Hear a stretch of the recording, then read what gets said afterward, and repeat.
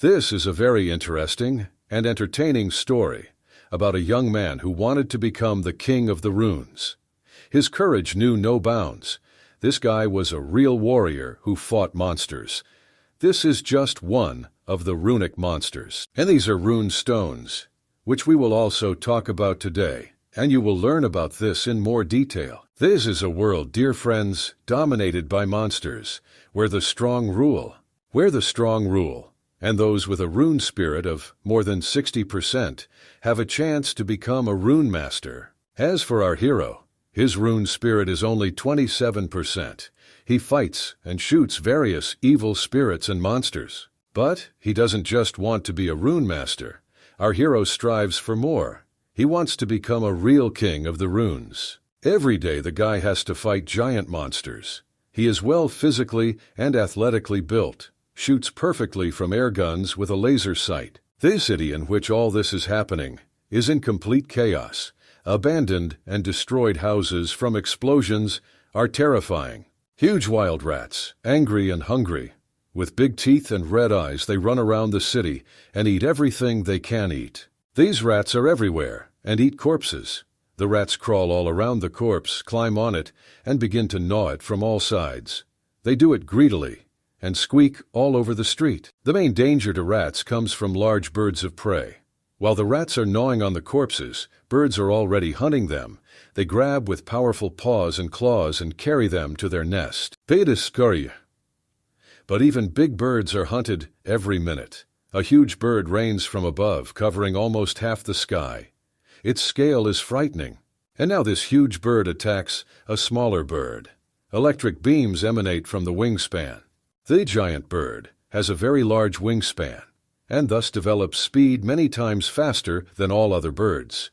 This blue bird attacked the gray eagle and began to torment him with its claws. It tore the bird into small pieces with its claws and pecked them right in the air.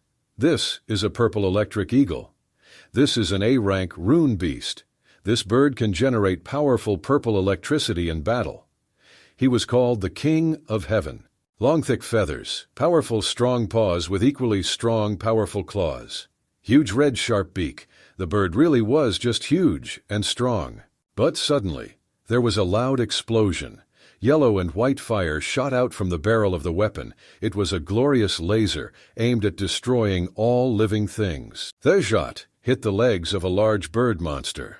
There was an explosion near the feet of the purple eagle, and the bird flew up. And this guy's name is Dong Tses. He is a student at Huangshi 3rd High School. His occupation is rune sniper. Brother Blow, did you miss? Thank you, boy with glasses. The boy with glasses is Fang Rui. He is a student at Huangshi 3rd High School. His occupation is a rune swordsman. Fighter, because of the ruins of the house. Du aimed his rifle through the scope at the monsters. Fan stood nearby, worried and supported. Who said he missed? I don't even know this word. The Dun said in a quiet and calm voice. The guy continued to aim and practically did not breathe at that moment. Hiding behind the remains of a wall, near a large house, the guy started shooting at the bridges with his big rifle. The second boy hid in horror in a corner and pressed himself against the wall. Don continued his hunt for the purple eagle. He fired his laser rifle straight at the big bird. The shot from the laser rifle landed Orlov right on the wing and in the leg. The bird flapped its wings and flew up. Feathers flew in different directions. Fenda, Turks Kurits. I wijk strike strain de zekerheid first wat de perkavas at to sankfrov so were turi sir war curry hori sour duri sour oi. Then the boy pointed his optical sight right at the neck of the large purple eagle. He held his breath and paused to pull the trigger. And then a shot rang out, which hit right in the center of the giant monster's neck. The purple eagle screamed loudly, opening its beak. Blood flowed from the bird's beak. Literally a second later, the purple eagle fell down. He was covered in blood, and blood splashed all over the street. To the left and right of the bird, its feathers fell to the ground with light movements. Literally a second later, the bird fell to the ground. She fell with such force that dust and stones rose into the air. The boy with glasses got scared and pressed himself even harder against the wall, But the second boy, on the contrary, calmly watched what was happening. Dune stood on the edge of a destroyed house. In his hands, he held his rifle, which was as tall as he was. Purple electric eagle feathers, strong as steel. His only weak point is under his jaws. If you don't confuse him, he will never show this place, said the young man. Brother Dun, you are incredible. The fans screamed loudly. Now you are my hero forever. The boy with glasses continued talking. It is great. Now we will be the fastest team to pass the test. A boy named Fan shouted enthusiastically and waved his arms. I think you're wrong, the Dun said. The young man was tired and sweating. Suddenly behind them, they heard some sounds. The fanboy turned his head half a turn to see what was happening behind him, and his face began to sweat from fear. The test is not over yet, our hero said. They turned and saw eyes glowing in a small cave between the stones. Then the stones moved apart, and from this dark hole, a large head with white glowing eyes began to appear. Literally a minute later, a huge white wolf crawled out from under the stones.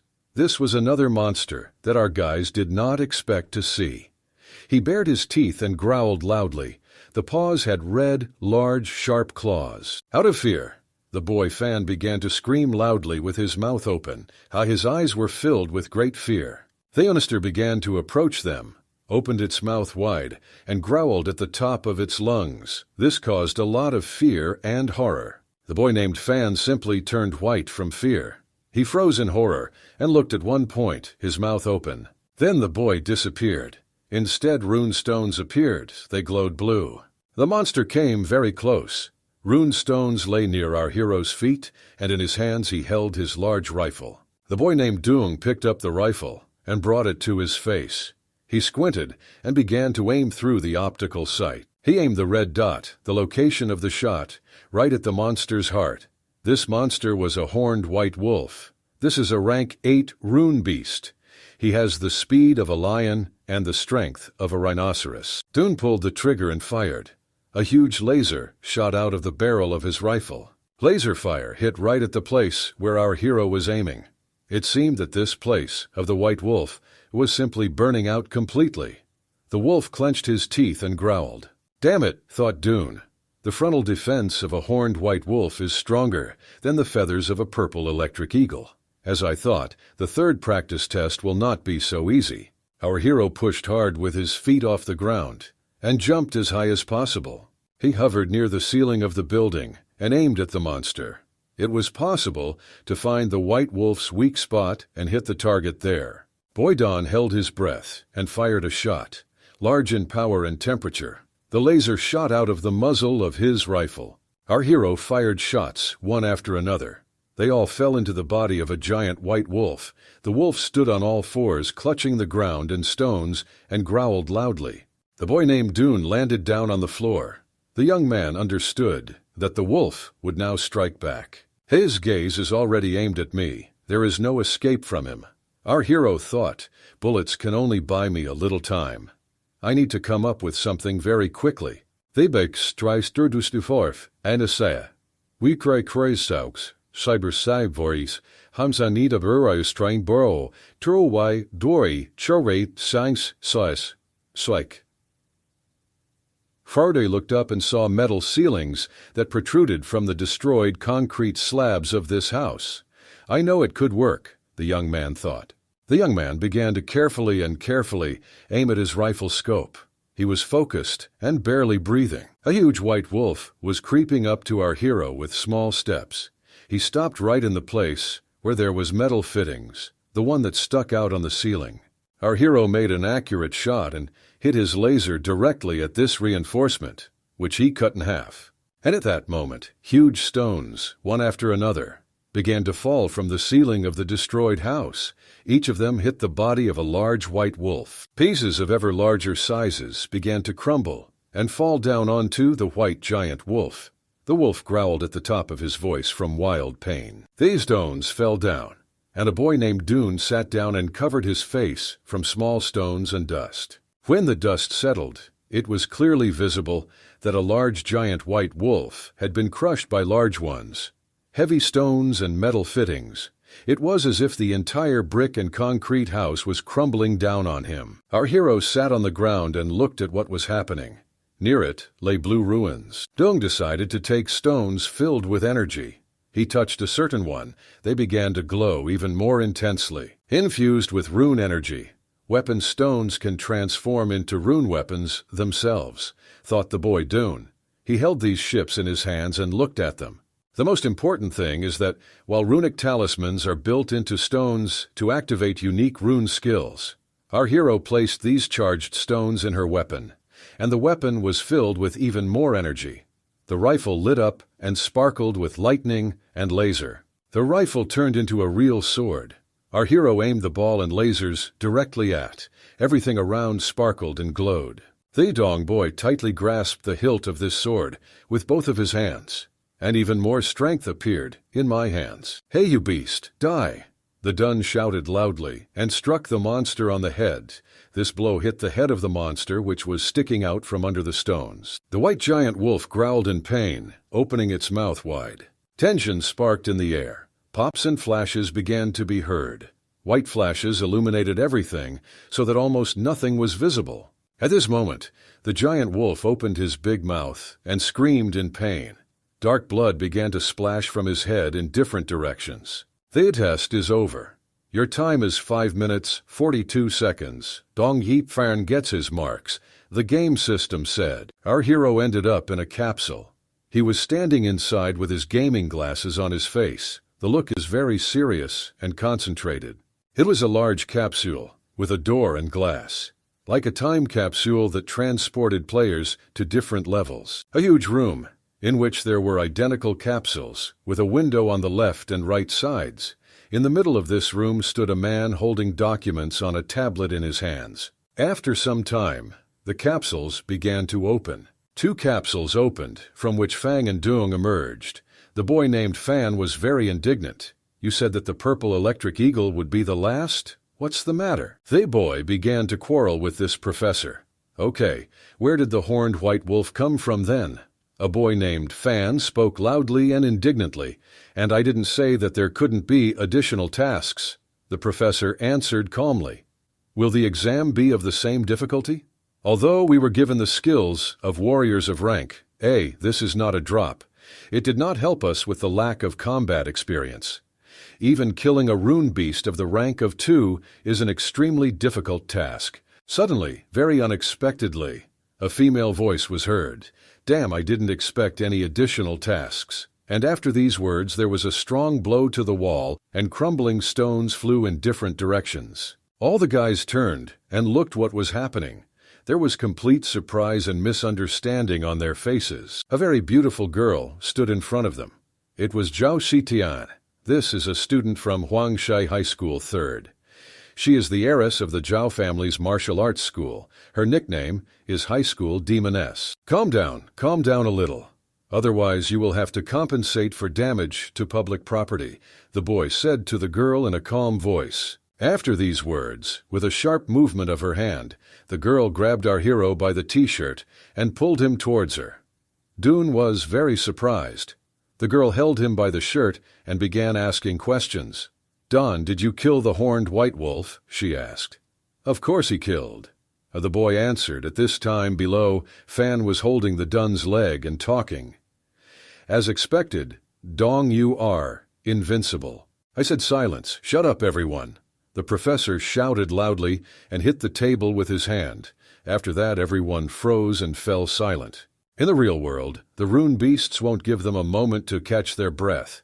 Even if you have the skills to kill a beast of rank A, you can die from the clutches of rank B, the professor said, adjusting his glasses. This time, only one student managed to kill the horned white wolf and receive an S rank. "Dong, please come and collect your results," Professor said loudly.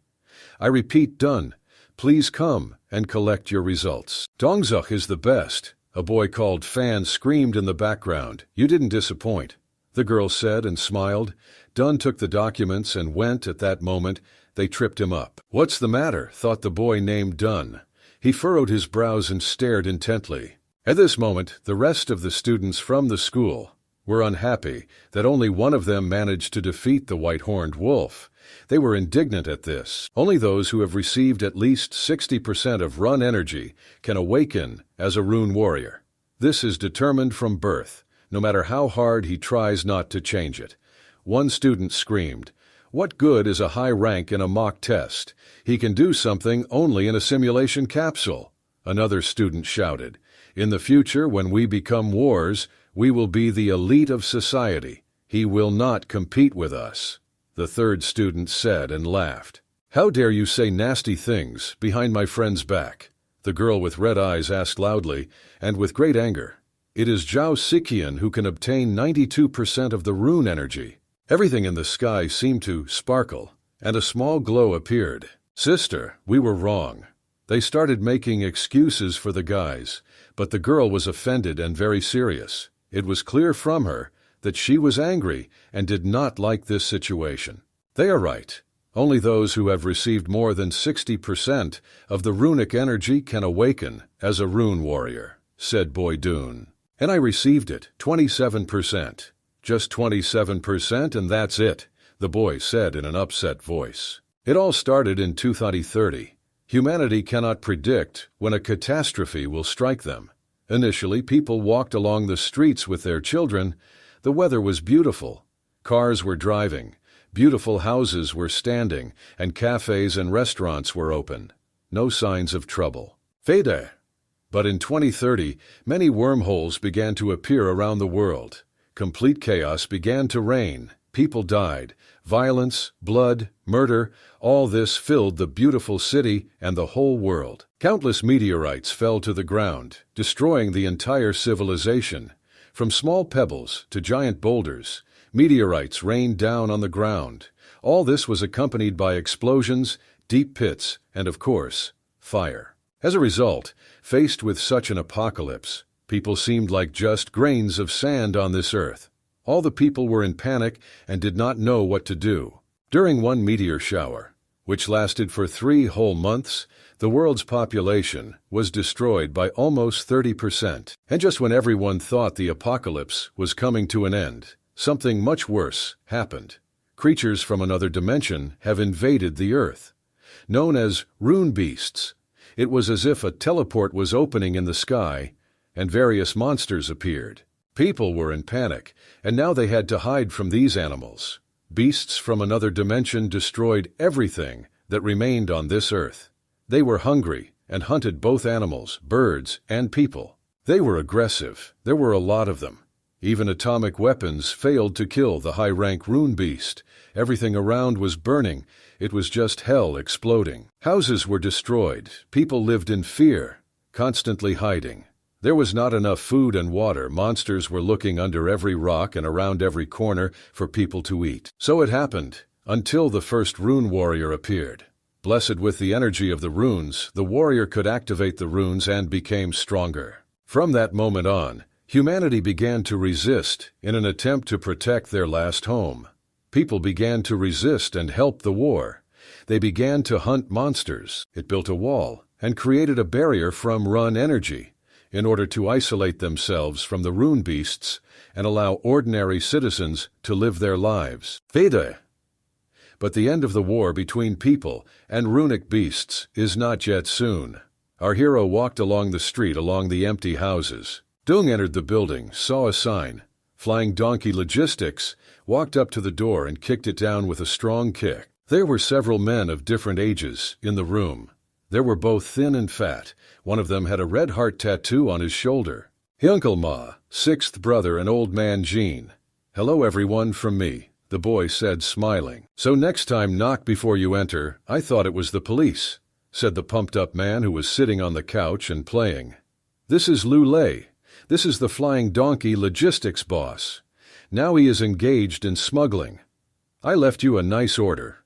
Commission of $1,000. Pick it up from the table and deliver it to Renmin Road." "Thank you, Brother Lei," the young man answered. "When Xiaoxi became paralyzed, Uncle Sting helped a lot. We feel like we need to try to make a living ourselves, right? I thought it was a boy. I know Brother Lei is doing dirty things, but I'm just a high school student.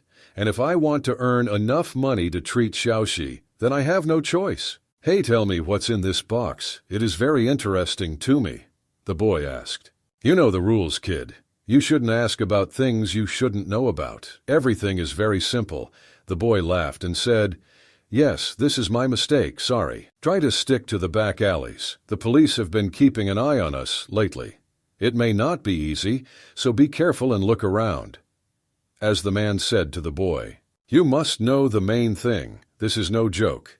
If you fall into their clutches, I won't let you, the man said. Don't worry, I know what I'm doing. He said. The young man got on his motorcycle, loaded the box, and got ready to go. Well, that's it. I'm off. Let's see you later. The boy joked and pressed the gas. The motorcycle took off with all its might and drove off. The man took the cigarette in his teeth and watched the boy leave with an absolutely indifferent look. De busterise fretik stereuki ore. Eines aprior verdauis swix, haustorior shrau, arizaidus bo.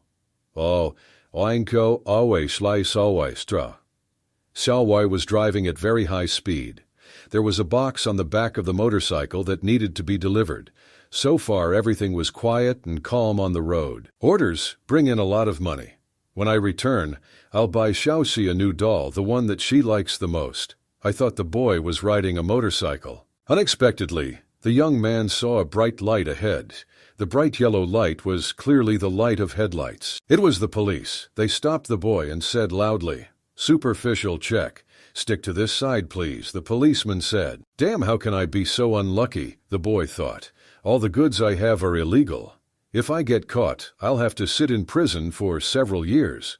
At that moment, the young man sharply turned his motorcycle, pressed the gas, and drove off. Do you think you can hold back, boy? Stop quickly, the policeman shouted. Precinct, I'm calling for help. Here the courier is speeding along Renmin Road on a motorcycle. But the young man pressed on the gas. His motorcycle carried forward. He tried to drive so fast that the police would never catch up with him. Thay's boy began to weave and dodge along various small streets. He turned sharply behind the house and quickly drove into the next yard.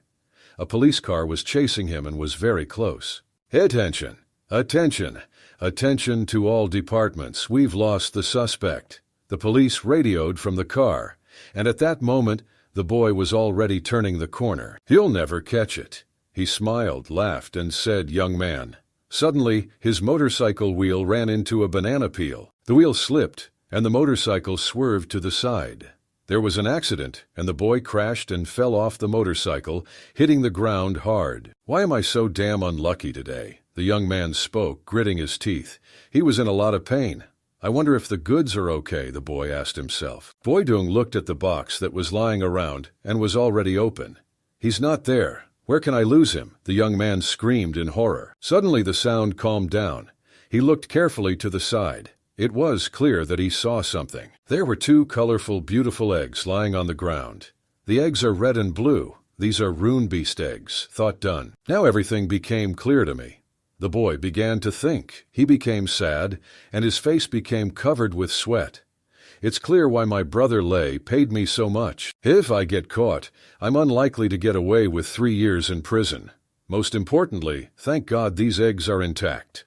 The young man thought and began to put them back in the box. It can't be. Where is the other egg?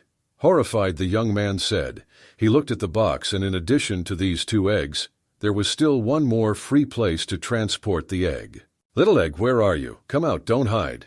The boy began to speak quietly. He turned his head and looked for the egg everywhere. And a second later, the young man was very happy, laughed. That's where I found you, the boy said, and ran faster to pick up this egg. The young man took the egg in his hands and began to look at it. And then he became scared. Armchair, are the eggs cracked? It didn't hatch. Or will we hatch already? The boy began to think. Suddenly a strong wind began to rustle. The young man looked back and saw something approaching him. This purple thick thread in the form of a rope flew near the young man and hit the wall, after which there was a big explosion and fire. This is a C-rank beast, the boy said thoughtfully. He concentrated, and his face became very serious. This is a bone spider, rune beast C, rank. Afraid of fire, his exoskeleton is as strong as steel. Before he eats the insides of his victim, he likes to play with him, wrapping him in a cocoon and suffocating him. It is a cunning insect, similar to a rune beast, which is difficult to deal with. "Bone spider," the boy said out loud. The young man grabbed his sword and held it tightly with his hand. The spider stood opposite him, making some strange sounds. The blue spider began to attentively examine the young man. His eyes began to glow with a bright light. Then the spider suddenly opened its mouth and shot its magical web at the young man. The boy jumped up to avoid being hit. "Let's get it, spider!" The boy screamed and struck with a strong blow of his dagger. There was an explosion, and the fire scattered in different directions. As expected, ordinary weapons are of no use to him. Even though he only hatched as a mere human, he is beyond his strength, the boy thought. At this time, the spider was already trying to attack the young man from above. "There is only one thing left. This is to run." The young man shouted loudly and ran as fast as he could from the spider. The spider tried to catch up with him and prick him with its tip. The boy looked for a way out, but a thick, large web awaited him ahead. "Damn it, it's a dead end." The young man thought and became famous. He was tired because the sweat was visible dripping from his face. At this time, the spider began to throw its web out of its mouth. She connected the log to our hero, and it was very sticky. "Oh shit, this is what I got myself into." The young man shouted loudly, but the spider continued to pull him towards him by his sticky web. "Damn it, you can't get rid of him." The boy continued talking. He tried to cut off the web with his dagger, but he couldn't. Soon the spider raised its paw, at the end of which there was a sharp tip. The spider was already ready to pierce our hero through. That's it now. I'm finished now." The boy looked at the spider with a frightened look and thought, "The spider completely bound our hero with his sticky web and hung him high on a pole. The completely tied-up young man was hanging with his arms hanging overhead from a lamppost. I can't defeat even a newly hatched beast," the boy thought. "Everything is clear. Don't give me runes to the warriors. My last hour has come. Well, I haven't avenged my parents yet, and I don't want to die like this. The fate of this is a consolation for weaklings and cowards. You either decide it yourself, or let it be decided for you. This is your chance to change your destiny. Will you use it?" The computer system spoke loudly. "Do you accept the system, yes or no? As long as I have the opportunity to become a free rune and avenge my parents, I will do anything."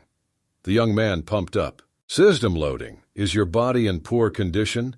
The system automatically healed your wounds and gave you 10 points for free." The system said, "The glasses are just like in the games. Now we don't have enough strength, so I use them all on her. That's why it's a boy. Is this really happening? Can system stats directly affect my body?" Daily quest. Destroy a rune monster of rank, the system said. "It's hard to imagine, but it's worth a try," the boy said. "I've definitely gotten stronger, but I'm not a fool to think that I can defeat the bone spider with just this," the boy thought. "Calm down, teacher. Once said that rune beasts have weak points. I have to rely on this to win. Motorcycle, gasoline. I came up with bone spiders. They are afraid of fire. I use gasoline to burn it through," the boy thought. "Feodors, Eichristizer." With all the speed of the match, he ran to his motorcycle, so that the spider doesn't catch it with its paw. "Feodors Turfikois, Anasquoria, Fonticelli Dudurtab and Frerix, Supukradorint Fefoil. Barry Croy. Dallery Turstai Tiki Quite." Boy unscrewed the cap from the gas tank. He tilted his motorcycle and began pouring gasoline onto the ground. A large puddle of fuel formed. The puddle flowed straight to the spider itself. These spiders are afraid of fire and have poor eyesight. They use body hairs to read the movements and locations of victims. The boy began to reason. This means that if everything catches fire and explodes, he will be helpless. The boy continued to reason, and the gasoline flowed faster and faster towards the spider itself. The huge purple spider began to rise on its legs as high as possible. He tried to keep the puddle that was flowing towards him from touching his paws. The young man had already imagined how he would now tear this spider into pieces, and it would scatter in different directions in small pieces. Our hero lit a lighter, held it in front of his face, and spoke loudly. "Die, die, creature." There was a lot of anger and hatred in his eyes. "Oyster and das." The boy threw a burning lighter into that puddle and out of gasoline. The lighter fell into a pool of gasoline, and there was a big explosion. The fire completely enveloped the entire spider. It began to burn and make disgusting sounds. The computer system spoke. "Your mission is completed. You have received a method that improves the energy of runes. Congratulations on your level up. Is this the way that will allow me to get more runic energy?" our hero thought. The man took the bottle that was spinning around him in his hand. "I understand that I need to drink this," the boy thought. "Come what may, I will die. I will die in the war," he said. The young man opened the bottle and began to drink the liquid. The computer systems spoke. "Name done, level 2. Available runic energy is 56%, power 20, stamina 9, agility 8, mind 11, stat points 9. It worked. But that's still not enough. To become a warrior, I must obtain more than 60% of runic energy. There are more missions to complete," our hero thought. "Is there a mission limit per day? It seems that all we can do is wait for it to update," the boy thought, and saw a blue stone near a burnt spider. "Is this a rune? It can sell for tens of thousands on the black market," the boy thought happily. The dong boy grabbed the blue rune and quickly ran from there. He was constantly looking around and was very scared. "In any case, this is an unfamiliar product. The client won't make a fuss if I lose something. I'll think about what to do as soon as I get out of here," the young man thought. "In the meantime, let's run away from here," he shouted loudly. It's already late evening. A young man was riding his motorcycle, and there was a box behind him that he was supposed to deliver. Having reached the place, the young man took the box. He took it in his hands and went up the stairs to the desired floor. "Although I can hardly believe it, my strength has really increased. This means that the system was not a figment of my imagination," the boy thought. "In that case, I actually have a chance to become a rune warrior. And what should I do with these eggs, cook and eat?" The young man began to open the door by the handle. "I heard that the meat of runic beasts contains run energy, and an ordinary person can become stronger by eating it. However, I have never tried this," the boy thought. The young man has already imagined how eggs are boiling in saucepans, which he must deliver to the boxes, and he continued to reason. What if these 2 eggs also contain a bone spider? Then let's imagine that I didn't say anything. This is by 8-year-old Sister Dong. She loves studying rune beasts. "Brother, you are back," the sister, who was sitting in a wheelchair, said joyfully. "Are you injured, brother?" the sister asked in fear. "No, I just fell off a motorcycle, no big deal. Look, not even one scratch." Brother Dong laughed and said, "How about not a single scratch?" Sister asked indignantly. "But all your clothes are completely covered in blood. Stop that paint, I got dirty when I fell," the boy answered, and he began to take off his jacket. "This is simply amazing. Brother, how long ago did you become such a muscular guy?" the sister asked, opening her mouth in surprise. "Really, I didn't believe these words, boy. Well, then I looked at my body and was shocked. This means that my stats directly affect my physical characteristics. Because, young man," then Dune said, "it's just that the school is preparing for the exam. It must be due to training. Brother, if you can't become a rune warrior yourself, then you'll definitely marry a rune warrior. With such and such an appearance, I'm sure many will miss you," Sister said. "What are you talking about? Where did you get this?" Brother shouted in surprise. "Right here," the sister said proudly and showed the colored book to her brother. The boy took the book and began to look at it. "Stop reading such books. I forbid you. They're bad for your health, sis. Give it back quickly. Give it back," the sister screamed in a dissatisfied voice. She practically burst into tears because his brother took his favorite book away from him, and it was a shame that he argued with her, although she just gave him a nice compliment. "Look what it is," Brother Dong said, smiling. At that moment, he was holding a small toy in his hand. "Wow, this is a plush crocodile." The girl screamed joyfully and quickly hugged her toy. "I wanted it so much. Where did you get the money, brother?" Sister asked. "Quiet, doesn't matter. Your brother will soon become a rune warrior. And when this happens, I will finally be able to heal your legs," said brother. "Brother, did you hit your head when you fell?" Sister said. "What's wrong again?" brother asked. The brother named Dung was very upset. He didn't like his sister's words. "Everyone, hide from my eyes," the brother said in a broken voice. "I'm going to eat." After one incident, my sister became paralyzed in the lower part of her body. She has to sit in a wheelchair all day.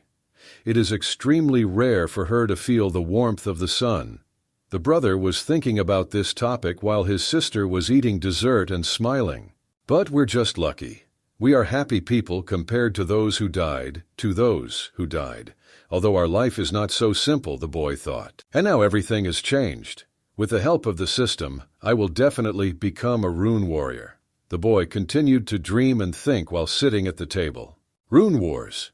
Nowadays, this is a class of people with an infinite amount of money. Our hero imagined the picture before his eyes. They can join the military and receive a huge amount of rewards and benefits.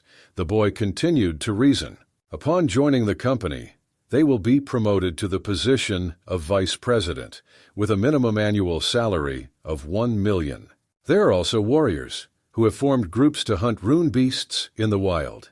And then these animals were sold at auction for a lot of money. If they manage to catch a rare animal, there is a chance to get an enormous amount for it.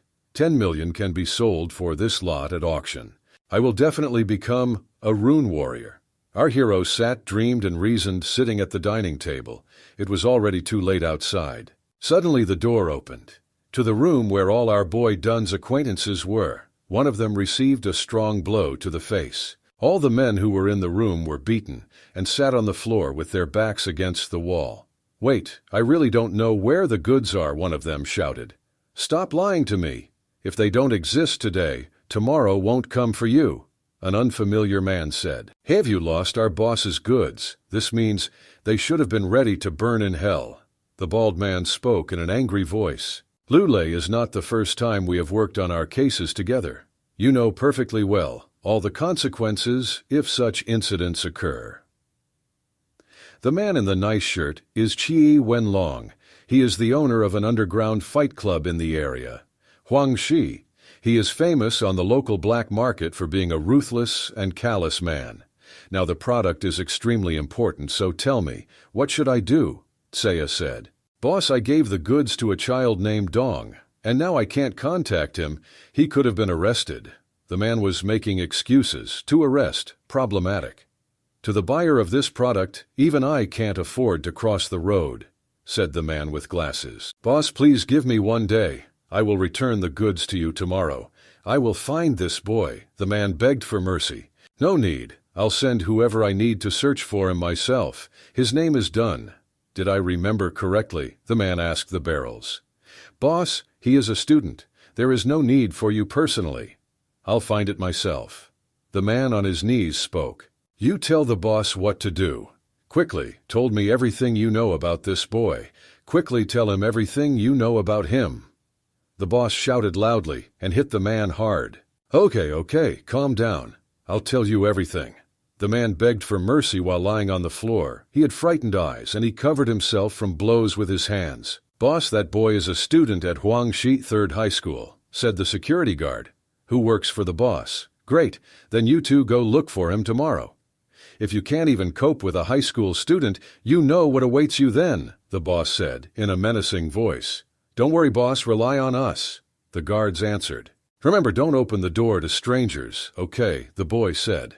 "I have known me for not 3 years," Sister answered.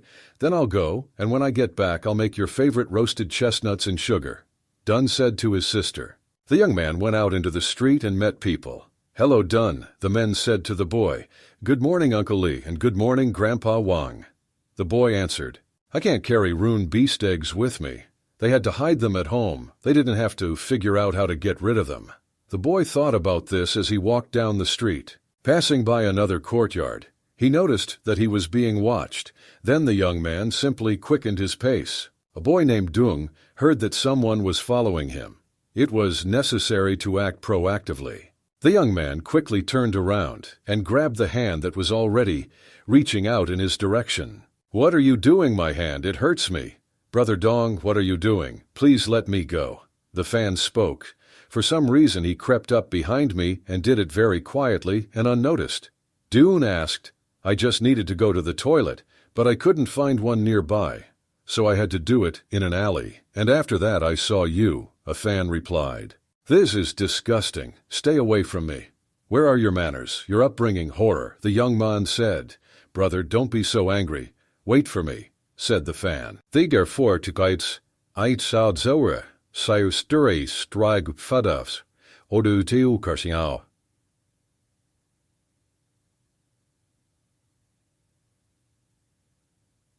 Lauroys almost reached their school. The weather was very good outside. The sun was shining. They walked quickly instead of walking forward. Smiling and discussing something among themselves, they talked and laughed like real friends. Then on the monitor, a young man named Dong read information about gangsters. He read the information, and two men, thin and fat, immediately appeared near the school. They immediately noticed the boys and made a very menacing appearance. "What are fat people and a crying dragon doing here?" I asked a boy with glasses named Fan. "Do you know them?" Dune asked in surprise. "Of course, they are famous gangsters of the Huangshi area." The boy with glasses answered, "Huangshi is a city-county in Hubei province. They seem to be following me. I'm no match for them at the moment, so it's best not to mess with them," the boy thought. But these men grabbed the girl. "What are you doing?" "Let me go, otherwise I can't vouch for myself." The girl screamed loudly. "Baby, wouldn't you like to go for a ride with your uncle?" the fat man asked. "Don't worry, we'll take good care of you." The thin one said mockingly, "Brother Dong is Sister Shikan. What should we do?" The boy with glasses screamed loudly in hysterics and began pointing his finger. "Let's go ask in an hour. We'll figure it out," said the boy Dung, and picked up a brick. "Vader! But it's dangerous to provoke a fat and crying dragon. Why not just call the police?" said the fan. "But if only because we don't have time to wait for the police to arrive. That is, you yourself know that this will not happen soon, but you need to act here and now, immediately," the boy said. Don took the brick, ran up from behind and hit the fat man's bald head with the brick hard. The blow was so strong that the pebbles scattered in different directions. "Are you crazy? What the hell are you doing?" a bald man shouted in a very angry voice. "How dare you attack us?" the thin man said in an angry voice. "Get your dirty hands off her, you stinking devils," the boy shouted. "Don, I beg you, you are my equal. You won't be able to cope with them. Quickly run away before you get it too," the girl screamed. "Great, let's get to know each other. It turns out you're a dun." The bald man smiled. "Don't even run home. We came here especially for you," the thin man said, and also began to smile. "Little boy, how dare you make us look for ourselves? As expected, they are hunting me. It must be because of the rune beast eggs," the young man thought. "After I leveled up yesterday, I added all my points to agility. If it weren't for this, I wouldn't even be able to dodge this attack right now." And the men began to attack the boy. "But now I can even counterattack," the boy thought doom, and hit the thin man hard on the head with a brick. The thin man screamed in pain and sparks flew from his eyes. "This child is very strong. Could he be a natural rune master? But if I can't even defeat a simple boy, how can I continue to stay in Huangshi County?" the thin man thought to himself, and people had already gathered around this fight, watching, photographing, and filming what was happening. "This boy seems to care about you," said a fat bald man. "Do you think that if I grab you, he will quickly surrender to me?" the fat man asked the girl. And immediately after his question, a fat man with a bald head received a strong kick in the face. His face and mouth twisted to one side in pain. "Idiot, do you think it will be easier with her than with me? Sister Shikan, hit him." "I'm sorry," the boy shouted. "We tried to be good, but since you don't appreciate it, we will no longer show you mercy and loyalty." These men practically shouted in unison. These were the rune masters, F rank. They always go in pairs. They always go on business together too. "Even if we are the weakest F rank rune masters, then for a brat like you, This is more than enough. After all, we have a child in front of us, screaming but a bald man. And the young man was ready to continue the fight. And then a young man named Dunn, with a strong blow of his fist, struck the fat bald man straight in the chest. A golden and red glow formed around the impact. It was a protective magic field that was used by a fat bald man. My attack couldn't even touch this pole. That's bad. Very upset, the boy thought. And at that moment, he saw the battle stick. With this stick, they immediately hit the heads of these men. The blows were strong and hit their target. The pain even made the pupils of their eyes roll back. Who else dared to attack us? Who's so brave here? Who is tired of living? The men screamed loudly. They held on to their head wounds. Turning around, the men saw a real warrior in front of them. You are a rune master, but instead of defending, you attack people who are weaker than you. You cannot call yourselves rune masters, said the tall male warrior who was holding the fighting stick in his hands. This is Zhao Wu Dai, Rune Master, E rank. He is the father of Zhao Shikan, owner of a martial arts hall and a retired rune warrior. The girl was very happy. Her eyes became big and lit up with happiness. Hooray, Dad, it's you. I'm so glad to see you, Dad, the girl screamed loudly. Damn it, this guy is an E rank rune master. We aim you unevenly. Let's run away from here, the fat bald man shouted. It seems we won't be able to grab the dune this time. Let's run away for now. The thin man shouted, and they ran away. Get out of here. You don't belong here. A boy named Dunn shouted menacingly and loudly, and threw his brick at them in the back. Oddly enough, the brick again hit the head of the fat bald man, who was running away. He attacked me from behind again. The man shouted loudly and increased his speed. The computer system said mission accomplished. Monet, what counted the completion of the mission? Akay thought in surprise.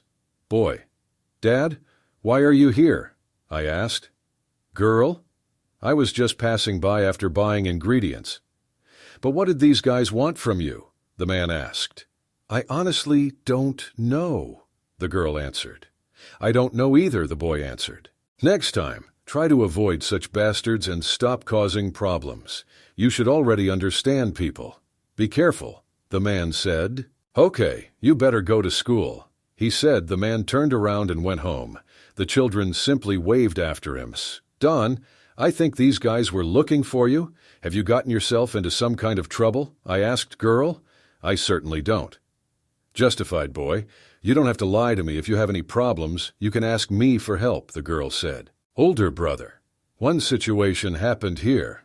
We received an incomprehensible response. After catching his breath, a fat bald man spoke on the phone. It was heard very clearly and loudly on the phone. How they were shouted at. It was coming from the phone. You're just a bunch of useless trash. Can't you even deal with a schoolboy? Idiots. The bald man continued talking into the phone. But brother, a rune master of her rank has appeared here, and we are no match for him, so... He was interrupted by the boss. It doesn't matter. Go straight to the house where the Dune lives.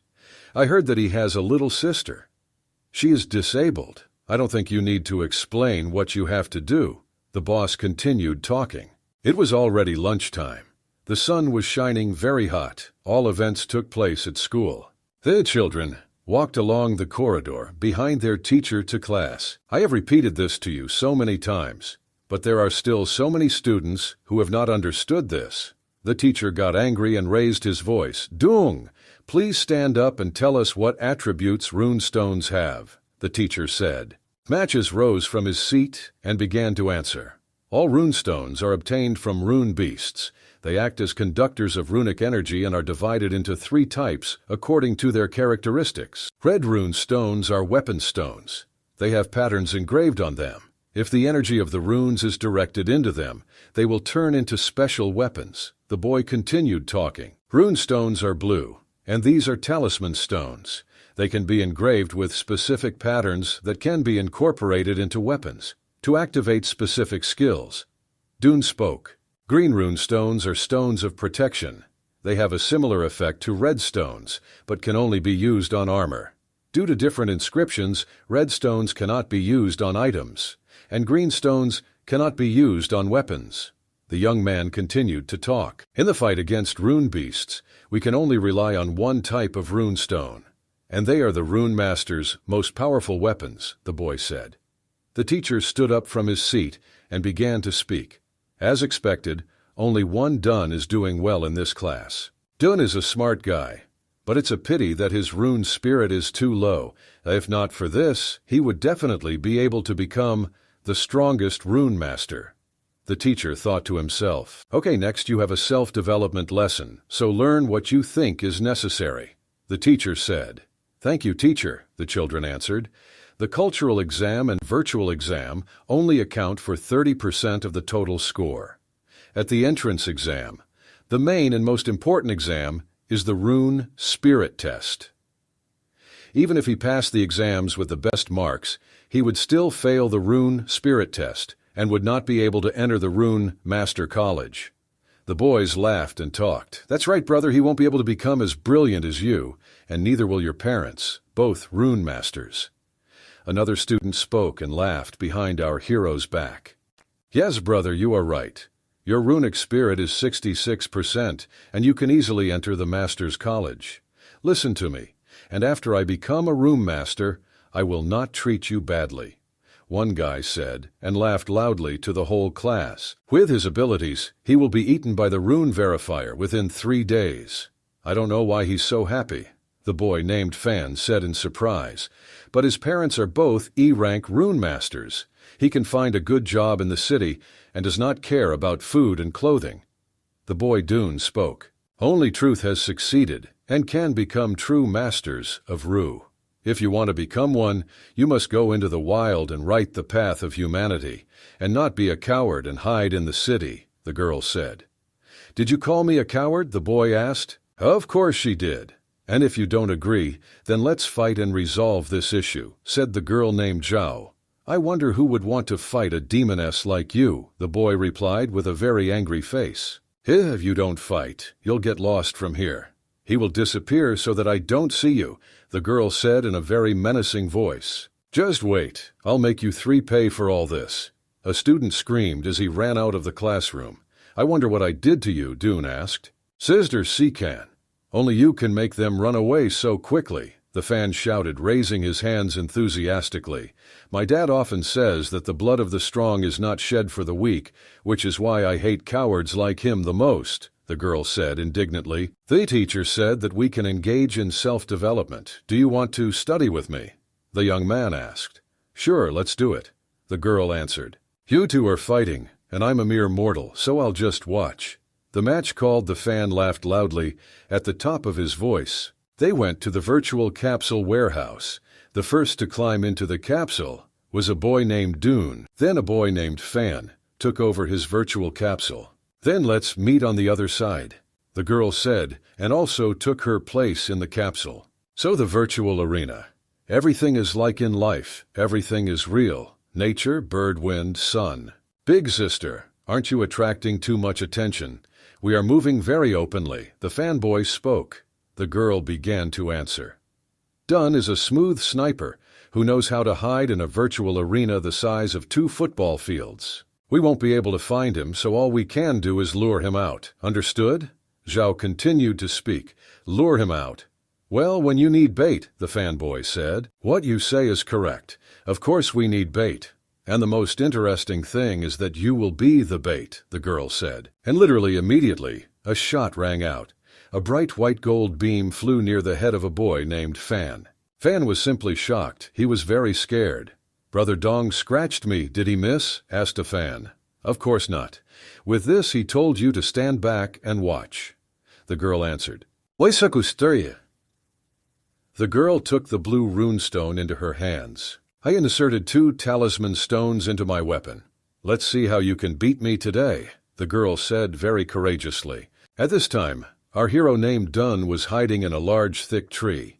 In his hands was a large rifle, which he was used to fighting with. He fired a bullet, and the bullet flew at very high speed.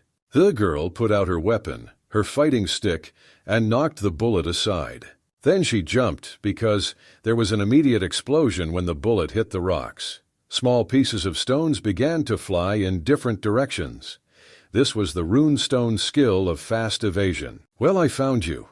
The girl looked into the distance with a satisfied look and spoke. "Now you are mine. Now wait for my answer." And our hero, named Dunn, looked out from behind the foliage of a large tree. He checked how things were going on the ground. I checked to see if the girl noticed where the shot came from.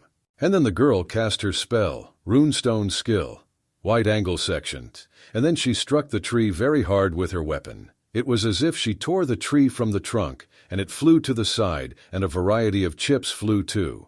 "Runestone skill, instant target," the boy said. I held his breath and took aim through his telescopic sight. "Thebes krei, high gefurer. Bweng saxen dos, for p carvaldau krug spas, li kozor kosishiroi, sui. Der trodzius now de crois adon di no, see." Dos Rangers round her stand and fired his rifle shot. The beam hit the girl straight in the chest. Her face and hair turned blue. It was an exact hit on target. "Brother Dunn, you are amazing. You won, cheers," a boy named Fan shouted loudly. "I can defeat her in the virtual world, but in the real world she can easily cope on her own." The boy Dung said, smiling. "Damn the house. You always use fast reload, so why did you use instant aim today?" The girl was indignant. "I adjust according to the enemy. Therefore, I cannot use the same talismans," the boy said. "I'm not satisfied, you know that. Let's fight again." Indignantly, the girl says. "Sorry, but this is the 10th time," the boy said and laughed. "I don't care. If you don't agree, then don't come to my house again to eat the dumplings that my father made." The girl got very angry and screamed. "Did something happen to your sister's virtual capsule? Is this a glitch?" the boy asked warily, but the girl was silent. "I'll go and check it out," said the boy Dunn. The young man slowly began to open his capsule, to get out of it. "Dita was curry fros, hakit stayer. Oitros baya staber garixus gapafuro kursana furkaidis check yourselves." Then a capsule opened slightly, and the boy began to breathe real air. He began to leave the game and wake up. "How dare you mock me?" These were the words the boy heard when he woke up. He immediately looked towards the impudence in which the girl was. "This time, I will make you pay for everything." One of the young men poured gasoline on the capsule in which the girl was located. Everyone laughed and were very happy. "What the hell are you doing, motherfucker?" the young man shouted loudly. "Are you non-humans? What are you doing?" The boy opened the capsule to the bottom. Inside was a Zycan. Her whole body sparked as if tension was passing through her. "Wake up, wake up!" the boy shouted loudly. "Brother Dong, stay here, and I will bring the teacher and the school doctor," the fanboy shouted. "Of course you run," the boy said. "Idiots, what were you doing here? Do you understand that you tried to kill her?" the boy shouted with all his might. He clenched his fists and was ready to punch everyone in the ear with his fist. All the young people who took part in this terrible act were a little shocked. They were frightened by what happened. "Is she really dead, and who gave her permission to talk to me like that? She only has a high rune spirit, and her father is an ordinary cripple," one boy said. The other boy laughed and said, "And our elder brother's parents are official E-rank rune masters. Do you think we're afraid of you? Trash and your parents should be ashamed for raising a son like you." One of the students continued talking. This simply infuriated the Dung boy. He screamed loudly and clenched his fist tightly. With all his might, he hit his assailant in the face with his fist. He hit him so hard that he was silent, and his filthy mouth did not say another word. "How dare you hit me?" the drill who was lying on the floor shouted. "Today, I will beat myself until you learn this lesson," the boy said in a very angry voice. "Don't stop," the teacher said loudly. "We will punish him. Now the main thing is the girl's health." "Yes, indeed. It's more important now to keep the Z-Can alive, and I can deal with this garbage later," the young man thought. "This time, you're in luck. Get out of my sight so that I don't see you anymore," Dune said. "I will make you regret that you were born into this world." The offender spoke as he was carried out of the room by the arms. The girl lay on the floor and did not move. It seems that everything is fine and everything worked out, although a tragedy could really happen. The teachers were talking among themselves. The virtual capsule gave her an electric shock, but after some rest, she should be fine. The teacher said, Zhao Shikan is the best student in our school. We can't let anything happen to her, another teacher said. So home, what happened here?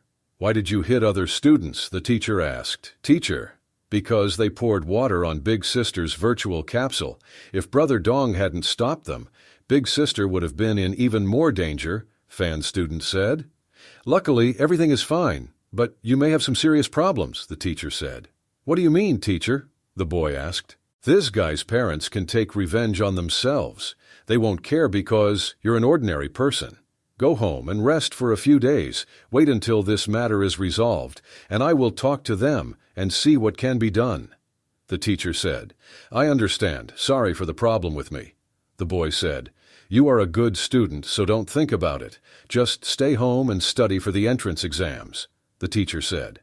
The guys approached the ambulance, which began to take the girl away. Don't worry. The doctor said that my sister would get better after a few days of rest, said the fan. Let's hope so, said the Dun. Brother Dun, where are you going? Said a boy named Fan. Don't worry about me if these rune masters don't listen to me because I'm an ordinary person. Then I will become a rune master and use my fists to talk to them. But that will be a completely different conversation, the boy said. But Brother Dun, your rune spirit is only 27%, said a boy named Fan. There was no need to ruin this moment, the Dune answered in a sad voice. In any case, don't worry about me and go back to class, the young man said.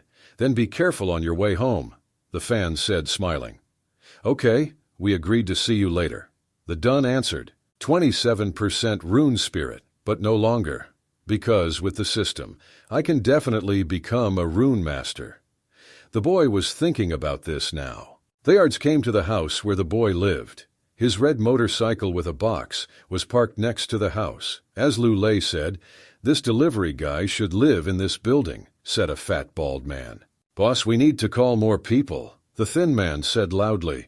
You need to be prepared for anything he can throw at you here. After these words, the boss struck his guard hard in the face. The blow was so strong that it felt like my head.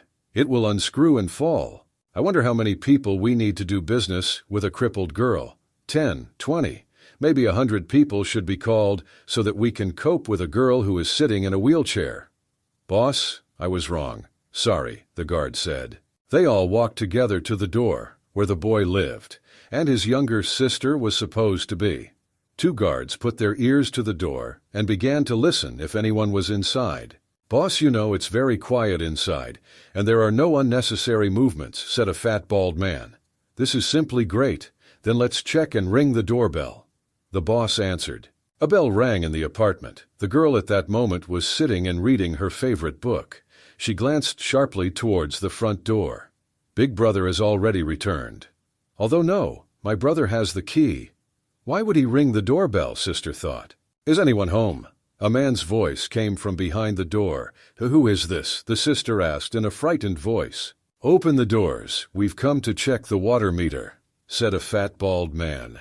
The little girl looked through the peephole and saw these scary men. One was scared. Actually, the water meter is located outside. The girl answered, Your voice is too angry. You will never believe that we came to check the water meters. And now watch and learn how to do it correctly. He said he was a skinny bandit. Little girl, I'm a delivery guy. Could you open the door? Can you just put the goods outside? The girl answered, after which the boss could not stand it and opened the door with a strong kick. Why did I get involved with such useless trash? How are you? This door should have been knocked down from the very beginning. You have to do everything yourself, the boss said. Out of fear, the girl fell from her chair. Little girl, what's your name? The boss asked. My name is Bai Xiaoxi, the frightened girl answered. She was lying on the floor, and her legs were covered with a blanket. Bai, why is your last name different from your older brother? The boss kept asking. Vidars, Oixpruyers, Shojikrit, because I'm adopted. At that moment, a bald fat man came up and said, Boss, I didn't find our product. The boss at that moment sat down and looked into the little girl's eyes. Yesterday, your older brother stole something from me.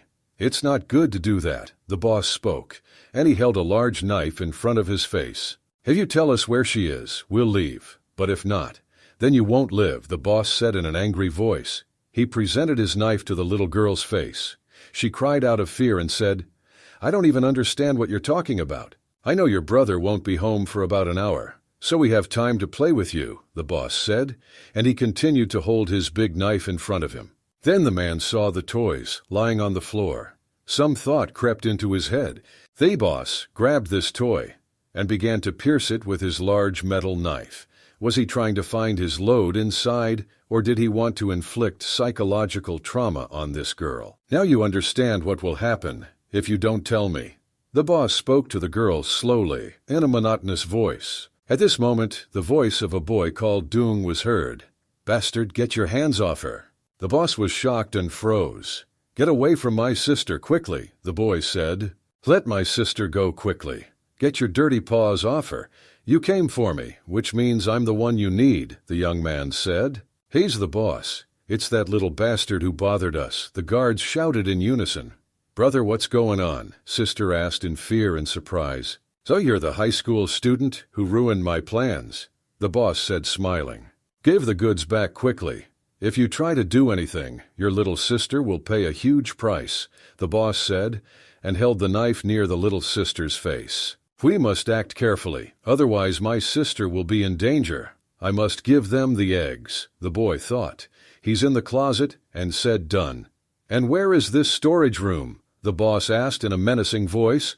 Over there next to the bedroom? The boy answered. The boss thought about it. He fell silent for a few seconds. It seemed to him that this was a trick and not true. And why didn't those two idiots look in the storage room before? The boss thought. What are you waiting for, idiots? Why are you standing? Bring me my goods quickly, the boss shouted loudly. Yes, boss, we obey. The guards responded and ran. A fat, bald security guard broke the lock with a strong kick and knocked down the door. They went into the pantry and saw that same box on the table. The same box. Boss, we found her. The box is here. The fat, bald man shouted. Boss, product here we found, the thin man shouted. They took the box and took it to their boss. The man opened the box and saw 2 out of 3 eggs. Why are there only 2 eggs? The boss asked indignantly. 1 egg hatched while I was delivering, the boy said. The boss sat and looked at the eggs. Deduct star fry dreek string. Ice shudder to gops. Bora du teswaor. Asrai sufasandrikuri. So is yuri. I stully. Shaitrai. Furis dewi. You think I'm stupid? This is the egg of a piercing spider of a C-rank rune monster. If the egg actually hatched, would you be able to stand here like this? The boss shouted in a menacing voice. If I tell him I killed him, I don't think he'll believe me, the boy thought. This is my gift to the minister. You better return it, or you and your sister won't like it. I'll kill her. You won't like what I did to my sister now, the boss shouted. The girl was very scared. The girl, without thinking for a long time, decided that she too needed to fight back this bandit. She bit his wrist with all her might. How dare you bite me, girl, you stupid little brat? Now I will teach you to behave well, the boss said in an angry voice and swung his fist. At this moment, the boy did a strong kick. He knocked the boss down. A young man named Dunpop ran to his little sister and hugged her. At this moment, the boss screamed, Fat and crying dragon, catch him. Hey guy, just give up. Otherwise, I'm not responsible for myself. I don't want to hurt you. You're still young, the fat bald man shouted. Vida furku statu sturio. Ikskros, statter, hornefurku de doika weeg so. We know. Gori kuri vini ganaindo. Starry d stukri galang. Dorring boy reacted very quickly, made several quick movements, and knocked the fat bald man off his feet. The fat bald man hit the floor very hard, and it hurt. Did he have the same reaction this morning? This man thought. The potion, an evolution I received after completing a daily quest, increased my stats by +1. It also improved my fighting abilities. The boy began to remember when he drank the potions. Now the boy had the 3rd level. Runic Spirit 71%, Power 21, Stamina 10 and Agility 19, Intelligence 12. Now the young man moved so fast that no one could catch his body to strike.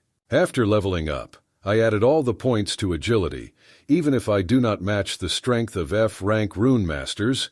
Dodging their attacks will not be a problem, the boy thought. Boy, you only know how to dodge. Boss, give me some more time. I'll catch this asshole, the fat man said. Enough, you've wasted too much time on him. You're just useless trash. I can handle it just fine myself, the boss said.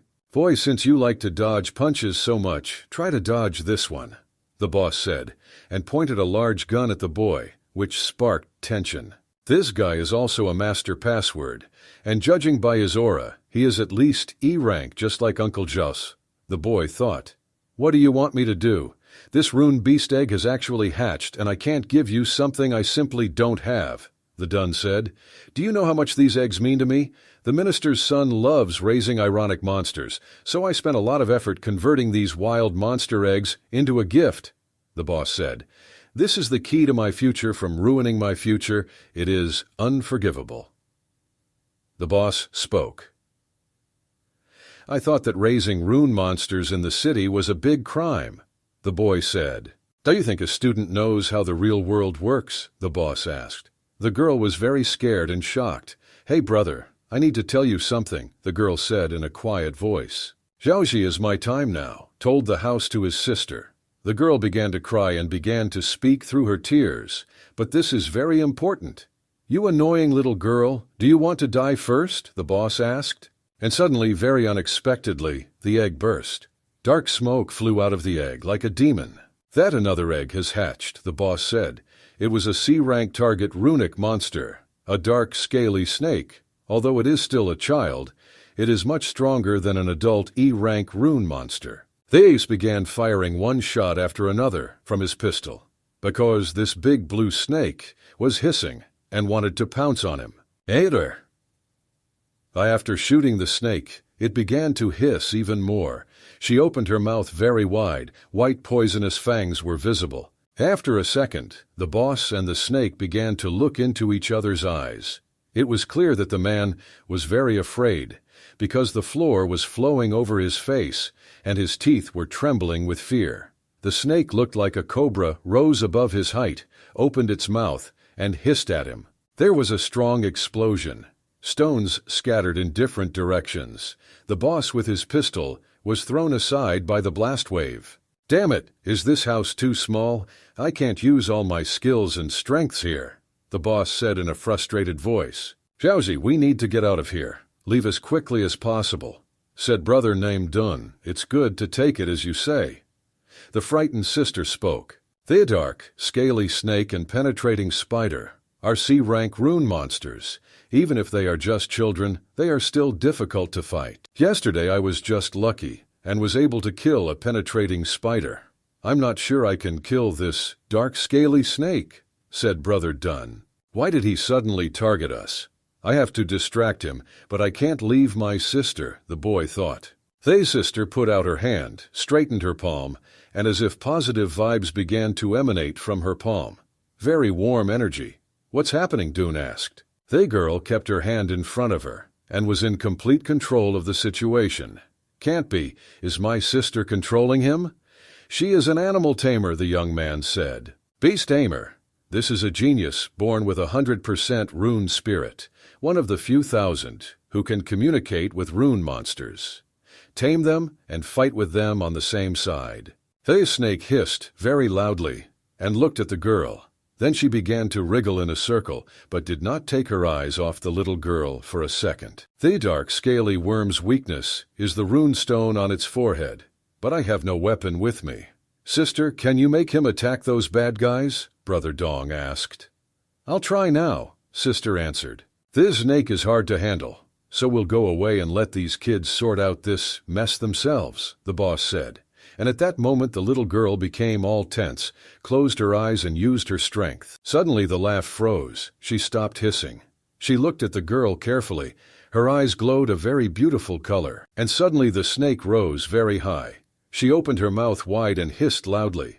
It was like a ball of electrical energy in her mouth that she wanted to jump out of her mouth. Everything sparkled with white and blue light. This is the energy of a deadly explosion.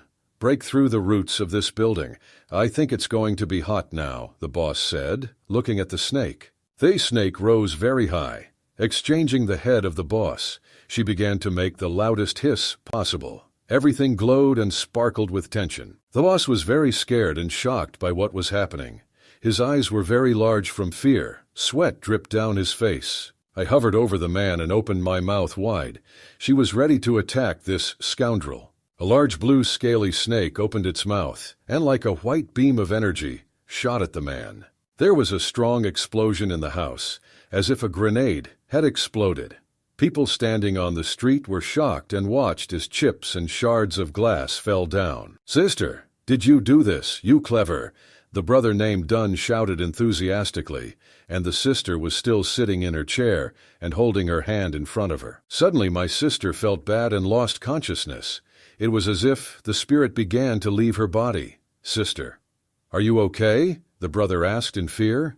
Xiaoxi is still very small. Controlling a C-rank dark-scaled snake must be very difficult for it. I hope she didn't hurt herself, the boy thought. At that moment, the bald head, and indeed the boss's bald head, was smoking and covered in scratches. I didn't understand what it was, the boss asked.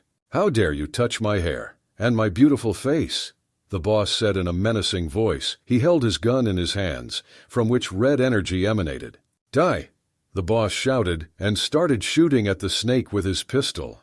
He began to hit her with his bullets, and the snake began to hiss in pain and open its mouth wide. Next, the boss fired his pistol and laser cannon right into the snake's forehead, where the rune stone was located. Rune stone is the source of energy for the rune beast. If it is destroyed, the beast will be on the verge of death. Therefore, they always carefully protect this point, but due to the fact that this snake was still young, it was not ready for this. The boy thought, "Crap, crap, crap, crap. Another egg lost. I'll make you pay for this," the boss shouted loudly and furiously. "House, all axles, are you okay?" An unknown voice was heard in the room. The boss turned and spoke. "Has anyone else come here to die?"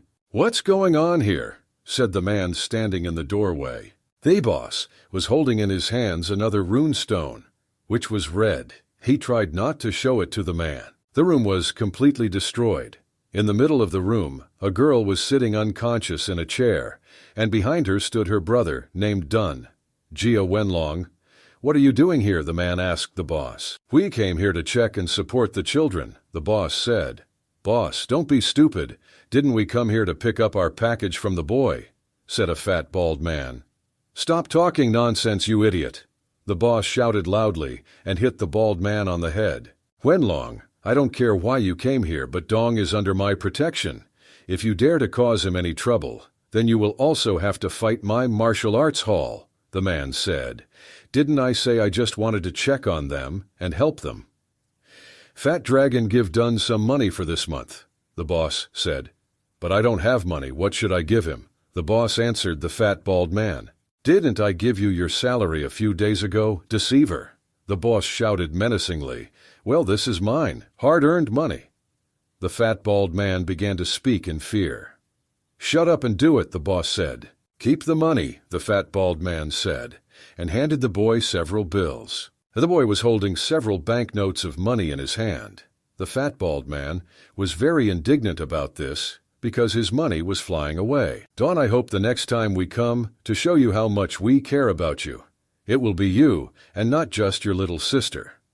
See you next time, baby," the boss said, and with his guards began to leave the apartment. Is this bastard really threatening me? He has no sense of fear at all. I'll have to teach him a lesson, the young man thought. "Dongai's Xiaoxi, are you okay?" the man asked. "Yes, we're fine, but my sister is just tired," the boy said. "I won't tell Uncle Zhao that Xiaoxi is a beast tamer for now," thought the boy named Dun. "It's like the corpse of a dark scaly snake." "What happened here?" Uncle asked. "I think it will be possible to reveal information to him about these eggs," the boy thought to himself. "Theder striker free kwadusudi crew. Icux, worse, hartauserken forif, firefriton free, wakri spiked, air, tsui, karierke now psychos." When Troy told everything he knew, "Uncle Zhao, that's how it all happened," the young man said, pointing to the box that contained the last egg. "Yes, Venlong is not easy to deal with," Uncle said. He runs an underground fight club. In the Qingshi area, he knows many influential people. Uncle continued talking. What if we hand over this rune beast egg and tell them about Wenlong? Where should we go? The boy asked. These eggs belong to the young minister. Do you think your report will change anything? Uncle said. Okay, what should I do then? Tell me, the boy asked. Let me handle this matter. In the meantime, it is too dangerous to keep this and the rune beast's father here, so I will take it with me, Uncle said. Uncle Zhao is right. If another C-rank rune beast hatches, I may not be able to handle it, and I also cannot expect my sister to tame it. The boy thought, looking at his sister. Anyway, I came here because of what happened at school, Uncle said. You already know about this. How is Sister Zikan? The boy asked. If you hadn't stopped them in time, Zikan would have been in real danger. These three bastards will still answer for everything, Uncle said. The parents of one moron are E-rank rune masters, same as me. They are working with the minister, so I am afraid that there is nothing I can do about it, and you need to be very careful, as they may take revenge on you, Uncle said. But I'm just students, and didn't do anything. The boy answered, Dun, I know everything. But you must be prepared for the worst-case scenario, Uncle said. The young man went to the martial arts hall. Many men and boys trained during this time. The boy approached one machine gun. It was a device for testing impact force. The boy concentrated and closed his eyes. He clenched his fists tightly to hit this bag as hard as possible. His eyes were very serious and practically did not blink, full concentration on the blow. A second later, the boy hit the punching bag with his fist. The blow was extremely powerful. Not bad, very good. Regular people can hit 1.5 times their body weight. A professional boxer can hit 2.5 times more. Currently, my punching force is about 5 times my body weight. The boy thought. Suddenly, the phone rang in the young man's pocket. The young man picked up the phone and began talking. Hello, the teacher said to the boy. Dom, what have you been doing these last 3 days? The teacher asked for the phone number. I practiced, the boy answered. Regarding the Fangjai incident, the school has made a decision, so please come to the school's dean's office. The teacher said on the phone. Okay, teacher, I'll be there soon. The boy answered. Yes, there are only 18 days left for the entrance exam. I hope I'll be fine. The boy thought and went. Hey kid, I saw you using a device to test the strength of your punch. Tell me, what weight did the device show you? The man asked loudly. Sorry, but I have to go. I need to hurry. See for yourself. The boy said, nodded, waved his hand and walked away. I wonder why this boy is so rude, the man said. Uncle Zhao, look at this quickly. The student said. The force measuring apparatus showed the force of the impact at 462 kilograms. No one in this room had ever hit so hard. Uncle was very surprised. This boy is handsome and quite strong. He has surpassed the limits of the human body. Uncle thought to himself, my runic spirit is only 27%, which is simply incredible. Uncle continued to think. A boy named Doom walked happily down the street. He came to the school's dean's office. He knocked on the door, opened it, walked in and said, Sorry for being late. I came, teacher, the boy said. The parents and the student who received the dong from the boy looked at the young man with a dissatisfied look. Don, please sit down and let's talk seriously, the teacher said. Everything is fine. Can I wait? I just want to quickly get back to class after solving this issue, the boy said. I'm afraid this is impossible, said a fat big man in a suit. What do you have in mind? The boy was indignant. Our school has zero tolerance for violence against other students. That's why we decided to expel you from school, the dean said. Fangji was the one who tried to harm the other student. Why then do they exclude me? The boy named Deng asked indignantly. Don't be stupid, Fangjai. This is one of the elite students of our school, and you are just trash with a 27 rune spirit. The dean shouted from his seat. Deng, I told you, you'd pay for hitting me, said the satisfied student sitting on the couch. Banishing him is a good choice. The school is simply wasting its resources on him, said the student's mother. Because I have a low rune spirit, you Throw blame and punish me, the boy asked, and he began to clench his fists tightly in anger. Don, please calm down. You cannot provoke people at the level of this student's parents. Even if you don't care about yourself, think about your sister, the teacher said in a serious voice. The teacher is right. I have already put Xiaoxi in danger. I can't let anything bad happen to her again, the boy thought. The young man turned around and began to leave the office. Okay, whatever you say, I'll leave. Weber start stir fry. I was right before. Why aren't you so cocky anymore? Did you take it and give up so easily? I thought so. As expected, you are ordinary trash, said the satisfied student sitting on the couch and laughing. Trust me, and mark my words, idiot. I will definitely become a rune master, a young man named Dunn said proudly. Surya. Of course, at that moment the boy was very upset. He did not want, that's it, leaving school. Moreover, it is not his fault. You're just a boy who overestimates himself, said the father of that student. Don't take on too much, boy. The father continued talking. Even if your rune spirit were not so low due to the fact that you were banished, you would not be able to participate in the ceremony. Awakening. Therefore, you will never become a rune master again, the man said. The boy stopped, turned half a turn, and said, We'll see. The young man went outside and met children playing in the yard. The rune master spoke alone, and he laughed, and I am a runic beast. And the child in the costume of an incomprehensible animal began to growl. Fangjai's father is right, because I was expelled. Now I cannot join the awakening ceremony and cannot become a rune master. The boy was upset and thought, anyone who wants to awaken needs the help of an awakening crystal. This is a multicolored large crystal that stood like a monument on the street, but it takes a lot of energy to activate. Therefore, the Union of Rune Masters established the rules that 15 days before the entrance exam, children are sent to activate the awakening crystal and allow the entrance exam participants to awaken. That's why it's called the awakening ceremony.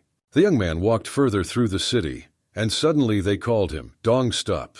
The young man stopped and turned around. His friends ran after him. Dong, wait for us, the girl shouted. Brother Dong, please go slower. I don't have time to catch up with you, the fanboy shouted. I wonder if you shouldn't be in class right now. The boy named Dunn asked in surprise. We have been waiting for you for 3 days, and this is the result, the girl said. Yes, brother, we know that Fang Jai is bullying you by using his parents, fanboy said. Come with me to the martial arts hall, the girl said. She took the young man by the hand and led him along. My father will help you, believe me? The girl continued talking. Excluded, like this, uncle asked.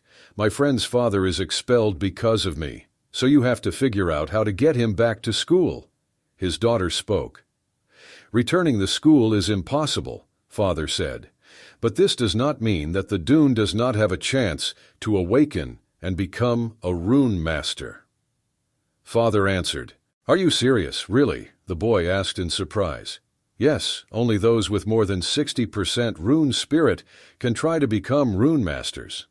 But this does not mean that all of them will become them later, because there are many people who have a runic spirit above 60%, Father said.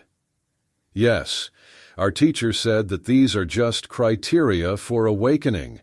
The higher the spirit of the runes, the higher the chance of awakening. The boy answered. The awakening crystal uses a large amount of energy to activate. Therefore, if someone does not succeed the first time, they are not given a second chance to awaken, no matter how high his runic spirit is. The father explained. What then can I fly? The boy named Fan asked in surprise and upset. You don't even know whether you studied at all or not, the girl said in a serious voice. Stop arguing and listen. Every year many people do not awaken, but not everyone admits defeat and gives up easily, especially those with more than 60% runic spirit. So they try other ways to wake up. The father spoke to the boys. Uncle Zhao, please tell me what methods of awakening there are. If it's not a secret, of course. Have you ever heard of awakening medicine? Uncle began to speak. What is awakening medicine? the children began to ask. But awakening medicine is no longer recognized by the Rune Masters Association. Uncle spoke. Even with a small rune spirit, there is a certain chance of awakening, but it is extremely dangerous. Using the medicine is similar to using an awakening crystal. The higher your runic spirit, the greater the chance of success and the stronger the rune skill that you can awaken. Uncle spoke. And as far as I know, your runic spirit is only 27%. Therefore, you should know that the chance of your success will be very low. The uncle spoke in a serious voice. Katya continued to talk. When you take awakening medicine, there are only two results. Either your organs won't be able to resist the drug, and your blood vessels will burst, or you will successfully awaken and become a rune master, thereby changing your life completely. Uncle continued talking. Dun, you must consider this matter very carefully. Do you really want to risk everything you have? The uncle asked the boy. And he thought, forget about it. The awakening medicine is too dangerous. The girl was worried and spoke in an exciting voice. Yes, there is nothing wrong with being an ordinary person, but at least you will remain alive. The fanboy was also worried and said, in this world where rune masters are kings, I don't want to remain an ordinary person. Remember, if I can't become a rune master, then I'd rather die. The boy said very seriously and angry. Actually, I didn't want to tell him about the awakening medicine, but he was able to strike with a weight of 500 kilograms and will allow such a genius to remain an ordinary person. It would be too reckless, Uncle thought. I knew you would choose this path, and so I will use your rune beast egg in exchange for a chance to fight for the awakening cure, Uncle said. What other egg did the children think? But this rune beast egg does not belong to me, the boy answered. This is an illegal item, and this is the only place where we can put it to good use, Uncle said in a serious voice. Then what do you mean by the battle for the awakening medicine? The boy asked. I have received information that the leader of an underground organization, the Ash Gang, has discovered a dungeon in the wilderness, and they think that the treasure of a powerful rune master is hidden inside. The uncle spoke and took out a book from the shelf. But the dungeon blocks the entrance of all rune masters. Therefore Ash's gang began to recruit ordinary people to look for treasure and bring it to them. Uncle continued talking. Any ordinary person can simply pay enough and enter the dungeon. Whoever is the first to find the treasure will receive the awakening medicine. The uncle said, and handed an unknown folder into the boy's hands. The folder had an introduction to the dungeon written on it.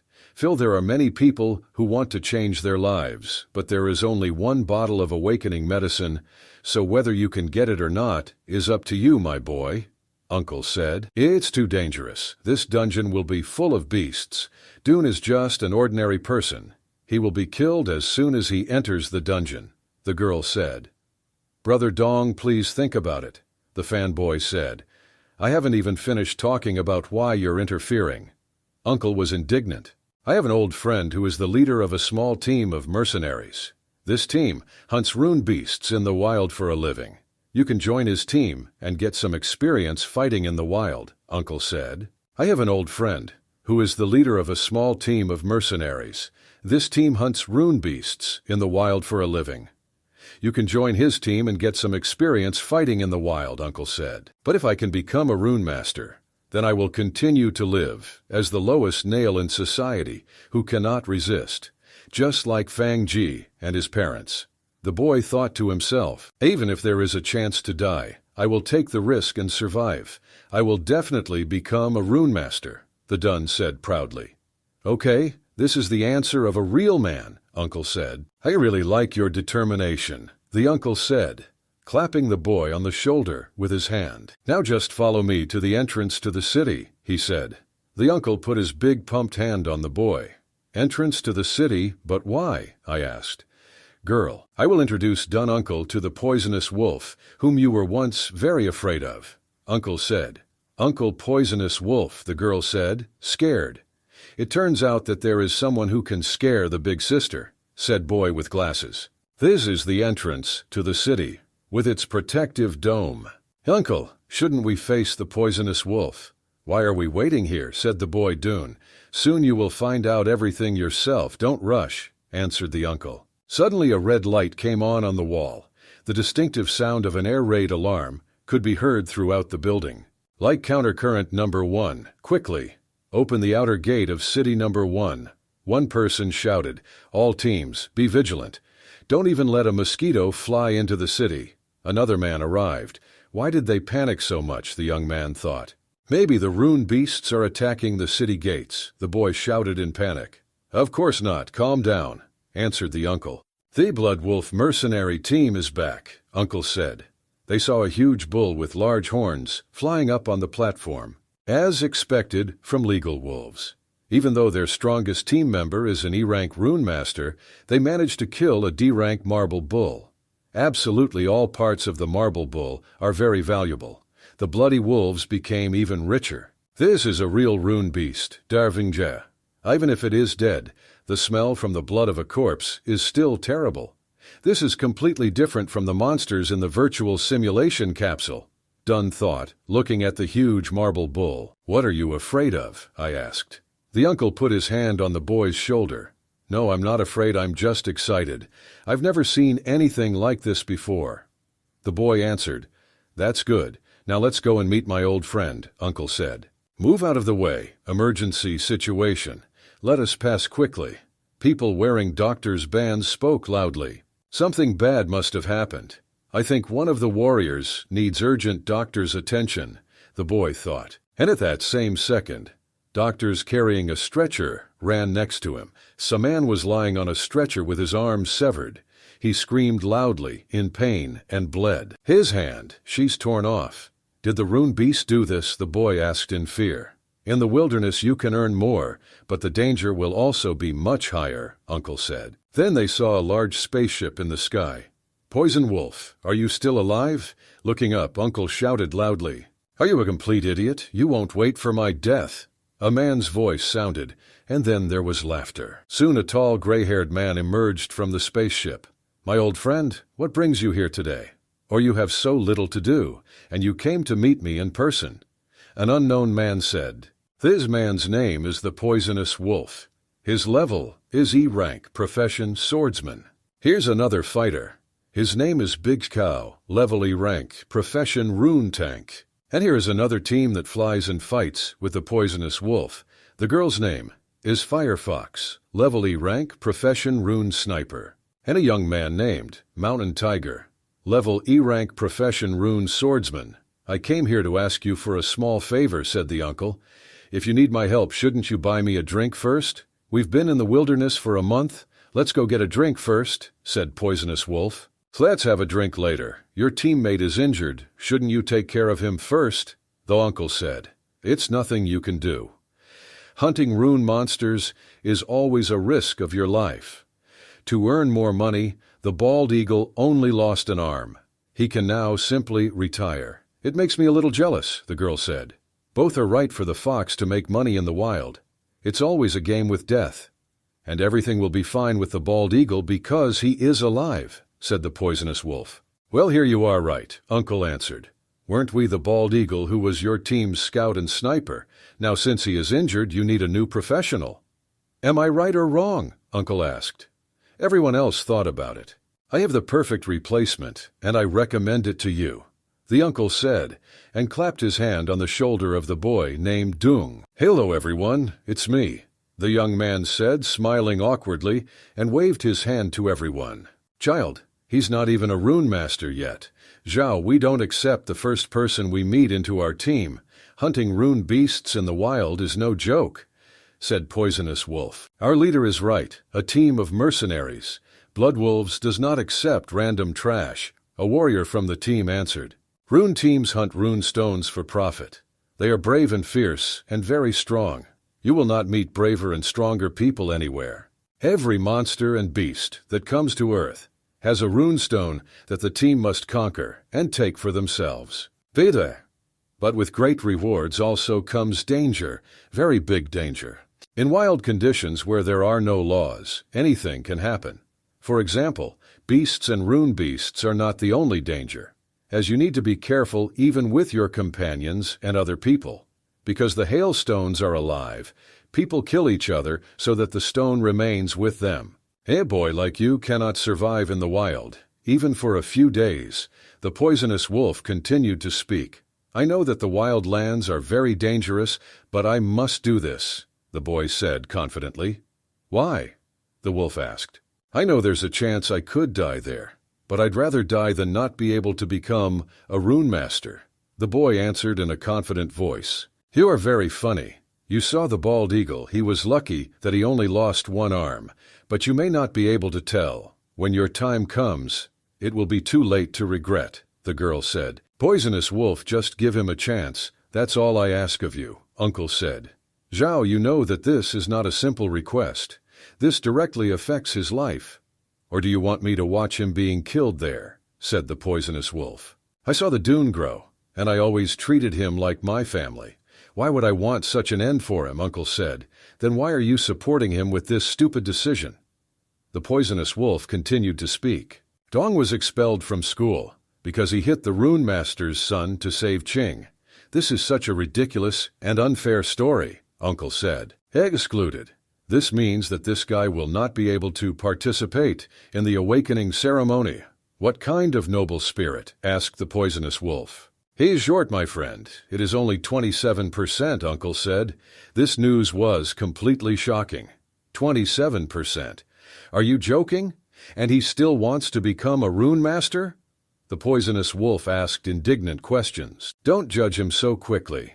Even though he has a small, smart spirit, his punching power has already reached 462 kilograms, Uncle said.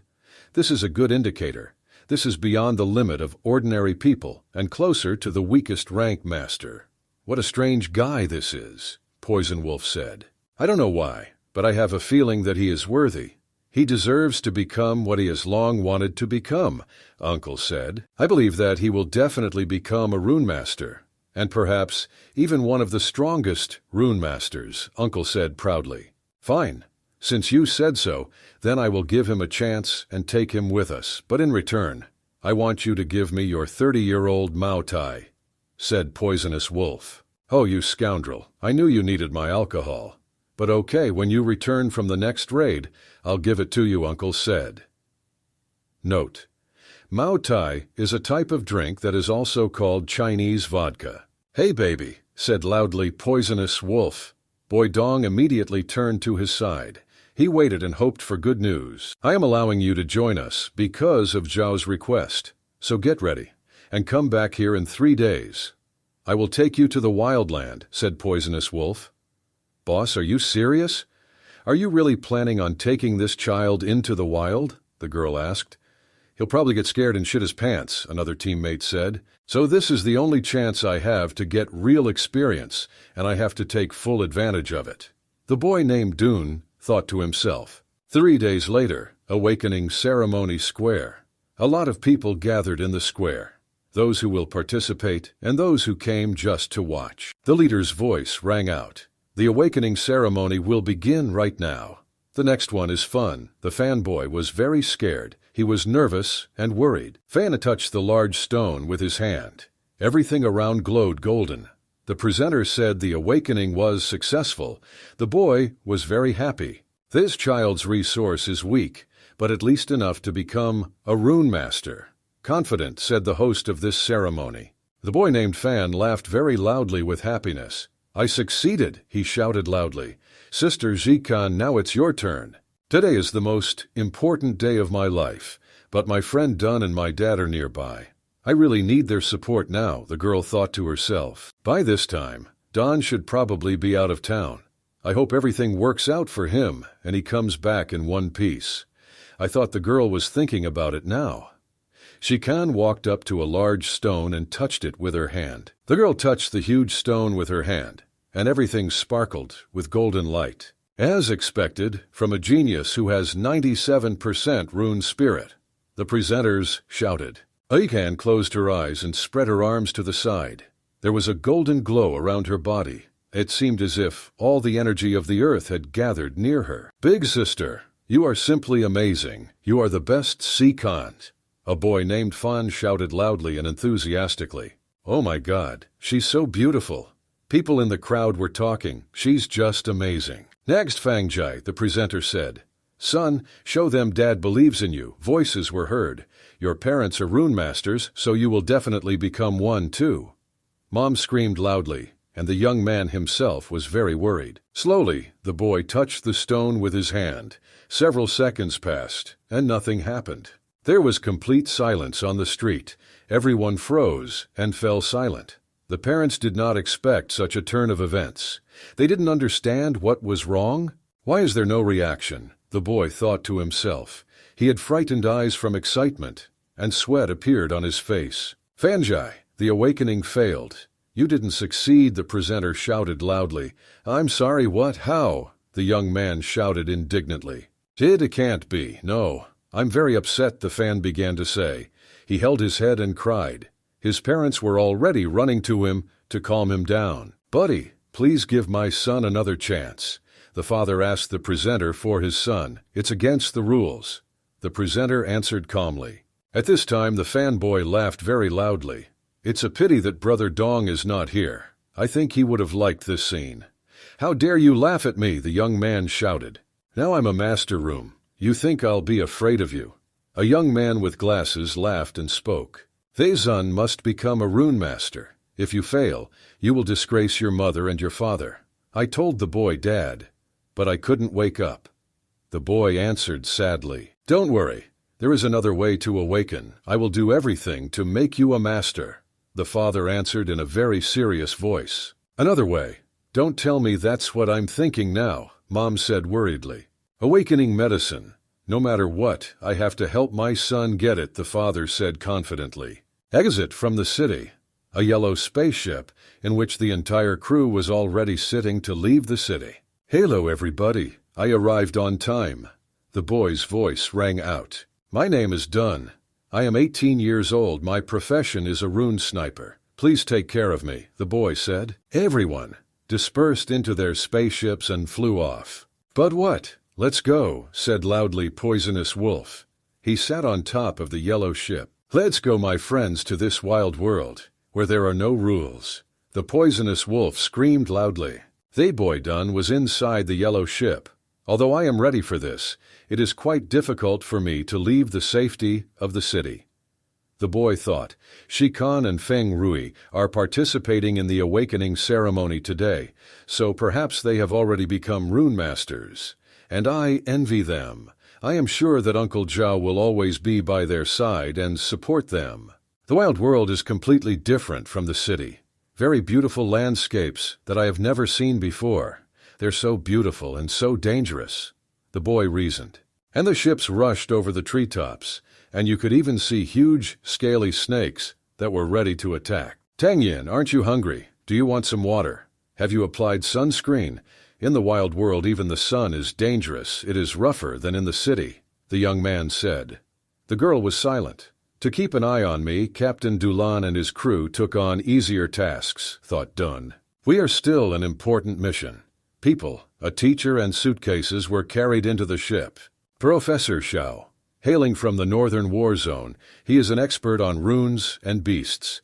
This is a gray-haired adult man with a mustache and glasses. Lin, Professor Xiao's student, is a spoiled talker. Tang Yin girl, one of Professor Xiao's students. She has always been quiet and taciturn, but judging by her appearance, she also studies runes. This time, Professor Xiao came here to investigate the migration of the red-tailed gull, a rune beast, and the whole team must protect him. This place is near the entrance to the secret kingdom of the Ash Gang. Therefore, while Professor Xiao is investigating, I can take the opportunity to challenge this place, the boy thought. "I have been to the wild world several times," the young man said. "The red-tailed gull is not at all such a terrible beast as they say." And suddenly, the bird crashed its huge bones into the glass of the flying ship. The young man almost went crazy with fear. The bird screamed loudly, hit the glass with its beak, and scratched the ship with its claws. The young man was simply terrified of fear. Suddenly, shots rang out, white and golden beams of energy that hit the giant bird directly. "Hey boy, didn't you tell us that you are not afraid of the rune beast?" a crew member shouted from his ship. He held a rifle in his right hand and was very brave. "I'm scared to realize that they won't be able to live even half an hour in the wild world. With a beginner and 3 loaves, it will not be easy to complete the tasks," thought the girl sitting at the helm. "I'm not afraid, he just suddenly ran into me." The young man standing near the window made excuses. Then the girl carefully glanced at the boy named Dunn. She saw that he was not afraid. "What kind of crazy place is this? I almost died of fear. I thought this bird would break the window and fly straight into our ship." The young man spoke. At this time, the Dung boy put his hands in his pockets and simply looked ahead. "We were looking for him. They were looking for this very place where a huge bird lives," the girl said. "We didn't come here to rest. Here is the red-tailed gull, the subject of our investigation," said Professor.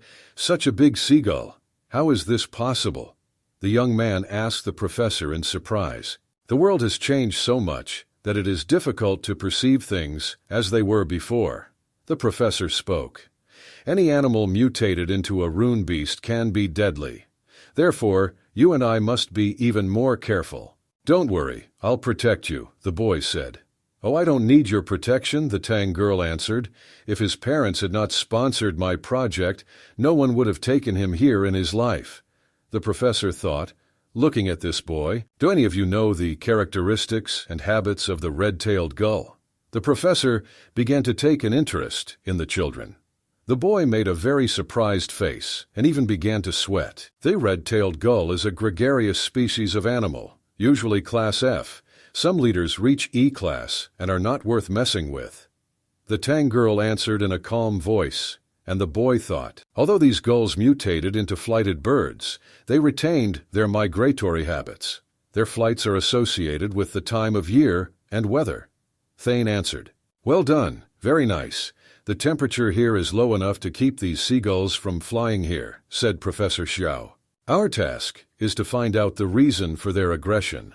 Although they live in packs, some are extremely aggressive, and you should be careful around them." The professor continued talking. "Since it is an F-rank pack beast, you can lure him with a glass ball. Defeating one will be easy," the Dun said. "So, how do you know these animals well?" the professor asked. "This is all in school textbooks." "I just remember it well," the Dun said.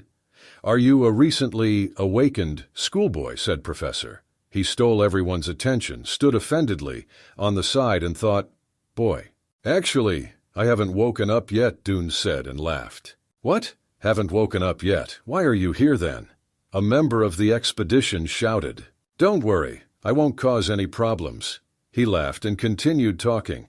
"You look like you'll never be capable of anything in life," said the other boy. "Don't argue," the girl at the helm shouted. "He is new to our team. Besides, he's better than a bore like you," she said. "You're just an upstart. You can do nothing and have achieved nothing. I don't even understand why they brought you here." The boy continued to speak quietly, offended. "Come on, Lin, never mind. What happens in this team does not concern us."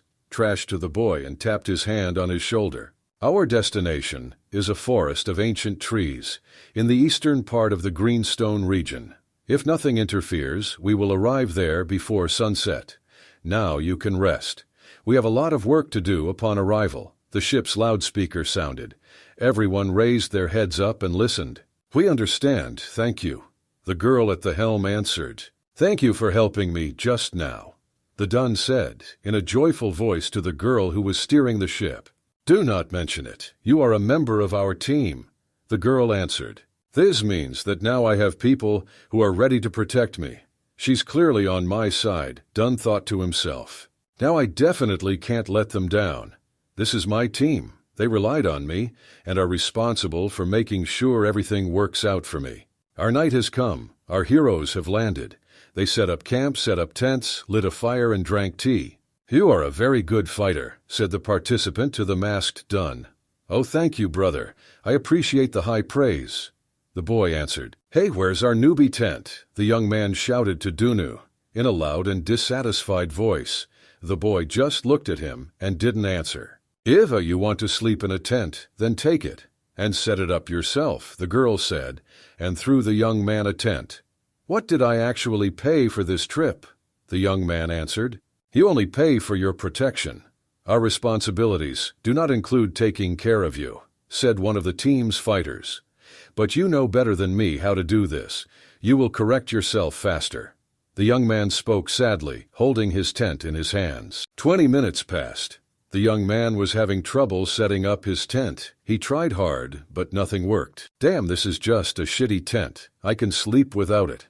It's warm now anyway, and I won't freeze. The young man was angry on his knees. He never managed to pitch his tent. Where's the food anyway? Do you also have something to eat? I'm going to die now. I was not told that the conditions would be so terrible. The young man was indignant. Look in your backpack. There are canned goods, answered masked fighter. The young man was surprised and looked at the others. He asked in a quiet voice, "What will you eat?" And then a huge boar fell right in front of him. The young man was so scared that he screamed throughout the forest. We'll have it. The men spoke while standing near a huge wild boar. The young man was simply in shock. One of the teammates said, Listen, newbie, this boar is yours. Dom looked at the giant boar and was simply dumbfounded. Rune beast boar with a crooked horn, rank F. This is a worthy reward for the captain of the moons. It's just that this boar is so thick-skinned that normally weapons probably won't be able to beat its fur and skin. Hey down, take it. The captain shouted loudly and threw him a good fighting sword. What is this to me? The Dun asked in surprise. It's exactly a dagger, the lowest class rune weapon, but it's more than enough to tear apart this boar, the girl said. This is the first time I have touched real Russian weapons, but I don't have runic power in me. So want to turn back into a rune? Dune asked. This is an energy storage weapon, and the energy I pumped into it will keep it operational for 24 hours. Besides, this dagger is your weapon for the next few days, so handle it well, the girl said. Thank you, Huohu, the Dun answered. Today Dun and I will be on guard. The rest will rest, the captain said, as he climbed up a large tree. Yes, boss, we get it, the teammates responded. Okay, boss, the boy replied. A girl was resting in one of the tents. Her tent lights were on, so she lay down comfortably and read her favorite books. And on the street, the young man was unable to set up a tent, so he just lay down on the ground and tried to sleep. He climbed into his sleeping bag and was unhappy. The captain looked at the boy from a high tree and shouted, Well, can you get up, guy, or not? Oh, of course I can, the boy replied, smiling. Our hero was pleased that the captain himself left him with him. Match's named house pushed off strongly from the ground and jumped up. A fire flared up under his feet and pushed him upward. Just a few seconds later, he had already landed on the big soup of this tree, the tree on which the captain sat. The captain looked at the boy with a surprised look and was shocked. The der skurs awak stalker, frigavras randivores, the spanker ting boy. For a boy landed on a large tree branch and crouched down. He was pleased that he was able to jump so high, that he did not disgrace himself in front of the captain. The captain lit a cigarette, and he began to speak. That old man told me that your rune spirit is only 27% awakened, but your impact force is about 500 kilograms. Yes, that's right, the boy answered in a quiet voice. But I feel that everything will work out. Just give me a chance, the boy said. You're a strange eccentric, but I like people like that, he said and laughed. Captain. The boy did not understand what made him laugh so much. I promised that I would send you to the dungeon, but now you cannot survive there. He continued to smoke and talk. Captain. Captain, but you yourself said that my strength exceeds that of an ordinary person, so everything should go well? It is so? The boy asked. Done. The captain frowned and knitted his eyebrows. It was a very serious look, and said, I'm not saying you're weak, but... The captain suddenly fell silent and delivered a strong kick with his foot right in the chest of our hero. The der storigur kring steris igaya. Bidwibus, santuka referi war horos mandors. Boy saw the decoys. Boy began to fall from this large tall tree straight down with his back to the ground. He didn't understand what had happened. I didn't understand why. The boy was dropped to the ground, After which, the captain himself jumped to the ground from a high tree.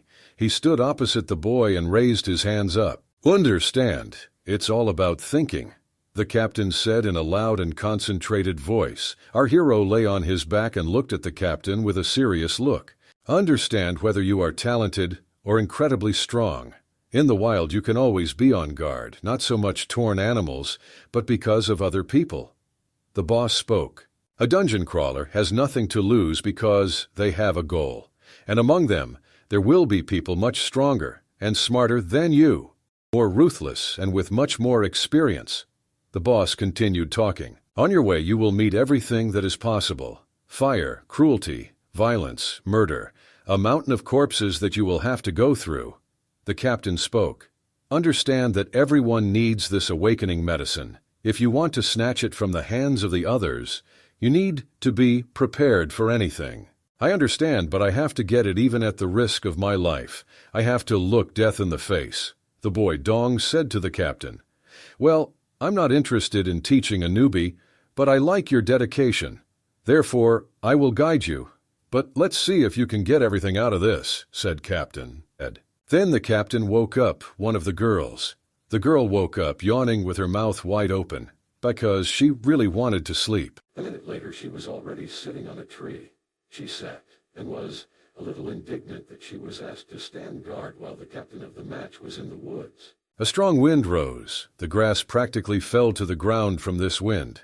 It was deep night, and only a few stars were shining in the sky. At this moment, the captain carefully parted the grass with his hand. The captain and the boy looked out from behind the tall green grass. "It's here," whisper said the captain. Wild boar with a curved tusk, smooth beast of rank F, having a strong skin and sharp fangs. It was this beast that stood in front of them. "This is like a bank, exactly the same as the one he killed earlier. Not at its peak, so ideal for training," the captain told the boy. "But I haven't woken up yet, boss." "I'm sure I can overcome this," Dune asked. "So go and find out," the captain shouted loudly. He kicked the boy in the back with all his might, and then he simply flew into this clearing, where a large boar stood. "If you can't do this, then just pack your things and get the hell out of here. I don't need brats and kids," the captain shouted after him. The wild boar and the boy were already looking at each other. The wild boar became very angry. He began to growl and make unpleasant loud noises. His eyes glowed red. It was clear that he did not like this meeting. Suddenly the boar growled very loudly and opened its mouth wide. Thus, he wanted to show who is stronger here, who is in charge here. A second later, the boar, with restrained eyes, was already running towards the boy with all its might. He ran to attack in order to pierce him with his sharp tusks. The boy named Dung was a little scared.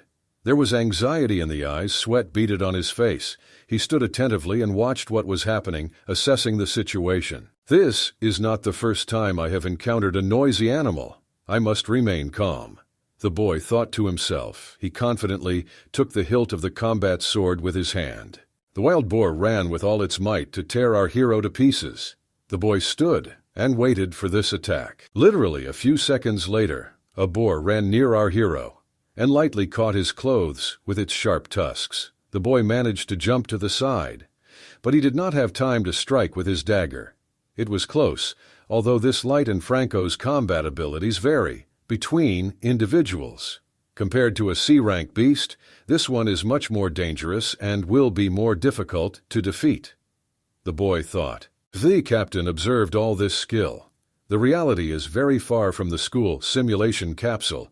If you're not careful, you'll die. You only have one try, the captain said loudly. At this moment the boy simply jumped away from the mad, angry wild boar. He didn't know how to strike yet. Once again, the wild boar growled very loudly and ran to attack our hero. They describes tra auterfroedlets, vingsakosa gorbiduren, sarfboits dalukurifs. Dai. Ture, Suri, Saudi, Orwi, Freud jumped up and tightly grabbed the dagger with his hand.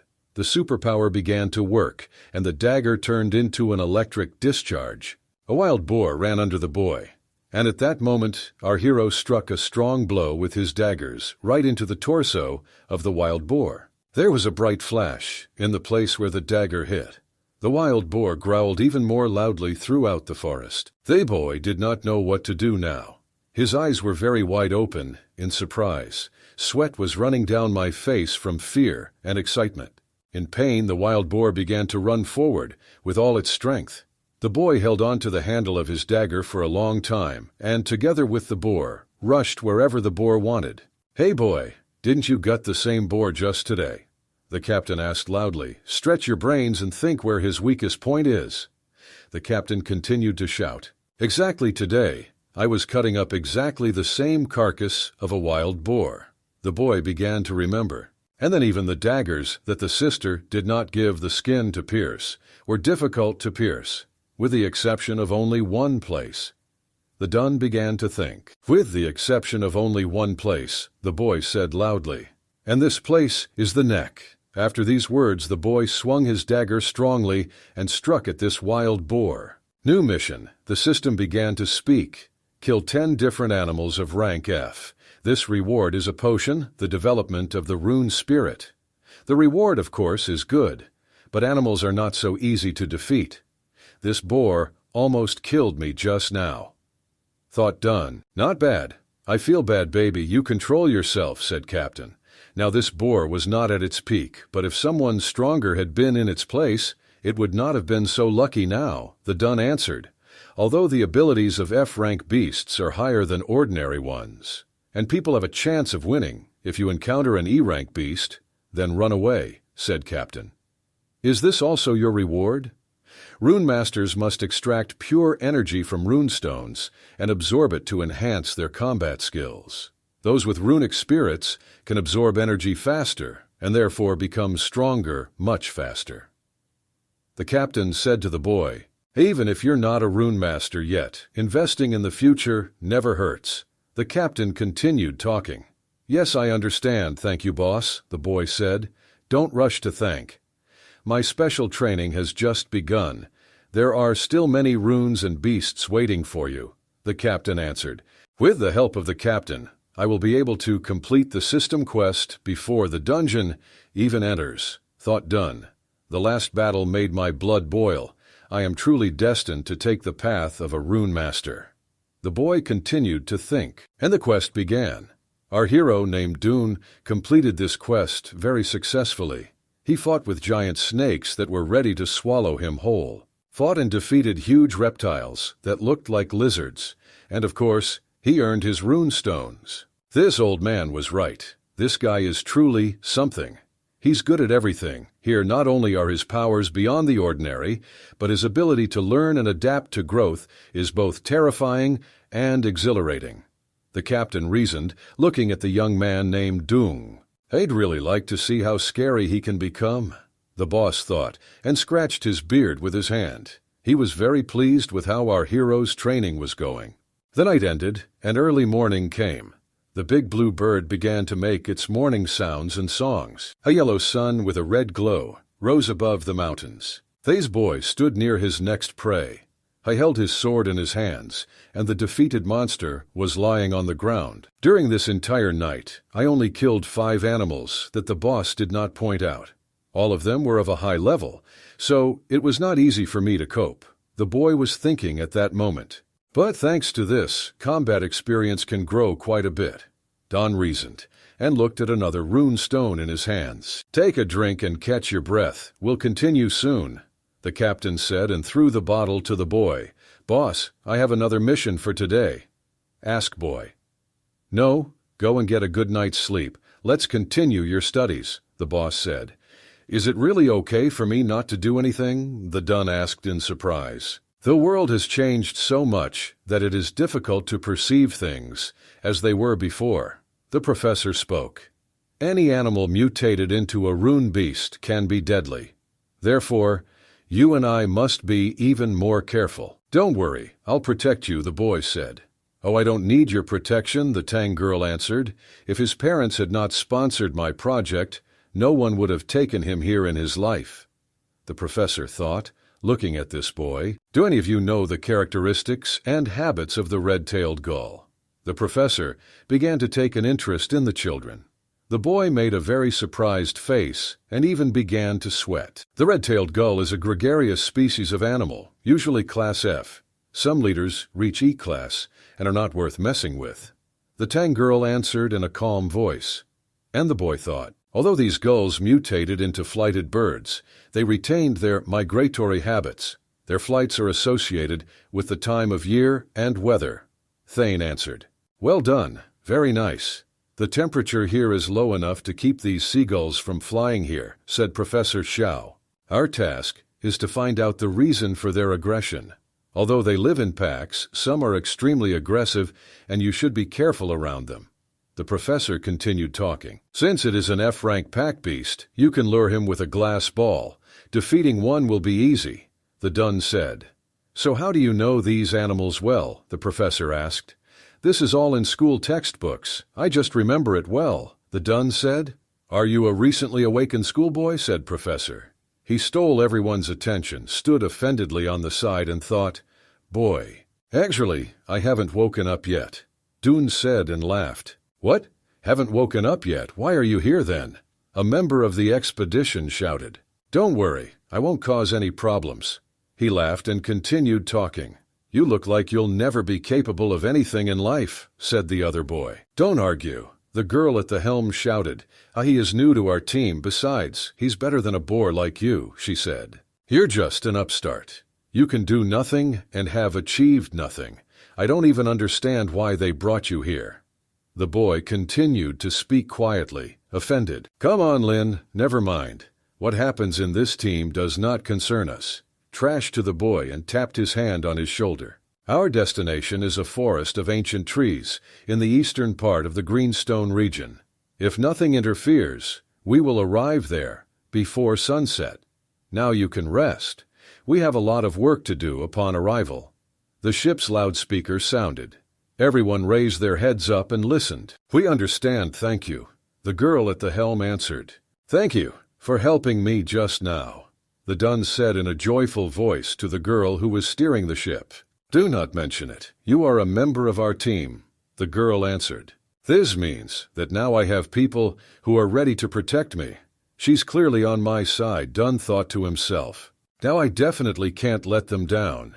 This is my team. They relied on me and are responsible for making sure everything works out for me. Our night has come. Our heroes have landed. They set up camp, set up tents, lit a fire, and drank tea. You are a very good fighter, said the participant to the masked Dun. Oh, thank you, brother. I appreciate the high praise. The boy answered. Hey, where's our newbie tent? The young man shouted to Dunu in a loud and dissatisfied voice. The boy just looked at him and didn't answer. If you want to sleep in a tent, then take it and set it up yourself, the girl said, and threw the young man a tent. What did I actually pay for this trip? The young man answered. You only pay for your protection. Our responsibilities do not include taking care of you, said one of the team's fighters. But you know better than me how to do this. You will correct yourself faster. The young man spoke sadly, holding his tent in his hands. 20 minutes passed. The young man was having trouble setting up his tent. He tried hard, but nothing worked. Damn, this is just a shitty tent. I can sleep without it. It's warm now anyway, and I won't freeze. The young man was angry on his knees. He never managed to pitch his tent. Where's the food anyway? Do you also have something to eat? I'm going to die now. I was not told that the conditions would be so terrible. The young man was indignant. Look in your backpack. There are canned goods, answered masked fighter. The young man was surprised and looked at the others. He asked in a quiet voice, What will you eat? And then a huge boar fell right in front of him. The young man was so scared that he screamed throughout the forest. We'll have it. The men spoke while standing near a huge wild boar. The young man was simply in shock. One of the teammates said, Listen, newbie, this boar is yours. Dom looked at the giant boar and was simply dumbfounded. Rune beast boar with a crooked horn, rank F. This is a worthy reward for the captain of the moons. It's just that this boar is so thick-skinned that normally weapons probably won't be able to beat its fur and skin. Hey down, take it. The captain shouted loudly and threw him a good fighting sword. What is this to me? The Dun asked in surprise. It's exactly a dagger, the lowest class rune weapon, but it's more than enough to tear apart this boar," the girl said. "This is the first time I have touched real Russian weapons, but I don't have runic power in me. So won't it turn back into a rune?" Dune asked. "This is an energy storage weapon, and the energy I pumped into it will keep it operational for 24 hours. Besides, this dagger is your weapon for the next few days, so handle it well," the girl said. "Thank you, Huohu," the Dun answered. "Today Dun and I will be on guard. The rest will rest," the captain said as he climbed up a large tree. "Yes, boss, we get it," the teammates responded. "Okay, boss," the boy replied. A girl was resting in one of the tents. Her tent lights were on, so she lay down comfortably and read her favorite books. And on the street, the young man was unable to set up a tent, so he just lay down on the ground and tried to sleep. He climbed into his sleeping bag and was unhappy. The captain looked at the boy from a high tree and shouted, "Well, can you get up, guy, or not?" "Of course I can," the boy replied, smiling. Our hero was pleased that the captain himself left him with him. Match's named house pushed off strongly from the ground and jumped up. A fire flared up under his feet and pushed him upward. Just a few seconds later, he had already landed on the big soups of this tree, the tree on which the captain sat. The captain looked at the boy with a surprised look and was shocked. Thade's boy landed on a large tree branch and crouched down. He was pleased that he was able to jump so high that he did not disgrace himself in front of the captain. The captain lit a cigarette, and he began to speak. "That old man told me that your rune spirit is only 27% awakened, but your impact force is about 500 kilograms. "Yes, that's right," the boy answered in a quiet voice. "But I feel that everything will work out. Just give me a chance," the boy said. "You're a strange eccentric, but I like people like that," he said and laughed. "Captain," the boy didn't understand what made him laugh so much. "Promised that I would send you to the dungeon, but now you cannot survive there." He continued to smoke and talk. "Captain, but you yourself said that my strength exceeds that of an ordinary person. So everything should go well." "It is so?" the boy asked. "Done." The captain frowned and knitted his eyebrows. It was a very serious look and said, "I'm not saying you're weak, but—" The captain suddenly fell silent and delivered a strong kick with his foot right in the chest of our hero. "Deber stuistakusuiker sto, akur. Derof, santudorfer fangtseverboranos, fui." Boy began to fall from this large, tall tree straight down with his back to the ground. He didn't understand what had happened. I didn't understand why. "Einer fikor. Eitshreya." The boy was dropped to the ground, after which the captain himself jumped to the ground from a high tree. He stood opposite the boy and raised his hands up. "Understand, it's all about thinking," the captain said in a loud and concentrated voice. Our hero lay on his back and looked at the captain with a serious look. "Understand whether you are talented or incredibly strong. In the wild you can always be on guard, not so much torn animals, but because of other people." The boss spoke. "A dungeon crawler has nothing to lose because they have a goal. And among them there will be people much stronger and smarter than you, more ruthless, and with much more experience." The boss continued talking. "On your way you will meet everything that is possible: fire, cruelty, violence, murder, a mountain of corpses that you will have to go through." The captain spoke. "Understand that everyone needs this awakening medicine. If you want to snatch it from the hands of the others, you need to be prepared for anything. I understand, but I have to get it even at the risk of my life. I have to look death in the face," the boy Dong said to the captain. "Well, I'm not interested in teaching a newbie, but I like your dedication. Therefore, I will guide you. But let's see if you can get everything out of this," said Captain. Then the captain woke up one of the girls. The girl woke up, yawning with her mouth wide open, because she really wanted to sleep. A minute later, she was already sitting on a tree. She sat and was a little indignant that she was asked to stand guard while the captain of the match was in the woods. A strong wind rose. The grass practically fell to the ground from this wind. It was deep night, and only a few stars were shining in the sky. At this moment, the captain carefully parted the grass with his hand. The captain and the boy looked out from behind the tall green grass. "It's here." "Whisper," said the captain. Wild boar with a curved tusk, smooth beast of rank F, having a strong skin and sharp fangs, it was this beast that stood in front of them. "This is like a bank exactly the same as the one he killed earlier, not at its peak, so ideal for training," the captain told the boy. "But I haven't woken up yet, boss." "I'm sure I can overcome this," Dune asked. "So go and find out," the captain shouted loudly. He kicked the boy in the back with all his might, and then he simply flew into this clearing where a large boar stood. "If you can't do this, then just pack your things and get the hell out of here." "I don't need brats and kids," the captain shouted after him. The wild boar and the boy were already looking at each other. The wild boar became very angry. He began to growl and make unpleasant loud noises. His eyes glowed red. It was clear that he did not like this meeting. Suddenly the boar growled very loudly and opened its mouth wide. Thus he wanted to show who is stronger here, who is in charge here. A second later, the boar, with restrained eyes, was already running towards the boy with all its might. He ran to attack in order to pierce him with his sharp tusks. "The burst teats go for historical friedel powers on various source of frogs. Akerstalker sturdy, I go obo." Boy named Dung was a little scared. There was anxiety in the eyes, sweat beaded on his face.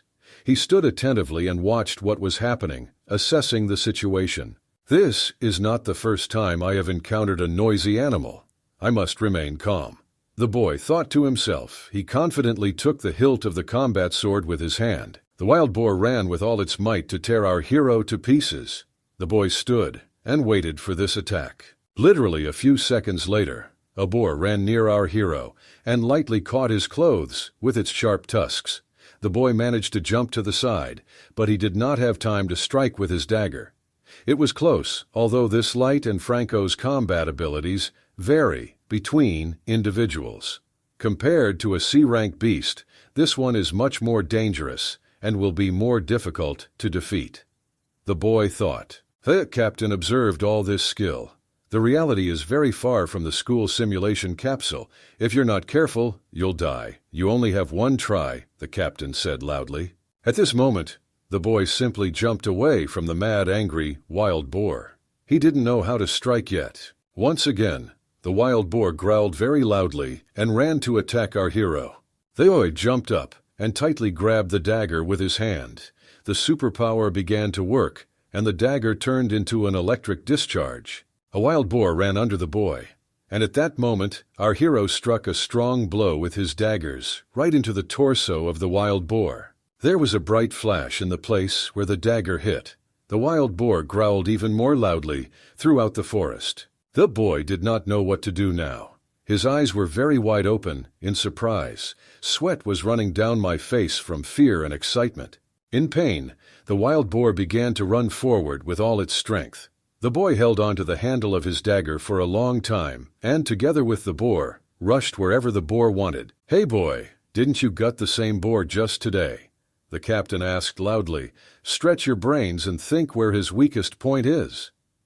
The captain continued to shout. "Exactly today, I was cutting up exactly the same carcass of a wild boar." The boy began to remember. And then even the daggers that the sister did not give the skin to pierce were difficult to pierce, with the exception of only one place. The Dun began to think. "With the exception of only one place," the boy said loudly.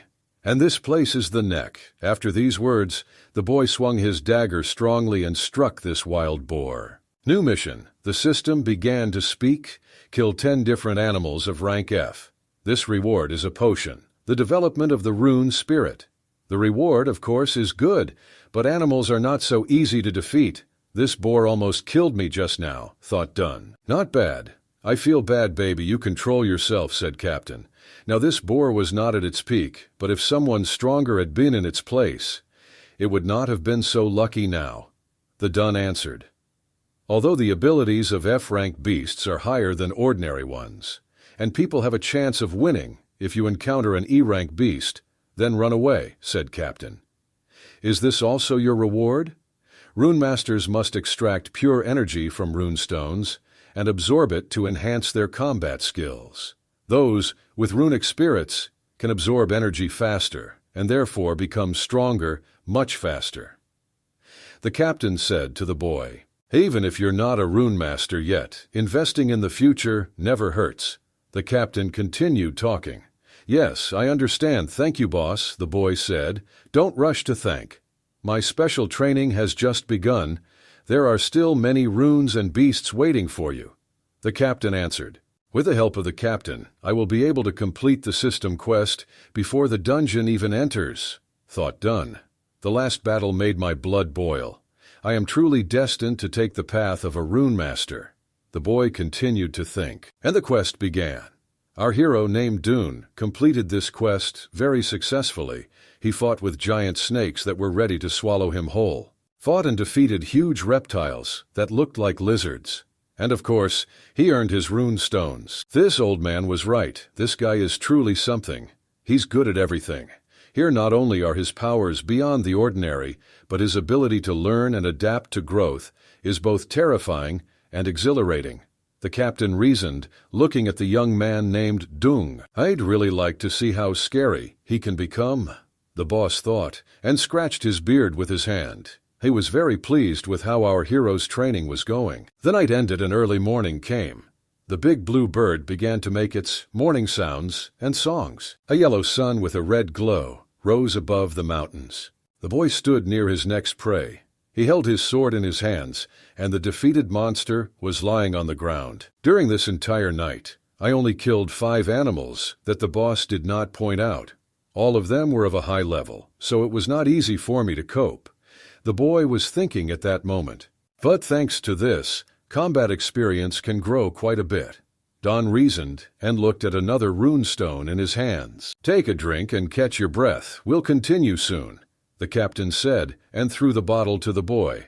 "Boss, I have another mission for today." "Ask boy." "No. Go and get a good night's sleep."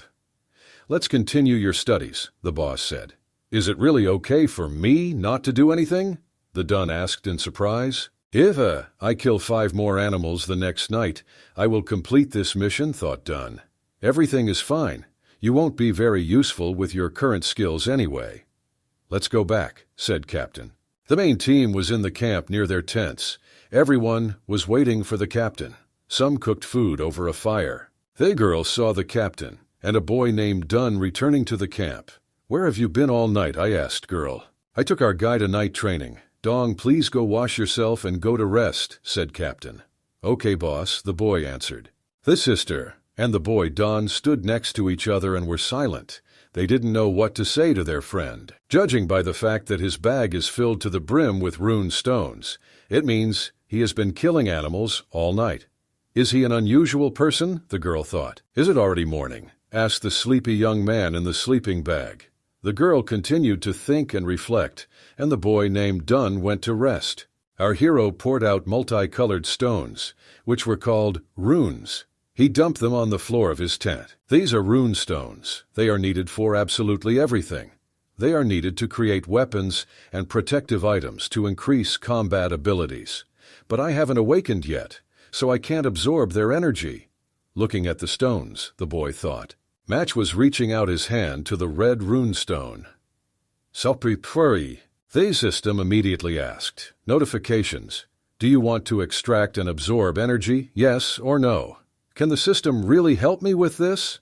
The boy thought and answered, "Yes."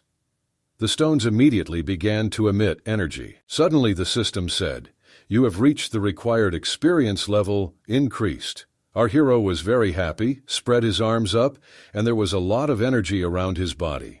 While I am not a rune master, I can rely on the system to extract and absorb energy. As soon as I increased the level, the fatigue disappeared. Thought done, and all the characteristics have increased. My strength and agility have increased significantly, the boy thought. And there are still 15 unallocated points. Since strength and agility have already increased, this time I'll add 10 to physique, 3 to wisdom, and 2 to strength. The weather outside began to change. Clouds appeared in the sky, and the wind began to rise. After increasing my wisdom, all my senses became sharper. All 4 attributes appear to be important, our hero thought. Now I'm more than confident about tomorrow's test. Try to complete the mission this night and level up some more. The weather was getting worse every minute. A strong wind rose and tore leaves from the trees. "How's that guy doing?" the girl asked the captain. "You know, his fighting abilities are incredible. I'm pleasantly surprised. And the learning speed is very high," the captain began to tell the girl. "This is incredible. You rarely praise anyone like that," the girl said. "Yes, but this baby is very unusual. In any case, you should rest too," said Captain.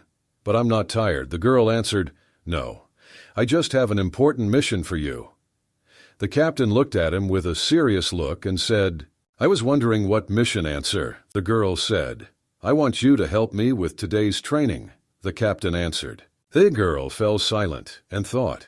She clearly didn't expect the mission to be like this. She wanted a more challenging task. "Boss, I'm ready when we start," the boy asked near the fire. "Today the fox will work with you," the captain answered. "Will my sister study with me?" asked the boy. At this moment the sight was aimed directly at our hero's forehead. The captain began to continue talking. "What's happened? Are you really afraid?" Then the tent quickly returns. "I am also not eager to teach a beginner." Then the rifle sight was aimed at another member of the expedition. He laughed, holding a large piece of meat in his hand. "Fox. But I remember that you like such young men." He spoke and laughed. Suddenly, a shot rang out. The piece of meat on the legs, which he held in his hand, simply exploded from the explosion. This shot was made by a fox sitting on a tree from its laser gun. "Stop talking nonsense, or do you want to die?" the girl shouted. Although mine seems to be a calm character, hers is very explosive. Our hero thought. "Listen to me," Captain began to speak. "Chanterelle is the best sniper, so she can teach you a lot. Teach what can save your life. Right? Instead of fighting a dangerous enemy, it is better to lie low and strike at the right moment," the boy thought. They were ready to start training. "Sister, I'll have to bother you tonight," another teammate laughed and spoke. "Stop talking nonsense. Follow me," did the fox say in a loud voice. "Yes, I'm already on my way," answered the boy. "Boy, scoots pretty groster." "Professor." "By I quacacious, can I gersten?" "Can I go with them?" the girl asked the professor. The man was reading a scientific book at that moment. "Tang Yin, this is a wilderness area. It is very dangerous here. It is better to stay camped," the professor answered the girl, "and he leaves, although he is not even a rune master yet. Why then should I be afraid and sit here in the camp?" The girl began to be indignant. The professor adjusted his glasses and said, "Because you and he are not the same. The fox led our hero into the depths of the forest. Today we will play hide and seek. Remember, you only have 3 lives," she said. "The bestriks oistigers daarvoor. Houfrags krefs, hafurigs bintefrua kazawag." Fury fright, Doi Don hit on a branch of a large tree. A shot rang out. The laser cannon hit the branch on which our hero was sitting. "And since I've already caught you twice, you only have 1 life at your disposal," the fox said and plugged the tube through which our hero was breathing while hiding in the water. "Diva, you can hold out for 10 minutes while I look for you. Then you have passed my test," the girl said. If not, then you will refuse to go to the dungeon." She continued talking. "Diva skonnitrate we feel furrows ter. Extras. Os my traurgi white boy ran to hide. It was quite dark in the forest. The fox stood in the middle of the clearing and held her laser cannon with both hands. I set my watch to a 10-minute timer. "You're hiding pretty well, but let's see if you're worthy of our boss's praise," the fox said out loud. She went wandering through the forest in search of our hero. But so far he was nowhere to be seen. Having heard some sounds from herself in the country, the fox fired a shot from her rifle. The girl came closer to look. What she saw disappointed her. "Strange, isn't this my boy that I'm hunting now?" the girl thought in surprise. In front of her in the clearing sat an ordinary hare. who was scared after such a terrible shot. But still, something haunted the girl.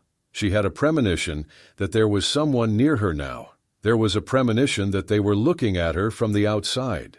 The fox stopped and began to listen. She practically did not breathe so as not to miss any sound. Hearing a slight shock behind her, she immediately fired a shot, and I saw that I had shot a huge snake. There was 1 minute left. Strange. It's not here anymore. I began to think in surprise, girl, no one has ever hidden from me for so long.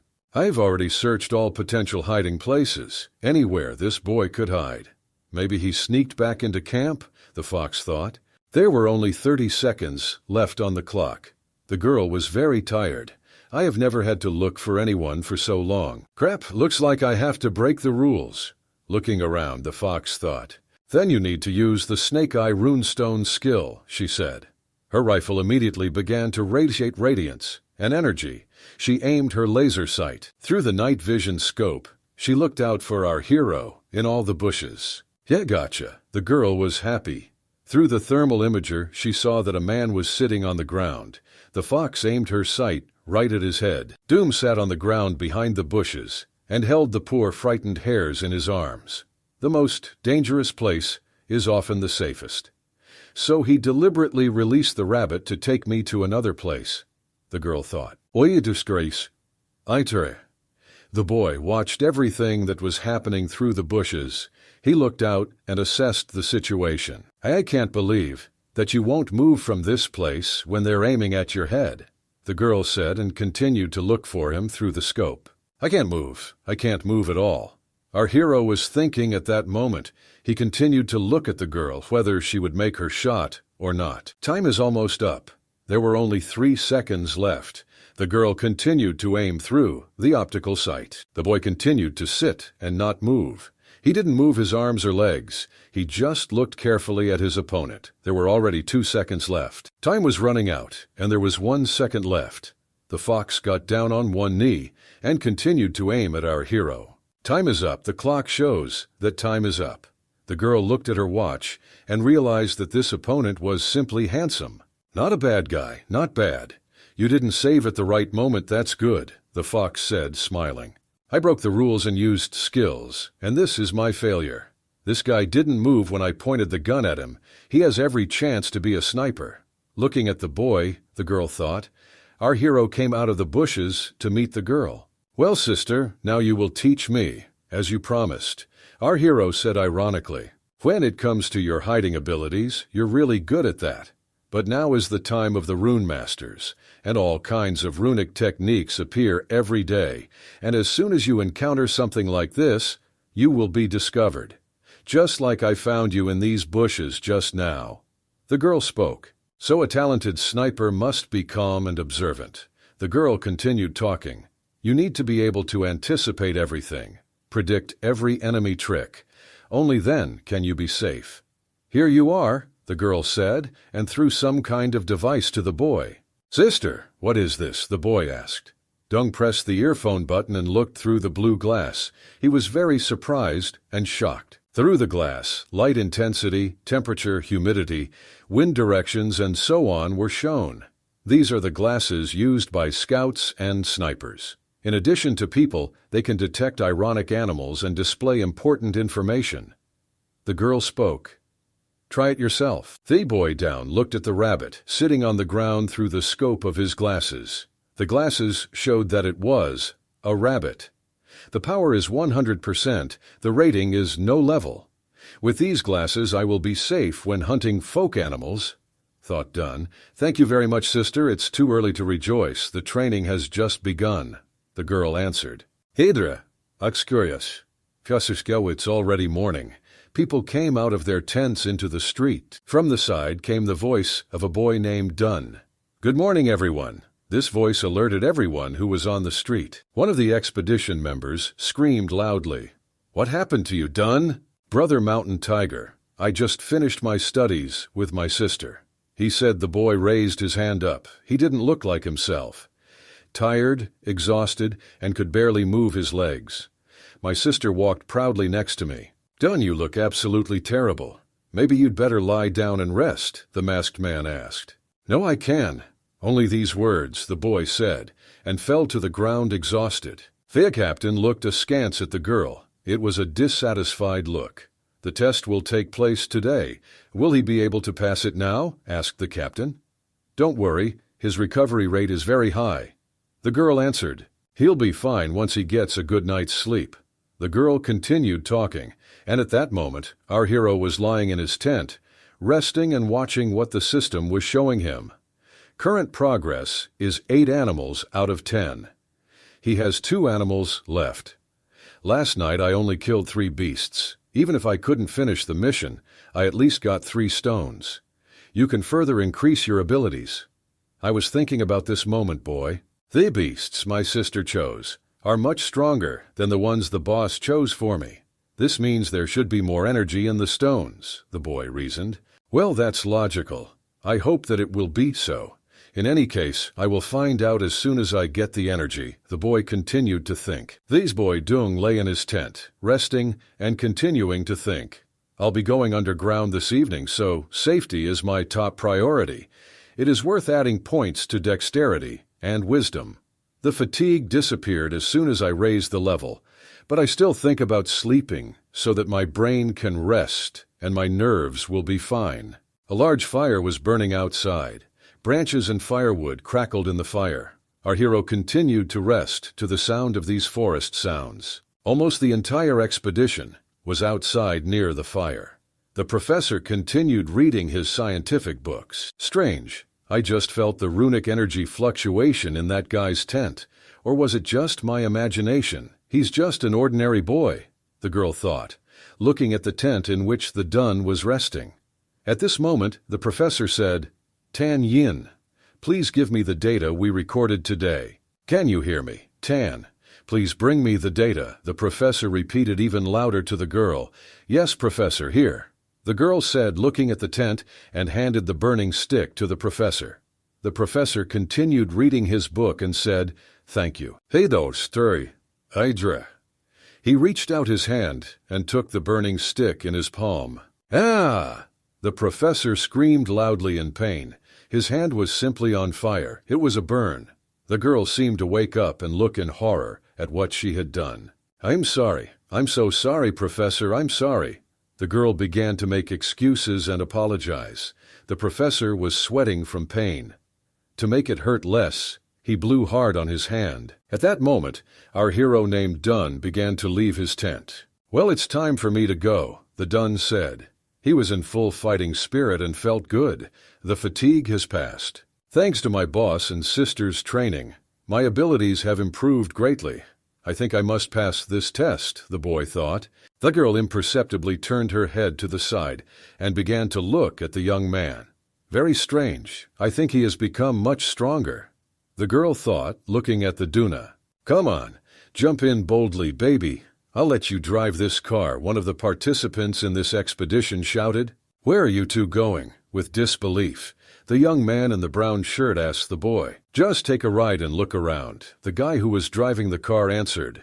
At a time like this, don't think you can fool me. I have a lot of experience surviving in the wild. He began to scream and be indignant. A young man in brown clothes. At this moment, our hero Dun pushed off strongly from the ground. Fire came from under his feet, which pushed him very strongly upward. The young man in brown clothes froze and was shocked. He had never seen anything like this before. The boy got into this car and said, Thanks, brothers, for the monkey. I've been wanting to ride this car for a long time, the boy said. There's nothing to hold on to tighter, said the man with glasses, and literally a second later, the ship very quickly began to pick up speed and rise up into the sky. A young man in brown clothes stood on the ground and shouted loudly after them. Hey, wait! Go back quickly! The men who committed this crime simply looked at each other and laughed. For them it was a common thing. Who's there? Show yourself. These men heard that there was someone behind them. Behind them, they hoped, our hero, a boy, sat. Damn it, how did they find me? I sat quietly and didn't even give myself away. The boy began to worry and think about it. The boy Dom quickly jumped from the branch of a large thick tree and began to run away. Hiyurks, Arikor, Sansar, "You can't escape us, you cowardly rabbit." The men who were catching up with our hero shouted loudly, "Better to just stop and pack our prey." They laughed and shouted after him, but the Dun ran away from them with all his might. This dungeon challenge is very fun and exciting. Delighted, the men who were catching up with our hero laughed and shouted. "Are these crazy bastards killing people for fun?" thought Dun. "But they are slower than me, so I am able to outrun them." The boy thought home and began to pick up speed even faster. "Haven, if you run fast." "Do you really think you can run faster than a bullet?" The girl screamed loudly with a pistol in her hands. "Heck, they have guns too. Weapons are prohibited in the city, but the law is not written for such criminals." Boy Doong thought about this. "Yes, understand already that you will not be able to hide from me for very long, little rabbit."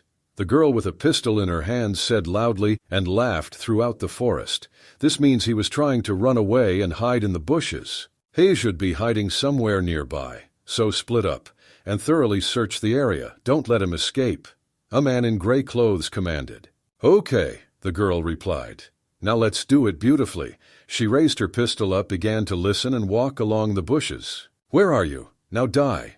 The girl screamed loudly, hearing a rustling sound from the side. She immediately fired her pistol. "Vader!" But as soon as she made her shot behind her, it was as if our hero jumped off the snow and landed behind her. "I'm sorry, what? This is impossible. How is it?" The girl began to be indignant, but the blade of the knife was already near her neck. "How did you do this?" the girl asked in surprise. At that moment, our hero stood behind the girl and held the blade of the knife tightly near her neck. "Even if you have a gun, it's useless if it can't aim. And with my speed there will be no chance to improve you either," the boy said loudly to the girl. "Drop your weapon, or I'll just kill her," the boy shouted in a serious voice. All other players stopped. "Please let me go. I did this precisely in order to survive and become a rune master."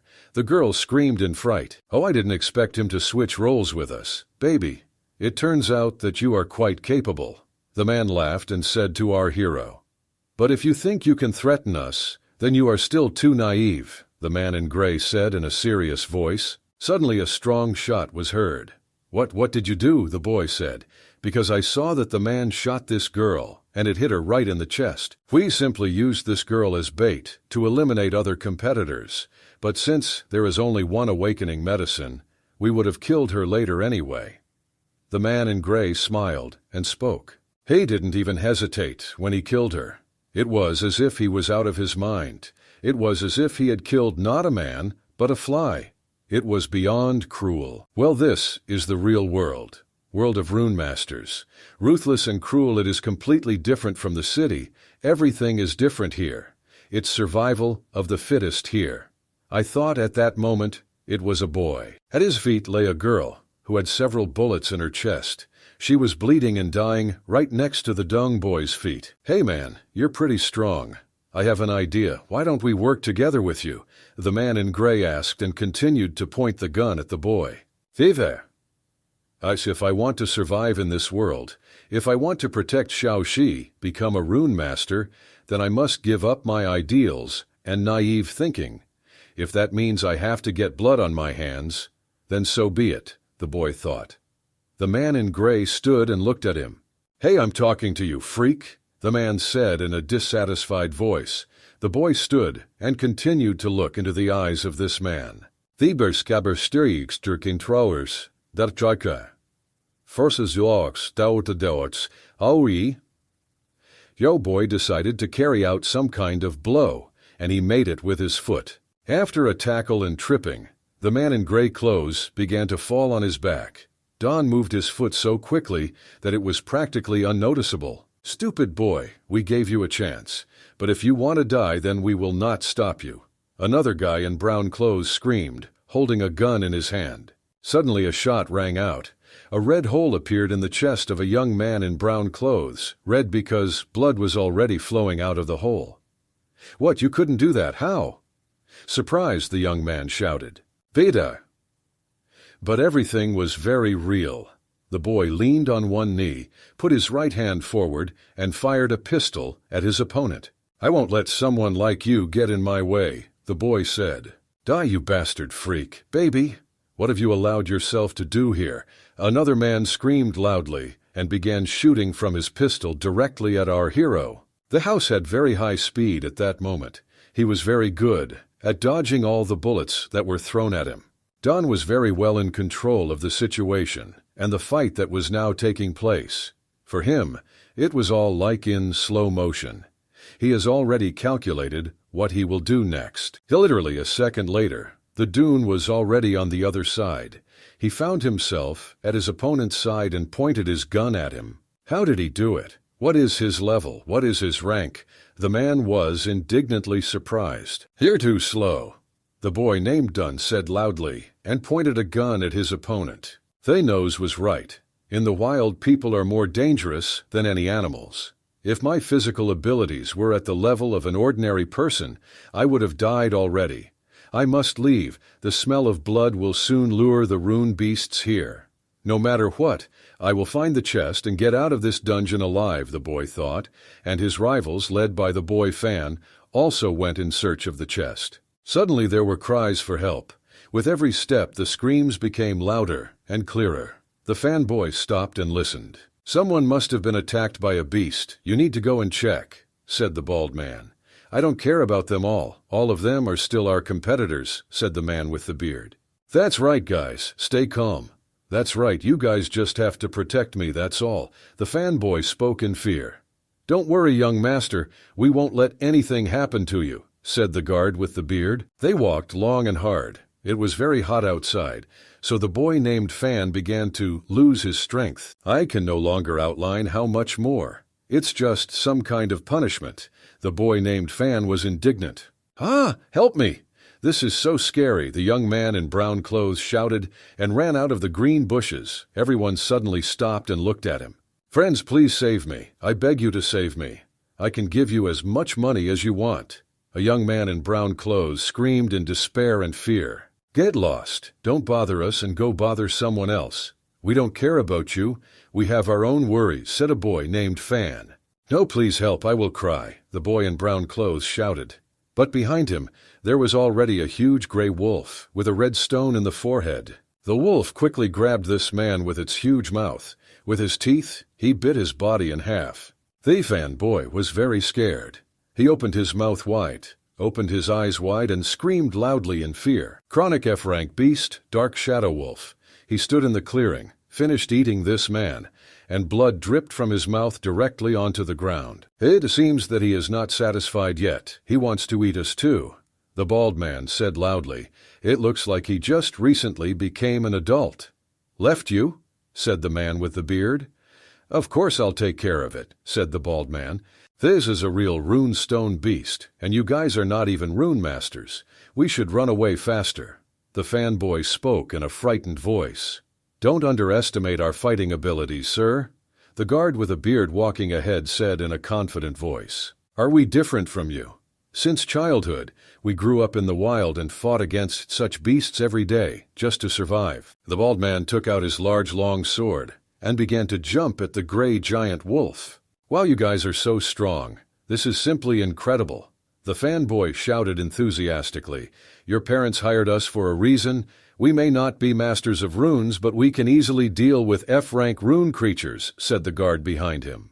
"Even though it's only the lowest grade rune crystal, it's enough for us to have fun for a few days," said the bald man, holding a red stone in his hand. And under his feet was a dead giant gray wolf. He was bleeding and lay not breathing. "Since you are so strong, I want you to do one more thing for me." A boy named Fan began to laugh and talk. Now he was not afraid. "We were only paid to protect you. Do you really want us to do something else for you?" the guard with the beard asked. "Don't worry, I have a lot of money," the fanboy answered. "In that case, what do you want us to do, young master?" the man with the beard asked. Fan smiled contentedly. "If we run into Dawn in the dungeon, just kill him." Entrance to the dungeon. A white-blue glow like a portal beckoned everyone who wanted to become a master. "I am very interested in what the situation is like inside," the girl asked very warily. "Mrs. Tang, you seem to care a lot about the young man named Dong," the man with glasses asked. "I just think he's different from others, so I'm just a little curious, that's all." Indignant, the girl replied. Dawn is truly different. You're right. His fighting abilities are far superior to those of ordinary people, said the young man with glasses, but its competitors are not weak either. The girl answered, Yes, unfortunately, and not only that. The young man with glasses said, and looked at the parents of the fanboy. I'm not worried about the beasts in the dungeon, but rather the competitors. 3 hours had already passed. Dong should have already reached the palace of the god of death, the girl thought and worried. In front of you is the palace of the god of death. Our hero stands near the palace itself and looks at this building in surprise. This is the same place. Looks like I'm the only one to get here at the moment, the boy thought. Thanks to the ability to hide, which my sister taught me, I was able to avoid collisions with animals and people, so I got there faster than anyone else, the boy thought. Our hero pushed off strongly from the ground and jumped high over the fence, landing near the steps. Echarovria. Hargov, one first turnwiti presiditer culture its style gower. This boy's reaction speed is really very good. The guard with the beard spoke. All the guards appreciated our hero's abilities. These people are simply Fang Jai's bodyguards. The boy looked at the bodyguards with a very angry look and thought, We just got here. Didn't expect you to come here so quickly too, done. The boy named Fan spoke, smiling and satisfied. What do you even need? Our hero asked loudly. Yes, basically just a small thing. They promised me something here. Kill this trash, the fanboy said. Even though we had been classmates for 3 years, I didn't think he would hate me. Toxin. No, they don't even hate me. But the fact that he cannot surpass me, thought Dunn. Are you sure you want to fight? The boy shouted. Shut up, I told you I would make you regret going against me. The fan shouted. The fan. Go kill him, the fanboy shouted to his bodyguard. The men quickly jumped and ran towards our hero. They started to fight. After some time, the rivals found themselves opposite each other. They sat down on their knee and looked into each other's eyes. Although they are not run masters, their combat abilities have already reached the peak of ordinary people. I just need to be careful, that's all. The boy spoke to himself. At that moment, the boy felt that he was being attacked from behind, and that the sword was practically piercing his body. Our hero turned around very quickly and jumped to the side. The opponent struck this blow with his sword directly into the ground and stuck it there. Damn, the speed of this scoundrel is frightening. This is a speed almost equivalent to an F-rank master. The guards began to talk. Maybe he took some kind of doping. The guard spoke. What are you doing? Kill him. He's just an ordinary person, the fanboy shouted, and a red tongue appeared in the air. Long red tongue with saliva. As if a boa constrictor's tongue began to curl around the person. From pain, horror, and fear, this man screamed at the top of his voice. It was a red striped toad. This is a smooth beast of rank F. It has a large body, a long tongue, and incredible jumping ability. Help me, the boy shouted. Heito dustakunzler. The red striped toad was already swallowing the young man with its mouth. Only the legs protruded from the toad's mouth. Fourth brother, the bald guard shouted. Damn it, I didn't think there would be any rune beasts here, said bodyguard with a beard. Forget about it. Let's enter the palace first. The chest inside is our main goal. Outraged, very angry, a boy named Fan shouted. A bodyguard with the beard appeared behind him. Our hero named Doom. With slow steps he approached the man behind him. The man reached into his purse with his hand, which hung on his belt. Here you are. The bodyguard with a beard shouted loudly and threw the unknown thing towards our hero. The bodyguard with a beard threw this thing towards our hero, and very quickly began to run away. Thembistruus, I3, Beitspider Zorensas, Sekari for Prowings, Harkova Prekra. A powerful explosion was heard in front of the hands of our hero named Doom. This powder is extracted from the body of the female red-striped toad. Once he touches you, you will become the red toad's only target. Enjoy it, baby. We'll be the first. The guard with a beard shouted and ran away along the toad. All the guards quickly rushed up the steps, straight into the building. No matter how strong he is, he cannot cope with the red-striped toad. He will soon die. Therefore, we run more boldly. One of the guards said, Done awakening medicine will be mine. fights with all his might to avoid becoming food for this giant genre. A boy named Fan began to laugh and scream loudly. Heck, they lived in the wild, so they have some weird stuff with weird effects, our hero thought, looking at the giant toad. The giant toad extended its large red tongue and hit the ground with all its might. Stones and sand flew in different directions, as if an aerial bomb had exploded. At this moment, our hero jumped high into the air. I urgently need to kill this giant toad and get to the chest, the boy thought. Jumping high, he fired his pistol straight at the toad. He shot as hard as he could, but it didn't do much damage to the green giant toad. He tried to shoot in different places on her body. As expected, regular bullets are generally ineffective against the toad, but I can still kill her. The red toad's weak point is its belly, and I have similar experience hunting wild boar. A boy named Dunn began to remember and reflect. A few seconds later, the giant toad with its tongue knocked the pistol out of our hero's hands. Dunn was surprised how he did it. It turned out that the toad's tongue reached several meters in length. Our hero jumped onto a branch of a tree and watched the toad from above. Yes, I have similar experience in hunting wild boar, but it is still very dangerous and troublesome to deal with. I thought at that moment, it was a boy. Stop! Red-banded toads are unable to detect scent. They use their vision to hunt and are very sensitive to moving targets. Our hero thought. Let's try this. Hey, look here! The Dun shouted loudly and threw his shirt away from the toad. The toad reacted instantly, opened its mouth, and grabbed the shirt with its big long red tongue. At that moment the Dung boy jumped down and was already near the belly of this toad. This is my chance, thought Dun.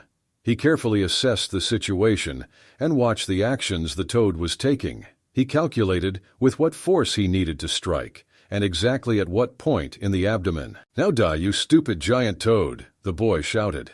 And he struck with his dagger right in the belly. A sharp sword ripped open the toad's belly. The computer system spoke. The mission is to kill 10 F-rank runestone beasts, progress 9 out of 10. It was a close read. The book is really useful. He exhaled and thought, Boy Dun. Fangai, just wait. I will soon pay you off in full. The boy said and walked towards the building. Behind him lay a dead giant toad. The door to the building was slightly open. Our hero thought that he needed to come here. The building was quite cold. On the pedestal after the steps at the top, there was a huge statue of a war, gray color, 2 pillars that were connected by chains. It would glow with green fire. Inside was a giant statue of a war. People stood in front of the steps and discussed. Great, the chest is still here, said the bald man. Since our Dung boy is almost dead, I have a very strange feeling from this place. I can't explain why, but I don't like it, said a man in a mask and glasses. Shut up, don't talk nonsense, the second guard said. I guess I'll go get the chest, said a bald man with an eye patch. He was pleased with himself, smiled, and showed that he was not afraid of anything. Unexpectedly, the young man Fan became very scared. His mouth curled to one side, his eyes became large, and his face showed fear, because he heard loudly the word stop being shouted behind him. Hey, said Stop. This chest belongs to me, said Boy Dune. Our hero stood near the open door, clenching his fists and looking very serious. The young man was very scared, and he shouted loudly, What? Why is he still alive? I ask you, why is he still alive? The guard stood in sweat and did not understand how this could happen. Did he really kill the red-striped toad? This is simply impossible. One of the guards thought, I didn't think you could outrun the red-striped toad. But you are so stupid for coming here right away. It just seems to me that you are looking for your death. The young man smiled and spoke. I order you, kill him. A young man called Fan shouted loudly, and make sure he doesn't run ahead again. The young man shouted, and the guards went to attack our hero. The young man in red turned around and made big frightened eyes. He opened his mouth wide and screamed, What's going on? They'def, I'm ver chuver stagra. Ors doris, sauer nor skauer xigway, heinsetipakimino. Gray statue that stood on the pedestal began to move. She came to life and the stones began to fly away from her. Stones crumbled, and a yellow paw of 4 fingers was already visible. Long, large brown claws clung to the stones. Ois tornabidurus. A few seconds later, a huge yellow lizard appeared, freeing itself from the stone trenches. This is a horned leopard lizard. This is an F-rank rune beast, a powerful predator with poisonous fangs and claws. The yellow lizard was so huge that the people standing below seemed like just ants to it. Damn, this lizard is one of the strongest F-rank rune beasts. She is close to becoming an E-rank beast, thought the boy Dunn. The large yellow lizard had its tail broken. A large piece of the tail was no longer enough. She's injured. Maybe she was fighting the red-striped toad over territory, thought the boy Dune. Damn, it's no wonder the Ash Gang didn't send their subordinates underground. We're just like cannon fodder here, said one guard. What do we do now? The young man asked indignantly. All we can do is attack and hope that we survive. One of the guards shouted loudly.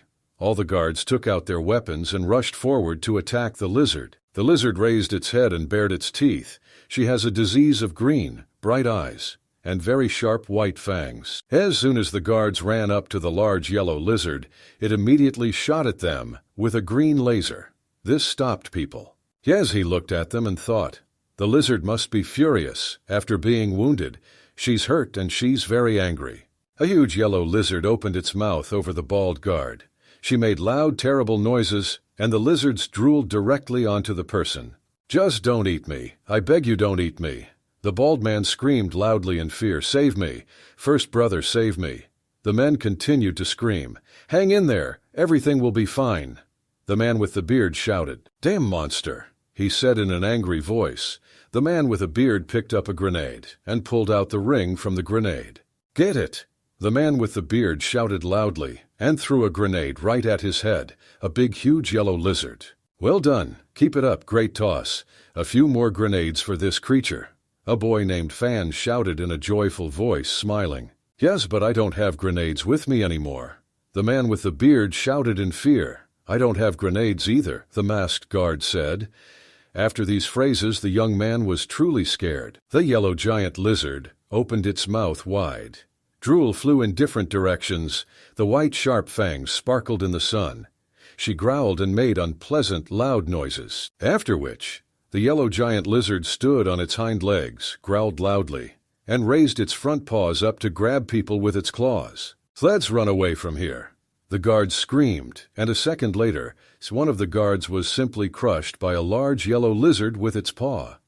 Everyone was very scared and ran in different directions. Dad, Mom, please save me. I'm afraid. Help me.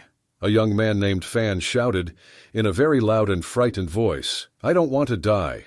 I want to go home. Help. The young man continued to scream. Stop shouting, begs, otherwise you'll be next. The boy shouted loudly and ran. Don, please save me, the fanboy shouted. Save me too. We studied together for many years. I beg you, please save me. Stop screaming and whining. I'm in danger too. The boy shouted and continued to run away. Let's quickly climb up this rock for now, said loudly. A boy named Dunn. Our hero began to climb a high mountain and a boy named Fan was already running after him. A young man named Fan screamed loudly in despair and exhausted. I can't get up. Save me, please. Boy Don turned and looked at his opponent. He understood that if he did not help him, this fool won't survive. Our hero turned to the boy named Fan, grabbed his clothes with his hand, and began to pull him up. Fan was surprised that the Dun began to help him after all. Realize that you are useless. If you don't want to get eaten, try harder, the boy said in an angry voice. Now I'm just going to wet myself from fear, the fanboy shouted. The guys climbed onto a high rock and looked down at the yellow giant lizard. The lizard below was in complete control of the situation. Are we going to die? Dune, think of something, said the fanboy. I only have 3 grenades, but they may not be effective against a horned lizard of this rank. Our hero said out loud and held one of the grenades in his hands. A large giant yellow lizard was getting closer and closer to the guys. She opened her mouth wide and roared very loudly again. No matter, let's try, we have no other choice anyway, thought Dunn. He took all 3 grenades, pulled out the ring from them, and threw them into his mouth. All 3 grenades flew straight into the mouth of the large yellow lizard. They had to detonate at the same time and then cause maximum damage to this monster. A few seconds later, there was a powerful explosion. Even stones flew down from the cliffs. Everything was on fire. The bestuurgsstraatgesipri stelfree. Fefroeros, oifik fralvru dukke divi foras, kijk fro. Onkro. Shinborkamboy opened his mouth in surprise and said, "Have we really succeeded? I don't know, but I'm not 100% sure about this." Our hero answered. The dust and smoke after the explosion began to disappear, and a huge paw, with the claws of a large yellow lizard, appeared. The guys were very scared. The young man named Fan shouted, "It is still alive! It is moving! Hey, Eurus! Weinrfro." A few more seconds passed, and the entire body of the lizard was already falling to the ground. Again, the dust rose up into the sky. The guys stood and watched what was happening. "It seems to be dying," said the Dun. "Are you sure?" a fan replied. "Even if not, it has lost its runestone, so it won't live long." He pronounced a dun and took the red stone in his hands. "Finally I completed the tasks," the boy thought. "Now I can drink Zele and level up, but most importantly the chest is right in front of me. I'm just one step away from becoming a rune master." "Thank you, Dun," the boy fan said and pushed him off the cliff with his hand. "Heva, if it weren't for you, I could have died here like a non-entity. But you are destined to die, and I will become a master of runes."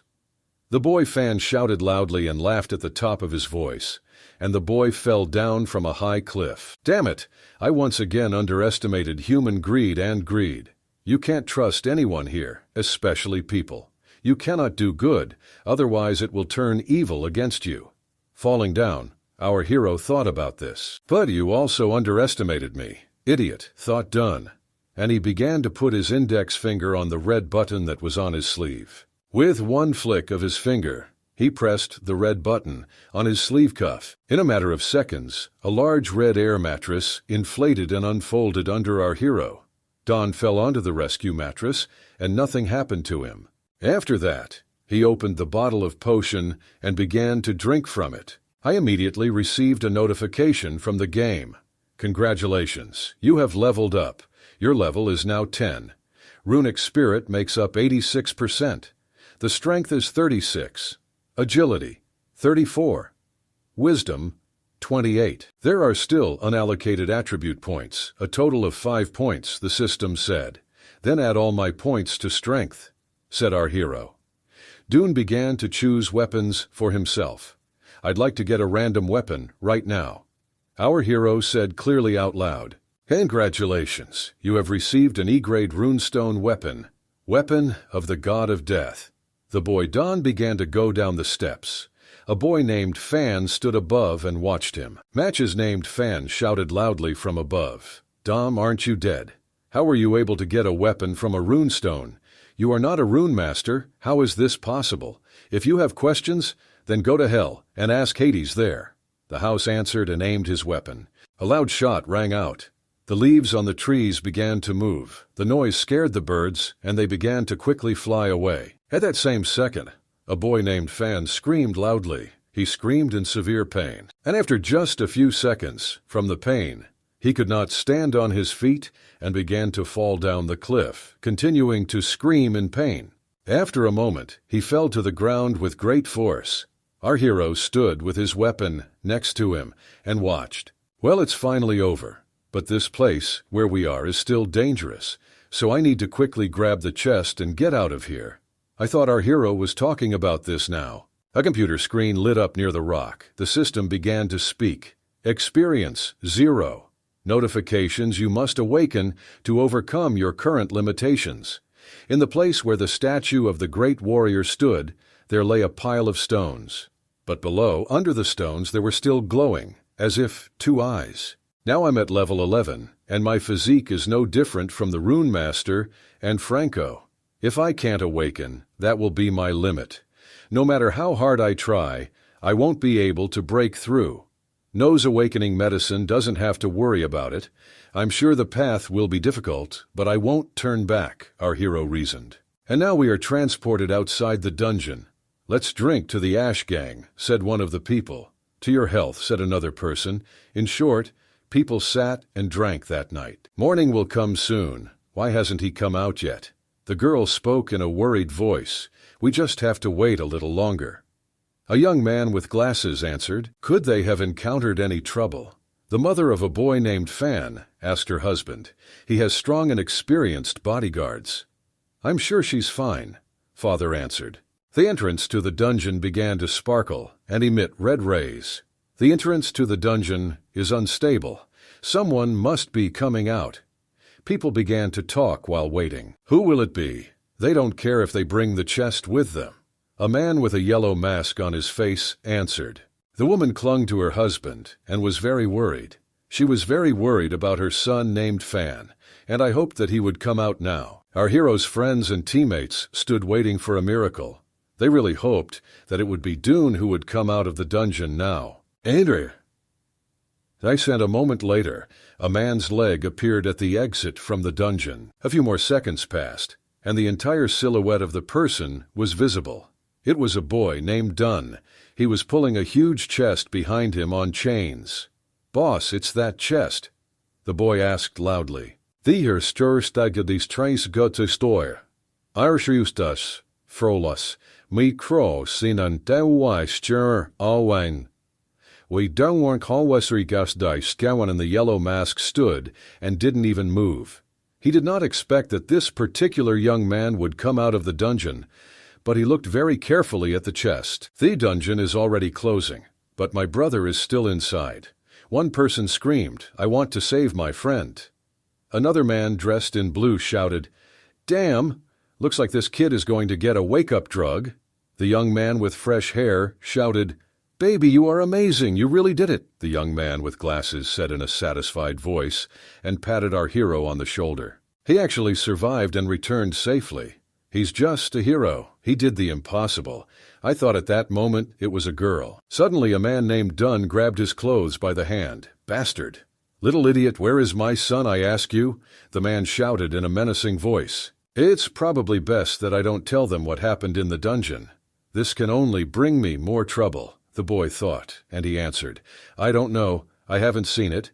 "You are a liar. You probably killed him," his mother screamed loudly. "Digorks chika sturo for la grywas dotter stoa. Aurf foe slay duris oisas. Durido zuri dalvriyaik shitarindi we ein stoi. So say evro duri." "So to have any evidence in this case?" the boy asked in surprise. "My proof is you," the woman continued to scream. "We hired 4 very experienced bodyguards for him, so they would definitely reach the Death God Palace faster than you. The nose chest brought shame, so it is impossible that your paths will not cross." The father spoke with disbelief and held his iron sword near the head of our hero. I thought I would be safe since no one saw me kill him. But it seems I was too naive again. Our hero was thinking at that second and looking at the iron sword. "My son is our Fan. What's wrong with him? Where is he?" The woman cried and was indignant. "You scoundrel, I will kill you right here and now," the father shouted menacingly. "Before you behaved so arrogantly on my territory. Did you ask permission?" A man in a yellow mask shouted loudly as he rode up on his motorcycle. "Get out of here quickly," the father screamed. "Step aside, I want to kill this scoundrel. No one can stop me from doing this for my son. This guy has what I need, and now I'm in his debt too. If you touch him, don't even think that you will return to the city alive," said the man in the yellow mask. "Eugene may be crazy, but he keeps his promises," he said. Done. In the wild, promises cannot be broken. The rules must be followed, otherwise the Ash Gang wouldn't get so big, said the young man with glasses. "Damn it! It's really hard with this young man named Eugene," the man thought and hugged his wife tighter. "Okay, now it's more important to stay alive. I can definitely find a chance to kill the brat before he gets to the city," the man thought. The mother and father of a young man named Fan went, holding each other's arms, into the ship. The gate was open, so they walked in slowly, with their heads down. "Don, can you hear me, boy? Remember, I will make you regret what you did today. You will regret 1,000 times what happened today," the father said loudly. Their ship took off and rose up into the sky. The boy named Dawn and everyone else raised their heads up and followed this family with their eyes. Your son is the one who tried to kill me. Why I'm the bad guy here I can't understand, the boy said loudly. Suddenly a voice rang out, "Here you are," and a yellow bottle flew right into our hero's hand. Out of surprise, he didn't know how to catch it without breaking it. "What is this?" asked the Dun. "This is your reward," the man in the yellow mask answered. "How can you throw away such an important thing so carelessly?" "What if it crashed?" Dune asked. "Then you are not destined to receive it," the masked man answered. They took the large chest and placed it on their motorcycle. The man in the yellow mask turned to our hero and asked, "Is your name Dun, right? I'll memorize. If you want to live in the city, the Ash Gang will be glad to accept you at any time into our large team," the man in the yellow mask shouted loudly. "He recruited me so quickly. Does he really think that I can't live in the city?" the boy said, scratching his beard with his finger. "Home? Where is your protective bandage that I gave you?" I asked, girl. "This bandage saved me. If not for it, I would have died in the dungeons." He smiled and answered, "The boy Dun. Really, are you cheating me? Quickly, tell me what happened there." Enthusiastically, the girl said, "Not here. We have to go back to camp first," the young man with glasses said loudly. Our hero looked at the guy with glasses. Then he turned around and looked at everyone else around him.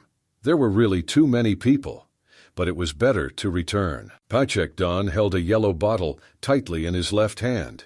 He looked around and looked at the rest of the people, who were looking with greedy eyes at what was in his hands. "Brother is right. Let's go back to camp first," said a boy named Dun, and he continued to closely monitor all the other people who were near them. They quickly boarded their ship and flew up into the sky, and they flew to their home with all speed. For some reason, Don didn't take the awakening medicine now to prevent unexpected accidents, and in any case, it takes a certain period of time for the medicine to work, said the young man with glasses. "Yes? Let's have a drink first. We can talk later," the girl added. "Brother Monkey is right, and the fan parents are watching me, so I have to become a rune master as quickly as possible. Only then will I have the strength to protect myself," our hero thought at that moment. "Then I'll have to bother you if anything goes wrong," Don said. "Don't worry, I'm sure you'll be fine," the girl said. "Once I drink this, I could become a rune master or a cripple, or maybe even lose my life," thought Dun. And he began to drink. There was no need to hesitate. It was necessary to drink the potion as quickly as possible. I must become a rune master. Our hero constantly thought about this. The sun had already risen into the sky, and it became quite light outside. The ship continued to fly across the sky. Suddenly, unexpectedly, a boy named Dune dropped the yellow bottle from his hand. She fell to the floor near his feet. The young boy became very ill. His face began to turn blue. The pupils in the eyes became yellow. Sweat appeared on my face. The body itself began to shake, as if a very high temperature had risen. "Don, you're fine. Are you okay?" Excitedly looking at the boy, the girl said. Don felt very bad and held on to the ship tightly with both hands. "Leave him alone. After taking the awakening medicine, it appears as if the skin is being torn and the bones are being replaced, a painful process. Only after going through all this can he become a rune master," the young man with glasses said loudly. Even though it hurts so much, he doesn't even say a word. He is silent and doesn't even groan in pain. But isn't he a hero? I thought at that moment it was a girl. He's risking his life to get what I got so easily. Does he really want to become a rune master that badly? The girl continued to think. Hey there. It's Turi. It feels like I'm being boiled in burning oil and buried in an icy mountain at the same time. Our hero thought through hellish pain. Mine has to endure this. I have to. If I want to become a rune master, I must. No, I will definitely become a rune master. Our hero continued to think. Suddenly, unexpectedly, explosions began to be heard near the ship. It looked like they were shooting at the ship. The sky began to become covered in fire. "What's happened? What's happening? Are they shooting at us?" the girl screamed in fright. "Hang in there. Guys, hold on tight. They attacked us.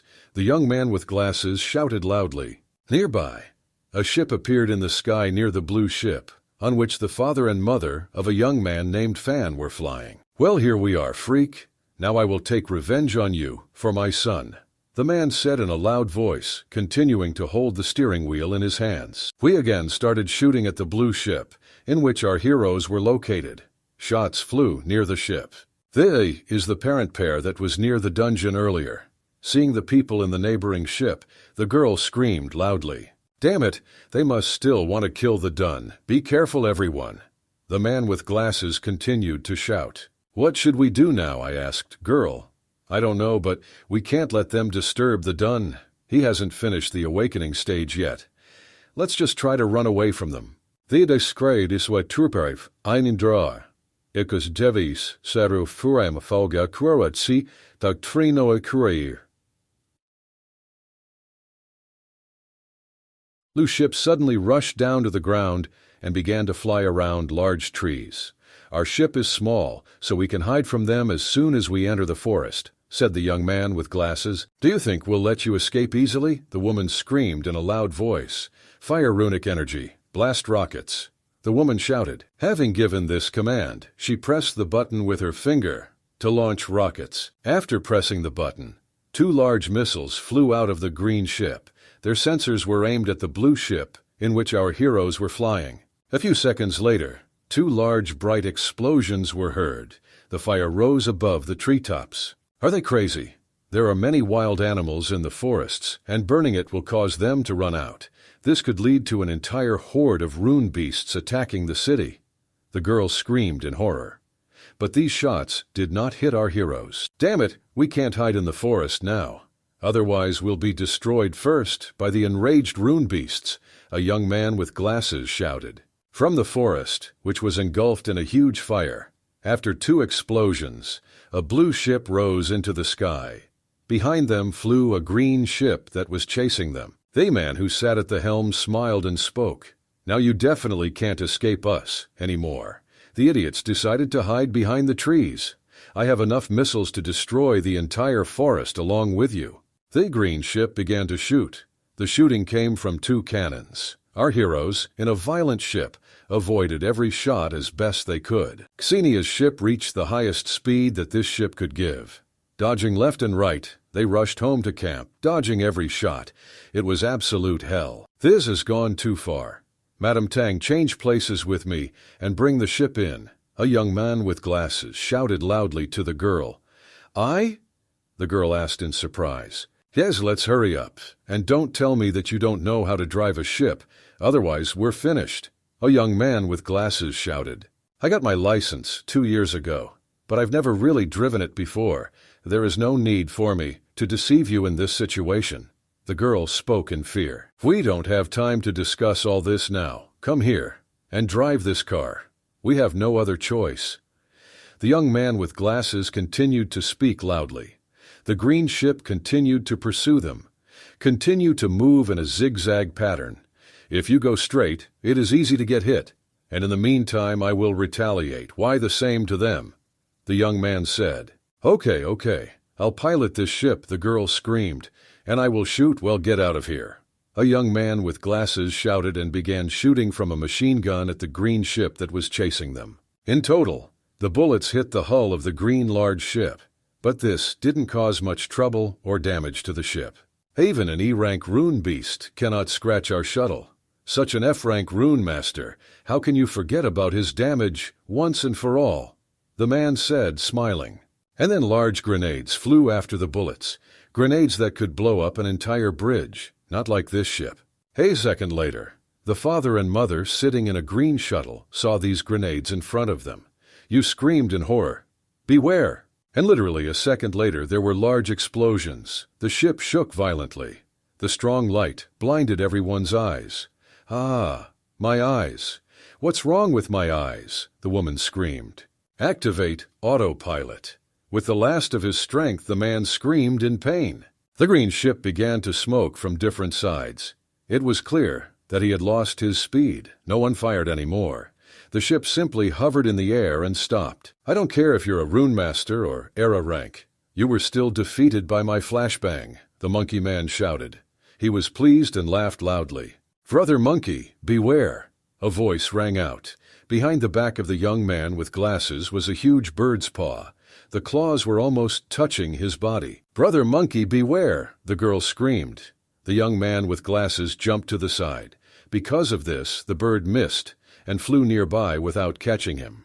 Oh no! The grenades attracted the attention of their red-tailed gulls. "This is not a good situation. It won't be easy for us, for sure." A young man with glasses said loudly, "The makes touristosaurus fails dawafre. Vikigas, saus darix, that of recoros, daiwe." The blue ship began to shake in the air. Something went wrong. The huge bird flew to the side and was behind the ship. At that moment, the girl was sitting at the helm and saw that the entire instrument panel was glowing red. The icon was on, attention, danger. Many needles on instruments began to point to 0. The girl was very scared. "It seems to me that the left engine failed completely." "Yes, definitely problems with the left engine. We are forced to land. Guys, hang in there." The girl screamed loudly in horror. "Carefully, we're falling," the girl screamed. The blue ship, having lost speed, began to fall down to the ground. The hull of the ship smashed into splinters the trees and branches that it encountered on its way. There was a big explosion. A lot of fire rose above the trees. Chips of trees and stones flew in different directions after the explosion. "My eyes, how painful it is. Where the hell are these little freaks?" The man spoke.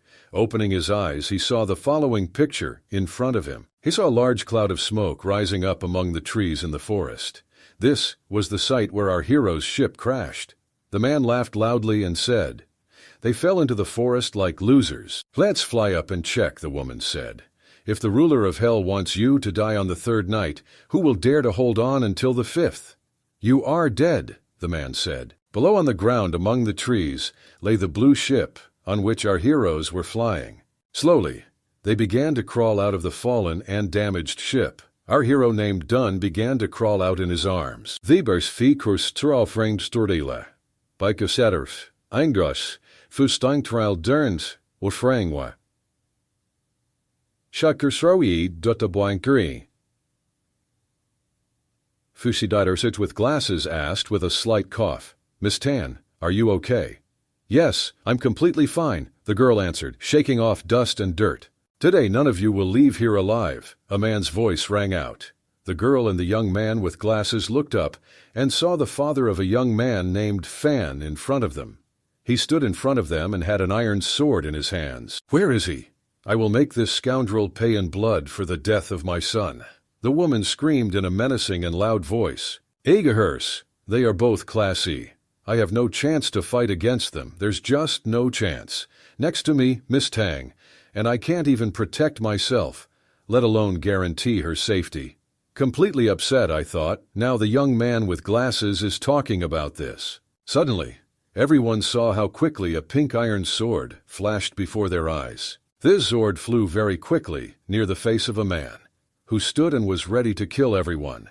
I managed to turn his head to the side so that it would not be blown off by the pink iron sword. "What was it?" the man said loudly, scared. His cheek was cut. Blood was flowing from the wound. If he had not managed to remove his head, then this sword would have demolished it for sure. "Since we can't escape, let's fight," said the girl who was holding 2 pink swords in front of her. The tan girl is a master of rank E, Rune Sword of the Earth. "Is this young girl also a rune master?" The woman sifted in surprise.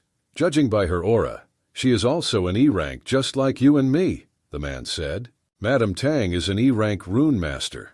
I don't have to worry too much about her." Having calmed down a little, the young man with glasses said out loud, "Well, so what? You're just a spoiled girl who doesn't have enough combat experience. And besides, there are 2 of us, and you're alone," the woman said as she held her spear in her hands. "The best is to blame this idiot himself for the sake of his death."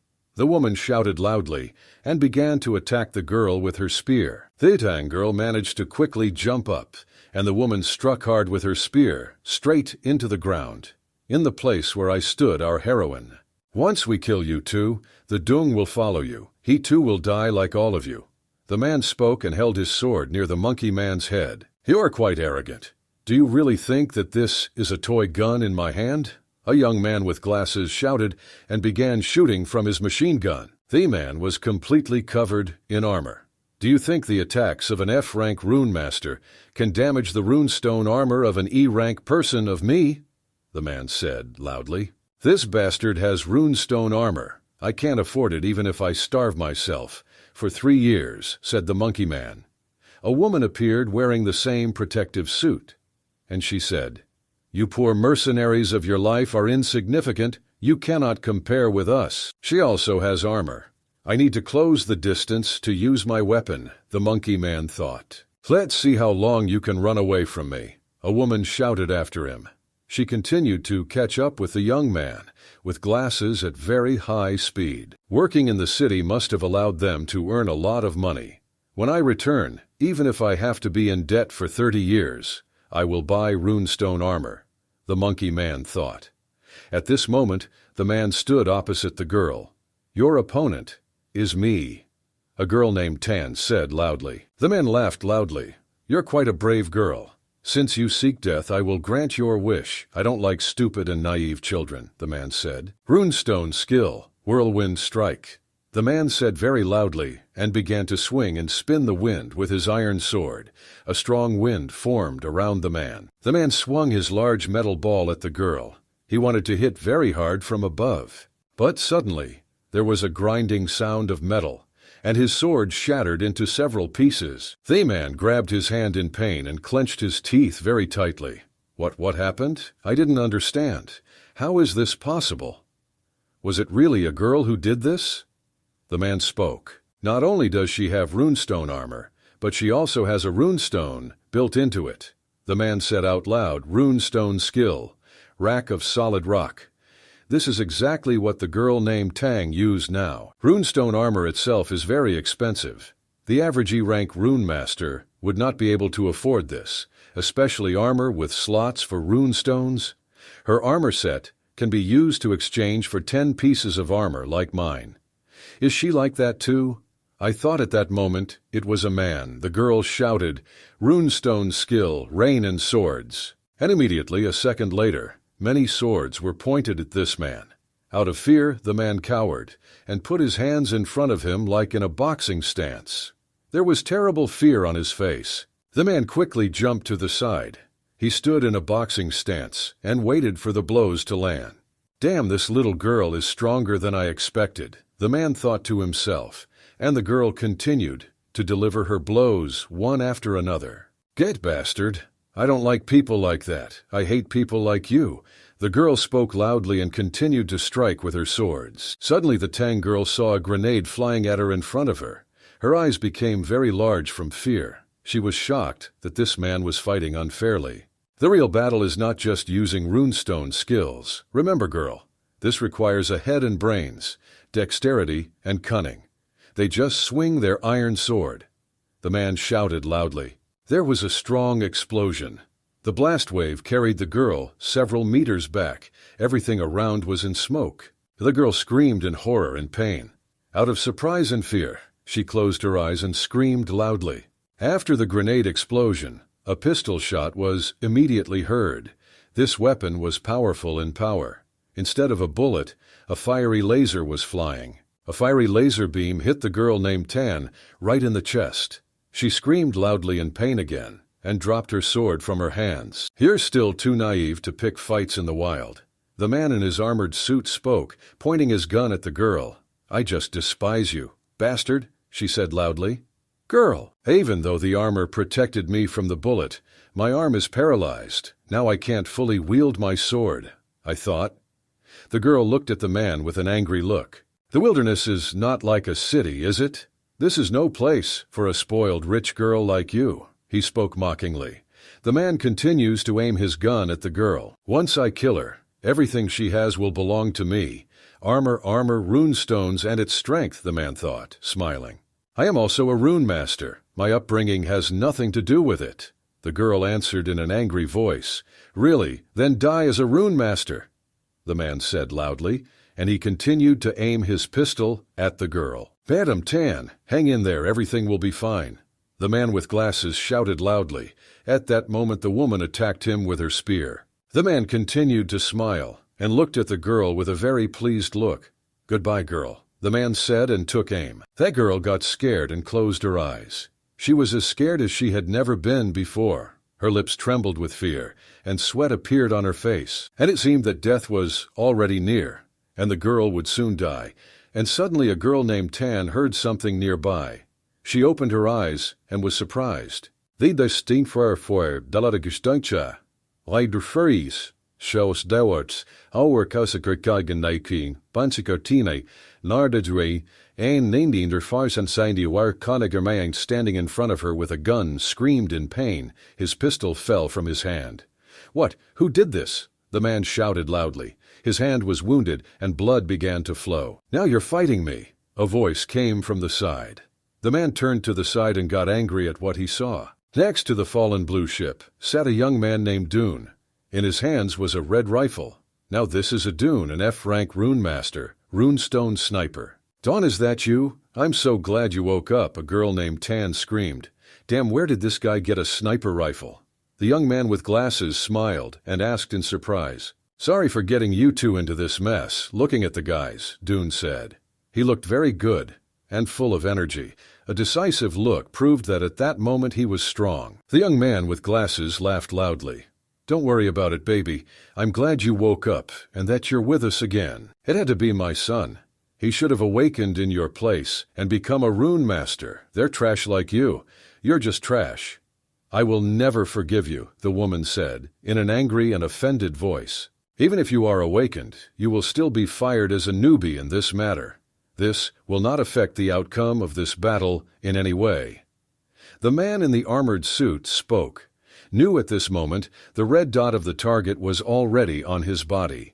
He was at gunpoint. "Really? Let's see if this is possible," our hero said, smiling. "We'll find out soon enough." The boy continued to talk and aimed through the scope. After this, a shot rang out. This shot resembled a bolt of lightning that flew out of his rifle. The bomb, fired from a sniper rifle, hit the man directly in the shoulder. He stood gritting his teeth and writhing in pain. "How did you do this?" "You're just Rune Master Franco. How could you break through my armor?" the man asked in surprise. "This is because my rifle is an E-rank weapon," the boy answered loudly. "No, it's simply impossible. This is impossible." "How? How did you do this?" The man was loudly indignant. "It's time to end this battle," the boy named Dung said in a calm voice. He brought the scope to his eye and began to aim. "We need to put an end to this fight, because I'm the hunter here now." Our hero continued to speak. "No, not this." At that moment the woman screamed loudly. She saw that he was aiming at her husband and that in a second he would die. She ran with all her might towards him and screamed. The man began to run away and was shot in the legs. He screamed in pain. Pieces of metal from the armored suit began to fly off in different directions. Our hero Dunn knelt down on one knee, took aim, and shot the man again. A bright, strong beam shot out from his rifle. This laser beam hit the man directly in the forehead. He opened his mouth wide and screamed in pain. Even the pupils were no longer visible in his eyes. A second later, the man, unconscious and weak, began to fall to the ground. He continued to scream in pain. Behind him, our hero continued to aim at him. The man was still conscious. He was lying face down on the ground. He did not move and continued to moan loudly and scream in pain. There was a loud voice shouting, "No, dear, wake up." The woman spoke, holding her wounded husband in her arms. "Well, I'll be honest. I guess this is what is called karma in life. He deserved it. This is 100%, said the monkey man. The boy Dunn approached the man and woman. He let his rifle down and said, "Believe me, I didn't want to kill anyone, but you just forced me. You killed both my son and my husband. You are just a demon." The woman screamed loudly, with tears in her eyes. "You made me do this. It was you who forced me with your hatred and malice. I was just defending myself." The boy answered, "And you're the ones who mocked the Duns and chased us. You are the worst." And still dare to accuse him. A girl named Tan began to speak indignantly. "There is no need to argue with her. Such people only care about winning and losing, not about what is right or wrong." The boy spoke out. "Quiet? I hate masters like them, the girl answered. This guy is truly unusual. The captain was right. He had just awakened and was already able to defeat an E-rank rune master. I've never seen anything like this before, thought the young man with glasses. He is truly a born sniper, and its cannon doesn't look like a normal runestone weapon either. Looking at our hero, the monkey man thought. Now my weapon is the weakest, thought the young man with glasses. At this time, the woman screamed loudly, Don, I won't let you go even when I become a ghost. Understood? Even though you are an E-rank rune master, do you really think you can escape from the three of us? Don't you think this is stupid? Said the young man with glasses. Yes, you are just children compared to me. Yes, you little stupid children are not capable of anything. The woman got angry and started screaming. And as soon as the woman finished screaming, an arrow stuck into the ground next to them. A grenade with a detonator was attached to the arrow. The arrow stuck into the ground exactly in the middle. It so happened that everyone was standing around her. Dune shouted, It's a bomb! A boy named Dunn screamed loudly all the way back. At the same second, there was a powerful explosion. The blast wave threw all the heroes aside. Fire and stones flew in different directions. As he fell, the boy covered the girl named Tan with his body. And what a stupid one! She said loudly, Girl, I am an E-rank rune master with runestone armor. The explosion wouldn't have hurt me, the girl said in a dissatisfied voice. It was clear that the Dun was wounded. Sorry, my body just reacted much earlier than I realized. In a quiet voice through the pain, the Dun answered. A woman stood to the side and coughed. She inhaled dust and fumes from the explosion. I was too careless and didn't think anyone else would be here. Rising after the explosion of the earth, a young man with glasses began to speak. Hey, you guys have flown pretty far. To be honest, we had to work hard to find you. It was not difficult for us, but it took a long time. The people who approached our heroes spoke. Damn, these are the same people from the area around the dungeon, the tan girl said, in surprise. They must have come for my awakening medicine. The Dune answered in a quiet voice. Where can I give the medicine quickly? The bald man said, keeping his hands in his pockets. Otherwise, don't blame us for what happens next, said the young man in green clothes. All the people were determined and angry. I definitely can't handle these three alone. Therefore, we must act. They didn't ask me either, the woman thought. Then she jumped up, put her hand forward, and began to point at the boy named Dunn. These three have the cure. The woman screamed at the top of her voice. Baby, come on. You obediently give me the medicine. Otherwise you won't live. I'm even afraid to say out loud what we will do to you, said a bald man with a beard. Look closely and see if you think you can beat us all, said the young man wearing green clothes and a mask. These people are no different from bandits, even if they become run masters. They will simply bully the weak, the tan girl said. The boy was focused. This is how it happens in the wild. Only the strongest and ruthless survive, said the monkey man. No matter whether it is a city or a wilderness, the weak will always be destroyed, people said. Brother Monkey, I'm sorry I got you into this. I will hold them off for as long as I can. But you and Miss Tang must run away from here, with all your might. The boy said, Done. Baby, what are you saying? The young man with glasses answered indignantly. I'm not a coward who would leave a friend to run away. The Tang girl shouted indignantly. Understand that we are a team. My God, how touching this is. This will be touching, the woman said and began to laugh. Understand, but none of you will leave here alive. You can already start saying goodbye to each other. Okay. We understand everything. That's why we attack, friends, a strong bald man with a beard said loudly. He put his right hand forward and took aim with his pistol. Suddenly a sound came from above. Loud sound and hum of the engine. A bald man with a beard looked up at the sky in surprise. A ship hovered in the sky, above a crowd of people. It was a ship from the camp of our heroes. Hooray! I knew they would help us. I knew they wouldn't leave us. It's the professor and everyone else, the Tang girl screamed loudly with delight. The ship was stuck by a whole crowd of people. People from the professor's team began to jump out of the ship. The girl and the other men landed successfully on the ground. Having landed, they froze and began to assess the situation. They began to count their opponents and look at who was armed with what. "Where did these idiots come from?" the girl asked. "Do you even understand who you are contacting or not?" The girl continued to ask. "Oh, I think you've finally woken up. Congratulations, my boy," the girl with red hair said. "Sister Firefox, you are just in time. I am so glad to see you," the boy said. "And as far as I understand, you all want to die now," the fox sister asked loudly. "And this is very arrogant. Do you really think you can defeat us all?" the bald man said, pointing his finger at the girl. "You're just a bunch of stinking idiots." A very menacing male voice rang out. The bald man froze and looked to the side. A man with a beard was sitting on the shuttle. "How dare you harass a member of my team?" asked the captain. "Poisonous Wolf, is that you?" the bald man asked in surprise. "Damn it, we ran into a wild bastard. Understand? His team of mercenaries is known to everyone. They are stronger than the rune masters who are hiding in the city. I don't want to provoke him," the bald man said in a quiet voice. "What are you afraid of? We have more people than them," said a man in green clothes and a mask. "While I'm counting to 5, you'll simply disappear from my sight," the captain said and put his metal sword forward. People began to look at each other. No one took it upon themselves to leave. The bald man with a beard looked around and looked at the reaction of his people. "I give 1,000,000 in armor to the one who kills the Dun right now," the woman shouted indignantly and clenched her fists tightly. "1,000,000 in runestone armor?" asked the bald man with a beard in surprise. "That's a lot. Who is she?" A young man in green clothes and a mask asked in surprise. "Thiggerskrieks, Eibversterfraus, Funkreas, Wingsway, so Verbrelt befreifen Kotuk Fur, Wisai, Inja, Wingtoy, Soisig Trea."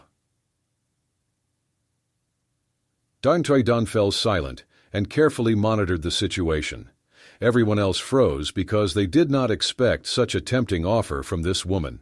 "Sister Firefox, I can still fight. Let me help you," the boy Dong said in a quiet voice. "Dun, just relax.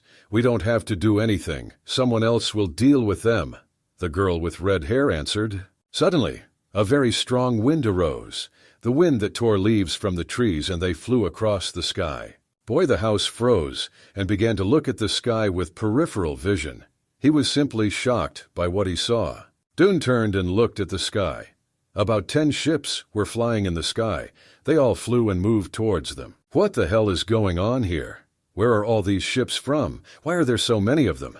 the boy began to speak out loud. Each of the people standing on the ground was already at gunpoint. All ships were targeted by enemies. Each of them was easy prey and a target for the hovering shuttles. "We have become a target," a bald man shouted. "What's happening? Are they here to fight?" asked a young man in a mask and green clothes. "This is the newest 600 battle shuttle with rune energy. He can easily knock down an A-rank beast to death. It is difficult to find even one of these in the Qingxi area." "Why are there so many of them here?" the woman thought. The girl named Thane looked at these giant, powerful shuttles. They hovered in the air, like giant birds. "Why are there so many of them?" the girl thought. "Sister of the forest, I never thought that our team would be able to summon so many combat shuttles," the boy named Dung said happily. "What a stupid child you are," the girl with red hair said, smiling. "Do you still want to fight?" the captain asked the bald man with a beard. "Yeah, with so many combat shuttles we will be killed instantly," said a bald man with a beard. "What should we do then?"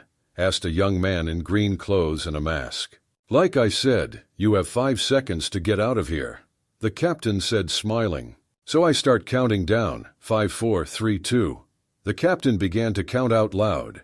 All the people began to throw down their weapons and run away with all their might. "Duna, you better not go back to Chengshi, or I will turn your life into a living nightmare," said the woman who pulled her husband's corpse into her ship.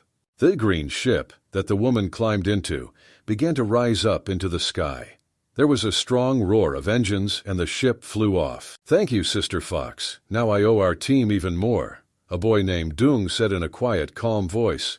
"No, it's all Madame Tang's whims," the girl with red hair answered. "The whims of Mrs. Tang. Are you sure?" our hero asked the girl. He was very surprised. "Tang Yin, are you okay?" Suddenly a man's voice was heard behind the girl. Everyone turned around to see who it was. "Have you really got us all worried?" A young man in brown clothes shouted. "Professor, excuse me," the Tang girl answered. "After we discovered that you were missing, we immediately contacted your father," said Professor, "and then your father sucked a bunch of military shuttles to find you." The young man spoke in a frightened voice. "I am a rune master." The girl screamed loudly and indignantly. "I am the master of runes and brother of Monkey and Dune. Everyone is here. So what could happen to me? My father always likes to exaggerate everything." The girl began to be capricious. The young man in brown clothes began to answer indignantly. "No, this is completely different. How can your life compare to theirs? Because you—" "Shut up quickly, I told you." The girl named Tang was very indignant. She was ready to kill this idiot right now for his words. "So all these military shuttles are here to save Ms. Tang. I thought she was just the daughter of a rich family, but it seems her personality is more special." Looking at the girl, our hero began to think. "Don't come here," the captain called the boy loudly. "I'm coming now," our hero answered. He still continued to look at the large number of military shuttles and the special girl named Thane. Suddenly, there was a loud stomping of feet. The Tang girl and the young man in brown clothes raised their eyes up in surprise and looked. They saw a large leg in armor, and immediately a man's voice was heard. "Young lady, hello." "Young lady, well, Eva gave us a problem, of course. Are you okay? You shouldn't have flown so far from your home and your father." The large man in the armored suit continued talking. "This is Jiang Fen, Rune Master Rank A. Profession, Runestone Swordsman. No, I'm just here with my friends on assignment for our expedition," the Tang girl answered in a quiet voice. A large man in an armored suit began to speak. "Young lady, I know you want to experience the life of a rune master, but the wild is too dangerous now. At least wait until you graduate from university." I know. You don't need to constantly remind me of this. Uncle Jiang, am I not okay now? Well, look at me. Am I not okay?" The tan girl began to be indignant. The man closed his eyes and exhaled deeply. He didn't know how to fight or how to talk to little girls. He simply served her father and was a real warrior, not a nanny for children. "Professor, this incident had already reached Master Tang's ears, and he's very upset with you." A man in an armored combat suit began to tell the story. "Uncle Tang, Master Tang is upset," asked a young man in a brown suit.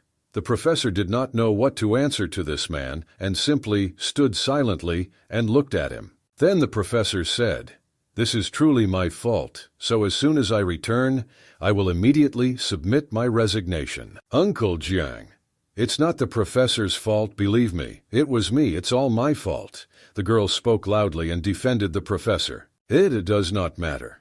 Understand, someone must be responsible for this. Otherwise, how can I explain this to your father?" The man spoke in a quiet, calm voice. Everyone fell silent, looked down and thought. None of them knew what to answer their uncle, but they understood that there was reason to worry. Those people, they weren't hunting for the lady, right? So then they came. The uncle began to indignantly ask the professor. "Ling Xiao answer." The uncle loudly asked the young man in brown clothes. Lin was very scared and looked at the man with big eyes. "I don't know, but I think they came for this guy named Dune. In fact, he didn't immediately dislike him, even at the moment when we were getting ready for the expedition." The boy Lin began to speak. "So that's it," Uncle said and fell silent. There was a pause and complete silence. Everyone looked at each other and exchanged glances. Although my uncle looked at everyone in front with an appraising gaze. "I think I need to talk to him," in a louder voice, the uncle said. He looked carefully at the young man named Dung. At this moment the captain laughed. He began to pat his hand on the boy's shoulder. "I knew that you wouldn't disappoint me. You have truly become a rune master. I congratulate you, my boy," Captain said proudly. "I heard that awakening medicine can improve rune spirit. I'm wondering how much your rune spirit has increased now?" asked a young man from their team. The captain looked carefully at the young man named Dung. He was surprised and proud of this boy, who stepped over everything and did everything to win. The boy down thought and looked at them. "That's right, I was too busy and didn't check the status after completing it." The system began to speak. 11th level. You are a rank F rune master. Runic spirit 101%. Strength 441. Physique 31. Wisdom 28. Are we really a rune spirit now equal to 101%? What does this mean? Our hero thought. System notification. The system spoke loudly. Your runic spirit has exceeded 100%. The excess will be saved and added to your runic skills power factor.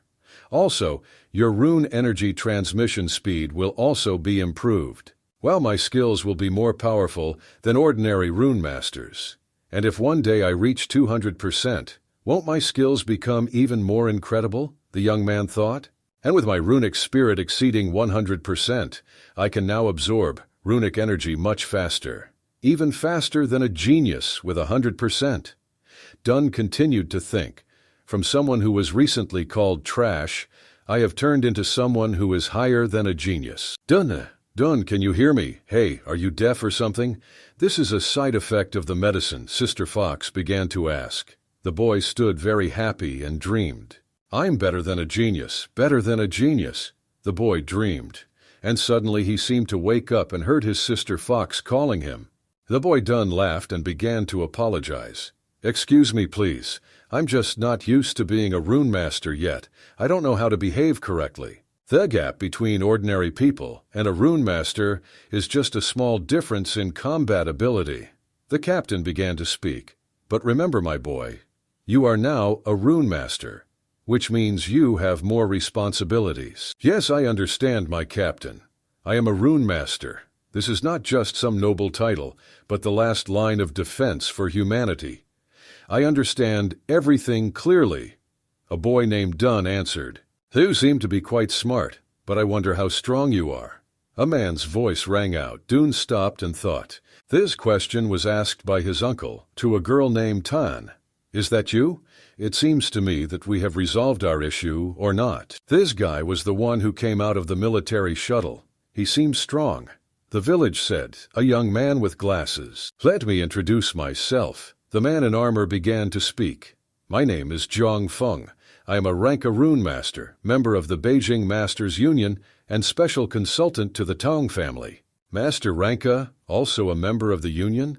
And this man is quite difficult. He is strong and very influential. I started thinking about it, Captain. If he is so unusual, then Tang Yen. Who really is this girl then? The boy in brown clothes began to think in fear. When we discovered that Ms. Tang was missing, Professor Xiao contacted her family. And here we flew in to save her, Uncle said to the captain. Wait, is her last name Tang? Could this be the Tang family? That family that is one of the greatest families. I was surprised and thought about it, Captain.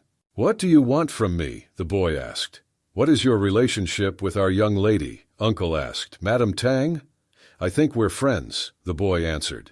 The uncle suddenly grabbed our hero by the shirt and lifted him up. Don was a little scared, and it was at least unexpected for him. Who do you think you are? Do you really think that you are suitable to be our lady's friend? My uncle spoke in a menacing voice. He spoke and continued to hold our hero's shirt. What are you doing? The captain shouted loudly. The captain began to grab his battle sword to protect the guy. Uncle Jiang, let him go quickly, the tan girl said loudly. She didn't like that her uncle was so mean to Dung. I heard that you were an ordinary person and became a rune master recently after drinking the awakening medicine. I am impressed, he told his uncle and released the boy. The boy Don looked at the man with surprised eyes. Pedro, likes Freyas.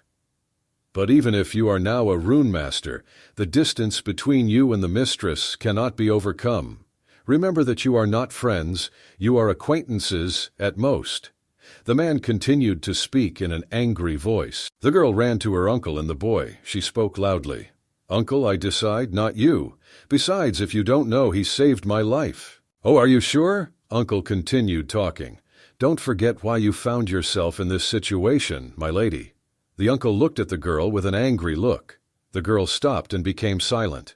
If Master Tang finds out that today's incident happened because of this little guy that no one knows, What do you think will happen? The uncle asked the girl. Uncle Jiang is not a bad person.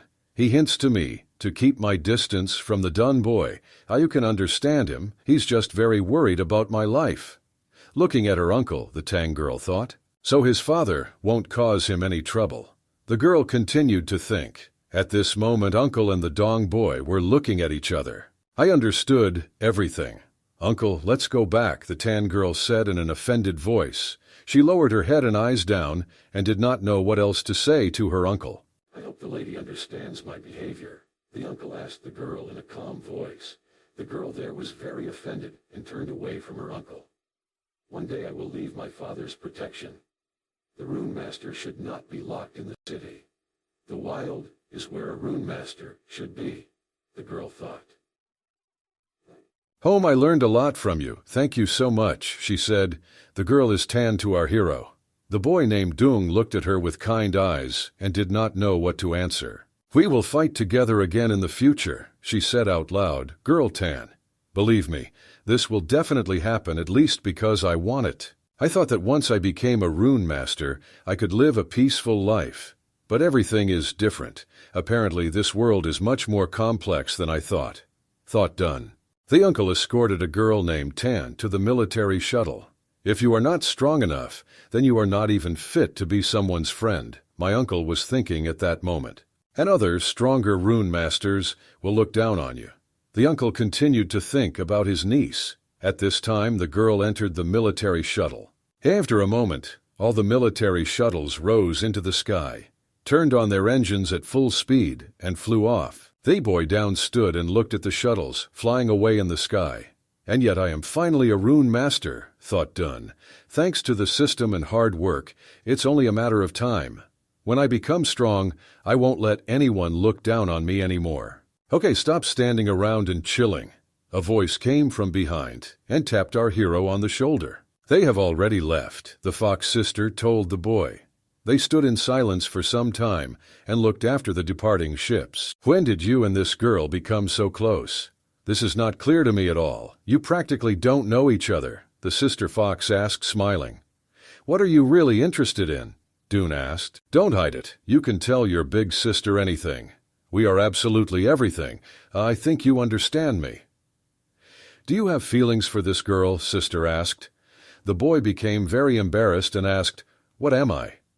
Feelings? Yes, you just looked at her and continued to look when she left. Even I can tell that you love her, the monkey man said, smiling, and hugged our hero. No, you are not right. I was just thinking about something else. You are wrong, friends. The boy continued to make excuses, but then he fell silent and thought. A large number of military shuttles were flying home through the sky. Our hero continued to look after them. The girl named Dancing looked out the window of the shuttle. She looked at the ground where her now friends remained, and most importantly, where was her friend named Dun. I hope we can meet again in the future. See you next time, Dun. I simply cannot refuse and contradict my uncle. Looking out the window, I thought, a girl named Tan. Professor Xiao, are you continuing your research or not? The captain asked the professor with great interest. Of course I continue. The professor answered, adjusting his glasses. Wonderful. We now have one more member on our team, but don't worry. We won't charge you any extra, the captain said and began to laugh. Boy Dong wondered what he was talking about. Don, congratulations. You have become a rune master, the captain said proudly and began to approach the boy to congratulate him.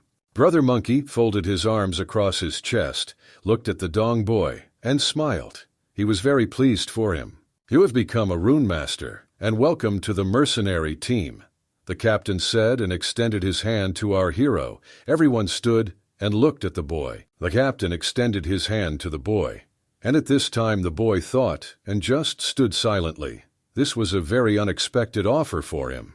And literally, a second later, the Dun extended his hand to the captain. They shook hands and thanked each other for joining the team. F-rank Rune Master and Runestone Sniper, Dune reports. Please watch over me, the boy said to the captain. For the next few days, our hero followed the team to carry out various missions with them. Our hero trained even harder and continued to sharpen his skills as a rune master. He fought with various monsters and beasts. Each time he defeated them faster, better, and with better quality. Each time he managed to do it more easily, by killing animals and gaining more experience. Our hero became stronger with each sacrifice. Not bad, very good.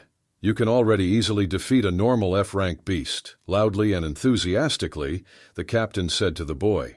Boydong also learned a lot from Professor Xiao. He remembered literally every word the professor said, and he constantly treated the professor to a new dish from his catch. And finally the day came to return home. The whole team gathered and boarded the shuttles to fly home to the city. After some time, the yellow shuttle landed. The landing was successful, and there were no major breakdowns. The shuttle door opened, and our hero appeared in the doorway. Finally, I'm back. I wonder how Xiaozi is doing, the boy thought to himself. Since our study is over, we return to Beijing, the professor said to the boy. Is it really all that fast? Dun asked the professor. Yes, the information we collected this time is very important. So I want to go back and finish my research. The professor answered. Suddenly the boy in brown clothes began to speak. Dong, you have saved me many times, so if you come to Beijing in the future, be sure to find me. Unexpected, but okay, I'll do it, he answered, smiling. I know that Tang Yin is not interested in me, so I will help you in any way I can, said boy in a brown shirt. No need, we're just friends, Dun answered. Yes, but don't get your hopes up too much, there's a really special girl there. And there is a long list of people who like it, from Beijing to Qingshi. Even a person like me cannot be among the top 10 among these fans. He continued talking and laughing. Boy in brown clothes. Enough is enough, said the professor. Well, Dong, you have to work hard otherwise. Just like Zhang Feng said, you are not even suitable to be her friend, the young man said in a confident voice. 3 days later. Before you is Jingdu, this is the Sky Sun area. At this time, the sound of flowing water is heard. Shower stall and young female legs are visible. A girl named Tan was taking a shower at home. She was in a good mood, pouring water on herself and singing her favorite songs, and after she took a shower, the girl took her favorite red robe from the hanger. She sat down in her favorite place near the window. She made delicious tea and added fresh cookies. She threw her head back, leaned against the wall, looked out the window and thought, life in the city is very comfortable, but why do I keep remembering those few days in the wild? The girl looked at the world around her through the window with sad eyes and thought. She remembered absolutely everything, and in all her memories there was always a boy named Dun nearby. She recalled how he saved her life, how he exposed his body and was wounded. I remembered how he fought bravely. This is truly the true stage of a rune master. The girl continued to think and drink tea. Only a true rune master is as noble as this young man. Suddenly, there was a knock on the door of her room. Tang was not expecting guests at this time. She looked warily towards the door. I'll go open it now. No need to knock. I'm on my way. The Tang girl spoke in a calm voice and approached the door. Wenre. The girl took the handle and pressed it to open the door. Opening the door, she saw an old man. Madam, this just came for you, the old man said and handed the envelope to the girl. It was an acceptance letter from Jidao University. But how? I didn't even take any entrance exams. The girl said out loud and extended her hand to take the letter. You are Mrs. Tang from the 7 most influential, the old man asked the girl in a timid, quiet voice. Of course, you don't need to hand over anything. Master Tang has already arranged everything for you. These 7 great families are a powerful force that strengthens the authority and influence of the current alliance. They use technology and medical knowledge to develop new skills. Absolutely everything obeys only them. When the Runestone era came, they led humanity to this new world, which is why they are also called the pioneer families. I am the only child of the current head of the Tang family, the girl thought. I was very angry. She threw the letter on the floor. The elderly man got scared and shouted, Madam, what are you doing? Oituer. But the girl did not answer this man, and loudly slammed the door and closed it in front of the elderly man's nose. So since he had already arranged everything for me, why even bother notifying me? Why notify me? After all, everything was decided for me. The girl was loudly indignant. Madam Master did this for you. This is the #1 university in the Union. Moreover, with such abilities you would have passed the entrance exam anyway. The master simply doesn't want you to waste time on pointless things. The old man behind the door continued to speak loudly. Pointless things. Don't you think it's important for me to prove myself? Of course you didn't think about it. Why should you think about it? The girl continued to be loudly indignant. Out of despair, she jumped onto the bed. It seems that Dunn and I are from different worlds. He had to risk his life to become a rune master. At the same time, for me it was very easy. The girl spoke out loud. She was lying on the bed and was very offended by everything. But on the other hand, he can choose the life in which he wants to live. The time I can't do it. The girl continued talking. I would really like to go to Qingshu again, the girl thought and reflected. And before your eyes is Qingshu Park. Brother, tell me again about the dungeon. Especially how you killed the red-striped toad, sister asked her brother. They were walking through this park. Do you really want to listen to this for the 20th time in a row? Are you tired of hearing the same thing over and over? My brother asked. No, I want it again. The sister laughed and said, Better tell me, did anything unusual happen when I was not around? Dune asked. You mean how I control runestone beasts? Sister asked again, saying that only those born with 100% runic spirit can become tamers. But Xiaoxi had not been tested for runic spirit. Thought Dun. If she can become a tamer, her future will be bright and kind. The boy continued to think. The sister began to speak. Well, nothing special except... Except what? The boy quickly asked. My stomach always growls, sister said, and laughed loudly, hugging her toy. Hiddy, because you're hungry, the Dun said. I've been eating a lot lately, the girl said in a satisfied voice. Ever since I became a rune master, I also eat more than usual. I have never had such a good appetite in my life, the boy thought. Maybe Xiaoxi has already awakened and become a tamer. Maybe that's why she needs more energy and why she started eating a lot more. Looking at his sister, the boy thought. Our hero's phone rang. Hello, the boy answered. A voice came through the phone. Baby, the big bull traded all the runestone beasts we killed for cash. Your share has been transferred to a bank account. The dong boy looked at his phone and screamed loudly. I'm sorry, what? More than 80,000? That's a lot. A lot is nothing. That marble bull we killed earlier was sold for 2 million. The captain's voice came from the phone. Bemerskudreiner, Weitstruer. Before I became a rune master, I had to take a lot of risks to earn less than 3,000 a month, and now in just a few days I have earned more than I could have earned in a whole year, the boy thought. Usually when we return from the wild, we spend this money and have fun. But since you just joined, it's better to spend it on equipment. Still talking on the phone, Captain. Yes, I understand you, the boy answered. But this should definitely be enough for you to have fun with your friends. The captain continued to talk on the phone. Celebrating with friends is a good idea. The boy smiled and thought, Everyone, let's go and treat ourselves to some seafood. A very happy boy named Dun began to smile. My sister was a little shocked by this proposal. Brother, did you sell your body for money? The sister asked in fear. What nonsense are you talking about? Sister, of course not, the boy answered. I am now a rune master. I made money by selling the animals I killed. The boy answered his sister proudly and in a loud voice. And then the brother and sister went to one of the nicest restaurants. They ordered a lot of food, and the greedy sister ate one piece of meat after another with a great good appetite. After some time, a large stack of dirty plates accumulated near the little sister. The plates were empty, and there was no more food in them. And the girl continued to eat everything she saw on this table. Brother Dong, this restaurant is very prestigious and expensive. So the dish will be quite expensive. It seems so to me. A fan friend spoke. Dune laughed. Don't worry, I'm providing a treat, so don't worry and eat. Everything is under control. There is enough money.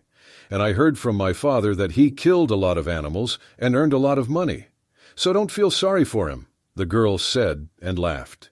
Friends, let's also celebrate the fact that we have all become rune masters, the boy said, smiling. He stood up and extended his hand with the glass. Everyone at the table shouted loudly for your health. They held out their glasses and knocked them together. We all just woke up, but you have already been free. I envy you so much, the girl said, smiling.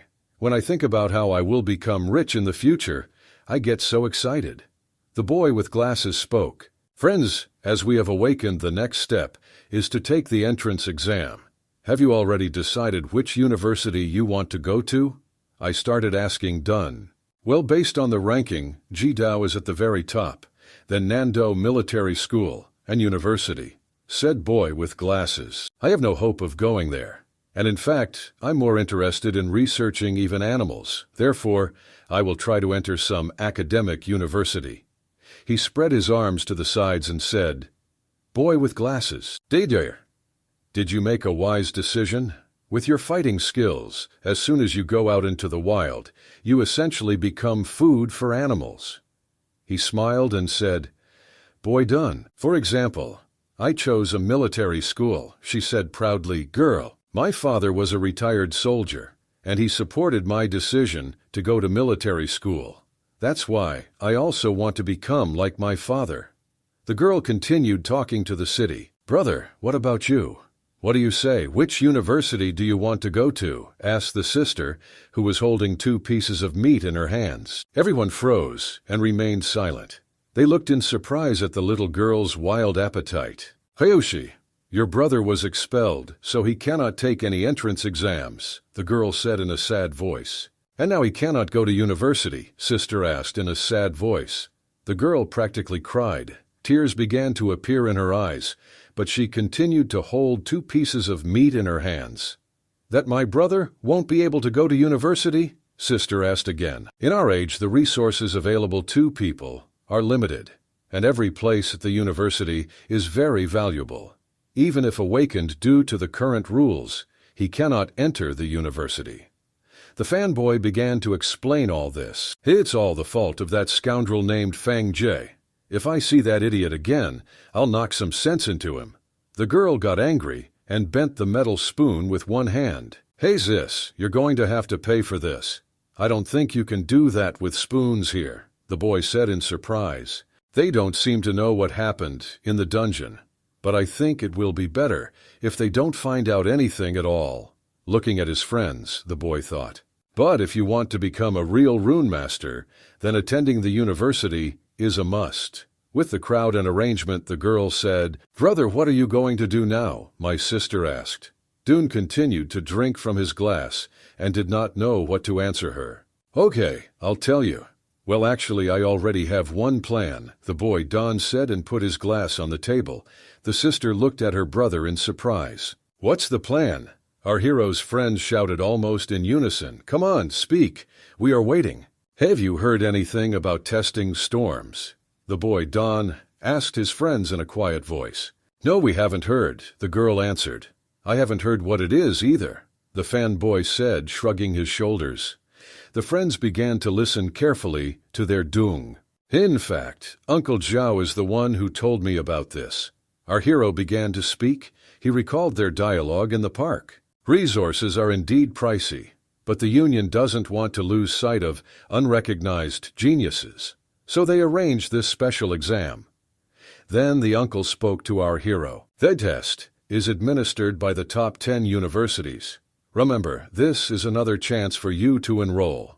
It was these words that Uncle Zhao said then. That's great, brother. You can definitely pass the test and get in. Sister began to speak very joyfully.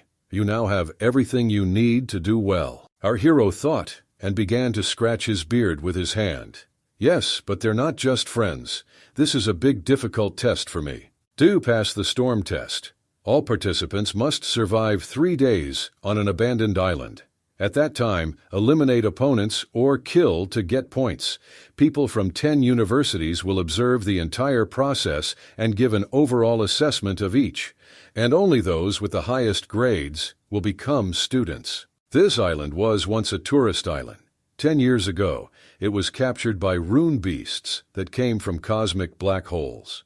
The magnetic field around the island was disrupted by black holes, causing constant thunderstorms. So in addition to the fact that runestone animals and other rune masters attack, one must also be wary of storms. This is a really dangerous place. Surviving in such an environment for 3 days is not an easy task, not an easy task in itself. And being among the few best participants is even more difficult. This test, not an exam, sounds worse than going out into the wild, said the fanboy, and grabbed his head in horror. Ew, you're telling us about this. Does that mean you've already submitted an application? Asked the girl. Yes, Uncle Zhao and Boss Poison Wolf applied for me. This will be the same day as your entrance exam, answered the boy. Brother, I'm scared. I don't want you to die on this island, said sister. Don't worry. Uncle said that the participants will receive a life-saving device. As soon as you receive critical damage, the capsule will save itself, the boy said. I know that I won't be able to convince you otherwise, so I can only wish you good luck, the girl said, and raised her glass up. Thank you, big sister, answered the boy named Dune, and they knocked their glasses together. Okay, friends, see you tomorrow, the boy said loudly and waved his hand to all his friends. They stayed with their sister, who was in a wheelchair.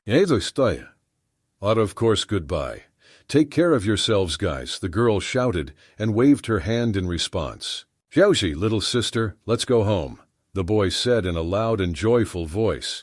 He began to push the wheelchair in front of him, in which his sister was sitting. Yes, I want to go home and watch anime, sister answered in a satisfied voice. After I became a rune master, my 5 senses became much sharper. Sometimes I can feel people's gazes. Right now 2 people with bad intentions are following me, thought the boy Dun. Brother, where we are going is not the same road, sister asked Dung in fear. Quietly, I need to take care of something, brother Dong answered in a quiet voice. He leaned over his sister and asked her to be quiet. I need you to be quiet and stay here, okay? The brother asked in a quiet voice. Okay, I'll do that, answered sister. Several men walked nearby. The stomping and their boots could be clearly heard. Where did they go? Where did they disappear? These men spoke to each other, the bald big man said. But I saw them come here. Maybe we were mistaken. The men stopped, thought, and began to look around. And suddenly the voice of our hero was heard. You're not looking for me? Asked the boy Dun. He stood behind the 2 men. Guy, you were lucky last time. But today we will show you who is boss here. One of the men shouted in a menacing voice. You know, this suits me quite well.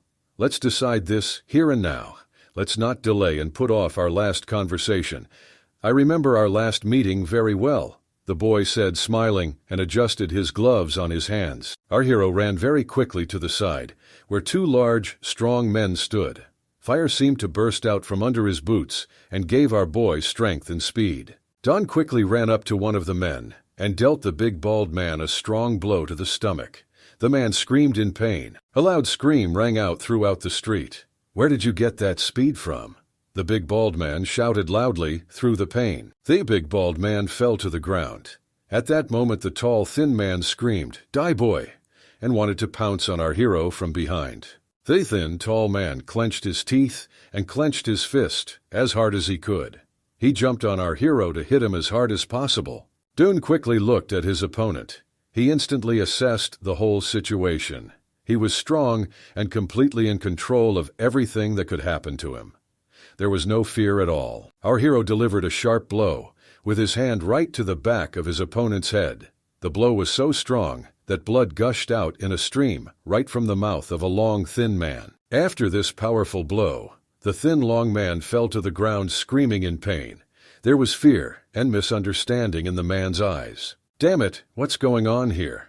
Why is he so strong? Where did all this wild strength in this boy come from? Gritting his teeth through the pain, the fat bald man spoke. I'm sorry, what? I see you are confused. So it seems you still don't know who I am, or what happened to me. Smiling, our hero asked his offenders. Everything is very simple. Now I'm also a rune master, the young man said, and there was a fireball near his hand. At that second, our hero simply had superpower, which really scared these men. This simply cannot be. A fat bald man screamed in despair. You didn't even participate in the awakening ceremony. Where do you get this strength from? Who said that a person cannot become a rune master if he did not participate in the awakening ceremony? The boy asked. So what if you became a rune master? You're just a newbie compared to veterans like us, a bald fat man shouted. You're just a loser. I'll teach you respect and make you regret that you weren't kind to us. And literally a second later, the fat bald man saw the barrel of a gun near his nose. This weapon was insisted upon by a boy named Dunn. How do you like my death god gun? The boy asked loudly. The young man continued to aim at the fat bald man, who even sat down out of fear. I may not have been awakened very long, but to deal with a shit like you, this gun is more than enough. Haven't you thought about that? The boy asked and began to aim. The bald fat man was trembling with fear. Sweat appeared on his face. Out of fear he closed his eyes and thought, this guy's aura, that's power. This is a lot of power, almost like a boss. I thought about it and decided that I would give you one last chance. Get away from here. Otherwise you just won't get well. I suggest you just take my word for it, the boy said. Thieber stucker sturix tot fruer. For site gutakas, mean trunkraus, however to going morain, sai chier, sai kinker sart tinkre. Were very frightened because they realized that they were powerless against this young man. A second later, they turned around and quickly ran. Yes, forgive us. We are wrong. The men screamed and ran away. Bro, I'm just shocked. Is this really you? Or maybe you were replaced, the sister asked in a satisfied voice. Brother, you are so strong. Last time these bandits scared us so much, and now they are running away from you without looking back. You are simply the best. I'm proud of you. I love you, sister screamed enthusiastically. Denmark, you got it all wrong. It just seemed to you. They are just weaklings, that's why they ran away from us, the boy said, smiling. We'd better go home. We have nothing to do in this dark alley, Dune said. I began to push the wheelchair in front of him, in which his beloved sister was sitting. Let's go home. I agree, sister answered. Jaewin Long, this problem. Not to mention that there is still Fangju's mother. Even if I become a rune master, they won't let us go. If they can't handle me, it will try to harm Xiaoxi. I thought at that moment it was a boy. If I want to ensure safety, hey, I need to either make them disappear or take Xiaoxi and leave Qingshi. Our hero continued to think. If neither one nor the other is possible, then we need to find another option. The boy continued to think constantly. I need to become strong enough to change their minds, or find powerful support, so that they do not dare to harm us so easily. The boy was thinking about this topic. Our hero went to the school of martial arts, Zhao Shi. He saw the punching bags and began kicking them. These were powerful blows. After each blow, like fire appeared in this place. Then the boy started throwing punches at another punching bag. The same thing happened. A fiery flash formed at the site of the strongest impact. The Dong boy continued to hone his skills and strikes. He wanted to see what he could do, just what he can do, in a fist fight. Dune approached another punching bag, after which he struck her very hard. The pair simply flew to the side, and a fiery flash formed at the site of the impact. After this quick training, and after our hero released all his anger on the punching bag, he stopped. Punching bags were scattered throughout the room. The people who were studying in this room stood in shock and watched what was happening. This guy Dung, he awakened and became a rune master. One young man said, I saw him training here not too long ago. At that time he was still an ordinary person. Another man said, I just saw his punching power, 811 kilograms. Another man said, Uncle Sting and Boss Poison Wolf can deal with bandits like Jia Wenlong. Mother Fan's nose will be more difficult. Before the test, I must increase my strength and find reliable support. The boy thought. Dune continued to hone his blows. The most powerful in the Qingshi are military, government, and business tycoons. The military does not interfere in the affairs of citizens, and Mother Fan is already subordinate to the minister, so it will not work through the bunt the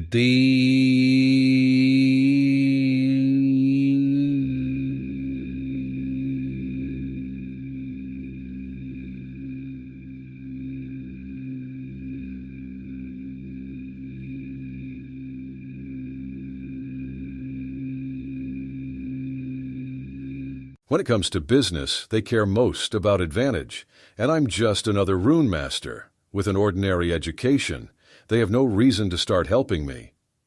The boy thought and continued to strike and hone his technique. Everyone who was in the hall was simply shocked by what they saw. The blows were so strong that the punching bag flew to the side and broke in half. No one had ever seen such power before. "Dun, is that you?" Uncle Zhao asked in a loud voice. Boy Don stopped abruptly and looked back. His uncle stood in front of him. "Uncle Zhao, I'm sorry. I forgot about power control and broke it a little here, sorry."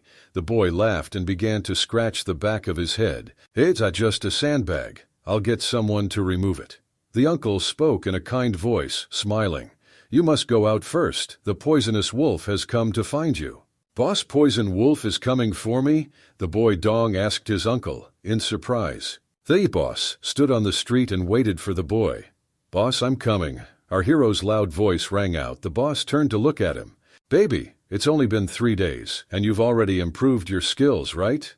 Do you want to fight me?" the boss asked. "I'm still no match for you, boss." He began to laugh and say, "The boy done." "It's very good that you're not arrogant, baby," the boss said. "Why did you need me, boss? Admit it," the boy asked. "Will you take part in the test in a few days? And participants are allowed to bring items and equipment with them. So, I want to go buy some things that might help you there," the boss said. "For example," what did the boy ask? "You have a rune weapon, but no skill," the boss answered. "Are you suggesting that I buy a skill stone?" the boy asked joyfully. "Yes, rune weapons combined with skill can release great power and enhance the rune master's fighting abilities. With the money you have, it is too difficult to buy rune stone armor, but buying a good skill is not a problem at all," the boss spoke. A boy named Dung ran up to the boss and hugged him tightly. Then he put the boss on his shoulder. The boss was simply shocked. "Then let's hurry up. I can't wait for this moment," the boy shouted loudly with joy and ran forward. The boss was lying on his shoulder. "Boy, let me go. And you ran in the wrong direction at all," the man started screaming. They ran to a large store. Lots of people came in and out. All of them, of course, were rune masters. "So is this the same store? Is it only open to rune masters?" the boy began to ask in surprise. "Yes, it belongs to the richest family and of the 7 great Xiao. There are branches of this store in every city.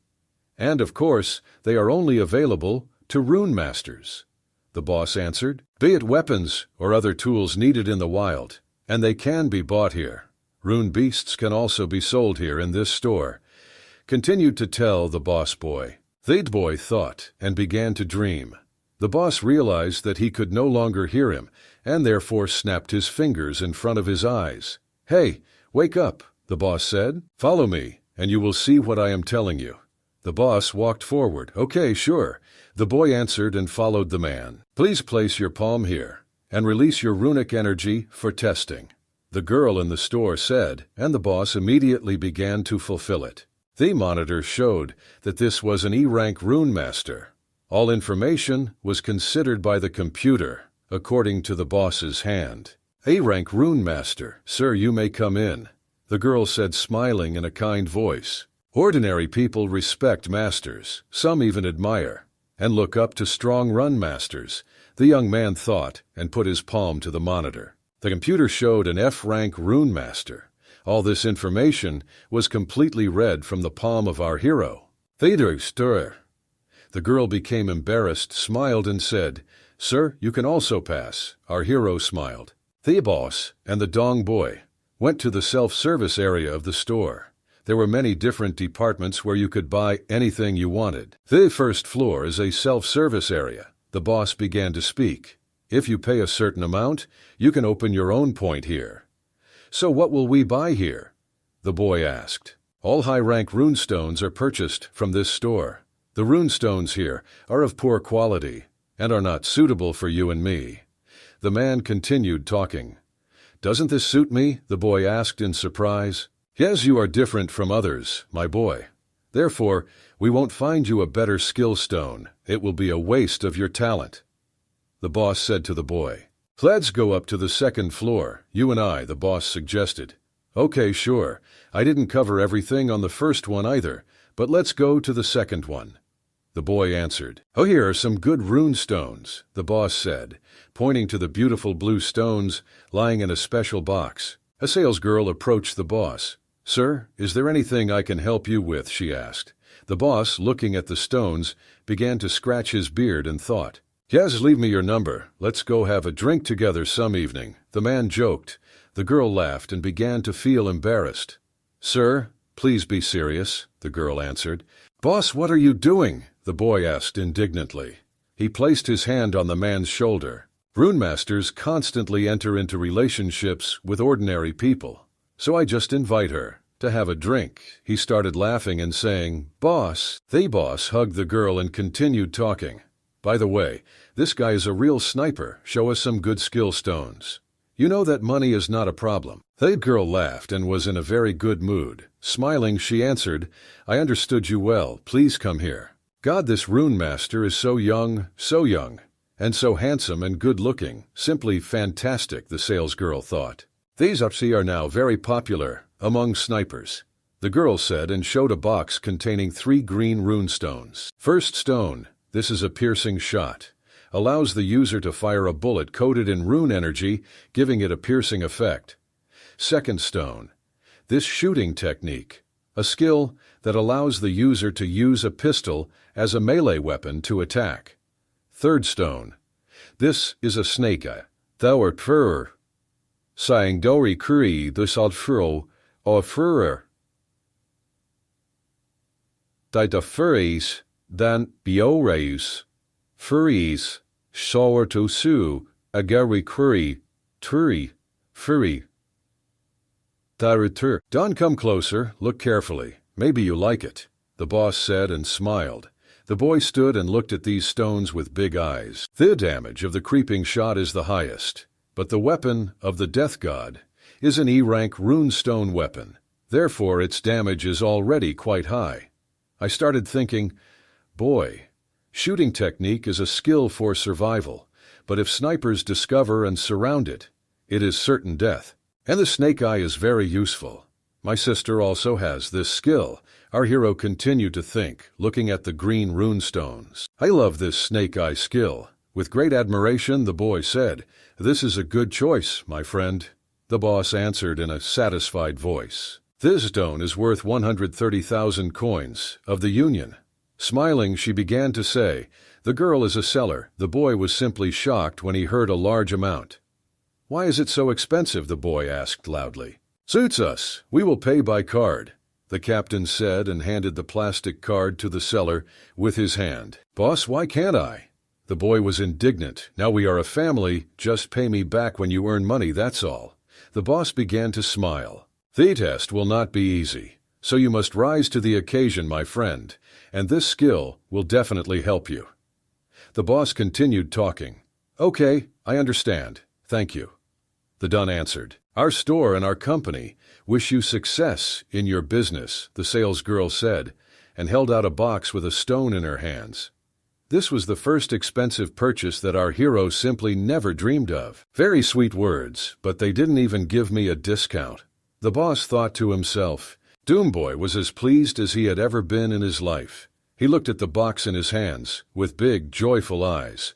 With this skill, I feel more confident, the boy thought at that moment. Since we're done with business, why don't you come with me for a drink? The man said to the girl. Our boss will be here, so I can't. The seller answered. Your boss? This should be your company's regional manager. If I'm not mistaken, she is a hot, pretty lady named Xiao Kei Ching, right? A long-legged girl in stockings appeared in the store. The salesgirl lowered her head down, and she said in a quiet voice, I greet you, Boss Xiao. And our captain looked at this lady in surprise. Thedus kreise de forex, ikofura, voiroes, yutai sites, alkras dauger nuri isaur ura kurgert.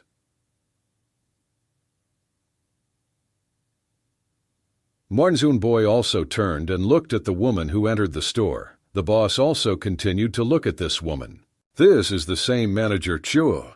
Enthusiastic, the boss said, and began to smile. It was Xiao Ke Ching. Beautiful, delightful girl in a chic dress. If you want to have a drink with someone, go to the bar. Don't come here and don't bother my employee, the manager said.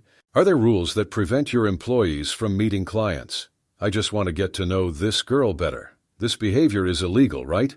The boss asked, scratching his beard. How can he not be ashamed?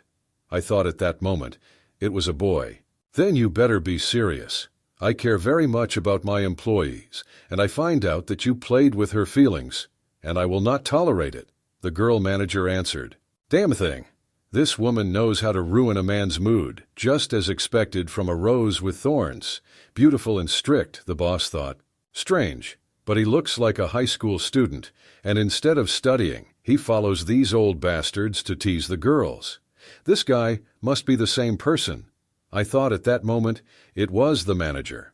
We'll have a VIP guest on the 3rd floor later, so go and make some good tea. The manager told her employees. It will be done, Boss Xiao, the saleswoman answered. The girl manager was very strict. She behaved like a real lady, like a real housewife. The manager left and went up the steps to the 3rd floor. The boy, down and the boss, remained on the 2nd floor and looked after the beautiful woman. It looks like she is not an ordinary person at all.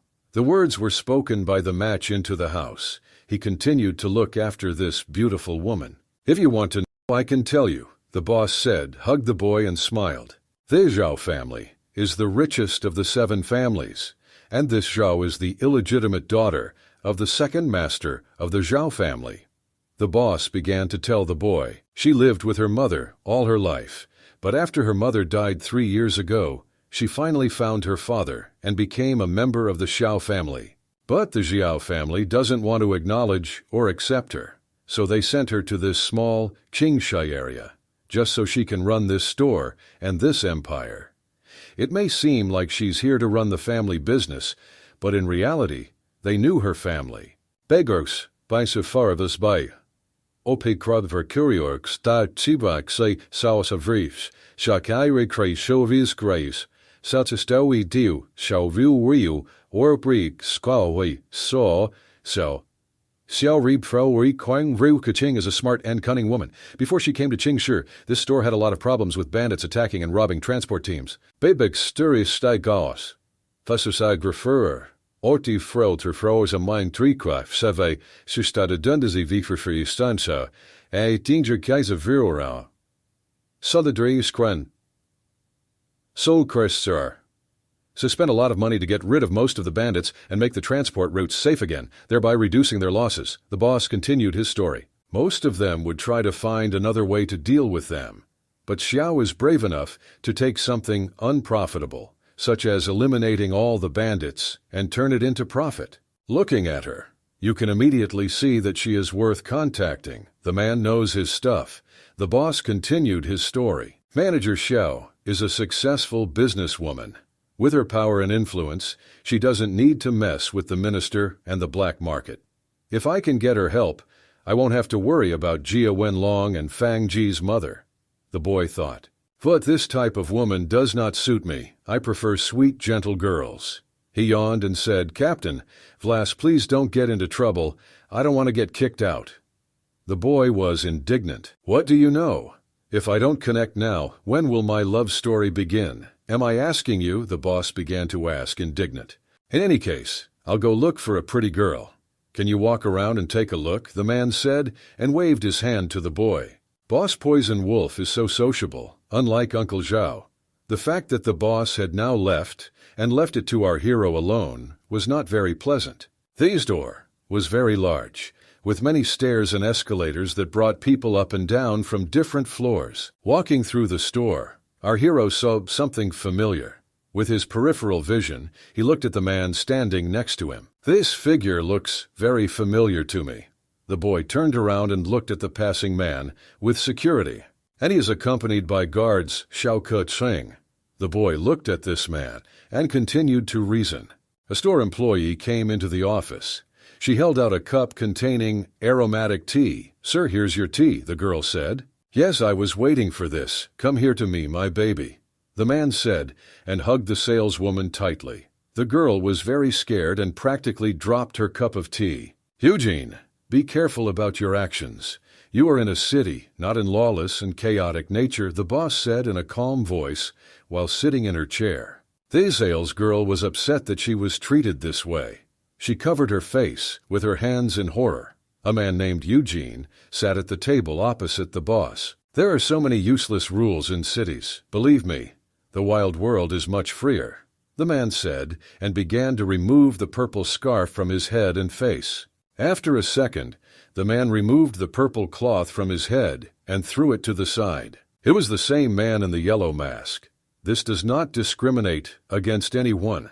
Everything depends on your strength, said the man in the yellow mask. This is the same ruthless place where the slightest carelessness can lead to death. The manager started talking. Really? So, Boss Xiao, tell me why you invited me here today, in a loud voice, asked the man in the yellow mask. I want to discuss business with you. Take a look at this, the boss said, and held the remote control in her hands. She was very serious. With one movement of the boss's hand, she pressed the necessary buttons on a remote control. A blue computer hologram with some symbols on it appeared in front of them. We have cleared all the transportation routes surrounding Qingshi. Only the road to Rong City is blocked by your ash gang, the boss said. What are you saying? The man answered. So the boss continued. I want you to allow our Empire store to use this route for transportation purposes, that's all. The man did not like this very much, and he hit the table hard with his big fist. Do you want us to abandon this route? Boss Xiao, our ash gang makes a living. With this you want my brothers to eat air. Do you want them to starve? In an angry voice, asked the man in the yellow mask. Of course not. Our empire is ready to pay a certain amount as a fee, so believe me, you won't lose either, the boss said in a calm voice. Do you think you can buy me money? The man was indignant and pointed his finger at the girl. I don't care about the fee. This Eugene is really unreasonable. Rong City is one of the main cities in the Qingshi region. If this route cannot be opened, the purple golden branch of Qingshi will never return. Her Xiao family will always look down on me. I was thinking at this moment, boss. Okay, then tell me what you want. If it is within my power, then our corporation will do everything possible to fulfill the request, the girl said in an angry voice. The boat streak stunser. Akaskars mayas, wintergakar man. The man in the yellow mask thought and answered, I just need you to do one thing. If you can make this bastard Jean kneel down and bow to me 3 times, the man said in an angry voice, and hit the table hard with his fist. Are you serious? I don't have the opportunity to order the Minister Jean. Are you a complete idiot? The boss shouted angry. So when we finished this conversation, the man in the yellow mask answered menacingly and clenched his fists. Opposite him stood the boss. Eugene wanted to leave, but the guard told him to stop. The security guard stopped this impudent man. The boss was watching everything. She was calm. Our boss hasn't given you permission to leave yet. I hope I don't have to explain this to you twice, the guard said to the man in the yellow mask. Yes, Eugene asked. His eyes became simply crazy. And a second later, the man in the yellow mask delivered a strong blow with his fist right in the guard's face. Do you really think that such a weak piece of trash as you can stop me? The man in the yellow mask said, and pointed his gun at the guard who was lying on the floor. Let him go, the boss shouted loudly. She understood that this idiot would start shooting right here, right in the office. The man in the yellow mask smiled, pushed the guards away with his shoulder, and walked away. The guards just stood there silently and did nothing. Eugene walked away with slow steps. He demonstrated that he was not afraid of anyone or anything. The boss looked after him and was silent. He really is just a crazy guy, the boss girl thought. I have never met such idiots in my life, just a scumbag. There are rumors that in the past he worked under Minister Jean, but the minister beat his sister to death. The boss began to remember this story. And then, upset and very angry about what had happened, he simply went crazy. Eugene decided to take revenge. He decided to take revenge and therefore killed the minister's wife.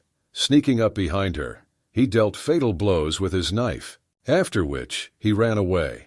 Then he gathered a very large number of bandits just like him and formed a real gang out of them. Even though I am the Shao family, my influence is at the same level as Minister Zheng. I don't have the leverage to tell him to do anything. I thought at this moment, the boss, a man in a yellow mask, was descending to the floor below. The boss suddenly froze, and her eyes became wide in surprise. She saw Eugene hugging a boy named Dung. Isn't this the guy who was with the poisonous wolf before? The boss thought at that moment. What is his connection with Eugene? What could this boy have in common with an idiot like this Eugene? The boss started asking questions to herself. Boy Dung was walking around the store. In one of the boutiques, he saw a beautiful red stone. He stopped next to him and began to look at him. Suddenly, Eugene's male hand reached out. He quickly reached for the boy. Zizre. A second later, a man in a yellow mask had already grabbed our hero by the neck with a chokehold and began to pull. I wonder who dared to attack me right in this big store. In a store where only rune masters are located, the boy thought. Is it really you, baby? I thought you died that day. The man in the yellow mask said cheerfully and laughing. Boss Eugene, what are you? The boy asked in surprise and fear. That's right, it's me, baby, the man in the yellow mask answered. Why did you come to the city? If the prosecutor finds out, you won't be able to leave. The boy was interested. Do not worry about me. Believe me, if I resigned myself to come, then, of course, I am sure that I can leave here. Eugene answered, You are truly strong and brave. He laughed and said, A young man named Dunn. Baby, you're something else. After I gave you the awakening medicine, many members followed you. I thought they would surround you and kill you, but I didn't expect you to survive, said the man in the yellow mask. The boy Don laughed very hard and began to scratch the back of his head with his hand. I was just lucky, laughed and said, Boy, it's not bad that in just a short period of time you have awakened and increased your fighting abilities. This is the first time I've seen this, Eugene said. My offer still stands. If you can't live in the city, join my Ash gang, Eugene said to the boy in a quiet voice. Thanks, boss, but I don't plan on going into the wild. The Dun answered, How fun it is to be a coward in the city. The freedom of the open world is where rune masters belong. Excitedly, Eugene replied, I have already provoked Jia Wenlong and Mother Fan. If I am too close to Eugen, will I also provoke the minister? The boy thought, Baby, I place your hope in you. You can always join us and my gang, the man in the yellow mask said, and put his hand on the boy's shoulder. Yes, I remember. The Dun answered, Do you really want me to make the entire Qingxi region my enemy? Our hero thought at that moment. Okay, I don't come to town much, so I'll go find some girls to enjoy my time here, the man in the yellow mask said, and waved his hand to the boy. Okay, deal, the boy answered. This Eugene's pressure is too much. I behave somehow unnaturally in front of him. In front of them is just like an ant that can be killed with one blow. The boy thought at that moment. I should avoid associating with this idiot. Since Xiaoxi is still young, I can't force her to live in the wild, the boy thought. Hey, young man, what's your name? The boss asked our hero in a loud voice. Dun stopped and looked back. It is Manager Xiao.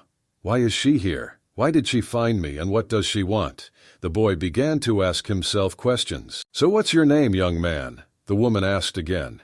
My name is Dun, the boy answered in a quiet, timid voice. Are you a rune master? Seriously? Don't you seem strong to me? The boss started asking. What do you want from me? Let's get straight to the point, the boy answered. Follow me, the boss said. They came to her office, and our hero sat down on the blue sofa. He put his hands on his knees and was very embarrassed by everything that was happening now. Damn, this office is bigger than my entire house. As a matter of fact, as expected from this corporation. I thought at that moment, it was a boy. The manager asked me to prepare this tea especially for you. She smiled and said, The cellar is for the boy. She brought a whole pot of tea. Please try this scent. I'm sure you've never had such delicious tea. The seller continued talking. Thank you very much, the boy replied. The young man sniffed the fragrant tea. Then he closed his eyes and began to taste this aromatic tea in small sips. The boss looked at the young man and began to speak. The tea you drink is called swordthirst. Tea leaves are collected from the rocks surrounding the eagle's nest, so it is very expensive. Just 1 cup costs about 10,000 Union coins. After hearing the large sum, our hero's eyes almost fell out of surprise. The boy screamed loudly in shock. "It's so expensive!" Opening my mouth, the tea simply spilled out. "There are 3,000 coins in this cup," the boss said in a calm voice. As always, the boy continued to sit in shock. He looked at the tea, which he pulled out onto the floor. "Manager Solo, I can't afford to drink your tea." "I'm disappointed," the young man said, and wiped off with a napkin everything he had spilled on the floor. "Forget about tea and sit back. I need your help in one matter," the boss said in a calm voice. "This is already interesting. Why does such a rich lady as a boss need my help?" "Because it's a boy." "Yes, well, I'll sit down and listen to you." Our hero answered and sat down in a chair. "What's your relationship with that idiot named Eugene?" It became a little louder to ask the boy boss. Dung did not yet know what to answer to this woman. He began to think, she must have seen me talking to him. Should I tell her? But what if she tells the minister? The boy down made a surprised face and asked, "Eugene, who is this? The first time I've heard." "You're smart. I like it." She smiled and said, "Boss, I don't think there's anything wrong with that. I'll tell you, I invited Eugene here to discuss some matters, but my relationship with him is not very good, so my negotiations did not take place." Dune began to speak. "I understand. And you called me here because, yes, you seem to have a good relationship with this idiot." The boss started talking. "Therefore, if you can convince him to work with me, I will reward you generously." "Interesting. Then let's talk about rewards first." He smiled and said, "Boy Dong, I want to first listen to what I will get in return." "I understood you. Then how about 1,000,000 Union coins?" the boss asked the boy. "And this guy talks like a businessman," the woman thought. I need to feel this money. Moreover, I am already a rune master. It is only a matter of time before I earn them myself." Our hero began to speak in a serious voice. "To them, my relationship with the South is not as good as you think." "Baby, just say so if you want more money. Just don't be silent. After all, everything has its price." I thought at that moment the woman was looking at the young man. "Tell me, how much do you want, boy?" the boss asked. "I don't need money, I need investment," the boy answered. "Investments? Do you want to start your own business? No problem, you can choose any store. I'll rent it out for free for 10 years. "No, I'm asking for investment not in business, but in myself," answered Boy Dune. "I don't understand what you mean," the boss asked. "Hoozy, I just woke up. I have a great future, but there is no support. So there will be many problems and obstacles along the way." The boy began to tell the story. "If Lady Xiao is willing to support me and become my support, then when I become a strong rune master in the future, I will return the favor." The boy continued to explain. "Hydra. Of course, I will help convince Eugene first, but I can't promise that I will definitely succeed." The boy continued his story. The boss girl looked carefully at the young man. She practically did not blink, memorized every word he said, and digested it in her head. Girl boss smiled and said, "It's more profitable for me to just give you 1,000,000. Why should I invest in your future? Do you think I lack experts? That's funny. I just noticed that Manager Xiao's best bodyguard only has a D rank. In the Qingshai area it's not bad, but in the Xiao family, they will be of great importance. Am I right?" asked the boy Dune. The girl boss, looking at the young man, thought, "But he is telling the truth. What this boy says has its rational grain." Dune continued speaking. "Since you were honest with me, I will do the same. After I used the awakening medicine that Eugene gave me, my ironic spirit reached 100%.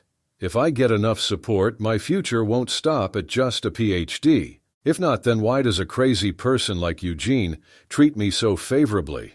Have you ever thought about it?" The boy continued talking. If what he said was true, and his rune spirit had truly reached 100%, then he could easily become an A rank or even a C rank rune master. And he won't dare lie to me, because a simple rune spirit test will immediately expose him. The boss began to think. "Okay, I get your point. Tell me how you want me to support you. Looking at the boy, the boss asked, I only have 3 requests. Firstly, help me with my university expenses, including tuition fees, travel fees, and so on. As for my living expenses and equipment, I will deal with that myself. Secondly, I have a younger sister with limited physical abilities. I want her to get the best treatment and care, and to go to a good school. The boy spoke, putting his finger forward. I think this won't be a problem. I can pay for the cost of living and equipping the rune stone. The boss answered. Dune continued speaking. And thirdly, this is the most important thing. I incurred the wrath of 2 powerful people in the Qingshu area. If Miss Xiao can help me solve this, I will go and find the South right now. Very interesting. Who are these people? They are influential. Who are they? Tell me, the boss said.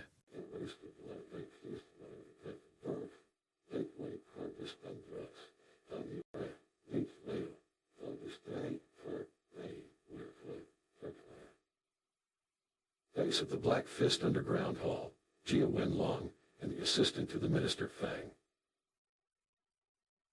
These are the people I told you about, the boy said. Wenlong and Fan, the boss asked again. The woman became very pleased and jumped into an easy chair. Now listen to me, boy. Dealing with these 2 won't be a problem, but how did you manage to get yourself into this? Very interesting. I would like to know this, the boss said. Ada. It so happened that I accidentally interfered with Wenlong's business. The boy began to explain and gesture with his hands. And as for Ms. Fan, a few days ago her entire family wanted to kill me, but I ended up killing her husband. This is the reality. The Dun answered, in battles between run masters, death is inevitable. But once the information spread throughout the city, the prosecutor had to come after you. And since he did not do this, it means that she did not report this matter. The boss said out loud. I hope you understand what this means.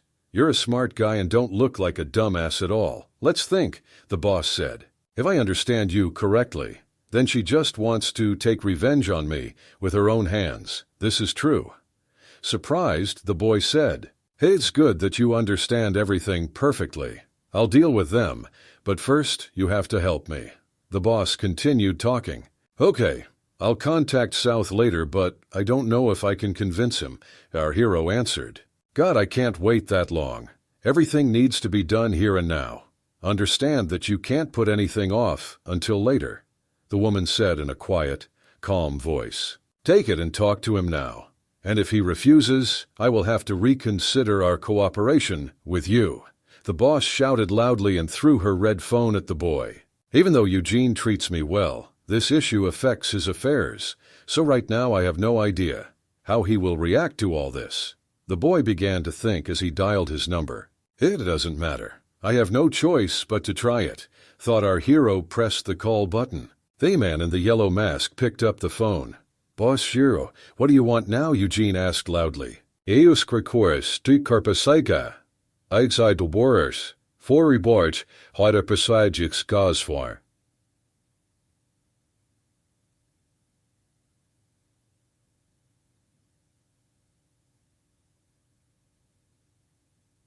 Thurry's voice was heard on the phone. Boss, it's me, Dunn. Remember me? The boy spoke on the phone. Home, is that you? Why are you using Xiao's phone number?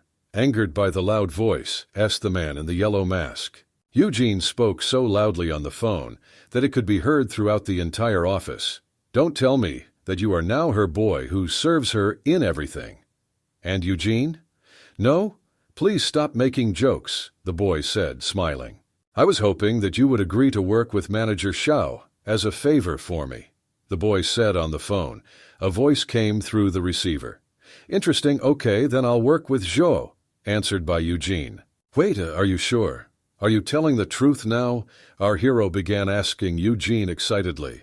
Boss Xiao watched this entire conversation with a cautious gaze, and his consent was very necessary. I flew through your case and saw that you killed a subordinate of this bastard minister. Since we both have the same enemy, I will gladly help you. The man in the yellow mask answered in a calm voice. I wonder why Eugene has a grudge against the minister. Thinking at this second, boy. Eugene continued to talk on the phone. "Today, I will do you a favor, and if ever I need your help, you cannot refuse me." "Of course I will definitely help you," the boy answered. I wonder if Eugene is planning to attack the minister himself, but how can a simple F-rank rune master like me help him? The boy began to think about this topic. "Okay, then we agreed." Eugene's voice was heard from the phone. "He agreed," he answered. "Which means he gave the phone back to the boss. Did he just agree?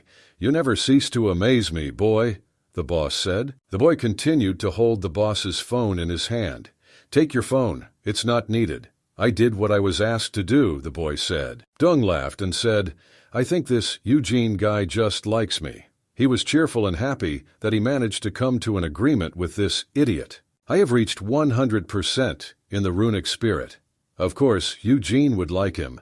The boss thought about this moment while looking at this brave boy. The world does not help when it is needed, so we must be prepared in advance. If I support him to become a strong rune master, he will always be loyal to me. The boss began to think. Our hero stood very confidently, and with a proud look, looking at the boss. He felt victory, a small victory behind his shoulders. Someone like him is truly worth raising. This young man is brave and strong in spirit, the woman thought. Now you don't have to worry about those two. Trust me. I will deal with them very easily and simply. So tell me, what are you planning to do next? The woman boss asked. I am going to take part in the storm test in a few days. The young man answered. Will you be participating in the trial of the storms? The boss asked again. Evening was coming, and the sun was setting below the horizon. Other events were taking place in one large office building. Damn it! The man shouted and slammed his fist hard on the table. How did this little idiot end up in brotherhood with that bitch Xiao Kei-ching? The man with glasses was loudly indignant. They stood on the observation deck and watched. The fan woman began to speak. She has a strong influence in Qingshi. Even the minister listens to her. If she sides with Doom, then we may not be able to deal with him so easily. So what? The man with glasses began to be loudly indignant. Should we give up? You forgot that both your husband and your son died because of this freak. Shut up. I will not let him go, no matter who is with him. It doesn't matter to me who becomes his patron. I will still deal with him and take revenge, the fan woman said. I understood you. Then what should we do now? The man with glasses asked. He looked at the woman carefully and wanted to listen to her version. If Zhao interferes in this matter, then the minister can deal with this bastard, the woman said. But the minister will not take action just for our sake. Don't you understand this, fan? The man said. We just need to convince him that he is dangerous.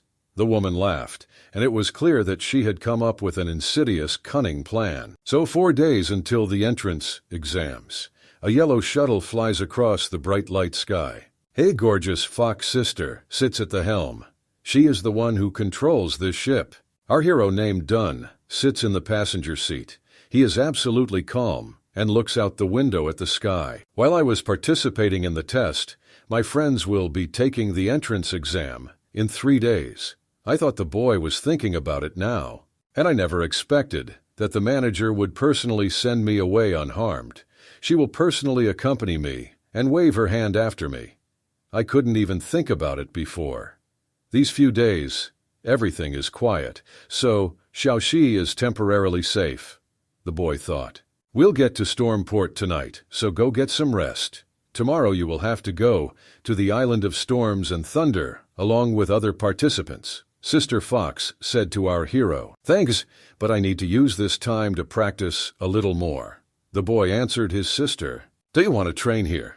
Do you train like a maniac every day and every hour? The girl with red hair asked in surprise. First I will run 50 kilometers, the boy spoke. Dong, get out of the operating room. They shouted back loudly, and literally after a second of the match, the Dun fell on his ass.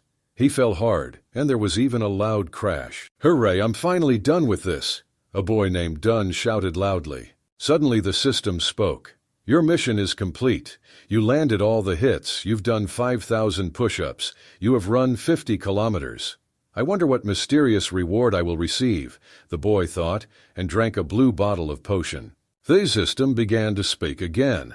Your runic spirit is 106%. The strength is 50, body type 40, wisdom 37, agility 43. Do you want to open the mystery reward, yes or no? The system asked the boy. The boy pressed the word, and the system continued to speak.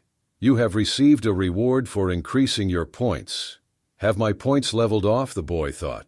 Enhanced goggles can analyze the value of a target's combat abilities and alter them, the system said as the boy pressed the sensor that was in his ear. Analyze the target's combat abilities.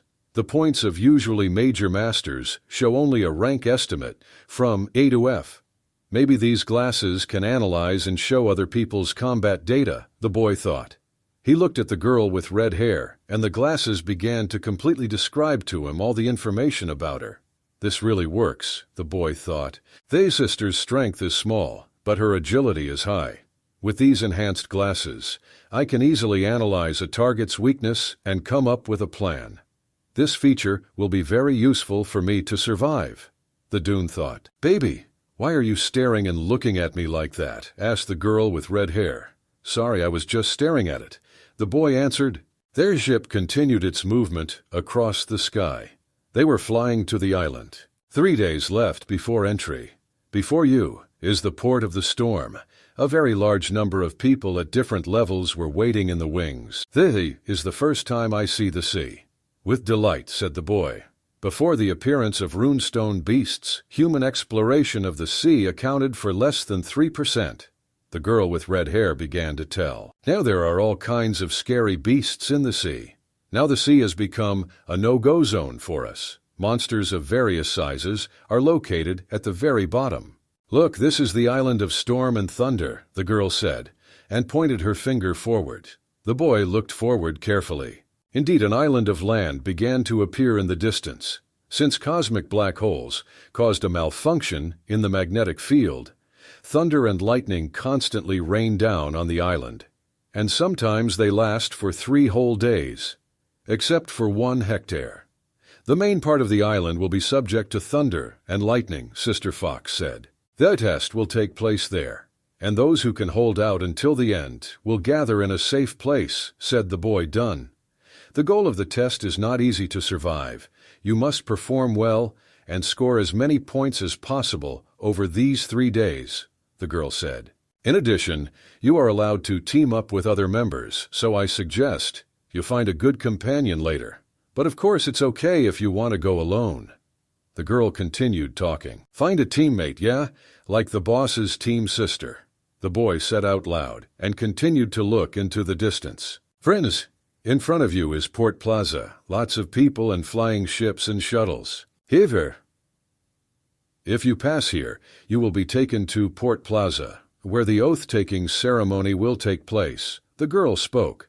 Okay, I understand you well, sister, then I'll go. The boy answered, It's not as dangerous as a dungeon challenge, but you need to give it your all. We will be waiting for your return, the girl with red hair said. Of course I'll be back. There is simply no other option. The boy smiled and gave a thumbs up. I realized this when I entered. The boy said out loud and held the yellow badge in his hands. Such advanced technology, the boy said. This is a challenge badge. Participants must wear a badge as it tracks both their activity and location. He can release an emergency capsule to protect the participants in case of danger. But when this happens, the participant will be automatically disqualified. Great with this badge, at least. I don't have to worry about my health and life. I thought the boy was done. Then our hero raised his head up and looked forward. He was very surprised and worried. Do I really have to compete with so many people? Slightly worried, our hero thought about this. It seems I underestimated this challenge. It seems to me that the whole country is here. The boy thought and put his badge on his chest. The test requires the participant to be 24 years of age or younger. He became a room master, but failed the entrance exam. Those who satisfy these conditions are few in the city, but there are a lot of them all over the country. Among them, some were unable to enter university after awakening, while some like me used other methods of awakening and dared to go on the path. This means only one thing. There are no random people and no simpletons here. And the difference between 18-year-olds and 24-year-olds is very large. Even if the 24-year-old rune master has weak talent, he has trained 6 years longer. I don't think the trials are any less challenging compared to the dungeon, the boy thought. Large shuttles hovered in the sky. All participants raised their heads up and tried to see who it was. His name is Jan. This is the rune master. Profession archer. This is the main examiner of the test. I wonder how many dark horses there will be this year. Looking forward to it, the chief examiner said. Unlike him, I do not place any hope on these inferiors, said the man standing behind the examiner. This man's name is Liu Shiji. His rank is A-class, rune scout profession, deputy examiner status. This piece of trash has already failed the entrance exams. This cannot be compared with the elite who passed the regular entrance exams and got into the university. The deputy spoke. I remember Mr. Leijai from Yao University 7th, who was selected for the trial and is now an S-rank chief master. The examiner said, This is an exception. You know, over the past 10 years, very few students who have passed the selective tests have graduated from universities. Most of them were simply eliminated. The deputy said, In my opinion, this test is simply a waste of our union's resources. I'm telling you the truth. I have nothing to hide, the deputy examiner said. Sorry, but we will not turn away any potential students, the chief examiner said, scratching his beard. At least this year, I will be the examiner. This means that I also give orders here. I hope this is clear to everyone, the chief examiner asked loudly. Oidas. A girl came into the room and said, Respected Yan Master and temporary test master, everything will begin soon. You are ready? Let's go and have a look, the chief answered. The chief examiner went to look. The girl lowered her head and modestly followed her boss. Only the deputy examiner stood and watched silently. It's just some kind of curse. In the past, I have always been an examiner, but this year I brought a wealthy Yang here. The deputy stood and thought, Deputy Examiner Liu, will you also be performing at the dedication ceremony? The man standing behind laughed loudly and asked, Shut up and call me Examiner Liu. The man got angry and began to threaten with his big fist. The young man was scared and agreed with his opinion. His assistant, we have discovered strange data around the island of wind and thunder, one scientist spoke. At this point, the deputy continued to threaten the young man. The deputy examiner quickly turned around and hit the entire stack of papers in the scientist's hands with his hand. The papers scattered in different directions, and the man was very scared. I don't want to repeat this anymore. Stop calling me Assistant El. It just infuriates me, the deputy examiner said. Better tell me what this strange data is. I don't understand anything what you are talking about, the man asked in a menacing voice. The scientist began to adjust his glasses out of fear, and he spoke. The magnetic field around the island is very strange. The threats are more intense than before. So what's the big deal? Has the magnetic field on the island ever been normal? The deputy asked indignantly, but this time everything was different. The researchers decided it would be safer to delay the trial. Very scared, said the scientist. Postpone? The deputy asked loudly. You think I'm going to waste even more time on this bunch of losers? Pass my order. Tests continue as usual. Did you understand me well? In an angry voice, the deputy asked. Yes, of course I understand you. Frightened, the scientist answered. Thedus strikes, I clatoire. Parstura prures, cansif and kapper verdrieksau, dinkernal.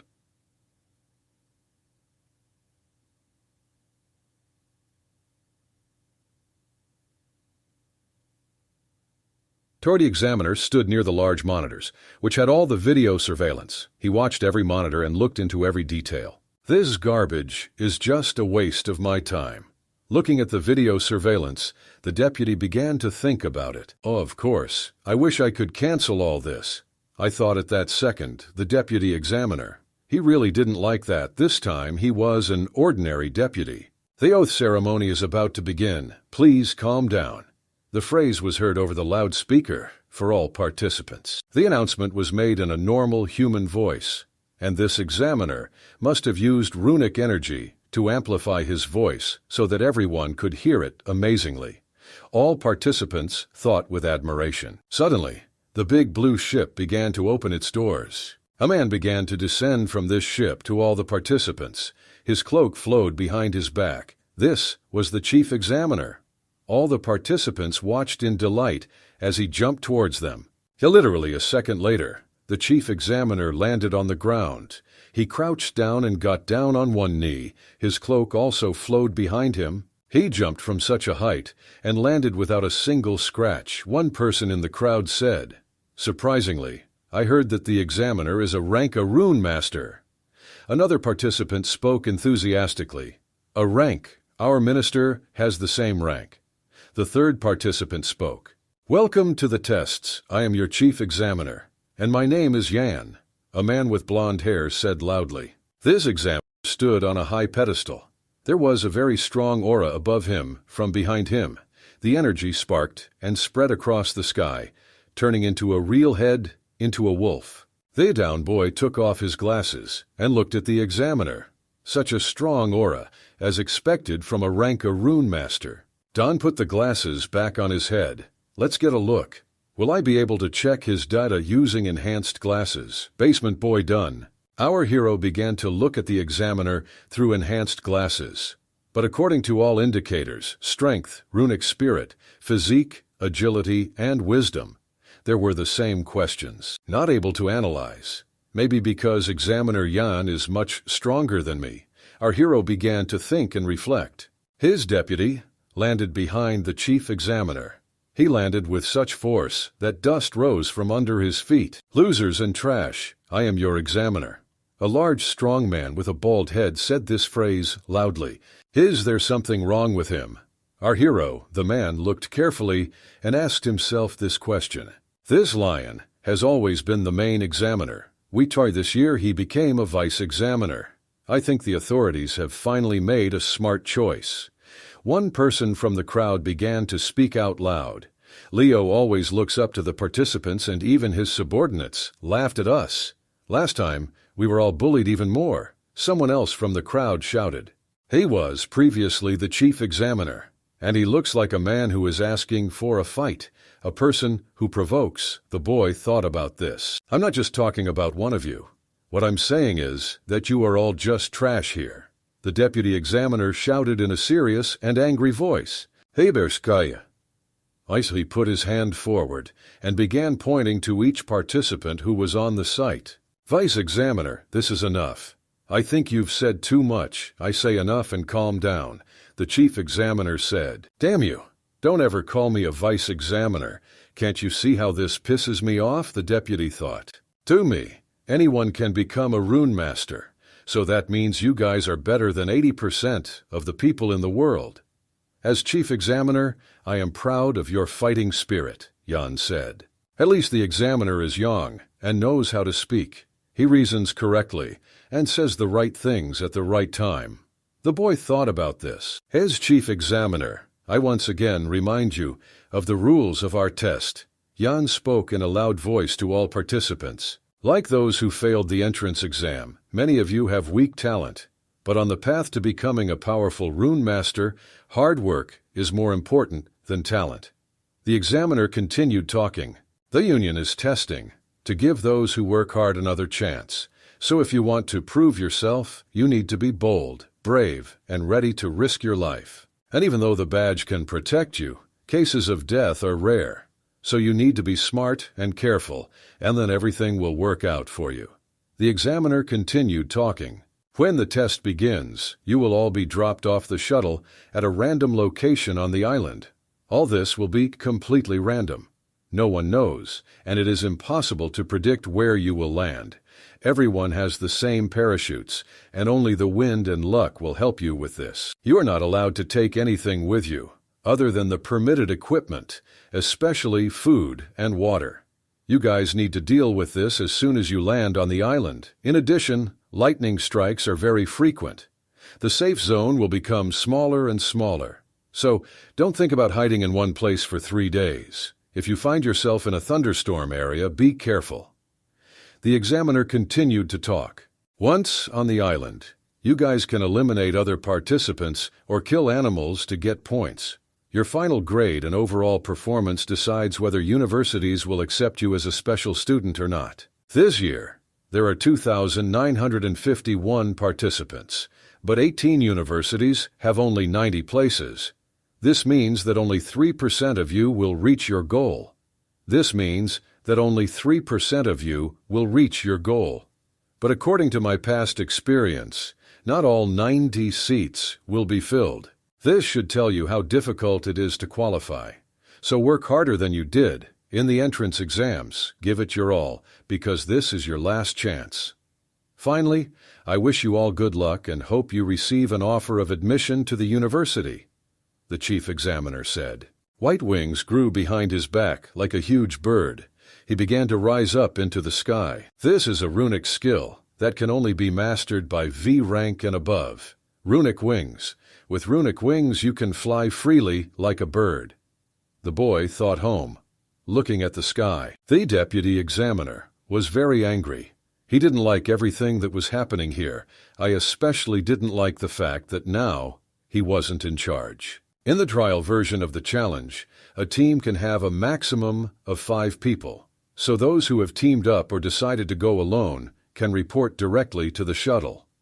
The deputy examiner said loudly, "Those who don't have a team or want to find teammates meets over there in the registration area, which is managed by one of my subordinates," the deputy said, and pointed his finger to the side. "Hey there, that's worse. If I run into a rival team on the island, I'll be at a disadvantage and become their target. Therefore, it will be better if I find a team, as suggested to my sister," thought the boy Dune. The person in charge sat with a cigarette in his mouth and looked at the participants' profiles. "Your name?" the young man asked in an angry and dissatisfied voice. "My name is Town Guy," said participant, scratched his head. "I heard you fill this out and go wait over there," said the man with the cigarette. "Fedorx, would you like to team up with me?" Suddenly I heard this question, a boy named Dunn. "I'm very strong. I can take a lot of hits." One boy showed off his arm muscles. "Someone like you will become a target. I'm telling you this for sure. So get away from me, you idiot," said the girl with blue hair. Why did she react this way? I offered to help her and showed her how strong I am, the boy thought when the girl refused him. "Brother, do you want to unite?" This boy now asked our hero, so I'm a backup option for this guy, thought a boy named Dune. Is this guy too unstable? His strength and physique are almost twice that of mine, but his agility and wisdom are no different from the abilities of an ordinary person. Our hero began to talk about this topic. For this young man's name was Ruin Xiang. He was level 14, F rank. Runic spirit accounted for 88%. Dexterity is 8 points, and wisdom is only 7 points. "Brother, don't think that I'm just fat. I'm really very strong. Just recently, I killed a beast and an F rank with my bare hands," the fat boy said. "Juan can take hits. He can be a decoy and create an opening for me to attack."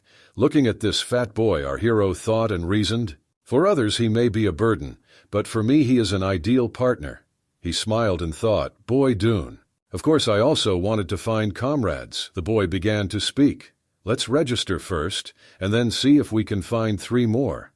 After these words, the fat boy was very happy. He tightly hugged the hand of the boy named Dung with both hands, so much so that he almost broke it. "Finally someone is ready to team up with me. Yay.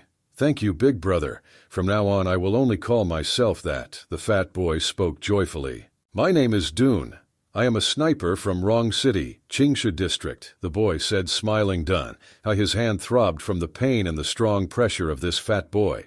"Ruin Xiang, that's my name. I am a wrestler from Hang City. This is the Lingbi area," the fat boy said, smiling. Did you take this Tolstoy as your comrade? Do you really think this test isn't hard enough?" the girl with blue hair asked indignantly and not understanding.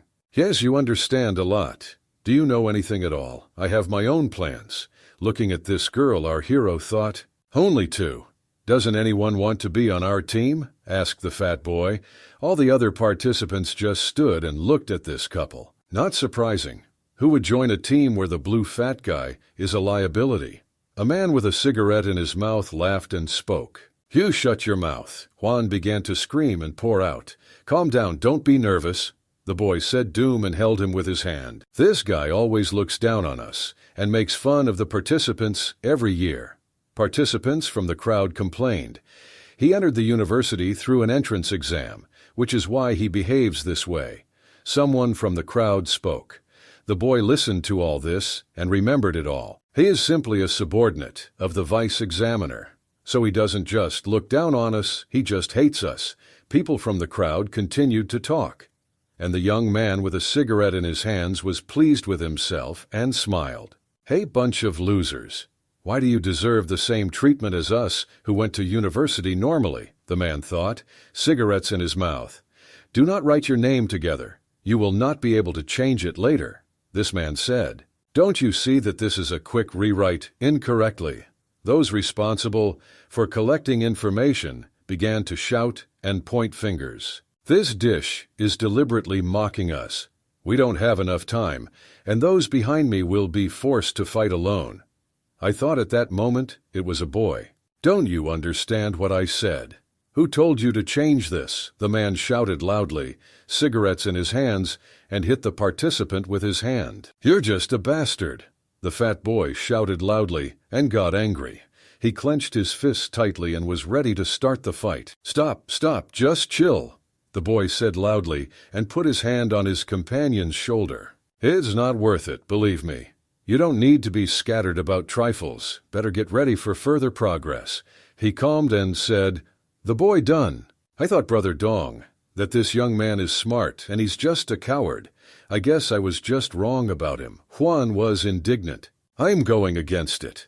Find me after you guys fill out this form, said the young man with a cigarette in his hands. A boy named Dunn stood and looked at the barrels that stood near the table. He began to think. This should be enough for now, our hero thought, looking at the barrels. The young man with a cigarette in his mouth smiled and spoke. I really like seeing how angry you all are and afraid to fight me back. The young man lit a cigarette, sat down and leaned his back. He sat and thought about how strong and merciless he was.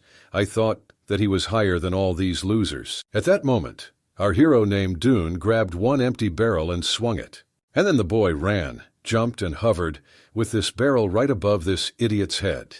The young man who was smoking saw the dong and screamed in fear. And at that second the boy blew with all his might and put an empty blue barrel on the body of this idiot. All the guys and participants laughed at what they saw.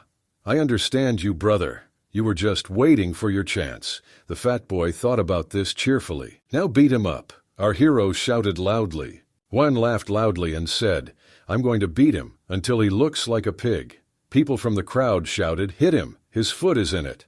Avenge him for all of us. And the fat boy's seam began to strike one blow after another.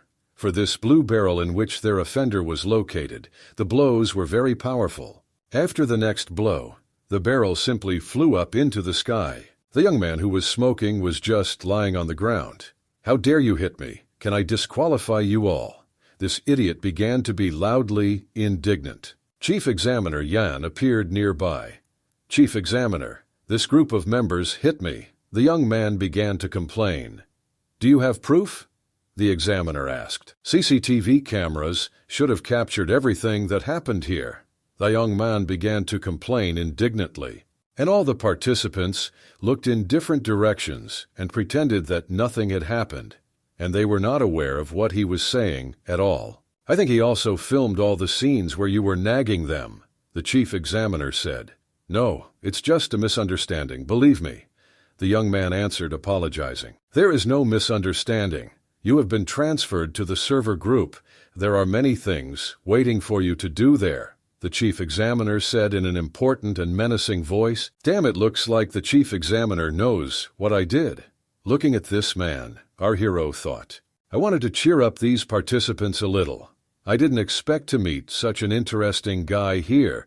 Our hero's beef, thought the chief examiner. You are calm and smart. I hope you pass the test with flying colors.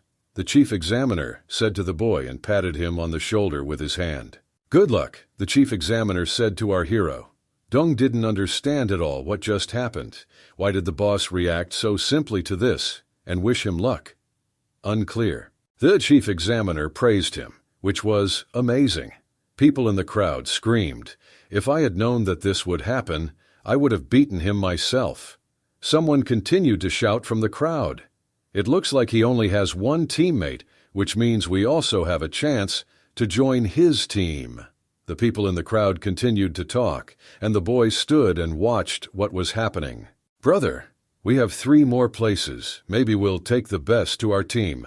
Juan spoke in a satisfied voice. Brother, your team is missing a scout.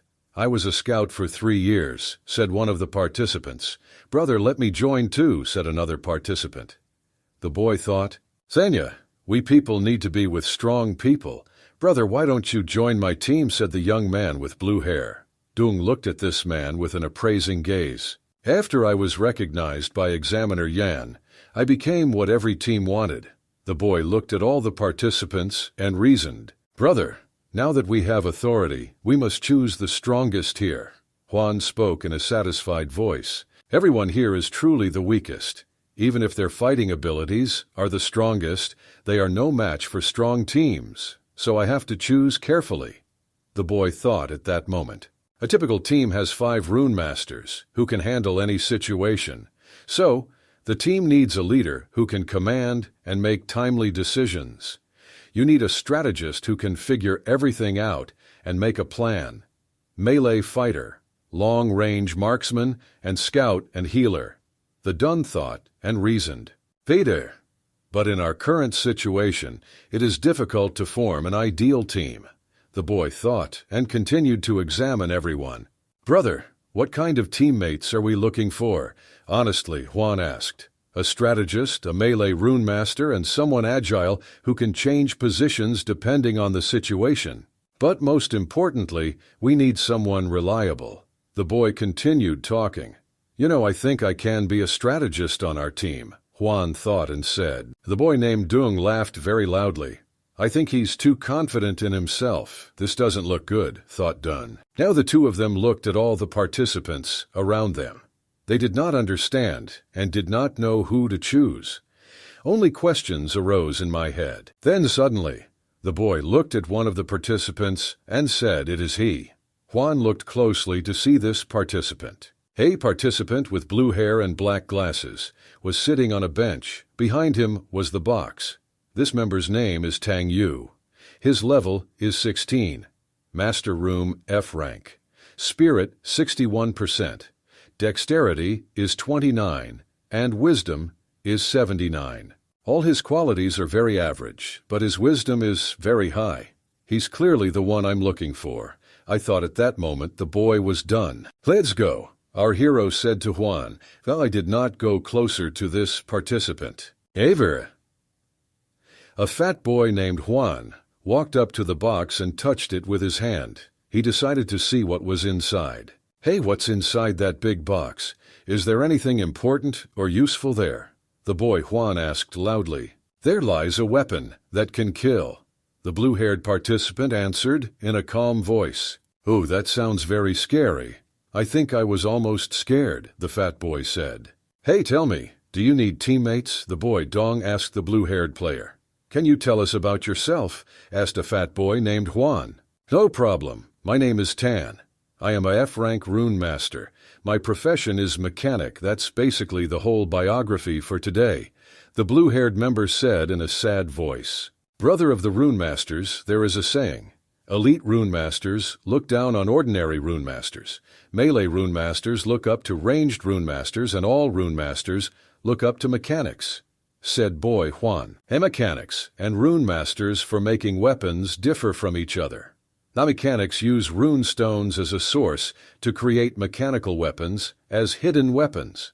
The destructive power of these weapons is no stronger than weapons made from rune stones. But even normal people can use it, the boy Dune thought. Tan is different from me. I decided to become strong myself, and he decided to make humanity stronger than anything else.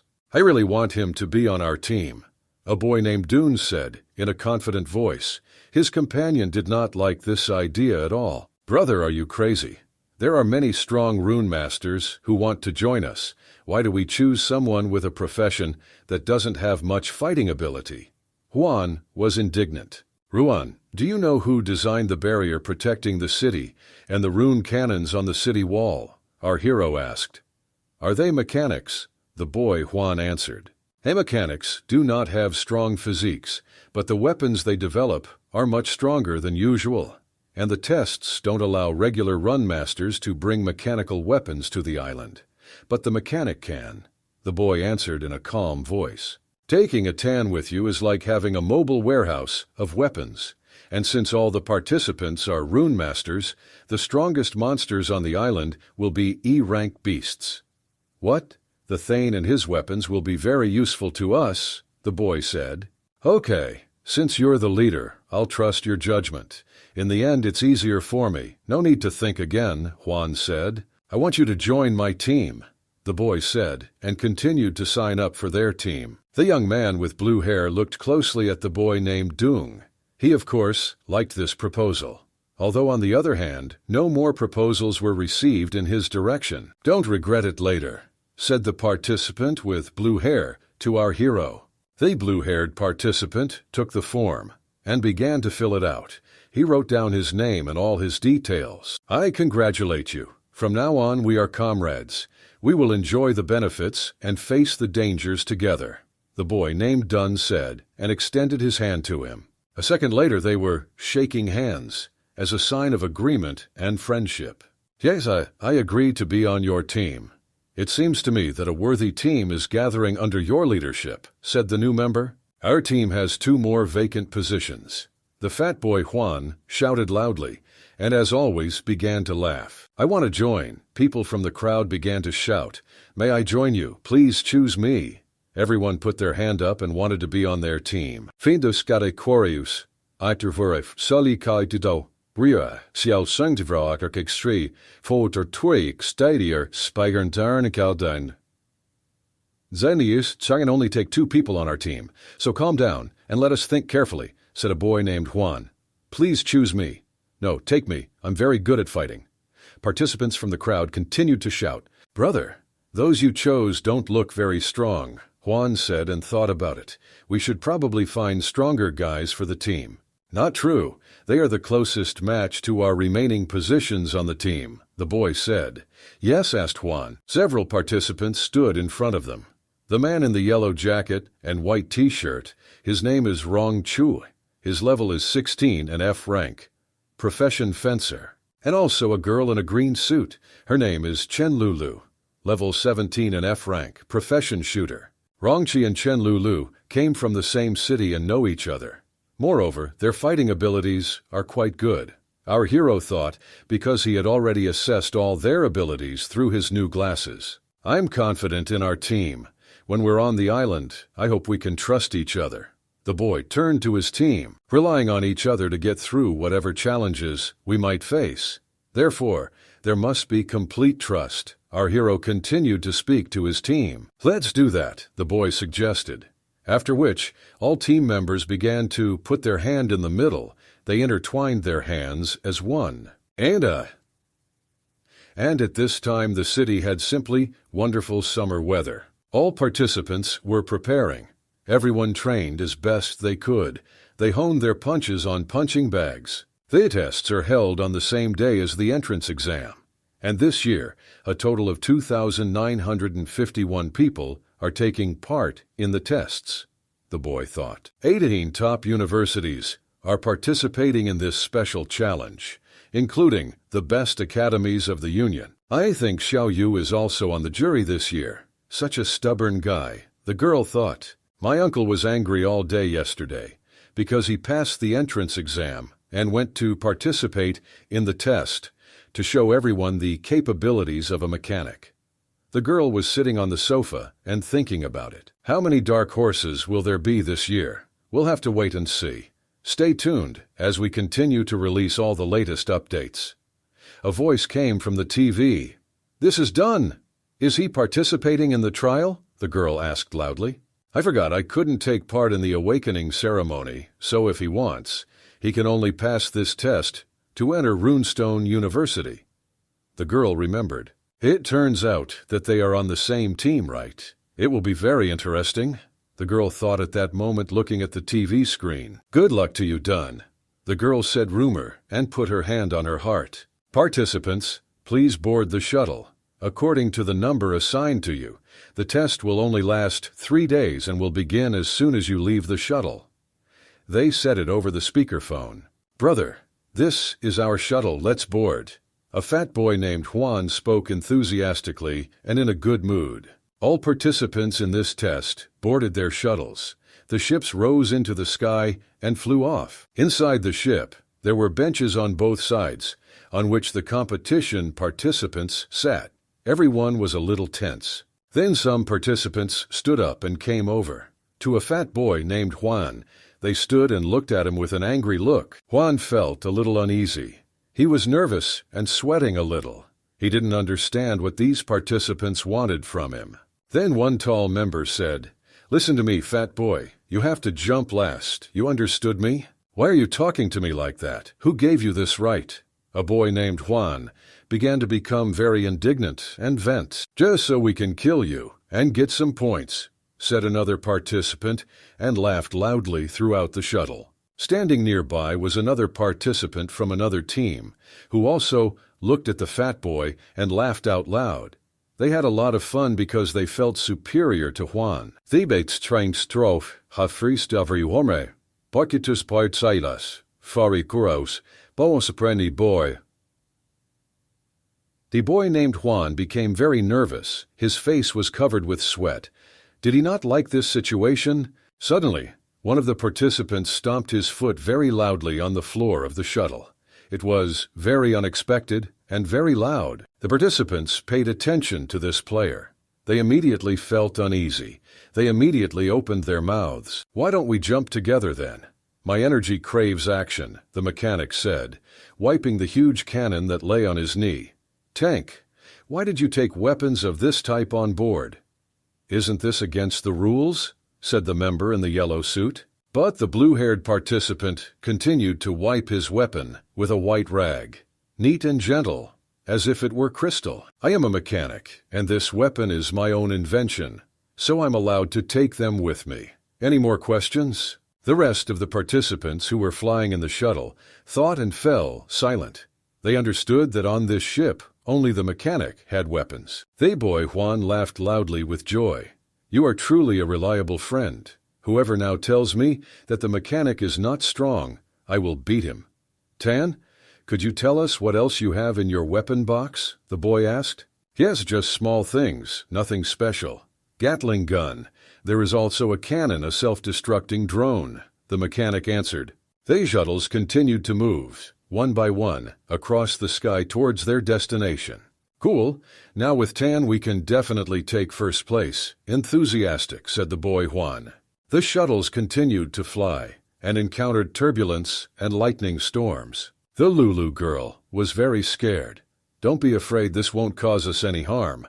Her teammate began to calm her down, but the girl in the green suit continued to be afraid and clenched in fear. The island was once a busy place, but many years ago there was an outbreak of black holes, and from them countless rune beasts emerged, forcing people to leave this island.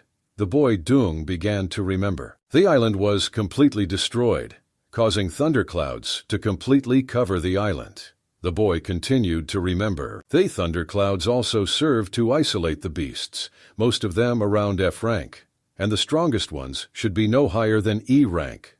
We entered the island's airspace. "Please everyone check your parachutes and get ready to jump." They said it over the speakerphone in each shuttle. "Parachute, bounce. What do you have in mind? Head you not quite right, understand. Do I have to jump?" The fat boy spoke in fear. At that moment, when the boy named Juan began to put on his parachute, he really became truly scared. "Why are you two so afraid?" I asked who was on the shuttle. The two participants sat and squeezed into their parachutes. They were afraid to jump. The back door of the Châtelet began to open for parachute jumps. All participants began to jump out of the ship one by one and into the sky. A boy named Juan stood with eyes wide in fear and watched people jump out of the ship. "I just realized that I'm afraid of heights." The boy Juan shouted loudly in fear. He held his parachute tightly with both hands. Eventually, he plucked up his courage and jumped out of the shuttle into the sky. All participants were flying in free fall. None of them had opened their parachutes yet. Eos extruits, ein drower verkuda, oiga frawerhiduras, fodas, for twi crower, oi cruas, boy, free. A boy named Juan screamed the loudest in fear. I curse you all for eating instant noodles without seasoning packets. The boy looked carefully at all the members of his team. It seems that no one dares to attack each other in the air. This is already good, thought Dunn. 2 members of the team in a green and yellow suit flew nearby. They simply flew down at breakneck speed, and so far none of them had opened their parachute. It's scary, but you have to be patient, said the girl in the green suit. A little more and you will be able to open your parachute. And downstairs is quite beautiful and cute. The girl in the green suit screamed loudly. Below she saw the island on which they land. The port is close to the sea, but nothing can compare to this spectacle of the island. I thought at this moment a boy named Dunn. Leader Dong, please tell me where we land. The participant in the yellow suit shouted. Dom began to carefully examine the island they were landing on. For now, he didn't know what he would answer to his teammates. Let's land on the bridge. A loud voice sounded throughout the whole sky. The whole sky was dotted with participants. Some of them began to open their parachutes and land. The island consists of 2 parts, with 2 bridges. The mechanic participant said loudly, "This guy is a lot smarter than I thought." At that second, the mechanic thought about his captain named Dunn. Bright yellow feathers began to fly near the boy named Dune. He immediately realized that this was not without reason. Down shouted loudly to his teammates, "Guys, be careful. There is a beast made of rune stone here. Be careful. Everyone has full attention." A large yellow bird was on top of the participant in a green suit. She had not yet managed to open her parachute, and the bird had already attacked her. "Lulu, be careful behind you," the teammates in the yellow suit shouted. The girl turned and saw a giant bird above her. In size, she was several times larger than the girl herself. And a moment later, the giant bird grabbed the parachute of the girl in the green suit with its claws, after which the girl screamed in fear. "Lulu, hold on." The boy named Dune shouted loudly and took out his gun. He also had not yet managed to open his parachute. The young boy quickly raised his rifle and began aiming at the giant bird. He began to talk to himself and calmed himself down. Breathe, just breathe, aim, and shoot. Holding his breath, the Dung boy fired his rifle straight at the giant bird's head. The bird was killed. She unclenched her claws and released the girl in the green suit. "This is just an amazing shot," the participant in the yellow suit shouted loudly to the whole sky. "Thank you, Dunn. You are the true leader of our team." Lulu shouted in a satisfied voice. "Damn it, be careful, Lulu. Your parachute is damaged by that bird." The participant in the yellow suit screamed loudly in fear. The Lulu girl turned around and looked at her parachute. He was completely torn apart, like the ants of a giant bird. "What should I do now?" the girl screamed loudly. "Juan, can you contact her?" the boy asked loudly. "No, we're too far away. I can't do this," the fat boy shouted back. "Dana, do you have any ideas?" the boy Dung asked the mechanic loudly. "Okay, listen everyone. Lean on each other." He said it was a mechanic. "I'll push you, and the other 2 should do the same, and push the ladder towards the Lulu at maximum speed." The mechanic continued to scream. Teammates began to cling to each other and push each other forward. What was important here was composure and clear actions. It was truly a team effort. "Maximum power. Come on. We're getting closer to the ground." A participant named Juan shouted loudly, and with his feet he strongly pushed away a couple of his friends. Lulu was approaching the ground at high speed. Her parachute also did not open. She screamed and begged for help. "Leader, I leave Lulu's life in your hands," the team member in the yellow suit said, and pushed the boy named Dong forward with his hands strongly. Our hero began to approach a girl named Lulu with very high speed. He should have grabbed her with his own hands. There was very little time left to do this. He was already very close to the girl in a green suit. "Quickly reach for my hand," the boy named Dunn shouted loudly. Our hero grabbed the girl with his own hands and opened his parachute. He opened it almost in front of the ground. Due to the weight of 2 people on one parachute, they began to land down at high speed. Their parachute clung to tree branches. In a moment, everything was over and calmed down. Lulu lowered her eyes and head down. The girl was very scared. Their parachute got caught in a tree, and they were left hanging in the air. The boy held the girl tightly with his hands. "Lulu, are you okay?" the boy asked loudly. "I'm fine, thank you, leader. You saved me again," the girl answered. "So everything is fine." "Well, now we have a new problem," the boy said loudly. "What else?" asked the girl. Our hero, named Donor, tore the parachute straps to fall to the ground. And a second later, they jumped to the ground together. It seemed that everything was already behind us. "I didn't hear anyone. We must have been separated from them." The girl Lulu began to talk about this. "The signal range of our headphones is only 500 meters, the Dun said in a serious voice. "We will stick to the original plan and gather on the bridge. Tan and our other comrades will definitely be there," the boy said. Then they saw a large blue shuttle flying overhead. They understood that they were being watched and watched. Everything that happened in the sky was recorded on video, and then it was carefully viewed on all the monitors inside the large blue shuttle. After the chief examiner saw the difficulties one of the teams had to cope with right in the sky, he began to think. A bald man with a white beard and glasses entered the room where the chief examiner was. "Chief examiner, how are you?" he asked. It was the university recruiter. "His name is Bo Kwangji." "Under control," the deputy examiner answered in a satisfied voice. "I'm in control, believe me." 13 competitors were disqualified for the parachute jump alone. The chief examiner answered. "They're just a bunch of trash and losers. What else can we expect from them?" The deputy spoke in a dissatisfied voice. "I don't understand why you worry about them at all." Suddenly, the deputy examiner heard the following words addressed to him. "Vice examiner, do you know why you are not an examiner this year?" "Everything is very simple, because of the attitude." "Are you humiliating yourself with these words?" the girl said. "This is another university recruiter. Her name is Shi Chu." Only one phrase, "vice examiner," simply infuriated the deputy.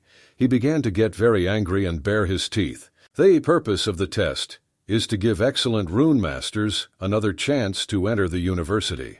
But this vice examiner Liu was always against it. I thought at that moment it was a girl. "She's just an arrogant woman. If she weren't from the university, I would have taught her a lesson long ago. I would teach her some manners." I thought the deputy examiner was talking about it now. "Mr. Zhukyo, are there any competitors that caught your attention during this year's challenge?" asked a bald man with a white beard. "No, that's why I came here to find the young examiner," the girl answered. "Chief Examiner Yan, have you seen any good candidates this year?" There was a question from a girl from the university. Based on this Yang's personality, he had probably read all the information about everyone involved.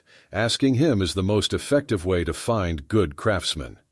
The girl from the university thought, "They are all very strong, but there is one who came from a family of pioneers." The chief examiner answered in a calm voice. "Who is this man?" A bald man with a white beard asked with great surprise. "A guy named Tan, but he's just a mechanic." "Yes, he was in good company. This is a well-coordinated team. I'll keep an eye on him," the chief examiner answered. "Hey, mechanics are useful, but their combat abilities are completely limited." "Could he perform poorly in the test?" said a bald man with a white beard. "Our enemies are strong animals. Mechanics cannot defeat them alone, so they should not be called rune masters at all." The deputy began to be indignant. The girl from the university did not like statements of this kind. She continued typing all the information about her computer. She entered the name Tan into the search engine, didn't press the enter button. She was interested in watching and reading about this participant. Find out more information about him. The computer produced the following. Team number 537. The team leader named Dun. The team has a member named Tang, member Ruin, member Rongqi, member Lulu. Did someone take a mechanic to their team? What is this leader thinking, the girl thought. That his runic spirit is only 27%. The girl from the university thought in surprise. He must have taken some sort of awakening medicine. I heard that if someone survives using such a thing, their runic spirit will increase. I wonder what his rune spirit is like now. Was Shu really interested in this team? Said the man with the white beard. The girl from the university abruptly closed the laptop with her hand. She didn't want anyone to see this information. Don't tell me these tales. Don't even dream of robbing me, the girl from the university said, and hugged her laptop to her. This is all for the sake of our future. How can you tell me that I'm stealing? An elderly man with a white beard was indignant. Since the university split, they don't get along anymore. I heard that last year these two recruiters were under. They fought with each other. The men began to discuss on the sidelines. Yes, recruiter Shu, known as the devil. And this man, I heard, is also difficult. He enjoys stealing people from others. What really? Then I have to be careful with him.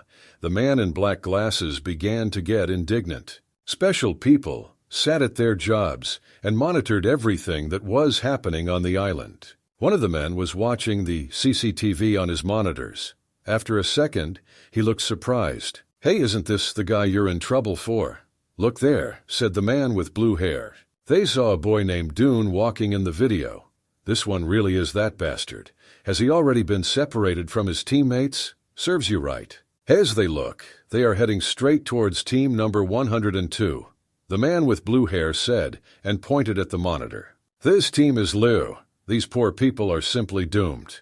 The young man laughed enthusiastically. Is this guy strong? Asked a young man in brown clothes. Team 102 members are from my hometown. They took part in the trial last year and were almost chosen by the military schools. Wow, this is simply impressive. Because Liu, he is an unsurpassed F-rank rune master, and this loser will stumble upon them and probably die. A young man in a brown suit spoke in a joyful voice. So it will be a good show to watch. I love videos like this so much. A man with blue hair smiled and spoke. There were abandoned houses on the island. Many of them were already overgrown with vegetation. All the glass in these houses was broken. The boy Dun and the girl Lulu walked along such a house. The bridge is a school building. Looking around, the girl Lulu said. The guys looked through the broken window into the building. Inside there were indeed overturned school desks and chairs. It was a complete mess inside. There were also books on the floor. That year because of black holes, and they had to give up everything. I wonder how many students from this school survived. Our hero thought at that moment. Let's rest here for a few minutes, the boy Don suggested, and pressed his finger on his badge. So I got 1 point. I got it for killing an F-rank runestone beast, the boy said, holding his finger on the badge. In the challenge, killing rank F beasts or eliminating other participants will give you 1 point. Killing an E-rank beast will give you a full 5 points. Is there this team kill? Points will be divided between participants. I remembered the rules of this game. Our hero. Killing animals is much easier than eliminating participants. But as the safe zone gets smaller, we won't be able to avoid a fight. Therefore, we must meet with everyone as soon as possible, thought Dun. We must go up to the roof of the building and check if we can see the positions of Juan and the others. The Dun said, Okay, come on. Lulu answered. De der Streigerswaks Auvre Fortser, Weiterbreimers, Warzer, Foderitich.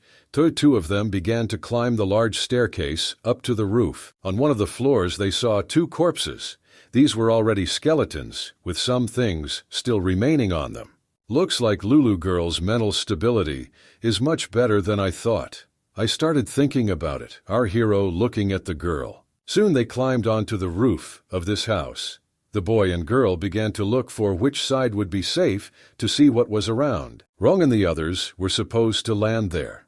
The girl said to Lulu and pointed her finger at the point. Suddenly, a hand tapped on the girl's shoulder, and then this hand just began to press hard on her shoulder. The girl began to get a little nervous. It was done. He asked her to sit down quietly.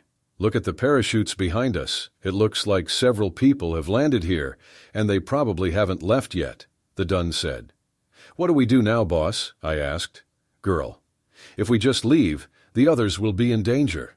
Therefore we must protect this place, Dun said in a quiet voice. But there are only 2 of us, and the enemy has a full team, Lulu said. Don't worry.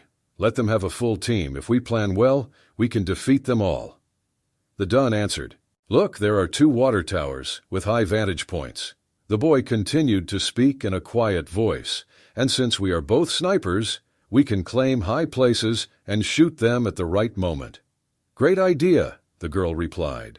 They dos turi fauvadrugstrola, atisower insurers. Mungsaga kofraku di kroix, atakoig frach, jori iwa, suri furing sori go, furi fuaf, to Zurikoi Tiwa Serlin boy were separated. Each of them took his place on the high water tower. Have you found anyone yet? The boy asked in a quiet voice. Thedups. Okay. To be honest, I don't see anyone from here. The girl Lulu also answered in a quiet voice. Wait, you need to check everything carefully and look around. A boy named Dong said in a quiet voice over the radio. I activate the skill Smooth Stone, Snake Eye. The boy said home and began to aim at the scope of his rifle. Through the scope, he began to observe every broken window in the building. Slowly he peered into each window. It was a tall abandoned building. The glass in the windows was broken.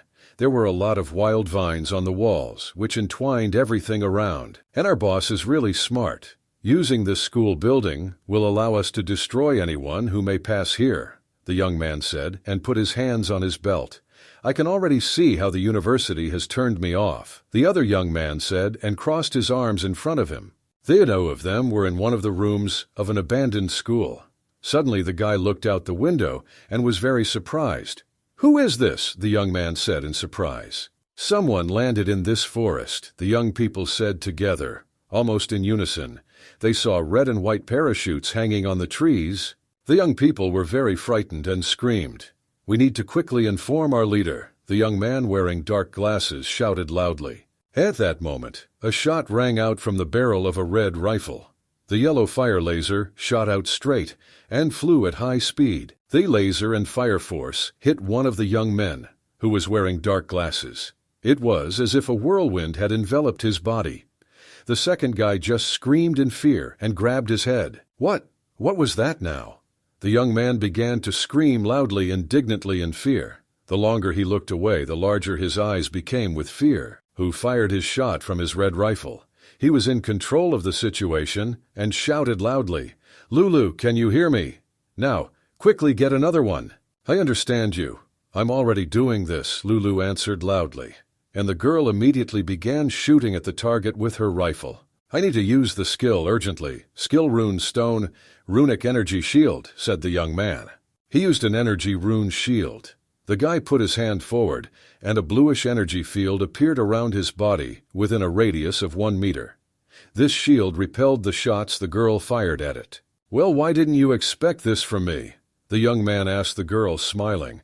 It won't be that easy to kill me. I think you already understand this. Boss, he blocked my attack with the rune stone skill. Lulu quickly transmitted over the radio. Okay, I understood you. Everything is fine. I already took aim, replied the Dun in the earpiece. At that moment, indeed, one of the young men was already under full gunpoint of our hero. There was a split second left to pull the trigger, and the target was gone. This time he cannot escape. The boy named Dune said to himself. He had his target in sight and was more focused than ever. Literally, a second later, there was a powerful explosion. It was our hero who fired his rifle shot. The fiery laser flew straight at the target. His shot hit the offender directly in the chest. Out of fear and pain, he opened his mouth and screamed loudly. Glass shards flew in different directions. The shot, which hit directly in the torso, began to envelop the man's body like caramel nougat. It was like a thick, viscous mixture was sticking to my legs and arms. The young man laying on the floor, moaning in frustration. The young people were shrouded as if in tar. His shooting skills are excellent. I overpowered the attacks. I followed the right person. The girl thought at that moment, looking at her boss. I wonder if he has a girlfriend. Oh my God, What am I thinking about at this moment? I continue to look at my boss, the girl thought. Suddenly the boss's voice came through the earphone. Lulu, can you hear me? Lulu, change her location immediately. The girl presented a finger to her ear in which the earphone was located and answered loudly. I understood you. In the abandoned school building, silhouettes of several people were still visible. Through the broken windows, it was clearly visible that they were on the top floor. The sound of shooting, did you hear that? It means there is someone else here. The young man with brown hair said excitedly. So the leader, Liu and Wei, were chosen, said the girl with green hair. Damn, 2 of us eliminated before we even knew. The bald man began to be indignant. The enemy must be an elite team of 5 people. Leader, what should we do now? The girl asked a question. Gaiwei, you have the Snake Eyes runestone skill, right?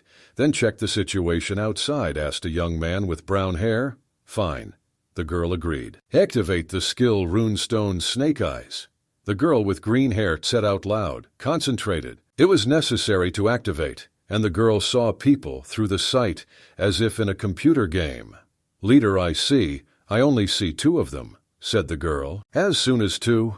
The young man began to be indignant, and they still dare to attack us. This is just crazy. The guy continued to be indignant. The school building is a strategic place. We cannot refuse it. We will go and ambush them on the top floor and destroy them, said the guy with brown hair. And they went. Lulu and Dune sat in ambush. Leader, it looks like the other 3 are approaching us. The girl shared her opinion. Don't worry, you probably have some skill, answered the boy. The girl Lulu thought about it and said, yes, this is an F-rank skill, composure. Once activated, the user's thermal signature will be erased, allowing it to remain undetected by thermal sensors for a duration of x5 seconds. These storm thunder trials are very dangerous, so I chose a survival-type skill. It seems so right to me. Lulu continued to say. The boy Dung immediately replied, this is exactly the skill that we need now. Listen to me. And at that moment, the conversation of our heroes was interrupted by the opening of a creaky door. With a crash and a big loud squeak, it opened very slowly. 3 people came out of the door onto the roof. Even if there are only 2 of them, they are strong, so be careful, Lord, said the guy with brown hair. All clear, the others answered. You stay here, and Yang Bo and I will go look for them. The guy with brown hair continued to give commands. Yes, answered the girl with green hair. How long will it take before your Snake Eyes recharge ends? Asked the bald guy. 10 more seconds, the girl answered. So good. This school belongs to us, and no one should dare to think otherwise. A young man with brown hair said in a confident voice. Great, very good, now I can use it. The girl with green hair said, clenching her fists. Snake Eyes runestone skill, apply.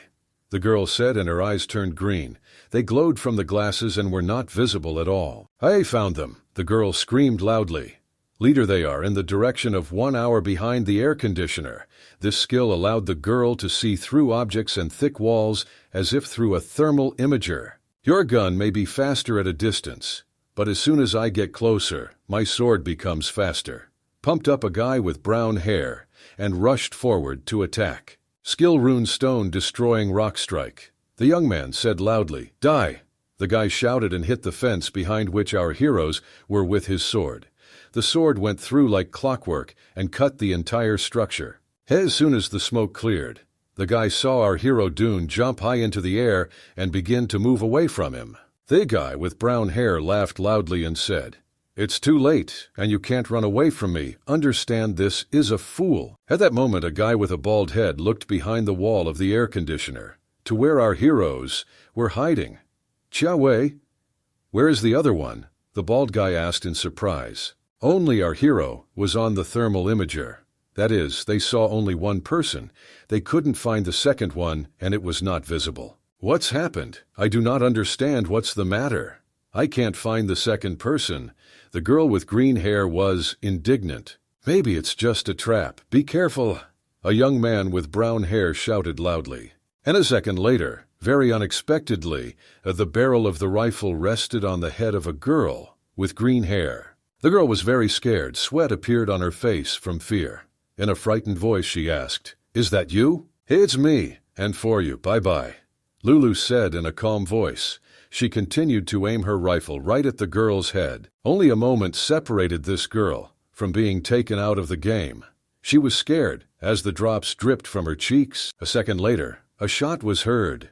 The foliage that enveloped the building rustled from the shot. The birds screamed and flew in different directions. The girl heard the rest of the players talking among themselves. "Let's go and kill this sniper first," they said. Lulu girl quickly grabbed her rifle and opened fire. Peeking out from behind the wall, she continued to shoot. "Leader, I will detain her. And you quickly go kill that other guy. Take out that sniper," shouted a young man with a bald head. He put up his shield and began to deflect shots. One of the members of this gang landed behind our hero. "Let's see how long you can run from me," said the young man with brown hair. The boy Dunn stopped and looked at him. Our hero rose sharply to his feet, pushed off the ground strongly, and jumped forward. The jump was very strong and with a large amplitude. He easily flew from one roof of a building to another roof. Our hero landed successfully and thought, "The Rune Master's body is amazing. If I were a normal person, I would never be able to make such a jump in my life." Yes, understand. A sniper who is exposed can only die. Somewhere in the sky, a young man with brown hair screamed as he landed. "Sorry, I don't understand what you're talking about," the boy said, smiling. Our hero saw a piece of pipe that lay near his feet on the roof, and a plan was immediately born in his head. "Get out of here!" Our hero shouted and waved the pipe in front of him, which he was holding in his right hand. The blow was very powerful, as if fiery lightning had struck the enemy. "What? How he does it?" The young man was surprised. He was surprised and fell away from the blast wave. From a strong blow, the young man fell with his back down, screaming loudly throughout the street. "No, not that, help!" And the young man fell down from the high roof of the building. The boy named Dung stopped and thought. He stood calmly and watched his opponent fall down. A young man with brown hair fell down and screamed at the top of his lungs. He had already released his sword from his hands and continued to yell. At this time, a guy with a bald head was fighting. He tried his best to block the shots with his shield. Lulu continued to shoot. "This guy is quite E-rank. My rune bullets can't even penetrate his shield. Something needs to be done urgently," the girl thought and continued to shoot. "This war has gone on for too long." Lulu kept shooting without stopping, and the protective shield held back all her shots, and not a single bullet could penetrate this shield. "And now it's my turn," laughed the young man with a bald head. It was clear from his eyes that he had some kind of plan. He began to strongly press his feet against the roof of the house. Stones flew out from under his soles. Holding back the onslaught, he walked forward. "Runestone skill, furious bull attack," the guy with the bald head said loudly. The energy field behind him turned into the head of a huge bull. "What the hell is he doing?" The girl Lulu was surprised. There was a little panic and fear on her face. Suddenly, Lulu was hit right in the head. She screamed loudly in pain and began to fall backwards. The girl even dropped her rifle from her hands. Our hero named Dunn saw all this. He was worried about the girl and shouted loudly, "Hold on!" Dongboy got angry and ran forward to attack his opponent. I never thought that the player nicknamed Tank would be the strongest member of this team. A young man with a bald head saw a rifle lying on the ground. He looked at her carefully. Without thinking for a long time, the young man with a bald head took someone else's rifle in his hand. I took it off safety and pointed this rifle right at the head of a girl named Lulu. "You two rats thought you could destroy my team? This is what happens when you overestimate yourself." The young man spoke in an angry voice. "To be killed by your own weapon, I think it's just a shame. This is unworthy of a strong player." The guy with the bald head continued talking. He aimed his rifle right at the girl's head. Lulu knew it was the end. Tears began to fall from her eyes, and in the eyes themselves there was only fear and despair. The young man with the bald head was about to pull the trigger to make this insidious shot. How at that second, our hero named Dunn jumped up to him. "Hey there!" Like Scourge. With a strong, powerful blow with fiery support, he pushed the bald young man away from the girl. The bald guy flew away several meters. It was clear from him that the blow was very strong, and he practically lost consciousness. "Lulu, are you okay?" "Let's get out of here quickly," shouted a boy named Dune. There really was an urgent need to get away from this roof, because they were becoming a very good target for the others. "Boss, I can't move. I don't know what's wrong with my body. It doesn't listen," the girl said, trying to get to her feet. "Okay, jumping on your back," the boy quickly answered. The girl Lulu jumped on our hero's back, and they quickly ran along the roof. I had to run away from this bald guy, and most importantly not become an easy target for all the other participants. "You're just freaks. I will kill you the next time I see you," the guy with the bald head raged in rage. Dong stopped at the edge of the roof and looked forward to the next roof. "You can't jump with me on your back. Don't even think about it." The girl began to worry. "Do not worry about that. Better hold on tight to me and trust me, baby," our hero said these words, smiling and in a calm voice. The boy pushed off very hard from the roof of the house on which they were standing. It was as if there was fire under his foot. And of course, he jumped. Our hero held his girlfriend on his back and jumped from one roof of the house to another. The distance between the roofs was very large, so an ordinary person would simply never be able to make such a jump in his life. Lulu held on very tightly to her boss's back. The boy kicked out the remaining glass in the windows and jumped into the room. After that, the two of them landed successfully and rested their hands on the floor. Dunn immediately began to scout out the situation and look around. Lulu looked out the window to see if anyone was following them. Through the broken glass, another participant could be seen waving his arms and shouting indignantly from the roof of another house. "You better pray to all the gods that I don't catch you," shouted the bald man. "Otherwise, you just won't be able to do well. I hope you understand me." His young man continued to shout. "This guy has low agility, so I don't think he can jump here. He will not be able to repeat what I did. This jump is beyond his strength." Looking at the bald young man, our hero reasoned. "We're safe now, but you've lost your weapon. He has very good defense, and we cannot kill him with our current fighting abilities," said the Dun. "Then why don't we hide and wait until the others come here?" answered the girl. "Yes, I agree with you. I think this is the only thing we can do now. Let's go quickly," answered the young man. Suddenly, footsteps were heard in the room where our heroes were hiding. The guys turned to look. In front of them stood another participant in this battle. "Are you leaving already?" asked the young man. Lulu and Dune were a little confused. They did not understand how he could find them so quickly and quietly and silently sneak right up to them into the room in which they were hiding. "Dune, did you really think that I left the game? Boy, you made me laugh. I will fight for victory until the last drop of blood. Heck, the leader is a sniper, and runestone swordsmen have the advantage in close combat. We simply have no chance of escaping." The girl Lulu thought at that moment, "All your comrades are out of the game, and we are separated from our comrades, so why don't we unite together?" A young man named Dunn suggested this idea, smiling. The young man with brown hair laughed. "Are you really so brave to offer me an alliance after everything that happened?" At that moment, the Dun quietly behind his back took out a runestone and began to give it to the Lulu. Looking at what was happening, the girl began to think, "The boss is his runestone. What does he want me to do?" The house quietly transferred a red rune stone directly into the hand of a girl named Lulu. After the girl grabbed the rune stone, she turned around and quickly ran out of the room, and our hero grabbed his sword and began to defend himself. The young man with brown hair laughed very loudly. "You want to run away from me? Do you think I'll let you do this? Believe me, none of you can escape from me. This is impossible. I'll show you what happens when a rune sniper faces a rune swordsman in close combat." A young man with brown hair shouted loudly and quickly ran to attack our hero with his sword. The fencer struck a very strong blow with his sword. The boy Dunn put his sword down to protect himself from the blow, and he had the strength to stop this blow. The young man with brown hair was surprised and shocked. "What's happening? This idiot Dunn, isn't he a sniper?" the young man asked himself indignantly. "Why is he as strong as me? Thanks to the data collected by the upgraded glasses, I know that I can fight him without any inconvenience. I know that they will fight on par with him," thought Dunn. "His name is Liu. His level is F. He is a swordsman. Chronic spirit is 73%. agility is 33, and wisdom is 27.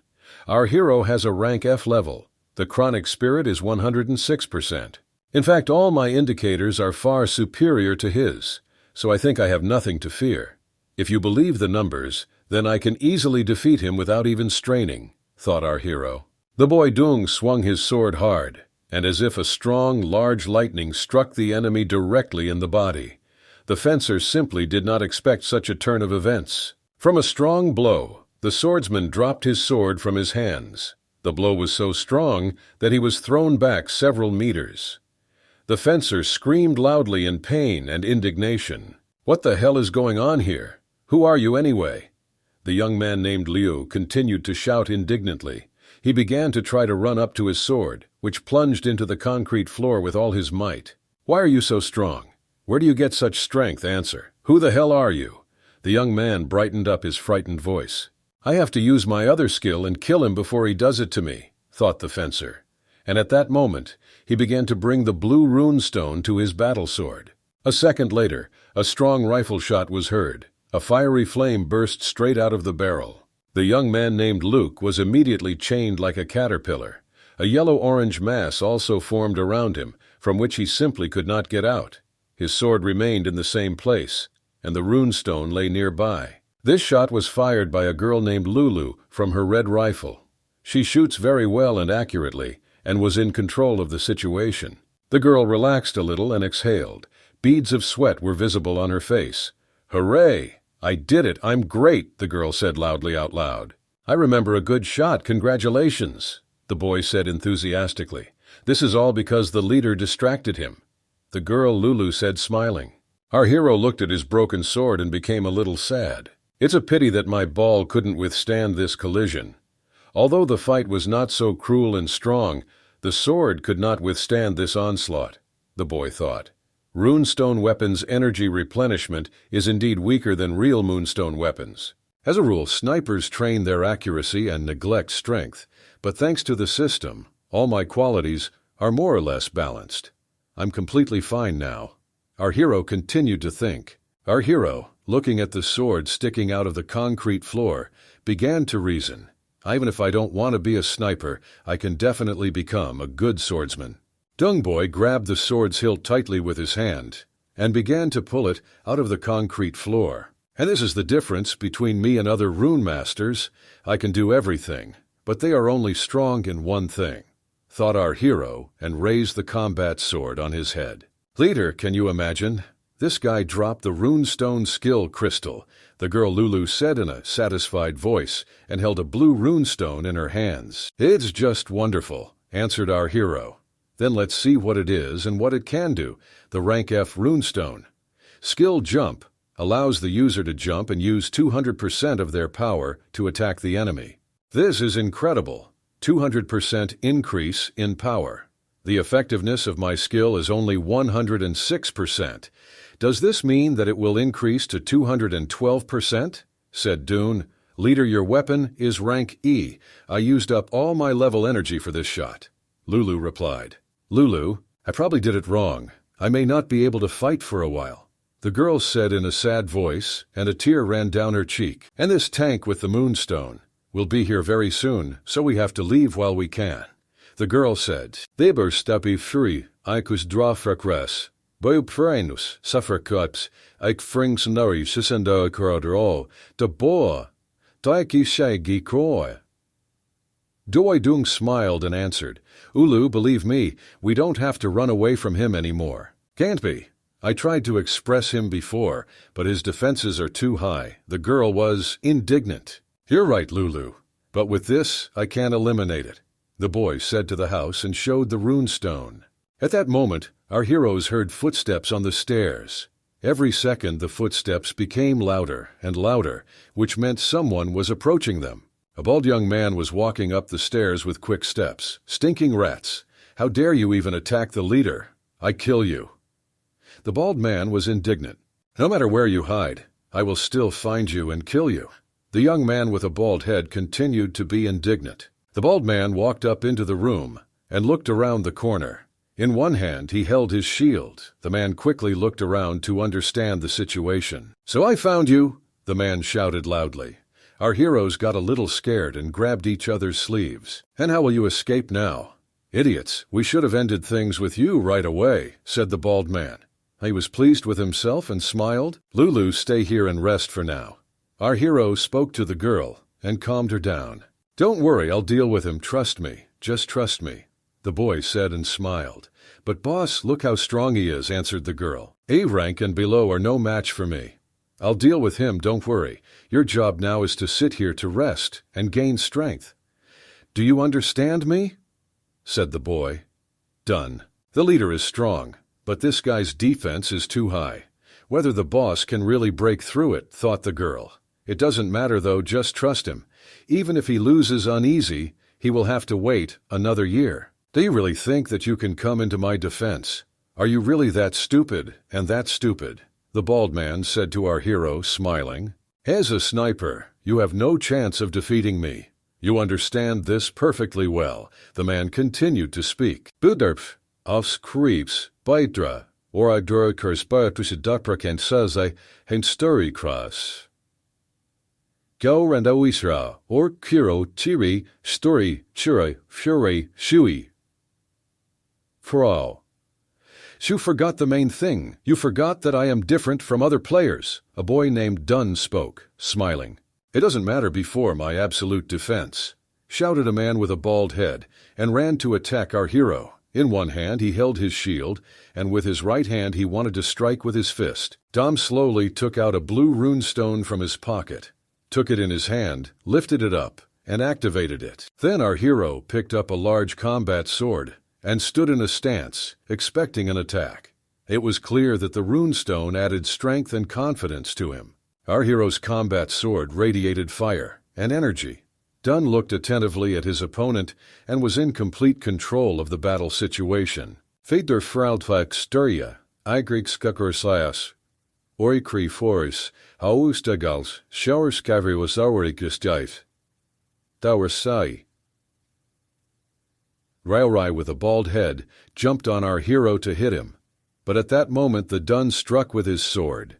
This blow caused a fiery flash that blinded everything around.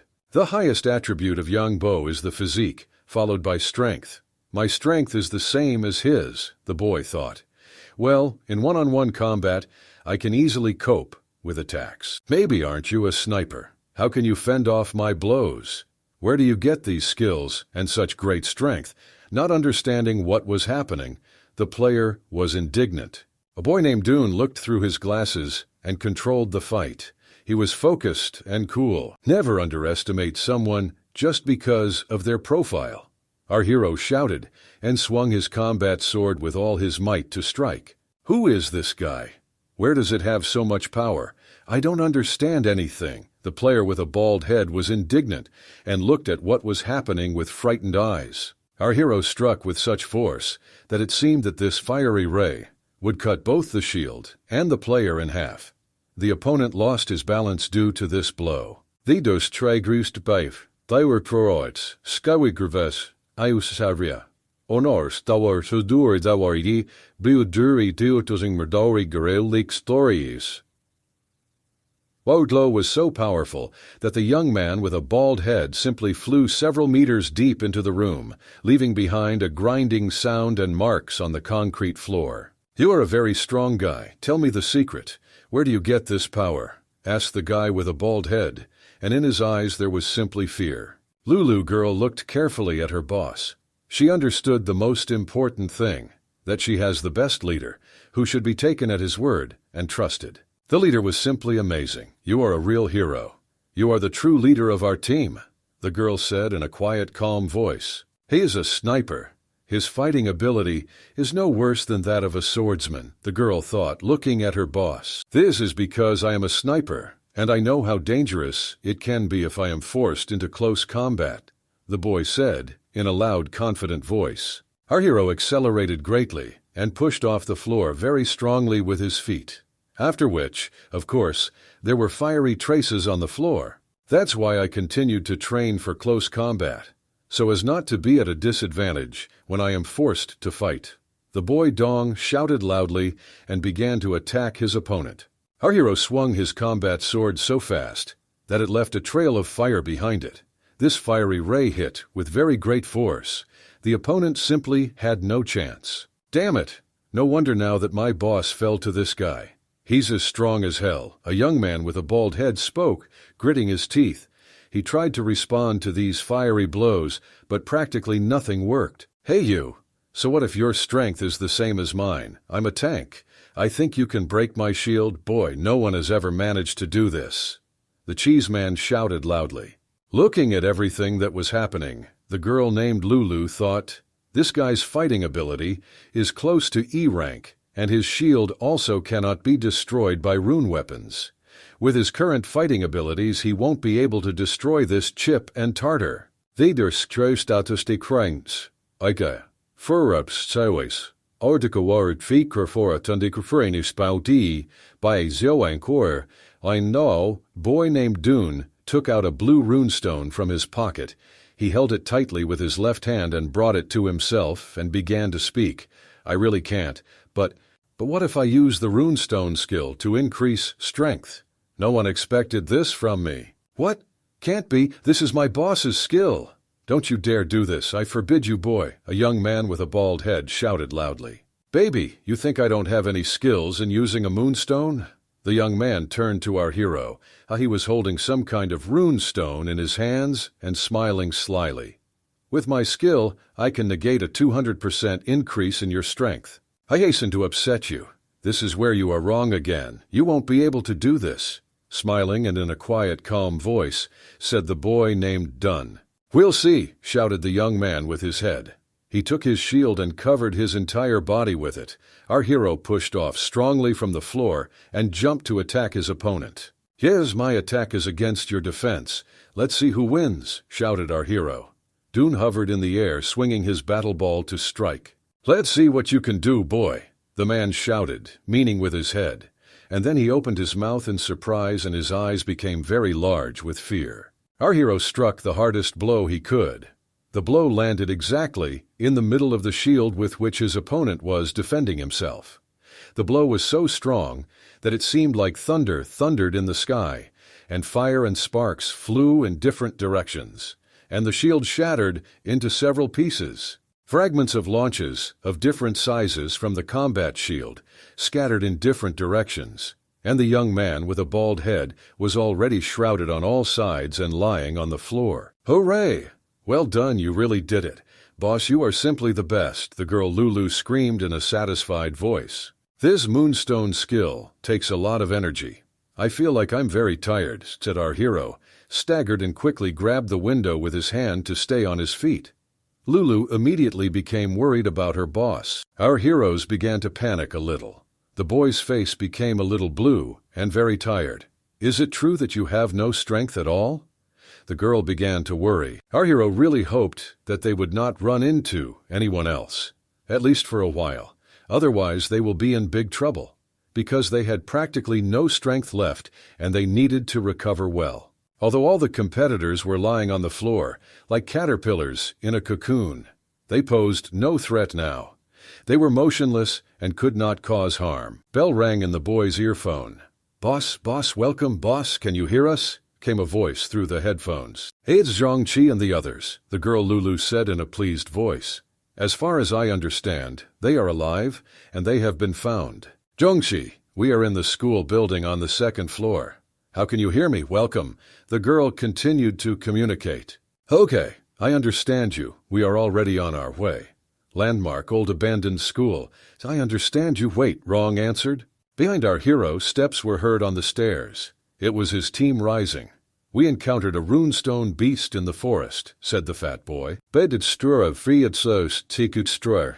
Ausley kofransang zoreis. Wilex dawigerdatanai bonri, wayerdrudirix or didrusix. So drutri. Warrior worked well as a team and killed him. Now we have zero hore kai faintites, a datifries, saravan serialfrief. Points each. Continue to laugh and talk to the fat boy. Then the team turned and looked at what was happening in this room. On the floor lay their opponents, who were shrouded from head to toe in a transparent orange mass that did not allow them to move. I wonder what happened here. Are you guys okay? Maybe you need help, the fat boy said, in a frustrated and pitiful voice. We worked together and destroyed the whole team. Now I have 2 points. The girl named Lulu, in a green suit, smiled and said proudly, Team, did you say team? Did you two really destroy an entire team? The player in the yellow suit asked in a surprised voice. This is the merit of our boss, the girl answered. If it weren't for him, I would have already dropped out of this race. I only have 4 points, but we've just begun. And there are still 2 days ahead. So don't worry, guys, we will succeed, said our hero. And now we control the bridge area, so we're doing great. The boy laughed loudly and began scratching the back of his head with his hand. Now we can ambush anyone who just passes by and score our necessary points, the fat boy said, gritting his teeth and clenching his fists. Everyone looked at the fat boy in surprise. Everyone looked very surprised, and they did not understand what he was talking about and what he meant. Yes, but before that, let's think about what to eat, our hero said and laughed. Everyone was really very hungry and needed strength to continue fighting for victory. Scout planes were flying in the sky. Each of these ships took video and photographs of what was happening on the ground. They literally followed every step. Video filming was carried out 24 hours a day. At the moment, very close attention was paid to the team, whose leader was a boy named Dun. Star Durak Flying Durar, Ska Kavira Stang. This guy is a sniper, but his physique and close combat skills are quite high.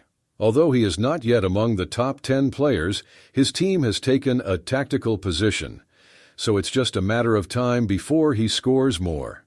He is a very interesting character. I will continue to watch him, the girl said enthusiastically. One of the observers of the players became worried and opened his mouth in surprise. It was clear from his appearance that something bad was happening. He looked at the screens of his monitors, and sweat appeared on his face from fear. It is very strange, said the man. This makes no sense. The magnetic field of the island fluctuates. I think I've already seen this somewhere. Perhaps there will be another breakthrough from space wormholes again, said the man. And you and I are transported back to Earth, where it's quiet and where children study. Children and students leave school after their classes. A father stands on the street in a crowd of people and meets his daughter. Oh, they are here. They are coming, said the father. And then his face immediately changed in surprise at what he saw. We were running away from him by the very children he had met. They ran as fast as they could. They ran as if they were late for something important or as if a monster was chasing them.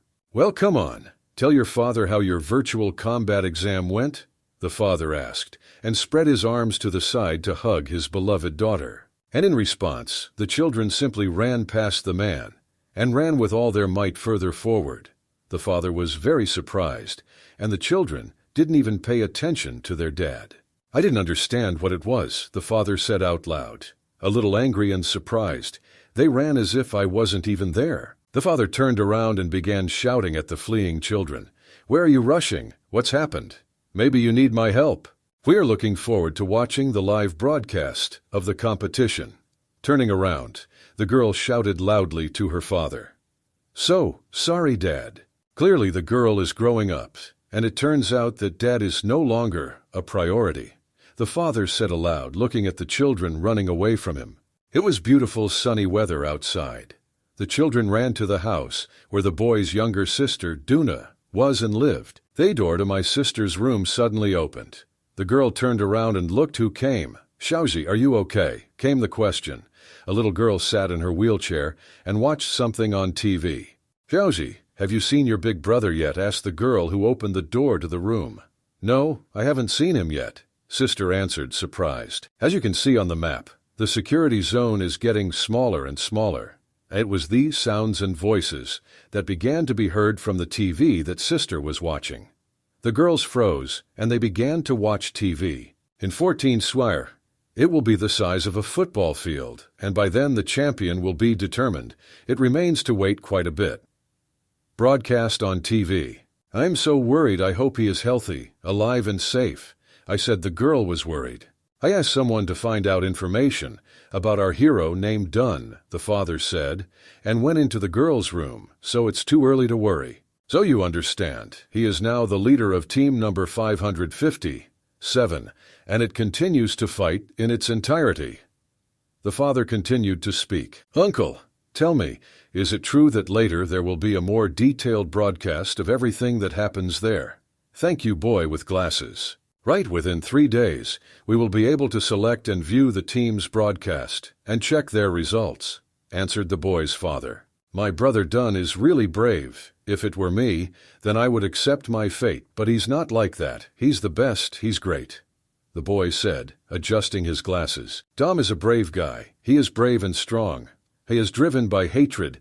This does not allow him to remain normal. Father continued to speak out loud. His parents were killed by rune beasts, and Zhaoxi became a colleague after that. So he fights like a beast, the girl thought at that moment. So he strives to become stronger than any of us. He just has the greatest motivation to take revenge.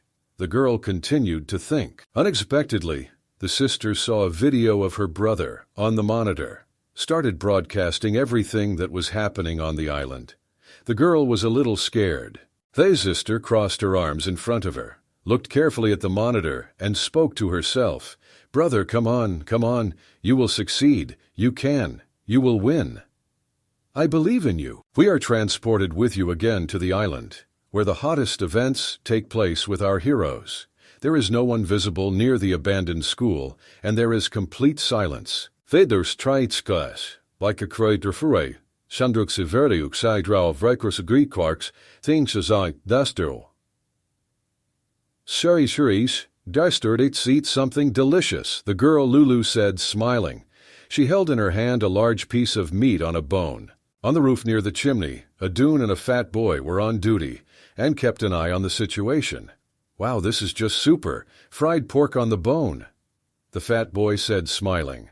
The young man quickly grabbed a piece of pork in his hand and began to greedily bite it with his teeth.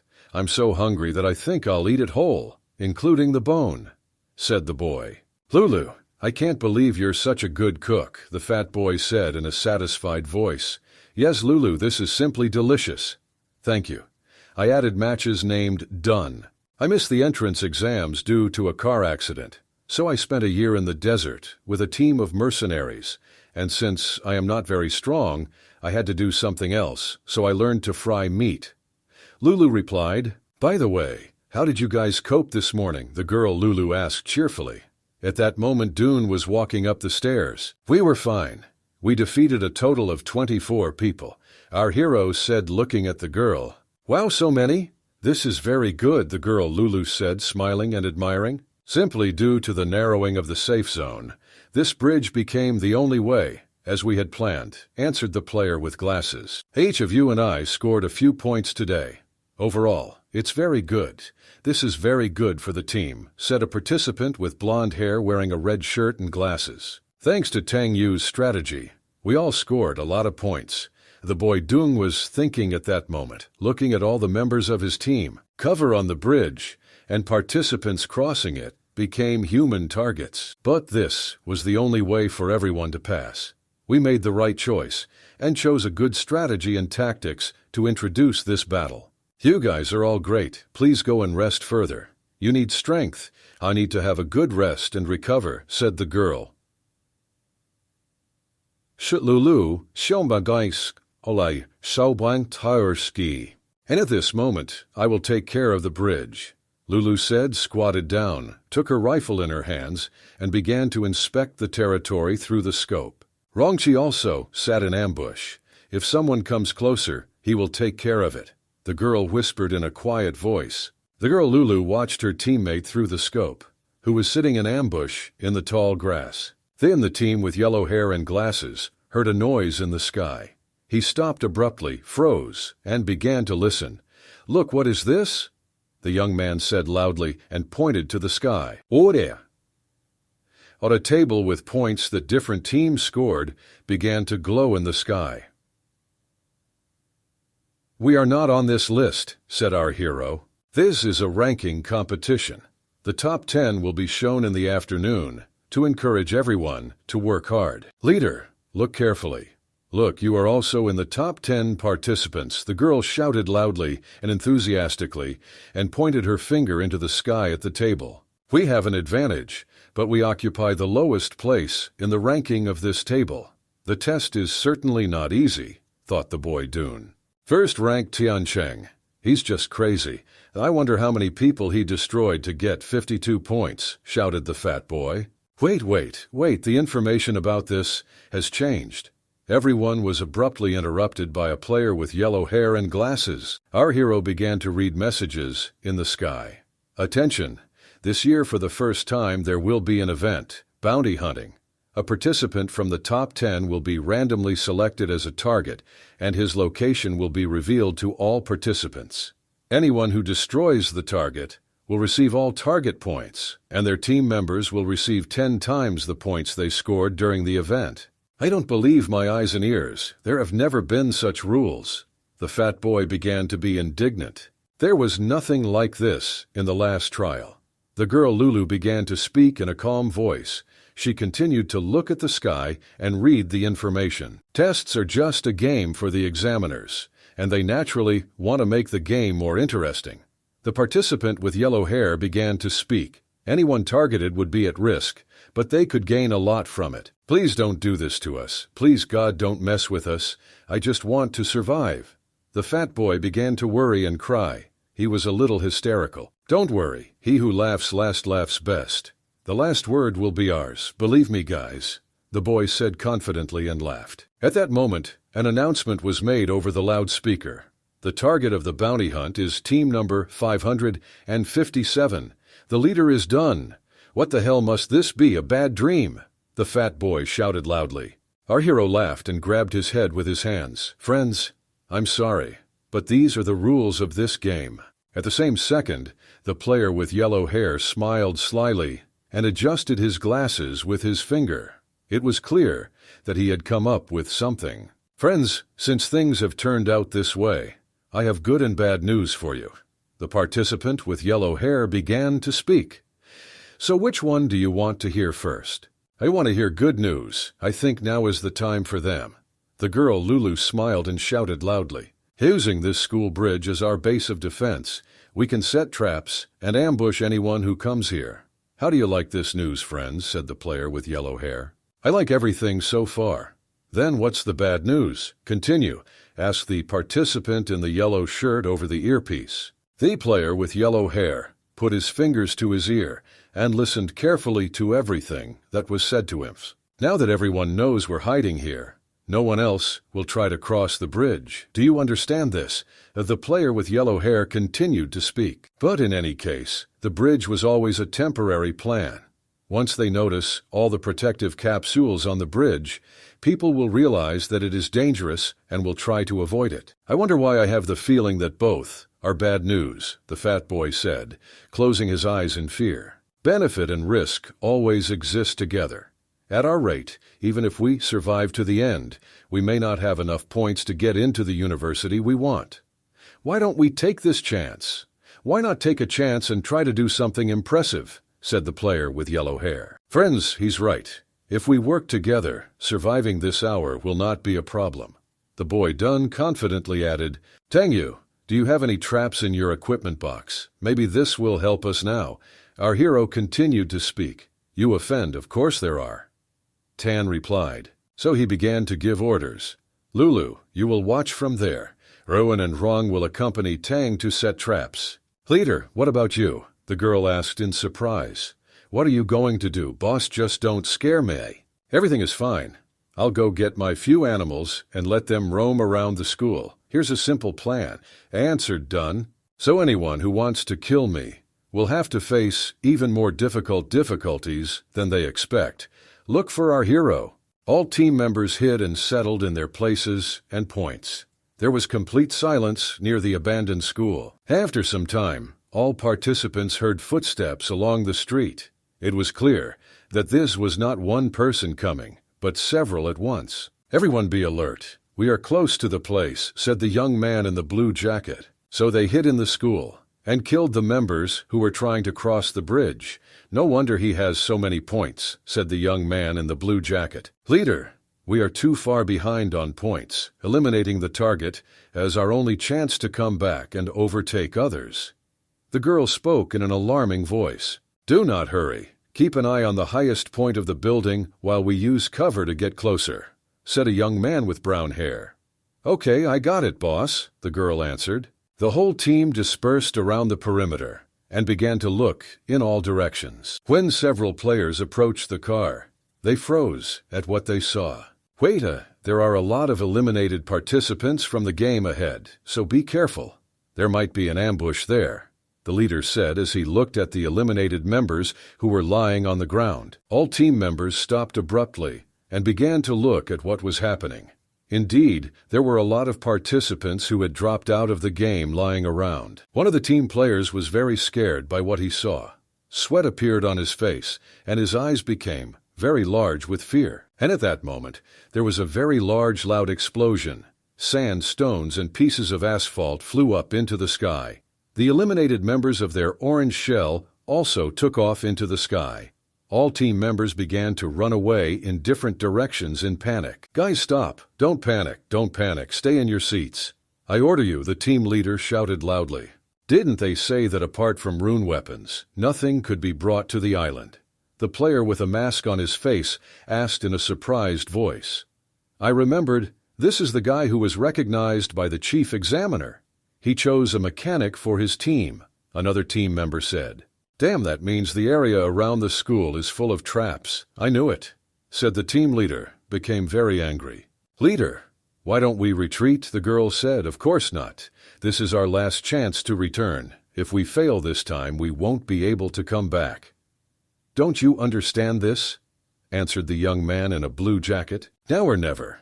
We will slowly approach while trying not to set off any more traps.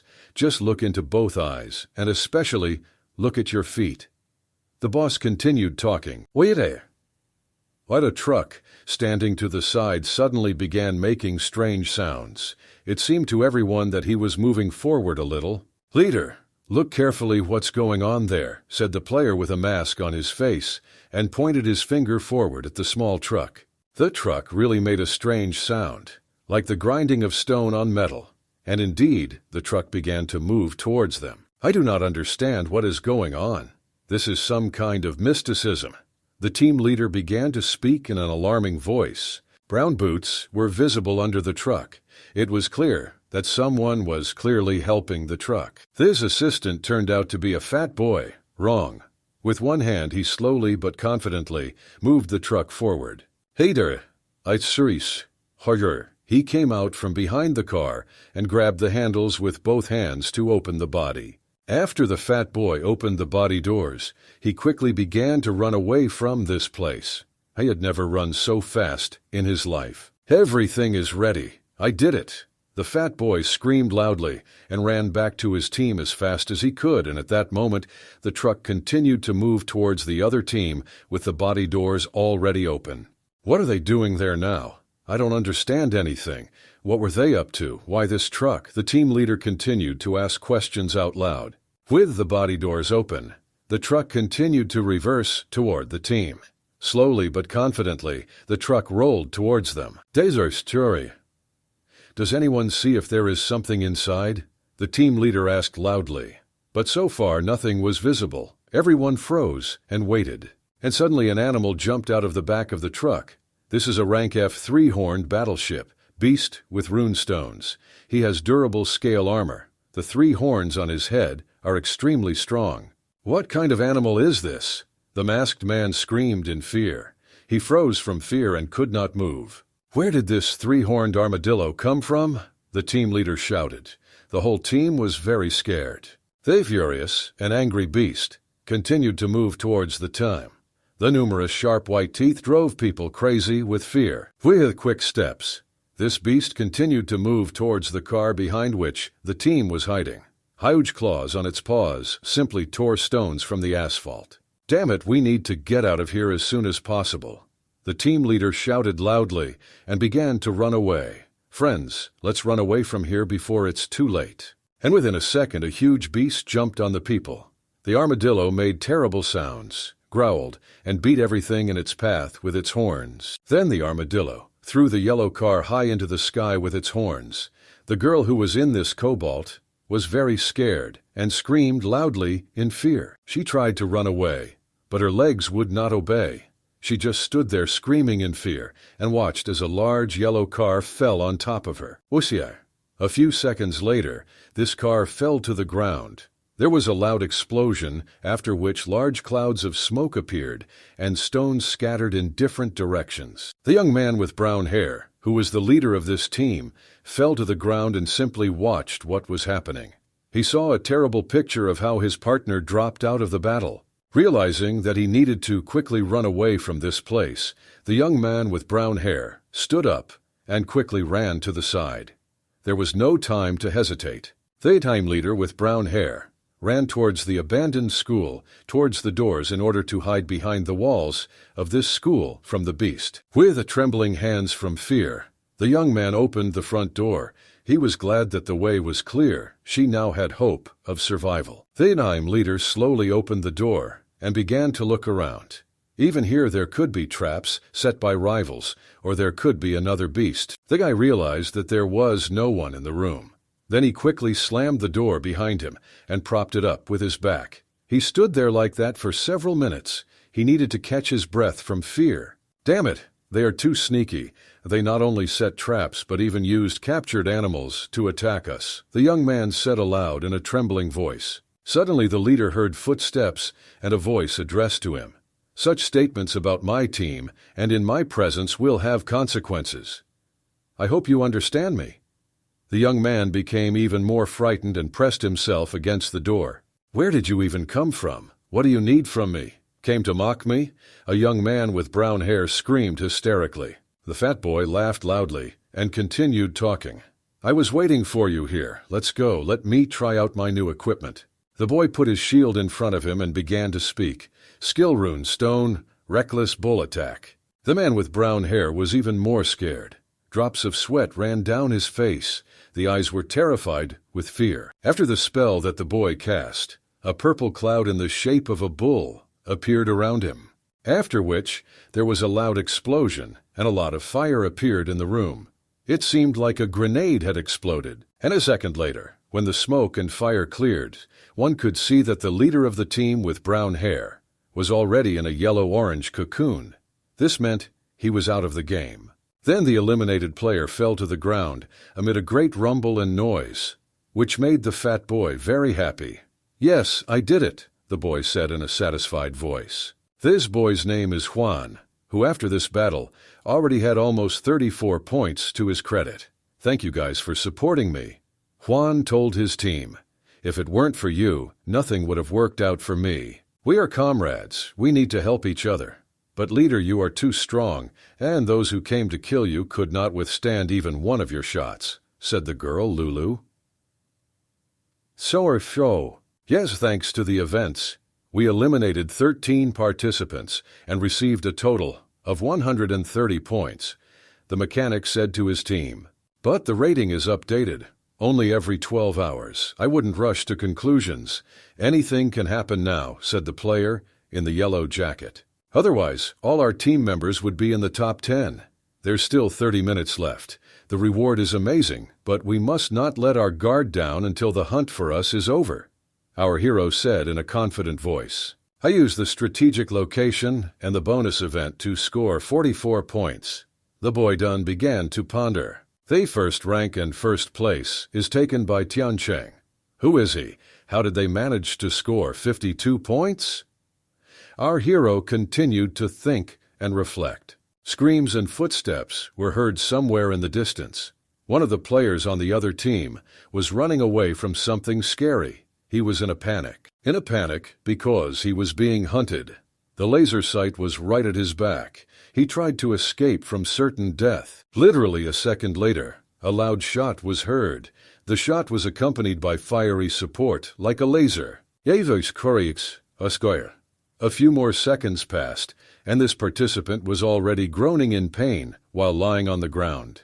He dropped out of the game because he was in a yellow-orange cocoon, tied hand and foot. Somewhere off to the side stood a young man, smoking a cigarette and smiling slyly.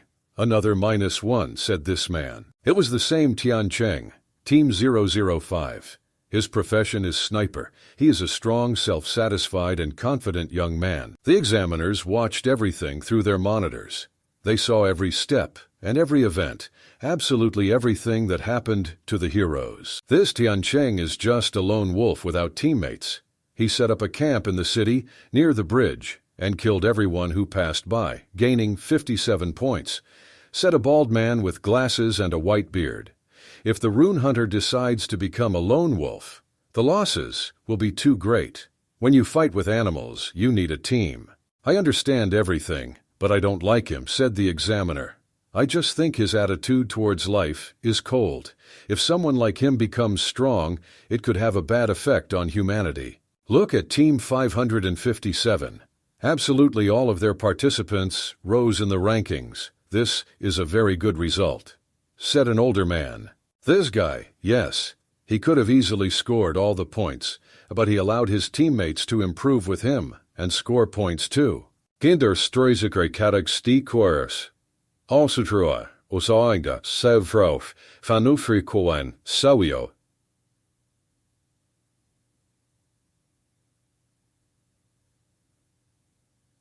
Compared to Tian Cheng, I think Team 557 has a better chance of winning than him. The examiner reflected at this moment. This data is not correct. There are errors. The professor with glasses and a white coat shouted, "Hey you, come back here, bastard!" The deputy examiner began to stop him. The examiner heard these sounds behind him. He didn't like it very much. "Stop there. I wonder what situation I haven't seen before. If I said everything is okay, then everything is okay," said the deputy in an angry voice. "But what's going on here?" The examiner indignantly began to ask his deputy. This researcher is afraid that there will be another outbreak of wormholes in the sky. Well, I saw the data, and although they differ from the previous ones, they are within acceptable limits. The deputy spoke, shutting up the professor. I have encountered this situation many times when I was the chief examiner. There is nothing wrong with that. Believe me, I know what I'm saying. Continued to insist on his deputy examiner. No. The data this time is really quite different. Listen to me, please. The researcher spoke. The examiner picked up the tablet and began to look at the map. "Let me think for a few minutes," said the man. He looked at the map and all the data that was obtained during the study. Fluctuations in the magnetic field surrounding the island have reached their peak. The professor screamed in horror. "We do not endanger the lives of the participants, even if the probability of a wormhole occurring is only 1%. We shouldn't ignore it," said the examiner. "Hey, attention, everyone. Stop the tests and send shuttles to immediately take all participants back to the port." The examiner gave a loud order. The deputy did not like this decision very much. He didn't like everything the examiner said at all. "Yang, you crazy bastard. I told you there's nothing special about it. What the hell are you doing?" The deputy was loudly indignant. "If a wormhole outbreak occurs, thousands of participants on the island will simply die. Can you be held responsible for this?" The examiner shouted very indignantly. "What if there is no flash, and you stop the test in vain? Will you be held responsible for this?" asked the examiner. "For the sake of these future rune hunters, I will take this chance and take full responsibility," answered the examiner. "Damn it, this Yang who always tries to be a good guy. I'm so tired of you. I'll see what you do when there's no flash." The deputy continued to be indignant, and at this time lightning flashed near the shuttles. In the building where the examiner, deputy, and professor were located, the lights went out, and additional red rescue lights began to burn.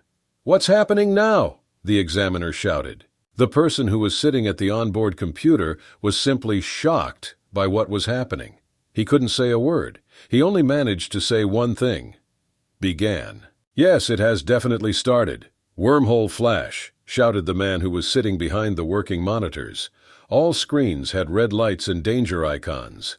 There were also white circles and a lot of thunderclaps on all the screens. Complete chaos ensued. The weather quickly deteriorated. Thunder roared and lightning flashed. The shuttles that were in the sky could barely maintain their balance in flight. Literally a second later, one of the lightning strikes the blue shuttle. after which a large explosion was heard throughout the entire sky. The ship exploded and broke into several pieces. Fragments of the ship began to fall down onto the island. The island was still protected by a special dome. But after a while, a gap appeared in this dome. Holes appeared in the protective dome through which anything could fly in. And of course, uninvited animals could appear through these holes. This is exactly what happened. A huge brown beast with huge claws on its paws was the first to enter the earth. These were huge animals similar to dinosaurs. They had huge mouths with many sharp teeth. Interference began to appear on all working monitors. A danger sign was displayed on the screens. It was necessary to urgently take some action. "Is this really an outbreak of space wormholes?" asked the young man. He was in panic and horrified by what he saw and what was happening. "A space-time barrier has formed around the island. We can't break through and get to the island," the young man screamed in panic. "Our communication shuttle has been destroyed, and we are unable to contact the members on the island." The researcher screamed hysterically. "This is very bad. What do you tell us to do now?" the man loudly asked the deputy examiner. "Damn, did this happen?" the deputy examiner said loudly. Now he was more scared than ever. The deputy examiner grabbed the shoulder of the man who was sitting at the work monitors. "Something needs to be done," the deputy said. "Did this really happen? Everything was fine for so many years. Why did this happen now?" said the deputy examiner. "A space-time barrier prevents outsiders from entering the island, as it stabilizes space-time wormholes, allowing beasts to pass through them. This is bad news for everyone involved. They are now in great danger," said the man with the white beard. "What should we all do now? This is a disaster. We need to save the participants," said the girl in the suit. "Damn these monsters. We could have avoided this if we had caught it a little earlier." The girl continued to speak. "Everything is very bad. What should we do now?" The young man screamed in panic and hysteria. "It's too late and we won't be able to save them." Another person screamed and tried to run away. "Calm down everyone quickly," the chief examiner shouted loudly. It was necessary to quickly calm everyone down so that there would be no panic on the ship. Everyone on the shuttle fell silent and looked at the chief examiner. The only hope was for him that he knew a way out of this situation. "What we need to do now is try everything in our power to overcome the space-time barrier and save the participants who are trapped," the chief examiner said in a loud voice. "With every second we waste, more and more members on the island will be in danger. So you need to act quickly." The examiner continued to speak. "All researchers to my orders. First, contact the main command of the Eastern Military District and ask them to send a rune atomic cannon to destroy the space-time barrier. Then install a new communication system." The examiner continued to give orders. "Before the rune atomic cannon arrives here, you will think about how to overcome the space-time barrier. Mobilize all available personnel and resources to explore the extent of the space-time wormhole." "We got you, boss. Let's get started."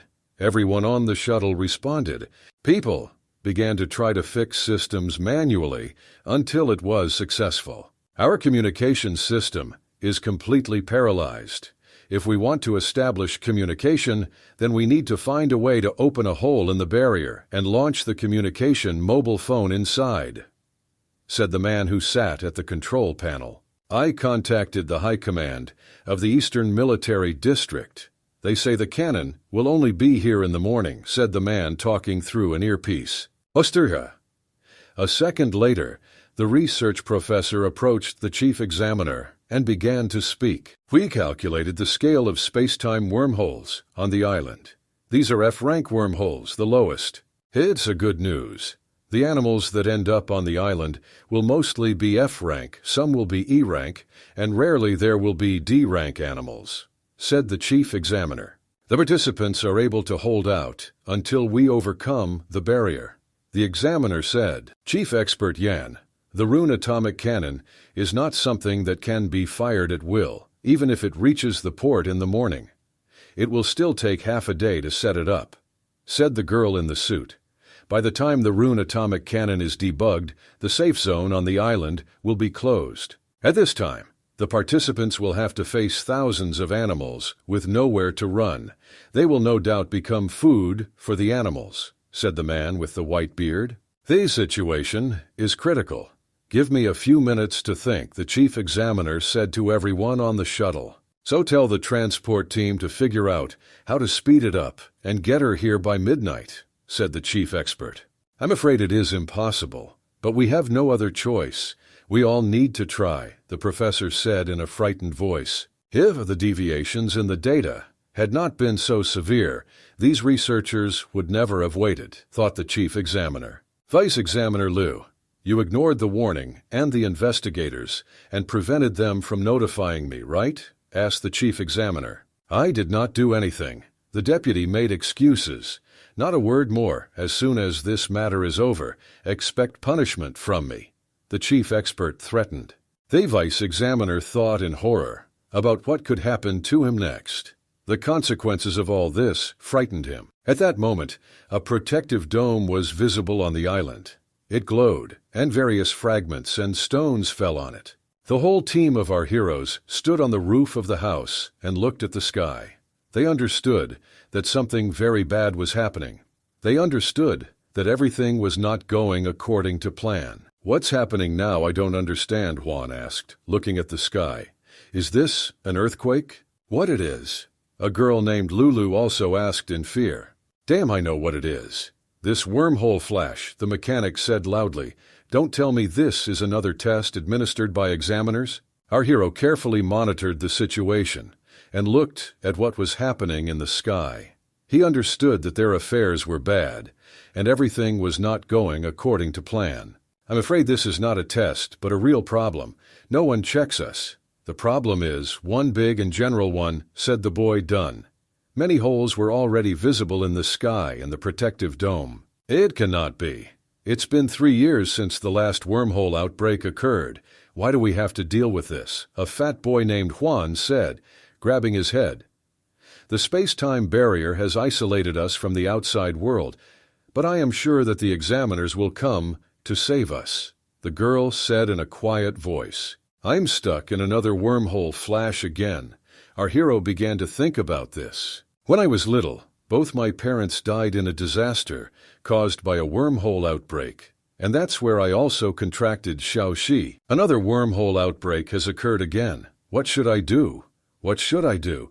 The boy continued to think about pondering. Then Dunn saw the task on the monitor. It said that as many members as possible must be saved. The duration of this mission is until the end of the wormhole outbreak.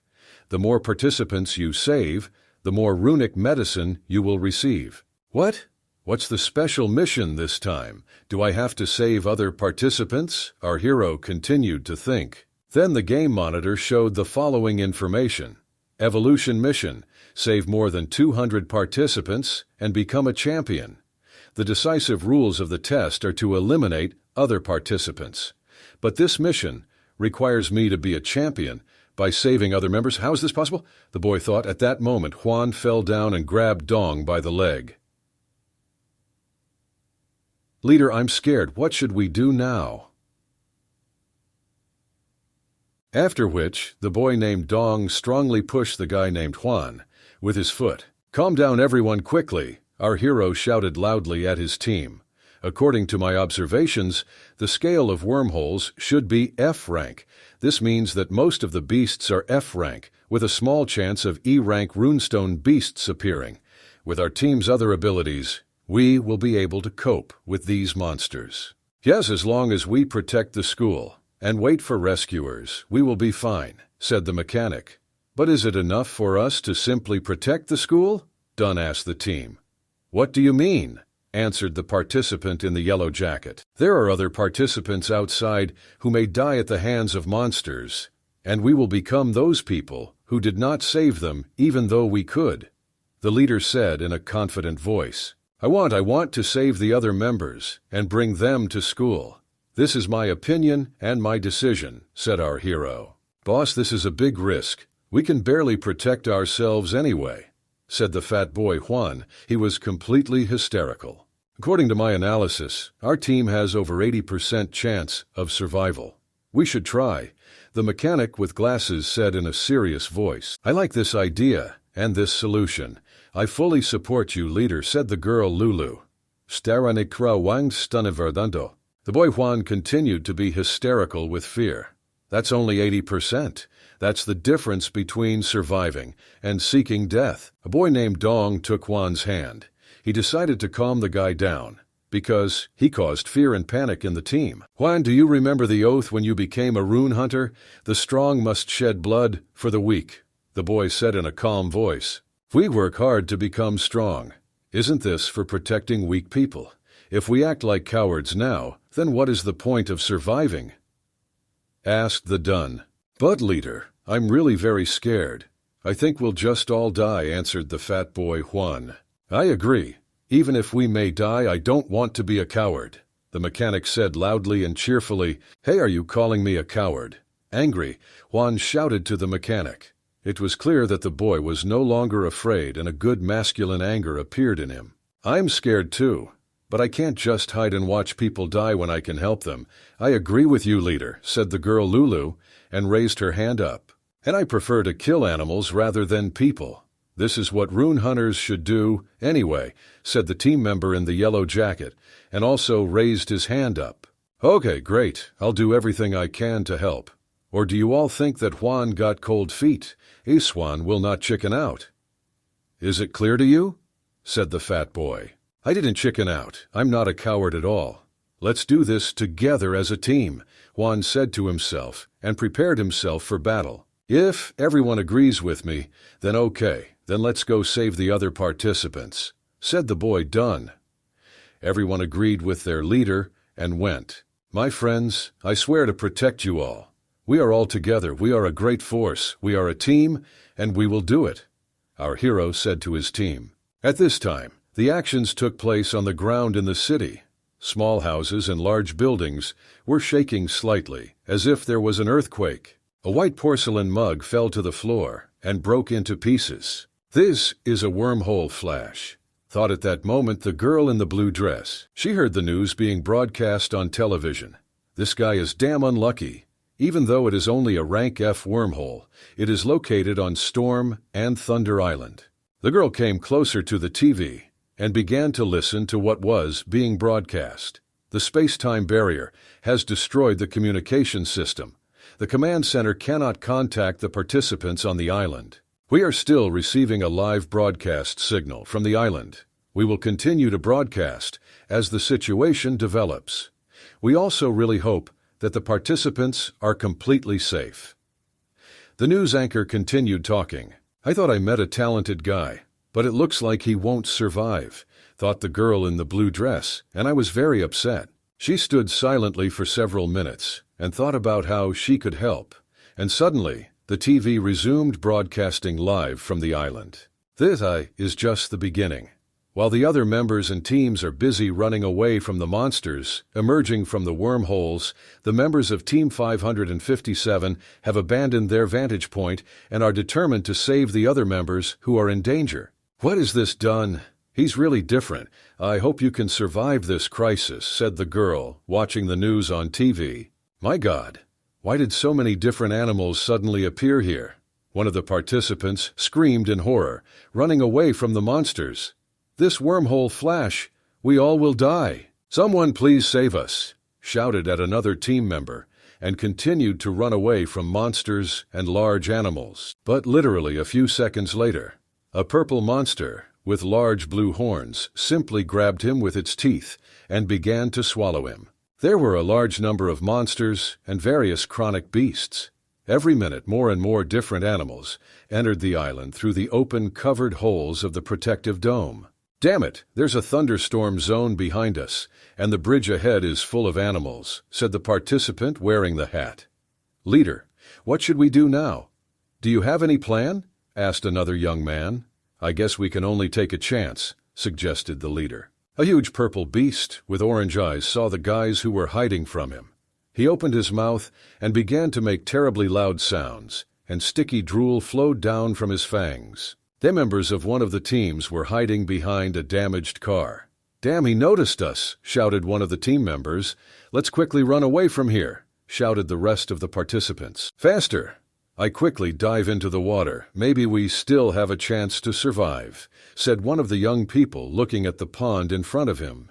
The members of this team ran into the pond. The water was already up to their waists. "Be on the lookout for animals, too," shouted the leader, who had a cap on his head. On land, a large purple snake was catching up with them. All members of this team dived into the water and swam as hard as they could.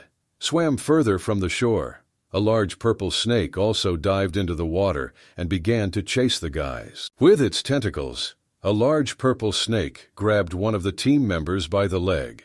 The monster began to pull him into the water to the bottom. "Hey there, I tell you, it was a girl." With the last of her strength, she managed to emerge from the water and scream loudly and ask for help.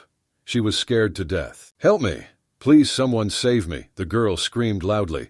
The monster with its tentacle lifted her up above the water. "Oh my God, what should we do now? Damn, this is an F-rank beast, a crystal octopus!" The leader in the water shouted loudly. And literally a moment later, the head of a large crystal octopus appeared above the water. The young people were very frightened because the octopus was very close to them, and with his tentacles, he continued to hold the girl high above the water. "There is no way we can defeat him in the water. What should we do now?" asked one of the team members. "We can't even defend ourselves right now, and we can't save her." "Are you suggesting leaving her to avoid?" the team leader asked in a rough voice. The girl continued to scream and ask for help. She was losing strength. Her voice became quieter and quieter every second. The octopus continued to squeeze her body with its tentacles and hold her above the water. Suddenly, a shot from a rifle was suddenly heard. A large flame of fire went towards the crystal octopus. This shot hit the target. A shot of a large fiery ray hit the tentacle that was holding the girl above the water. The girl began to fall down and scream for help. A second later, the girl was already in the water. She emerged, raised her hands up and screamed loudly, "Yes, God, thank you." The young people turned to the shore and began to shout, "Thank you." The girl looked at the shore from the water and also shouted loudly, "Thank you." "Which hero saved us?" asked the team leader wearing a cap. "Come on, swim to the shore." Our hero shouted loudly on the shore. With his left hand he waved to the guys who were in the water, and with his right hand he held his red rifle. The happy guys quickly rowed with all their might along the shore. "Friends, get out of the water faster. There is not a minute to lose," prompted the team leader wearing a hat. "We must get out of the water as soon as possible," until this giant octopus came to his senses after being shot. The leader continued to speak. The young people came out of the water, and a boy named Dunn immediately shook their hands. "Thank you for saving us," said the team leader wearing a hat. "You could have taken the chance and destroyed us to score more points, but you didn't. This deserves special respect," said the young man in the hat. "Right now we are all hunters fighting against the rune beasts." "Why should I kill you just for points?" asked our hero. "Yes, indeed, you are right. Now we are all in your debt," said the team leader, who had a cap on his head. "Yes, we are all in your debt," said the rest of the team. Dune looked at his gaming monitor. It was written there that it was necessary to save as many participants as possible. Duration of the mission until the end of the wormhole outbreak. Progress of the mission: 16 participants have already been rescued. Even though I had already saved 16 participants, 3 of them were still eaten right before my eyes.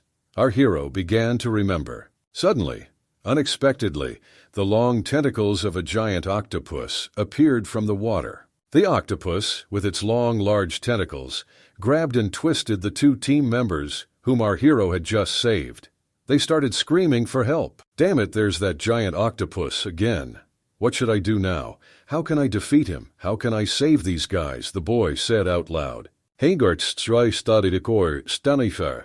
Isa geiks. Ora gris kuriko per crow femang sayar ois lang sais wang tree say sign creeves fring crakes.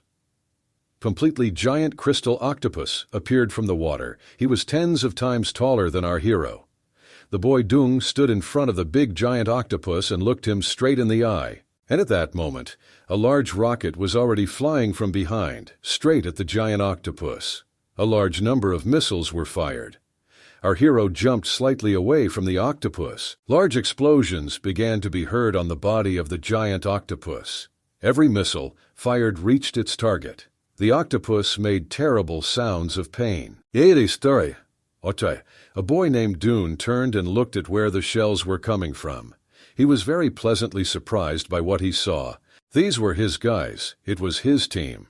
The girl Lulu was shooting from the rifle, and the mechanic was shooting from the cannon. Skill rune stone. Reckless bull attacks, the boy Juan shouted loudly. He held the shield tightly in front of him, which began to glow blue. He pointed his shield directly at the giant octopus, after which a large stream of white light and energy pierced right through the giant octopus. "Die scum!" shouted loudly to the yellow jacket participants. He held a large sword in front of him and jumped on top of the octopus to pierce it. From a large number of wounds, the octopus closed its eyes. For a few seconds, it stopped moving its tentacles, and at that moment, the player in the yellow jacket plunged his long sword right between the eyes of the huge giant octopus.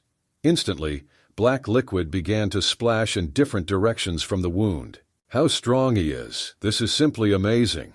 The team leader wearing a hat shouted in surprise. "They have great teamwork. They must have trained together for years," said another member of this team. Everyone was shocked and looked at what was happening with admiration. "The week's center for IQCA des for episodes Arkanpoa Corningboy sources Sai Boers." The boy named Juan laughed. "We all killed another monster together. What great fellows we are." The giant crystal octopus lay motionless on the ground. "Leader, how are we doing?" a boy named Juan asked loudly. He was in a great mood and wasn't afraid at all. "Be attentive, alert, don't get distracted. Clear the bridge so that participants can get to school," the boy said to his team. "Of course, leader, we will do everything," the team replied. "And you guys follow them to a temporary shelter on the other side of the bridge." The Dun turned to the guys. "Are you still planning to save the other members?" asked the other team. "An hour has passed since the outbreak occurred, but we have not received any reinforcements from the island, so it is best to assume that we are isolated from the outside world," said the boss. "Now we can only rely on ourselves, and our only chance to survive is to gather everyone and fight together." The boss continued talking. "We need to quickly move away from the water. No one knows how many monsters there are," said one of the team members, and everyone ran away from the water. People ran as fast as they could from the water and looked back. "Brother, please tell me, won't this spiked shark come ashore?" asked one of the team members. People standing on the shore watched as the fin of a spiked shark appeared from the water. Its fin was indeed covered with large, sharp spines. This shark fin moved very quickly through the water. Sharks don't usually swim at that speed. "We survived. Thank you, God, we survived," people on the shore shouted, but everyone looked very frightened. Suddenly a shot rang out. The shot hit one of the people who was standing on the shore. A yellow-orange cocoon immediately formed around him, binding him hand and foot. "Brother, hold on," another participant shouted. "No, not that. We must all be together to defeat these monsters." "How so?" The player with blue hair and a blue jacket turned back to see where the shot came from. "Who shot at us? Do you even know what time it is? Are you still thinking about points?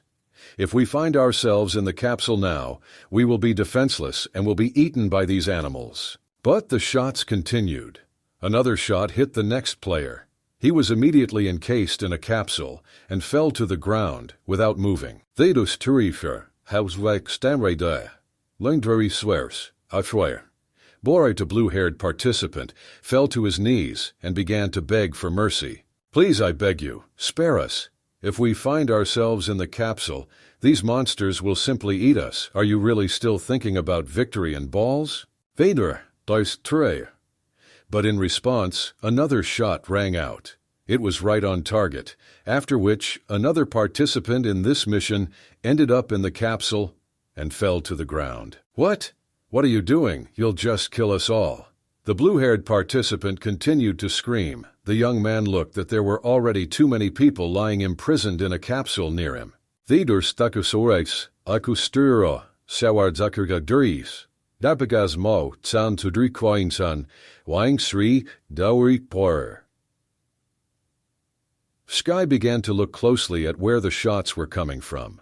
He looked around hoping to see this man who was shooting at them. The young man took his sword in his hands and shouted loudly to the whole island, "You are a bastard and a coward. Come out and fight if you dare to do so." But the sight was already aimed at him. "There's great, I suppose." A few seconds later, another shot was fired. A flash of fire illuminated everything around. A man's laughter was heard from the ambush, and the phrase was heard, "You're just a bunch of weaklings. You can shoot everyone, like in a shooting gallery." The barrel of the rifle was smoking. A lone wolf sat in ambush with his large rifle. "They are only suitable for becoming stepping stones for the strong," said this player. "This is Tiancheng, Team 005, professional and runestone sniper." The situation near the abandoned school was still calm. There was no action going on here. A large number of rescued people were hiding here. Some simply drank water, out of thirst, because there was no food at all. Many of the participants were injured. "Hold on, reinforcements will arrive soon," said the young man with a bottle in his hand.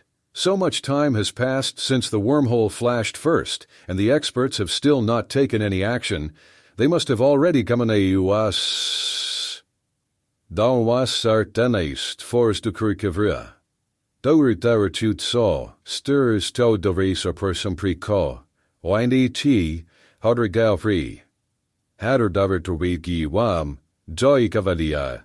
Thou was talker goade, steery dosok a breeze. People were indignant and spoke. "Why hasn't support arrived yet? My comrades need treatment. If I knew this would happen, I wouldn't be involved in this. I don't want to just die here." In a word, people were in panic. Then one of the mission participants saw that other comrades were approaching them. He rose to his feet and looked at them with wide eyes of surprise. "This is Leader Dong," someone shouted from the crowd. Our hero approached the rest of his comrades, along with his team, which was dragging the wounded guys. "He saved us all. He must have a way to make sure we survive," said the young man with short hair. "Friends, let's all not panic," the boy said loudly. "Lulu, please bring the wounded and help bandage them," said our hero. "Yes, leader, I'll do everything now," the girl answered him. The other side of the bridge was engulfed in a thunderstorm. All the people who could have escaped were picked up by us just now. The boy began to think, even if they are enemies, in the face of death, everyone understands everything. I just have to unite them all, thought our hero. "So everyone listen to me. 2 hours have passed, but rescuers have still not arrived. We must prepare for the worst." A boy named Dunn began to speak. "Dimdor's way tomorrow. The safe zone of the island will become smaller. We will be surrounded by monsters on all sides. So we must prepare." The boy continued talking. "Are we just going to wait for death?" asked the participant in the green t-shirt. "No, No, don't forget we are all the best. Since there is no salvation from outside, we will save with wasps. According to the analysis, the level of the space-time wormhole this time is F, level F, rune beasts, which means that we are able to resist. Our hero continued to speak. "We will resist as long as we are united," the boy said to the house, and clenched his hand tightly into a fist. "Have you forgotten those who recently died in the mouth of the beast? Do you want to be cowards and cowardly non-entities? Do you want to become food for these creatures, or is it better to take up arms and kill them?" Our hero encouraged all the guys in a commanding voice. All the rescued mission participants stood and listened attentively to the leader in silence. "To hell with these bastards!" Holding his sword in his hands, a young man from the crowd shouted loudly. Everyone else opened their mouths in surprise and looked at him. Absolutely, every person on this island turned around and looked at this fool. There was everything in that look, from misunderstanding to hatred. And then people began shouting the following slogans from the crowd. "Yes, we will risk our lives and survive. I will make my mother proud of me. The competition is recorded, so even if I die, I want everyone to know that I fought until the end." A boy named Dung looked at the guys in the crowd and was pleased with their strong-willed decision. "Since the safe zone is getting smaller, soon the schools will not be able to protect us." The leader continued to speak. "Use this time to recover. In an hour, we will leave this place." Leader, there is one more thing, said the player in the yellow jacket. What exactly? Speak faster, answered the boss. What about those capsule members? They are just easy prey for all the monsters, said the young man in the yellow jacket. And near the walls of the school, there really were a large number of yellow capsules in which there were players. Boy Dung thought about it. A decision had to be made urgently. There were a lot of players who dropped out of the race, and inside the capsule, there were living people. The capsules will protect them from the elements, but those eliminated will remain in a state of sleep until the end of the test. If we leave them here, they will surely be killed by monsters, the boy thought. There's no way we can take so much with us, said the coffin in the yellow jacket. We need to hide them in places that animals can't find. That's all we can do for them now, answered the boss. Okay, leader, I'll take care of it. I'll try to find such places. I feel sorry for the guys. I wouldn't want them to disappear so stupidly on this island. I suggest going to the center of the island. Not only will we be able to hide from the thunderstorm, but we will also find some medicine. The mechanic made his suggestion. Many of the participants we rescued are already seriously wounded. Without proper treatment, they simply will not survive, said the mechanic. Then we will do as you say. Find a safe route into the city, answered the leader. I am the boss here. If you need help, just tell me. Juan is always happy to help his team, said the boy, laughed and began to scratch the back of his head. Draw as soon as we leave school. We'll need someone to scout the area, so choose a few people at your discretion, said the boss. I understand you, boss. I'll get to it right now. A boy named Juan answered in a satisfied voice. These shuttles continued to fly in the sky and monitor what was happening on the island. At what stage are we in restoring the communication system? Asked the chief examiner about customer service. The shuttle that supported the communication system was destroyed by the space-time barrier. So, until we can overcome the barrier, the connection cannot be restored, the employee said. Damn it, is there really no other way? The examiner began to get angry. Well, there is another way. The employee continued speaking. Quickly, tell me what method this is. The chief examiner began to look intently at the employee. We use all our firepower and focus our attack on one point in the space-time barrier. There's a chance we could make a small hole. The employee spoke, looking at his monitor. If we can create an opening large enough to send a communications module to the island, then we can transmit information to the participants. The employee thought and reflected to himself. Tell me what's the point of this? Support may not arrive until tomorrow, said the chief examiner. The employee fell silent and thought, this will only upset them more. The chief examiner said out loud. Suddenly the girl turned to the man. Chief examiner? Ian, I have a suggestion. What's the matter, Xu? Don't be silent, keep talking. We don't have much time, said the man. According to my calculations, if the wormhole outbreak continues, then tomorrow morning, there will be more than 10,000 rune beasts on the island. Participants will gather in an extremely small area.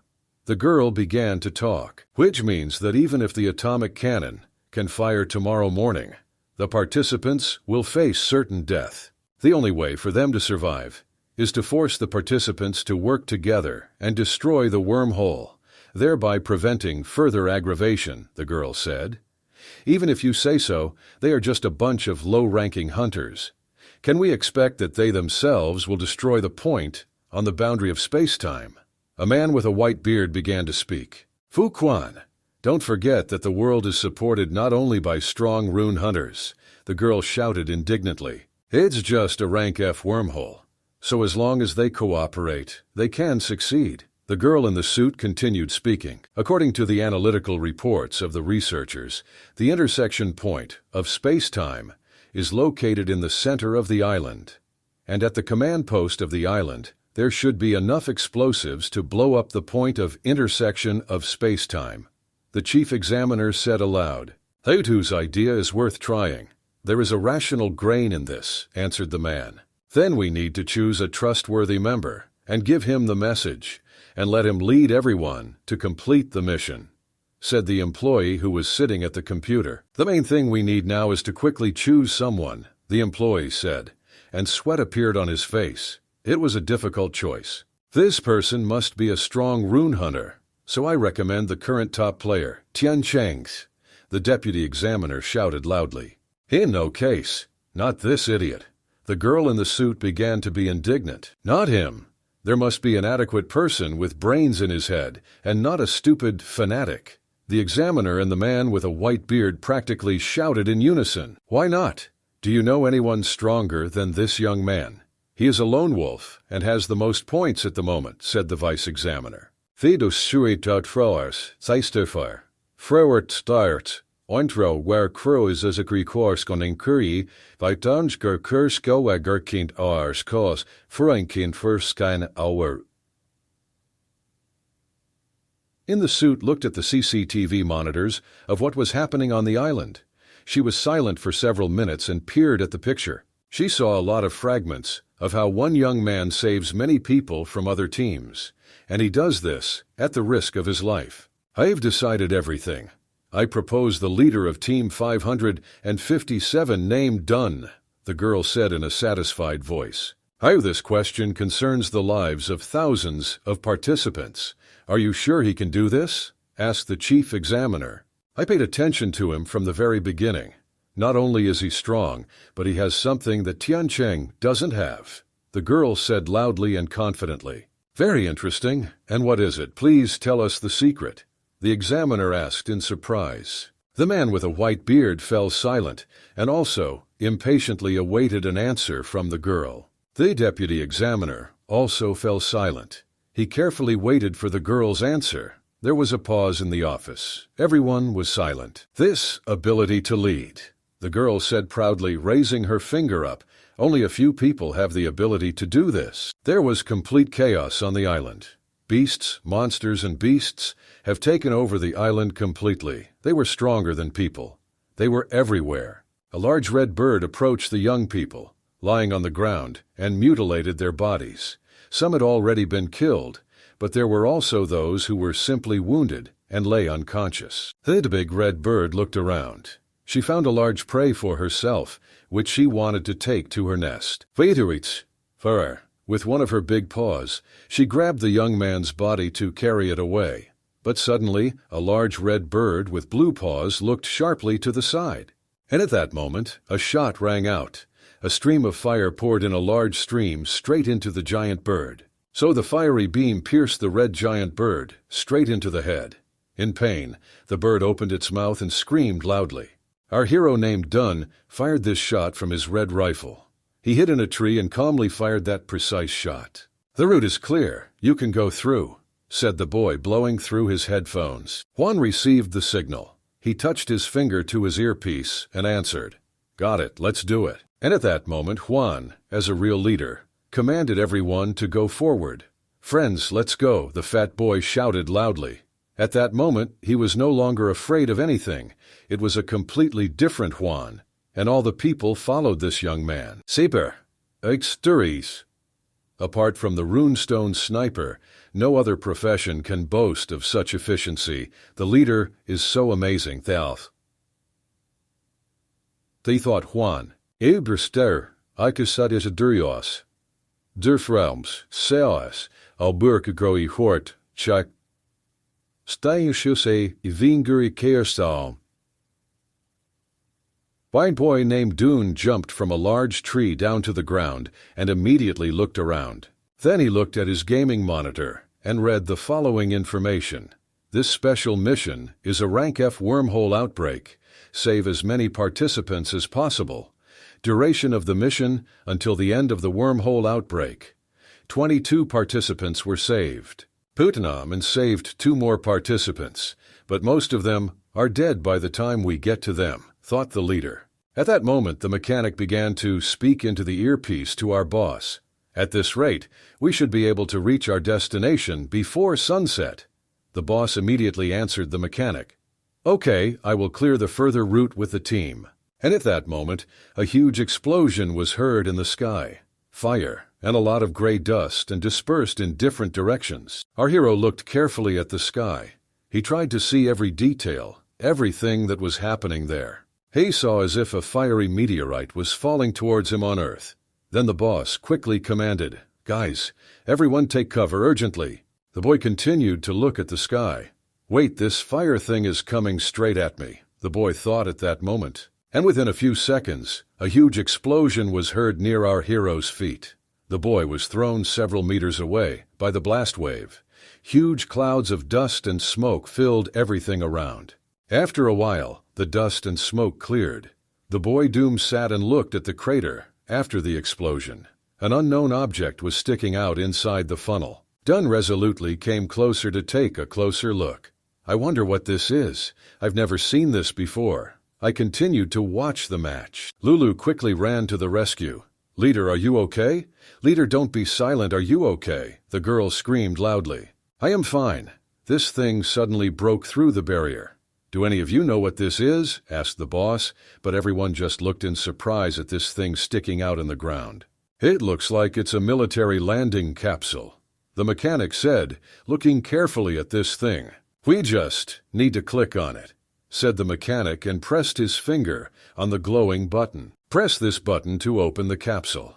The mechanic finished speaking, and suddenly a bright blue light began to appear from the capsule. It was a computer hologram that began to speak. "Leader of Team 557 Dun. This is the Chief Examiner, Toryan." All the guys were shocked and watched what was happening. "Are you sending people to save us? God bless," said the boy named Juan. "It looks like this is not a communication device, but a video recording device," said the girl. "Lulu, everyone keep quiet. Let's listen to what they tell us," said Dunn. "As you know, there was an outbreak of a Rank F wormhole.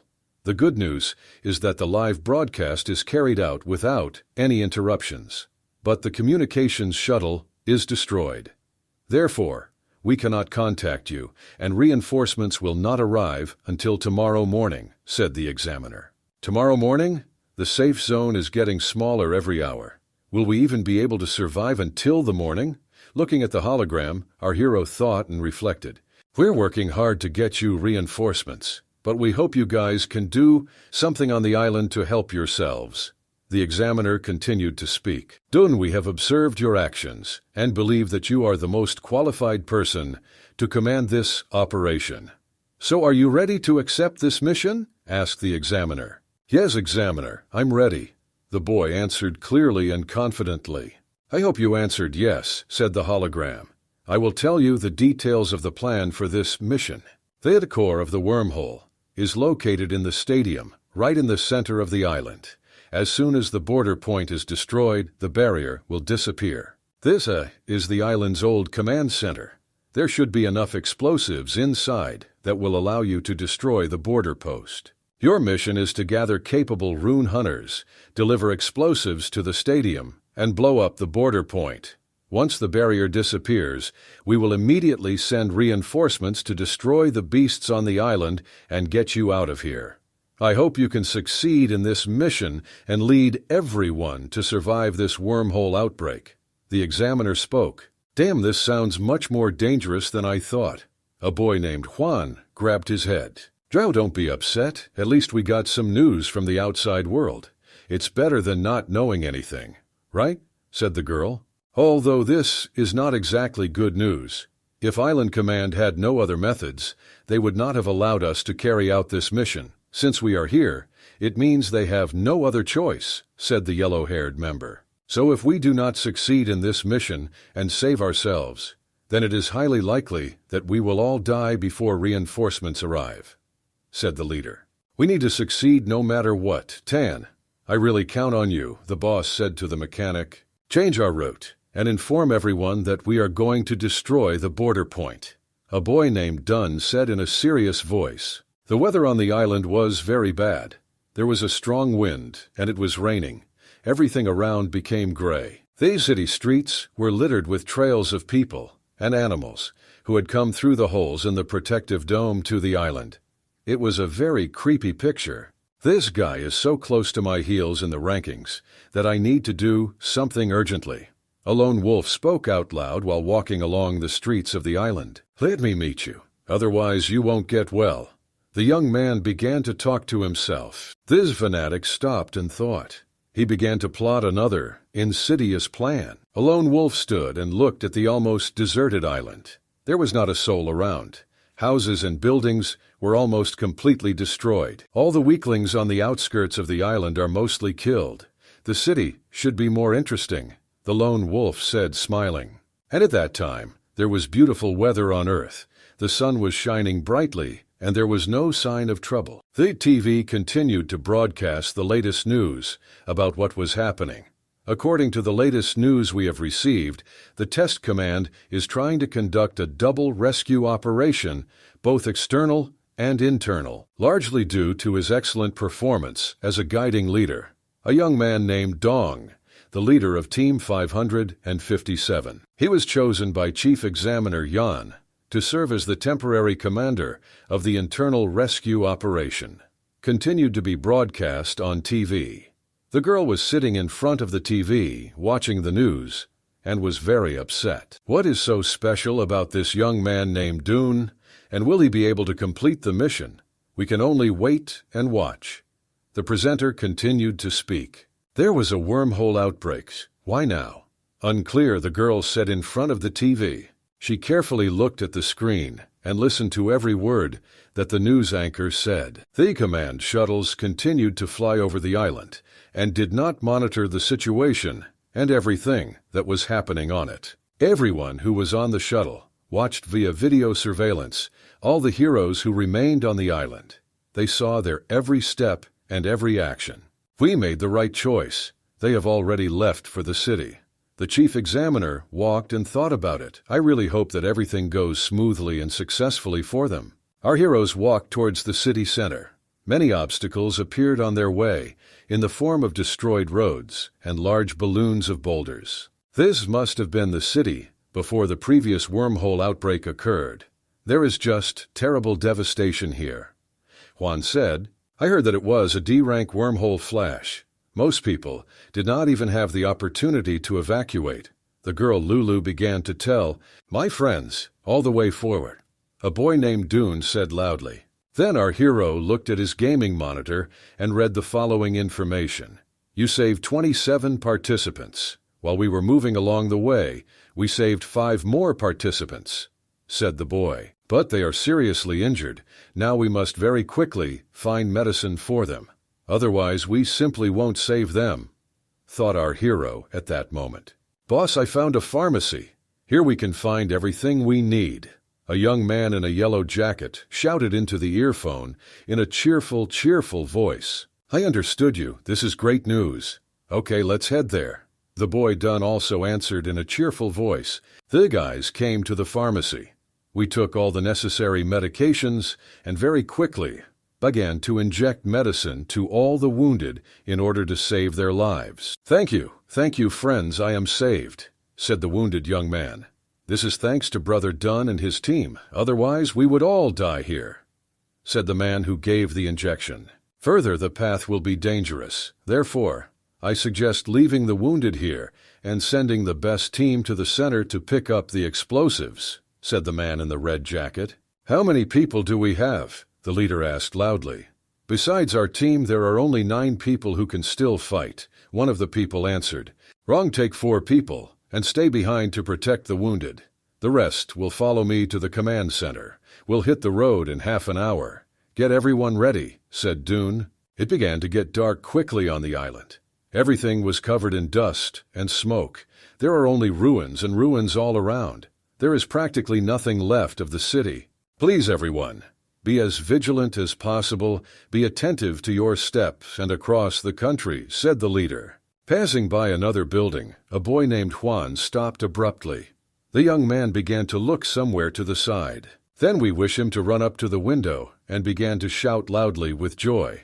Leader, listens. In this store there are various things with a long shelf life, and they seem to be suitable. We still haven't reached the center, so everyone can relax here, said the boss. Good leader, Juan answered joyfully. Dune, here you go. You should eat something. You need strength, Lulu said and handed the boy water and a loaf of white bread. Bon appetit, leader, the girl said and smiled. "Thank you, friend, too," answered the boy. "In this store everyone was looking for something edible for themselves. This girl seems to like our leader Dunn. Yes, the leader is so cool. If I were a girl, I would like him too." Looking at this couple, the young man thought near the display case. "Oh, I found a nice bottle of liquor. Looks like I got lucky today," said the young man in the red jacket.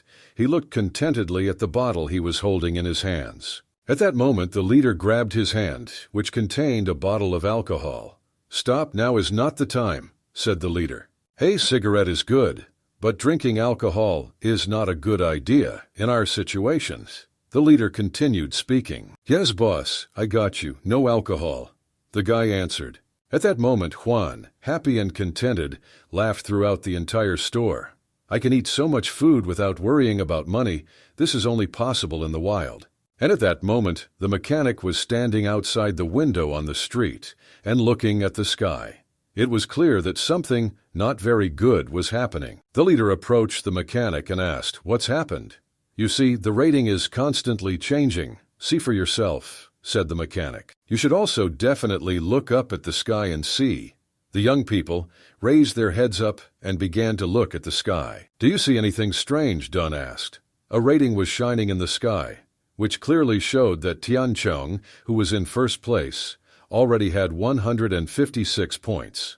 "Wait, why does he have such high scores?" asked the leader. "We didn't eliminate any more members after the wormhole outbreak." "But what was this fanatic doing?" said the mechanic. "He is still destroying members." Dune shouted indignantly. Not only that, but the 9th rank member suddenly disappeared and his points were added to this idiot. Since the command center has lost control of the island, the bounty hunt is still going on. But does this fanatic have no idea about the big picture? "Why is he still eliminating others at a time like this?" said Dunn. "I suspect that he doesn't even care about getting into the academy and just enjoys killing others."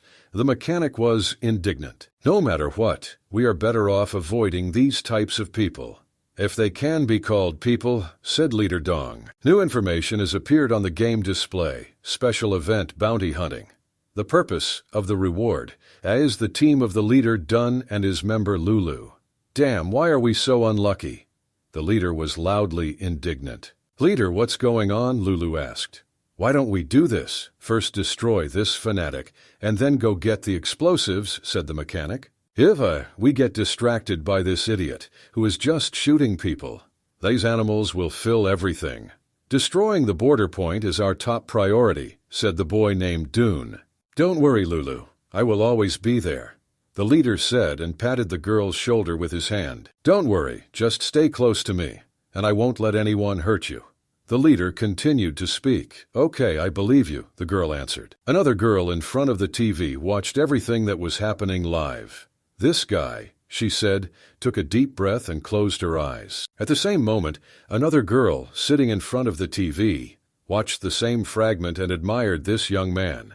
A girl in a blue dress was also watching the broadcast. She was watching the broadcast on the computer, and at that same moment she also sighed and said, "This guy is the best." At that moment, the nightclub was also broadcasting from the island. 4 men were sitting at the bar counter. They watched on the big screen a live broadcast of the action taking place directly from the island. These guys were the same team that taught our boy Dung how to survive in the wild. "What is he doing flirting with a girl in such a situation?" asked the captain. "Boss, I don't think you're qualified enough to say anything," one man said. "Oh, do you have any problems with this?" asked the boss.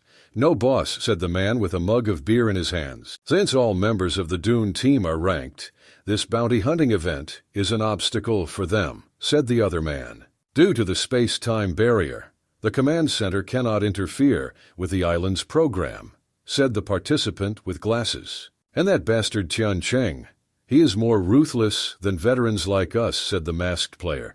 "In fact, I've heard of it before," said the captain. "Do you remember Eagle City, the little monster of the Heavenly Treasure District?" the captain asked the team. "Wasn't the Celestial Treasure area destroyed by wormholes 20 years ago?" asked the masked player. "Now that the leader mentioned it, I'm starting to remember something," said one of the men, scratching his beard with his hand. 20 years ago, a wormhole outbreak occurred in the celestial treasure area of Eagle City. The animals caught several children. And for this tour, like a stadver stalig sequingstraks, Hanoi trenta frakken tui prefori, Saudi Krikjawa. Dovretosser took them to the nest to feed their chicks. The chicks were very hungry, and when the rescue team found the nest, they discovered a child who had killed 3 young runestone beasts and drank their blood. I heard that this guy was taken in by an A-rank rune hunter and raised as a successor. Indeed, this guy is now the current Tian Cheng. This is the truth, said the captain. What? Which means he has the support of a rank rune hunter. This is simply incredible, said the guy with glasses. Who cares? Since he is hunting down others involved in such a situation, he has already angered countless people. When the trial is over, he will be punished for this, said the captain. Now we can only pray that the dune does not collide with it, otherwise there will be a lot of trouble. The captain continued to say to his team. The men continued to watch the events taking place on television. In front of you is the old command center. There is a lot of destruction, and all the buildings are already covered with plants. A hole appeared in this place, a wormhole through which any beast or monster can penetrate. Our heroes cautiously peeked around the corner.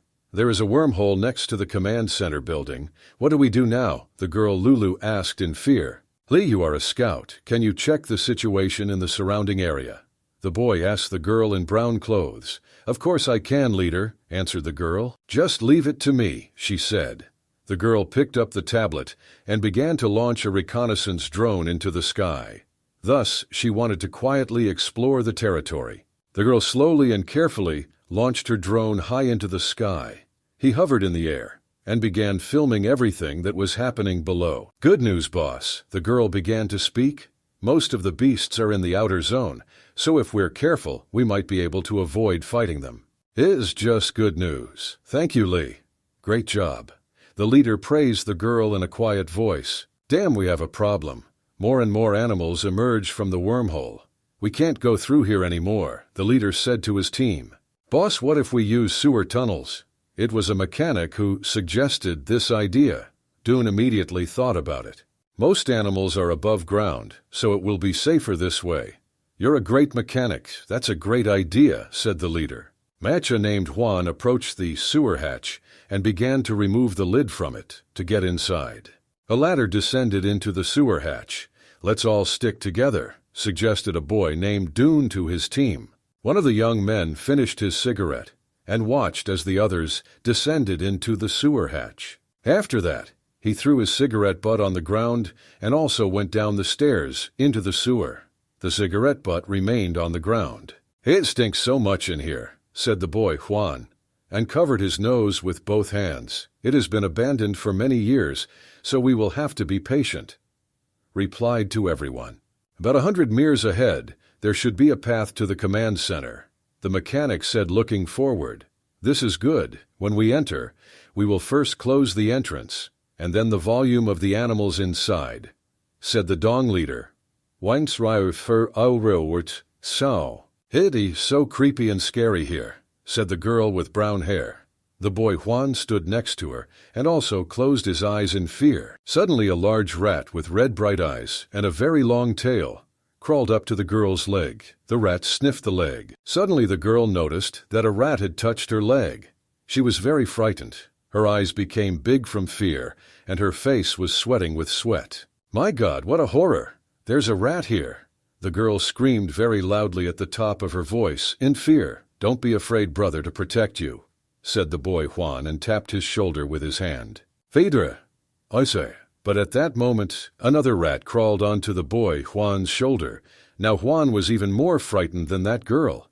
He had very large round eyes out of fear. The boy Juan screamed very loudly in fear.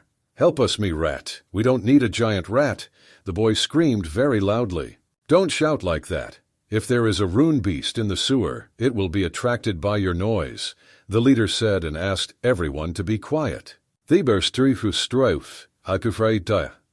Which geist sauer kugor as a deep horse, Fire Oinkudaoif, White Ice. Wine boy and girl covered their mouths with their hands. They practically did not breathe, but they were still very scared and wanted to scream. Let's go forward, don't stop, the boy said to his team, and all the guys began to follow their leader. At that moment, a crazy fanatic was walking through the city center. He kicked an empty tin can with his foot. Then he stopped. His gaze went to the store that our friends had already visited. He immediately realized that here was the team that was being hunted, the team led by the Dune. My goal is that the reward for Team 557 should be nearby, said the crazy fanatic. And he stood in the middle of a deserted street and looked at everything around him. The young man peered into every alley, looked into every broken window to find his target. So an interesting game. In which corner are they hiding? The crazy fanatic began to talk to himself. He took a few steps forward and stopped. He noticed a cigarette butt lying near the sewer hatch. It's a great success. It seems the rats went down into the sewer. As it suits them, for me the situation becomes even simpler. The lone wolf said out loud. Our heroes reached a wall in which there was a large, deep tunnel. The whole team stopped and began to think. Thales looked inside the tunnel. This tunnel should lead us straight inside the building, the mechanic said confidently. But is it safe? Asked the rest of the guys on the team. Let me check. Confidence, said the leader named Dunn. All the guys turned and looked at the leader. For a few seconds they just looked and were silent. Vigorstakus tresorsidelfer vai. Alrefiuias. Ixgariox. Voriko. Osanoro, devrore gamer foyer rubber, zoripoi, doia. Dawi Dung touched his special glasses, and then said the phrase out loud. Snake eye skill. Down looked at his team through special glasses. The skill was already working. I don't see any other warm-blooded animals around. That's already good, said the leader. Behind the guys, bubbles began to rise up in the gutter, like someone breathing underwater. The young people stopped and began to listen. What it is, do you hear this? Look at the water, bubbles appear. What could this mean? The young man began to ask the team in fear. Suddenly, a giant monster emerged from the water. He grabbed one of the guys with his mouth and clamped it tightly with his sharp white teeth. The guy screamed in pain and fear. Everyone around was scared. Yadifers, Hanusturi. A boy named Juan screamed loudly in fear, and only complete calm was shown by our hero named Dune. It was a rotten-tailed crocodile. This is an E-rank rune beast. The terrible creature, living in the swamp, can breathe out hot flames after absorbing the swamp gas. Not this, said the boy Dun. It's pitch dark in the sewer. This beast can hide in the sewage and attack, but our eyesight is poor. We are not its opponents, so we just need to run, said the leader. So I came. Now everyone quickly climbed up the pipeline in the wall. The leader ordered his team in a loud voice. All the guys, one after another, climbed into the hole in the wall. It's all over. I don't think I can get through. I'm too fat for this pipeline, said Juan. The rest are waiting upstairs. Wait until Juan and I deal with the rotten-tailed crocodile, and then join you, the boy said, and pulled Juan towards him with his hand. Juan, quickly follow me, said the boy Dun. The boss generally warns about this, shouted the fat boy, and the guys ran with all their might away from the crocodile. They ran out of the same tunnel, and they could turn left or right. The guys decided to turn left and ran as long as they could. Boss, I can't run anymore. I have no more strength, boss. I feel like I'm going to fall and this giant crocodile is going to eat me. De stoicher fries, uitrijden voor. De reistreeuwer, sirps, dat is like street coin. Oh. Borkor saipike, starks koid say. Jarts. Dareen stopped and said, Joao, you should train more. Then you will be in good physical shape. Listen to my advice. Juan's physical strength and agility are very low. Therefore, he cannot run for a long time, thought Dunn. The sewerage scheme is complex, and wastewater is easily confused. This beast can attack at any moment. If this continues, he will die sooner or later, thought Juan. Juan, listen to me. You and I must kill this beast very quickly. Can you hear me? Said the Dong leader. No way. This is an E-rank beast. How do you imagine yourself done? Juan spoke in a frightened voice. Are you afraid again? The young man asked in a very serious voice. Damn, you're right, leader. People are dead. We simply have no choice. That's it, boss. I'm calm and listening to your orders, the boy named Juan said, having calmed down. This is good. Let's take off your jacket first, said the boy Dun. Juan didn't really like this idea, but he still took off his jacket. Boss, what are you planning to do? I feel very cold without a jacket. What if I freeze, get sick and die, said Juan.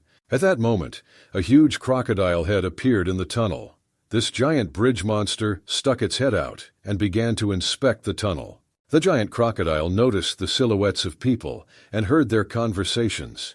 He turned his big head towards where our heroes were. The giant crocodile began to turn slowly in the direction where Don and Juan stood. The crocodile saw only the dark silhouettes of people. A second later, he opened his mouth like a giant bridge and began to growl loudly. Making terrible sounds, he approached his victim. Literally a few seconds later, the crocodile attacked the silhouette that he saw in front of him. It was our Juan's jacket, which hung on different sticks. At that moment, several grenades fell from the jacket directly onto the giant crocodile's head. And within a second, there was a big explosion. The grenades exploded, along with the giant crocodile. A flash of fire illuminated the entire underground tunnel. Our heroes emerged from the dirty sewage water. Finally, our hungry crocodile tried our grenades, the boy named Dun said, smiling. This crocodile has a keen sense of smell. Using this to create a trap to lure him in was smart. Boss, you are not only smart, but you also know a lot about rune beasts, said Juan and laughed loudly. Boss, but right now I smell really bad, and I'm a little cold. Juan said in a trembling voice. Don't relax, my friend. These grenades are not enough to kill this huge crocodile. The thick scales on it are very durable, said the Dong leader. At that moment, like a fire-breathing dragon, a huge crocodile fired a large amount of fire directly at our heroes. Eidurtwerk staticusif, ewa. Duris gerskirois, boki current falzos, so tani foboini saria. Sa shois, kor goris, do kshaw. Shani named Dong covered a guy named Juan with his body. The entire fiery blow hit our leader in the back. The young people fell to the ground after this fiery blow. We need to get down quickly, said the boy Dun. Hey, Crocodile was a few meters away from the young people. Didn't he die? What do we do now? Juan asked in fear. Don't panic. He received a lot of damage and is now very weak. Hold up your shield and block his attacks. Leave the rest for me, said the boy Dun. The huge crocodile opened its mouth again and began to spew fire from it. Everything around was heating up to the limit. It was very hot. Juan took out his shield and began to stop the flow of fire that was flying towards them. O held back the fiery pressure as best he could. Runic skill bull attack, the young man shouted loudly. I won't die in the sewer, Juan said loudly, gritting his teeth. Boss, that's it. My strength is running out. Is this the end? Juan asked the leader loudly. At that moment, the leader named Dune was aiming his red rifle at the giant crocodile. Although his skin is very strong, he has one weak point, the boy said out loud. And after that he fired his shot. A fiery laser shot out of the rifle like lightning. The weak point is his eyes, the boy added loudly. His shot hit the target right in the eye of the giant crocodile. From the shot and more, the crocodile opened its mouth and began to make loud sounds. The boy did not hesitate and pushed off the ground hard to jump as high as possible above this giant crocodile. The runic skill increases the power of an airstrike by 212%. Our hero hovered in the air above the giant crocodile to deliver a crushing blow to the head with his sword. The crocodile lay motionless. It had previously suffered sufficient damage so it could not move. We were still very dangerous. Die, scum! The boy Dong shouted loudly and thrust his sword straight into the head of the giant crocodile with all his might. From the wound, black liquid began to flow like a fountain in all directions. After some time, the giant crocodile closed its eyes and no longer made a single sound. The boy Juan was shocked by what happened next to him. Boss, I can't believe we killed an E-rank beast. We did it. We're just cool with you. The boy Juan spoke loudly. Our leader named Dune pulled a blue runestone from the giant crocodile. This is a wonderful catch, said the boy. Juan, let me take this one. Believe me, I need this. The leader turned to his friend Juan. Boss, you saved my life. This crystal is yours anyway. I don't even count on him. You deserve it, so feel free to take it, answered the boy. This system can help me turn crystals into experience, and an E-rank runestone will give me vast experience in this matter. Our hero began to think about this, looking at the smooth stone in his hands. But I won't be able to use it until I leave the island. Boom continued to look at the stone and think. Boss, look ahead. See, there's a huge hole in the wall. Juan shouted loudly and pointed in the direction with his finger. This must be caused by the fiery breath of the beast. Its destructive power is simply incredible, said the boy Dun. Oh, boss, if it weren't for you, I would have died, Juan said again. Theodor kinostroile, also stoi for furig straat, kungiswijk, suffering treats sure and sorry stide in our. Wand as stalling dre, let's go take a look inside. We still have no choice, said the boy. Done. Okay, let's go, my boss, answered the boy. They stepped over the hole that was made by the crocodile in the wall. They took a few steps forward and stopped. There was a large warehouse around our heroes. A warehouse where a lot of things useful for life on the island were stored. There are so many resources here. Perhaps this is our reward, the boy Juan said in a satisfied voice. This location served as the logical warehouse for the command center. Leader Dong spoke as they walked through the large warehouse. The guys looked at everything that was on the shelves and racks. Juan, since the beast is dead, then call everyone here, the boy named Dung said in a calm voice. Juan would be very happy about this news. You're good, I'm now. I'll do everything, don't worry, the boy Juan shouted loudly. Dung stopped near a rack of weapons. Each shelf contained a different weapon. He looked at this arsenal very carefully. As expected from a command center warehouse, this place is filled with food, weapons, and other resources that are simply necessary to survive. Our hero thought, looking at the weapon. The boy Dun just looked at all the guys and didn't say a word. He understood that these resources would help them survive. There is so much food, water, and medicine here. Now we have everything we need here to survive, the mechanic said in a joyful voice. Walking through the warehouse, a girl named Lulu turned her attention to a shelf that stood to the side of the warehouse. She looked carefully and stopped. Suits hung on racks along the wall. There are even tactical suits here. It's just luck for us, said the girl. She came closer and began to feel with her hand the fabric and material from which these suits were made. Her delight knew no bounds. Why not wear them, said the girl Lulu, and was already holding one of the suits in her hands. Okay, thank you, let's change clothes, suggested Match Done. Our hero has dressed himself in a suit.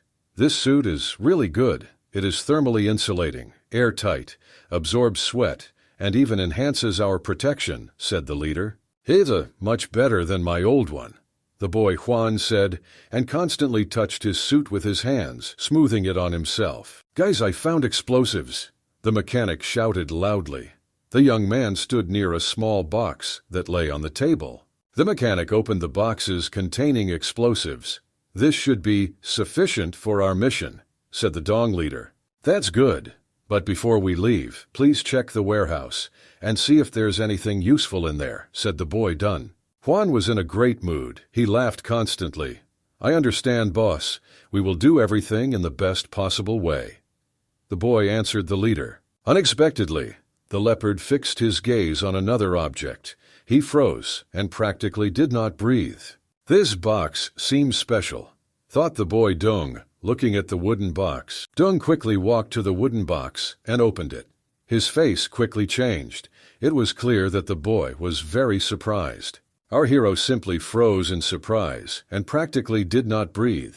His pupils dilated at what he saw. He looked at the open box and didn't even blink his eyes. Are these runic stones for weapons? I think they left in a hurry and forgot to take it with them. Looking at rune stones of different colors, our hero began to reason. Dun pressed his finger on the sensor that was on his glasses. He wanted to read all the information about these stones. As expected, these are all E-rank rune stones. Each of the stones inflicted its own specific damage in battle, and each stone had its own effect. "Friends, just look what I found," the boy named Dune said, smiling. All the guys from the team came closer to look at the finds. The fire crystal shield will be given to the Zhuan. Ghost armor and cyclonic explosion will go to the boss. This way they can fully unleash the power of these chronic stones. "No one has any objections, right?" said the mechanic. No one from the team objected. A joyful match named Jiva. He took the red runic stone, brought it to his nose, and began to sniff it.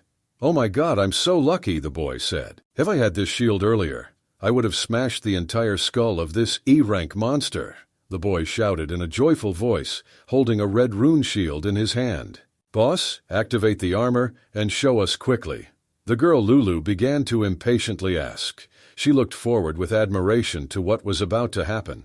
"Okay, let me try," said the Dong leader.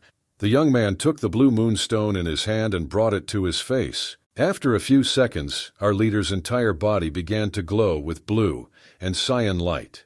It was very beautiful and unexpected, and after a few seconds, the blue light disappeared, and our hero's protective suit has been completely transformed. It was real warrior armor. "Wow, leader, you look really cool now," said the girl. "Yes, boss, you are a real warrior," said the boy Juan. Our hero concentrated, closed his eyes, and began to tightly clench his fist. It was like meditation. And literally within a few seconds, the protective suit from the boy himself began to disappear. Its camouflage ability would be very useful to me. Looking at his body, our hero said out loud, "Sui defense advice. The leader can shoot from a bow while remaining completely unnoticed," as one of the team guys said. "Boss, now you've definitely become even stronger than you were before," said the match named Juan. "This suit suits you very well. I will work harder to protect everyone," the boy said to all his teammates in a satisfied voice. "The price of E-grade runestone armor is not that low.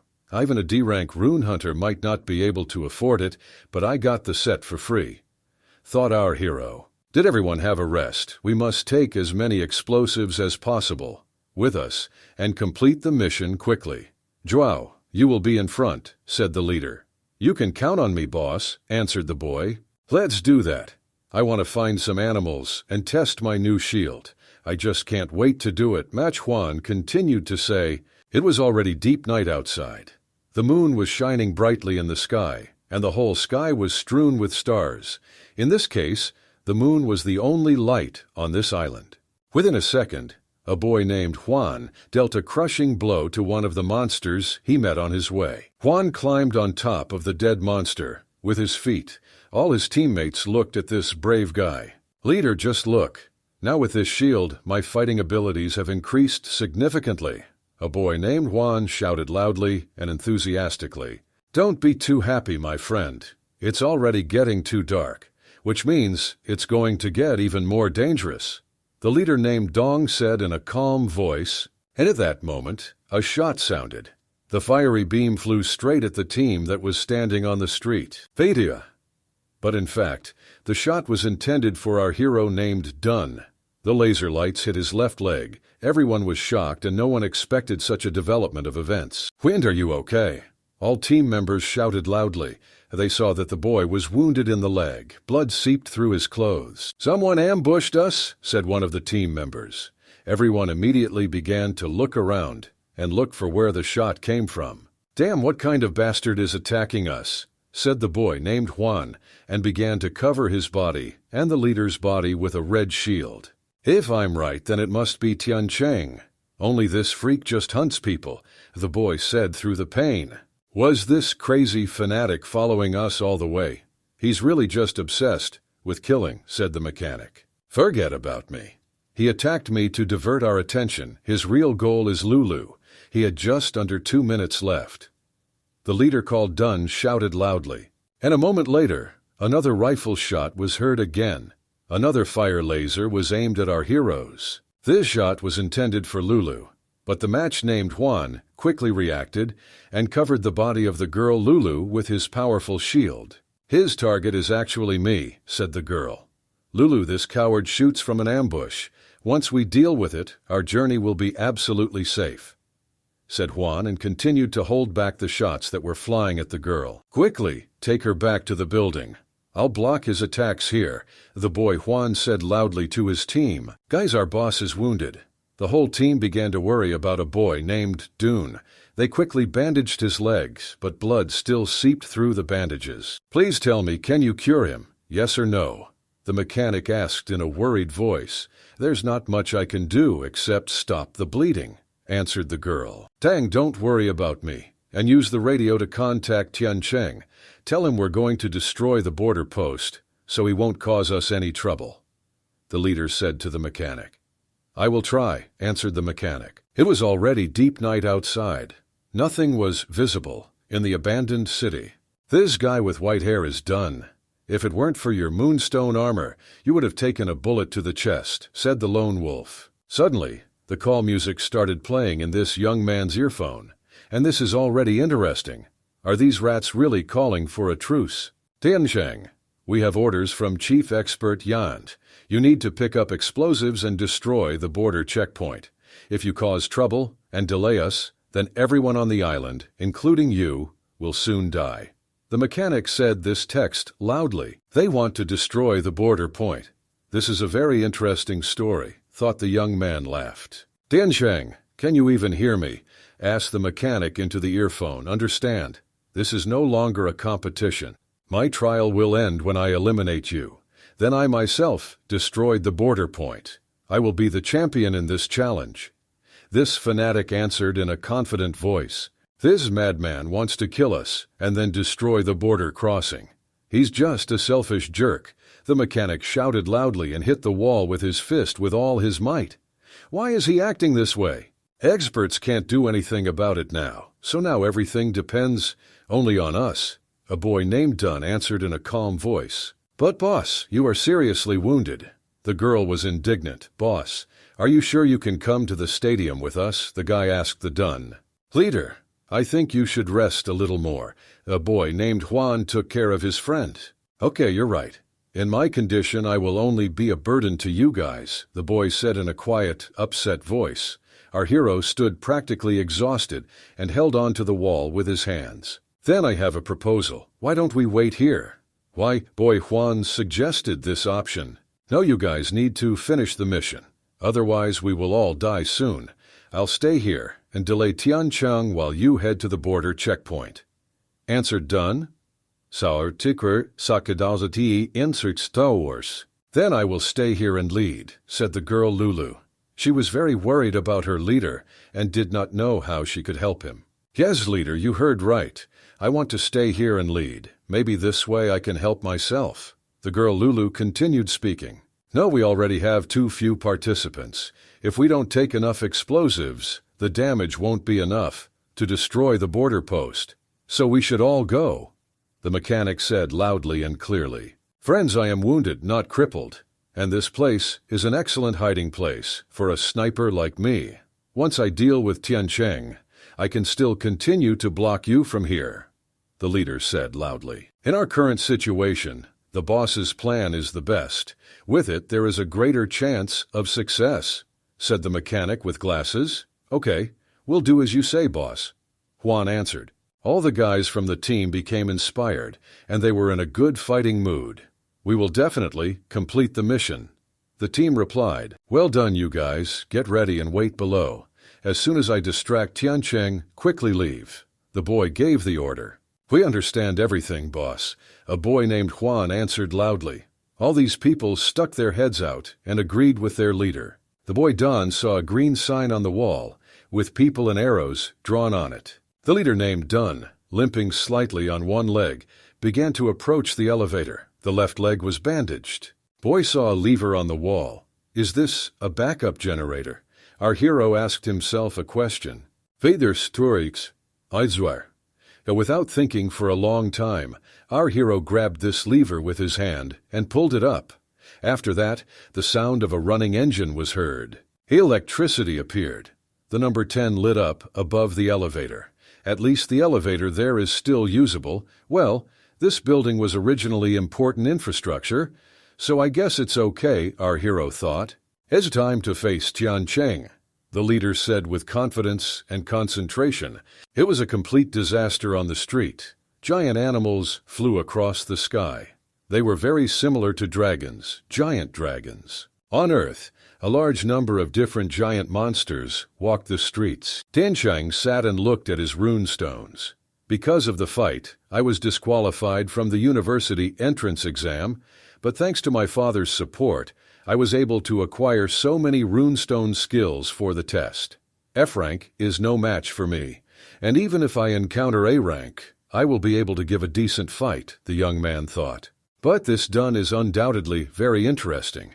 I hope he lasts longer, otherwise this test was too boring for me, said the young man. Suddenly, unexpectedly, Tiancheng heard something behind him. I had a bad feeling. And literally a second later, a shot whistled near his face. It was a fiery ray that was aimed straight at his head. This shot cut his cigarette in half. Tiancheng quickly knelt down on one knee. Then he began to look in different directions and look back. He was looking for the place where the shot was fired. Is this really an ambush?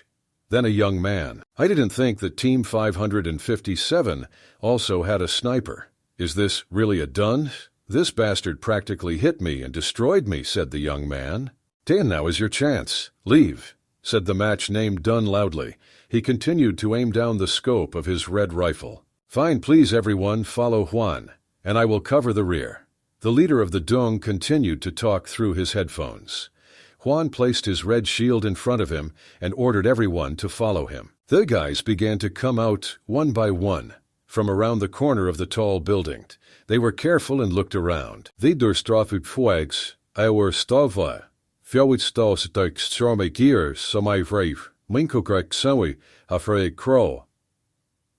Crazy Fanatic has already taken aim at a guy nicknamed Mechanic. Now let's see Dun. Will you abandon your comrades or will you shoot again and give away your location? Tiancheng said, and continued to aim his rifle. A second later, a shot was heard.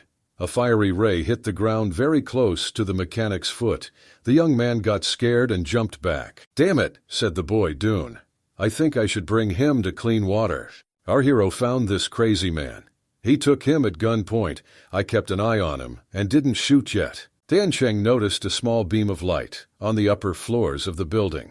The young man froze and immediately understood everything. It was the glare of the rifle sight. So here you are, said the Crazy Fanatic and laughed. What a ridiculous failure. Explosive fragmentation bullet. Try doing. You should like it, Tiancheng said, and fired a shot from his rifle. Thigor stresseris oix, haitu fore. Sautal exalders, fad herfoik spolo, fidi coin, diening tor yuaning call war, soe chui yuk stoidre. Fighty Kikurilet flew towards the recipient, leaving a trail of fire behind it. The bullet flew at very high speed. Dune noticed that he had been discovered. He was surprised and a little scared.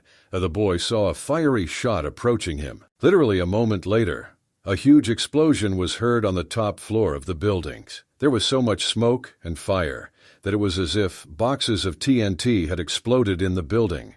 Bidof, Busko Sturboss, not this, Orius, Hawa Kuri Stari Ka Vuri Dakrasinder Goku Zaire.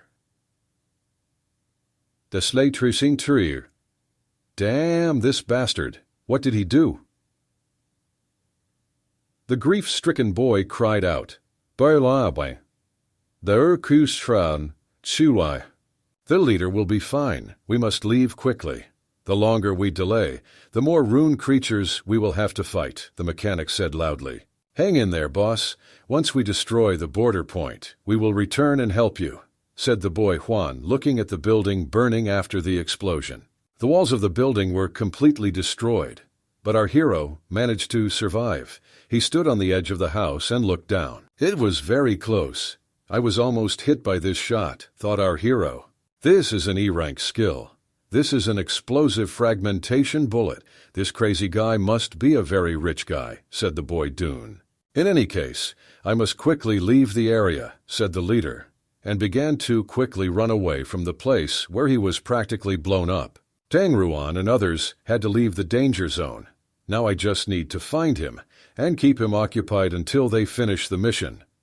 Thought the boy done, the leader began to move along the corridor of the multi-story building, turned left then right. He quickly changed his position so as not to be detected. Suddenly the boy named Dung stopped abruptly. He heard something. It was clear that our hero was a little scared. Then he saw large monkey paws on the floor, who appeared there very unexpectedly. What kind of monkeys are these? Where did they come from? On such a high floor of a skyscraper, Dung began to ask himself. It's a devil monkey, F-rank beast. This is a strong, bloodthirsty, and cruel beast. These boy Dun looked at the monkeys carefully and did not take his eyes off them. He tried to control the situation. Damn it, give me a break. This day only gets worse, the boy said out loud. Thunder rumbled outside and lightning flashed across the sky. Soon, it began to rain very heavily. The monkey stood and looked at our hero. Down took his sword in his hands and was ready to repel their attack on himself. Then the monkey opened its mouth with sharp teeth and screamed loudly, after which the monkey hit the floor with his large, powerful fist. The concrete floor slabs began to break from such a strong impact. I am not afraid of you. Come on, attack. Looking into the eyes of the monkey, a boy named Dun shouted loudly. He held his sword in front of him. Literally a second later, the monkey pushed off strongly from the ground and jumped to attack the Dong boy. Runic skill, / Our hero said this phrase loudly and was already ready to repel this attack of the monkeys on himself. Dun leader swung his sword, and a trail of fire formed in the air, which flew to chop the monkey in half. Dong boy swung his sword once more and cut the monkey in half. The two halves of the body flew in different directions. Viceregureststreiger, Hangsu Boris, Vitakreder bevuret, Ringstuko Fofor for kill. Idifror Tizoyo. Idortus Kai, Yifros Wydre. Here at that same second, another equally large monkey jumped on him. She stretched her paw forward to grab the boy with her sharp, large claws. Damn, another monkey! Where do they come from here? A boy named Dun shouted loudly and indignantly. Vaperskur strength, Ike fire curre. Bornesadari duts, Krikikar bautaburus, fold friodikeskir, stay. Gatoris sher. Bawig monkey put its paw forward, and very strong energy flew out of it towards our hero. It was a powerful energy blow. The impact was so great that the Dung boy was thrown several meters back. Dun landed on his injured knee. My leg hurt a lot. The bandages were all covered in blood. It turns out that the injury is affecting my speed. This is not very good news for me. Our hero was reasoning at that moment. The monkey opened its mouth wide and screamed loudly. The white sharp teeth were terrifying, and the red eyes were terrifying. The big monkey pushed off strongly from the floor, right up to the ceiling, and jumped on a boy named Dun. The boy froze and did not move. He watched the big monkey's actions carefully and didn't even blink at that moment. Sweat appeared on his face. He was just waiting for the moment to make his precise shot, and he did it. Don shot a fire beam from his rifle straight at the big ape's head, and the dead monkey fell right a few meters from our hero. The boy continued to sit, leaning on one knee. He confidently held his red rifle in his hands. Dun raised his head, looked forward, and shouted in a threatening loud voice, "Come on, be brave, attack." Another huge monkey stood in front of him and made strange sounds. The monkey looked carefully at the boy, as if waiting for his moment. The huge monkey stood on its hind legs and screamed loudly. At this moment, a large number of muscles began to appear on the monkey's body, and there was a strange red and purple glow around the monkey's body. A nightmare. Once this monkey goes berserk, it will become as strong as an E-rank beast, but the trouble is that the wounded me will not be able to compare with it. And our hero decided to shoot without waiting any longer. He began to fire shots, one after another. Fiery bullets flew straight into the torso of the big ape. The giant monkey very deftly dodged every shot. None of the bullets reached their target. This made the monkeys even more angry. The boy was very surprised. How did this monkey really begin to turn into the most powerful monster so quickly? I clearly don't have enough time to kill her. Our hero gradually began to back away. The monkey gained strength and speed. She was getting closer and closer to the boy in order to destroy him. Dun saw the elevator behind him. What an idea! This could work in my favor, thought the boy Dun. The giant monkey reached out with all its might to our hero, with its large paws. With her large claws, she wanted to tear his flesh. Boy Dun pressed his back against the elevator doors. He confidently held his rifle in front of him, and there was calmness and composure on his face. It was clear that he had a plan in his head and was in control of the situation. Well, that time has come, now or never, the boy thought to himself. The elevator doors opened. At that moment, the big monkey jumped on our hero. The Dung boy dodged this jump, and the monkey missed. The big monkey flew further into the open elevator door and began to fall into the elevator shaft.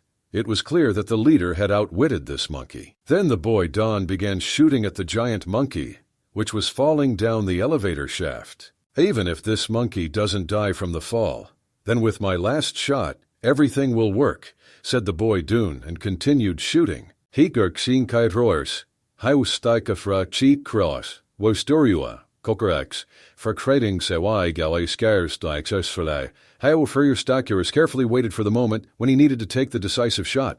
At that moment, the boy felt a terrible pain in his leg. My wound has reopened. This could cause me a lot of problems, thought the boy Dun. Ciao, so, Sato. 2 more rune stones, but it's such a pity that I can't absorb their runic energy right now. I could upgrade my level, then the new one would be fine, the boy said while he was collecting rune stones. In any case, before Tiancheng finds me, I have to go check on the situation of Ruan and the others, said the Dong leader. Oh, of course, I must quickly get rid of this psycho named Tiancheng. The boy Don spoke to himself and continued walking down the corridor. Moans and grinding sounds were heard from the elevator shaft. Strange and frightening sounds became brighter and closer. After some time, a monkey's paw appeared from the elevator shaft. She confidently took hold of the floor of this house. It was night outside. The weather was simply disgusting. A strong wind was blowing, and most importantly, it was pouring rain. We are located 1 hour walk from the stadium, but given all the animals we will encounter, we may spend much more time on the journey than we planned, said a young man with yellow hair and glasses. Then it will take us at least 3 or 4 hours. So when we get there, it will be morning, the mechanic continued talking. That's it. Hang in there, guys. We have to go. Let's look around and be careful, the boy Juan shouted loudly. A monster appeared in the alley between the houses. He was noticed by a girl with brown hair, who was simply walking between the houses. The girl stopped abruptly and even practically stopped breathing.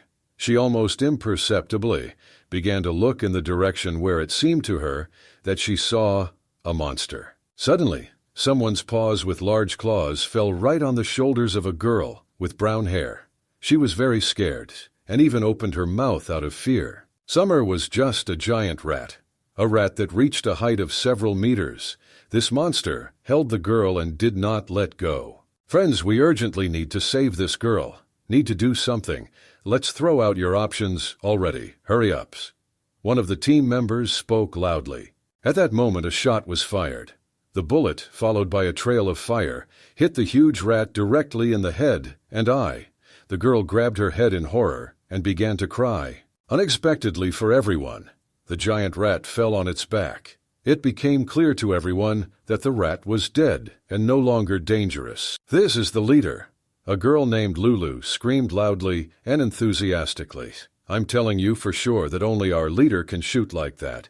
That means he's alive. So he protects us. Even though this exceeds our communication range, the boss was still able to hit his target.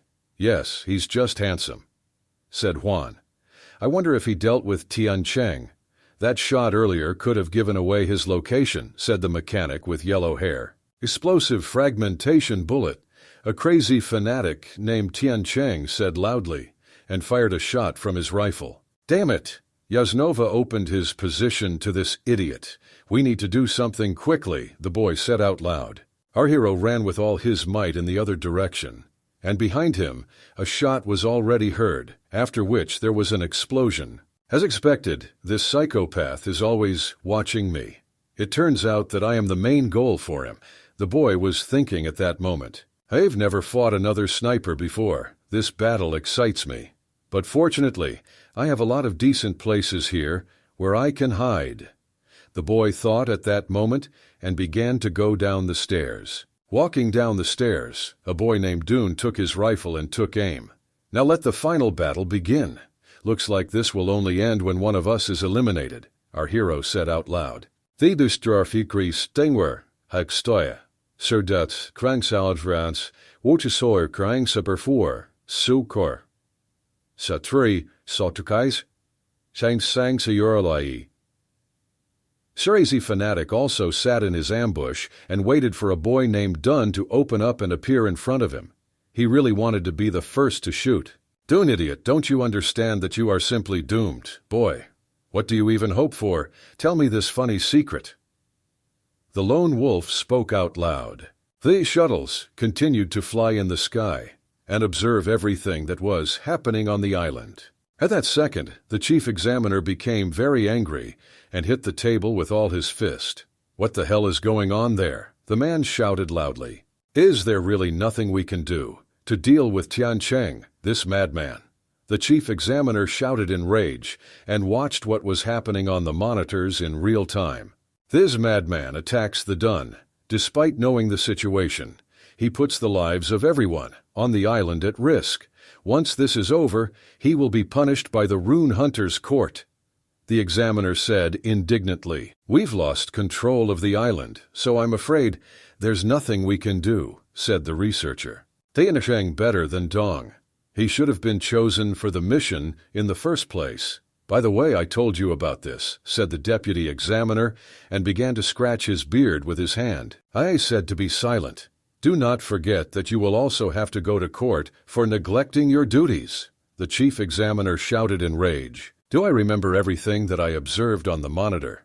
Then I can definitely say that Tian Cheng is uneven, said the girl in the suit. It's hard to say, but Tian Cheng has strong skills. Even though the Dune has armor for protection, he is injured and cannot move normally, said the man with the white beard.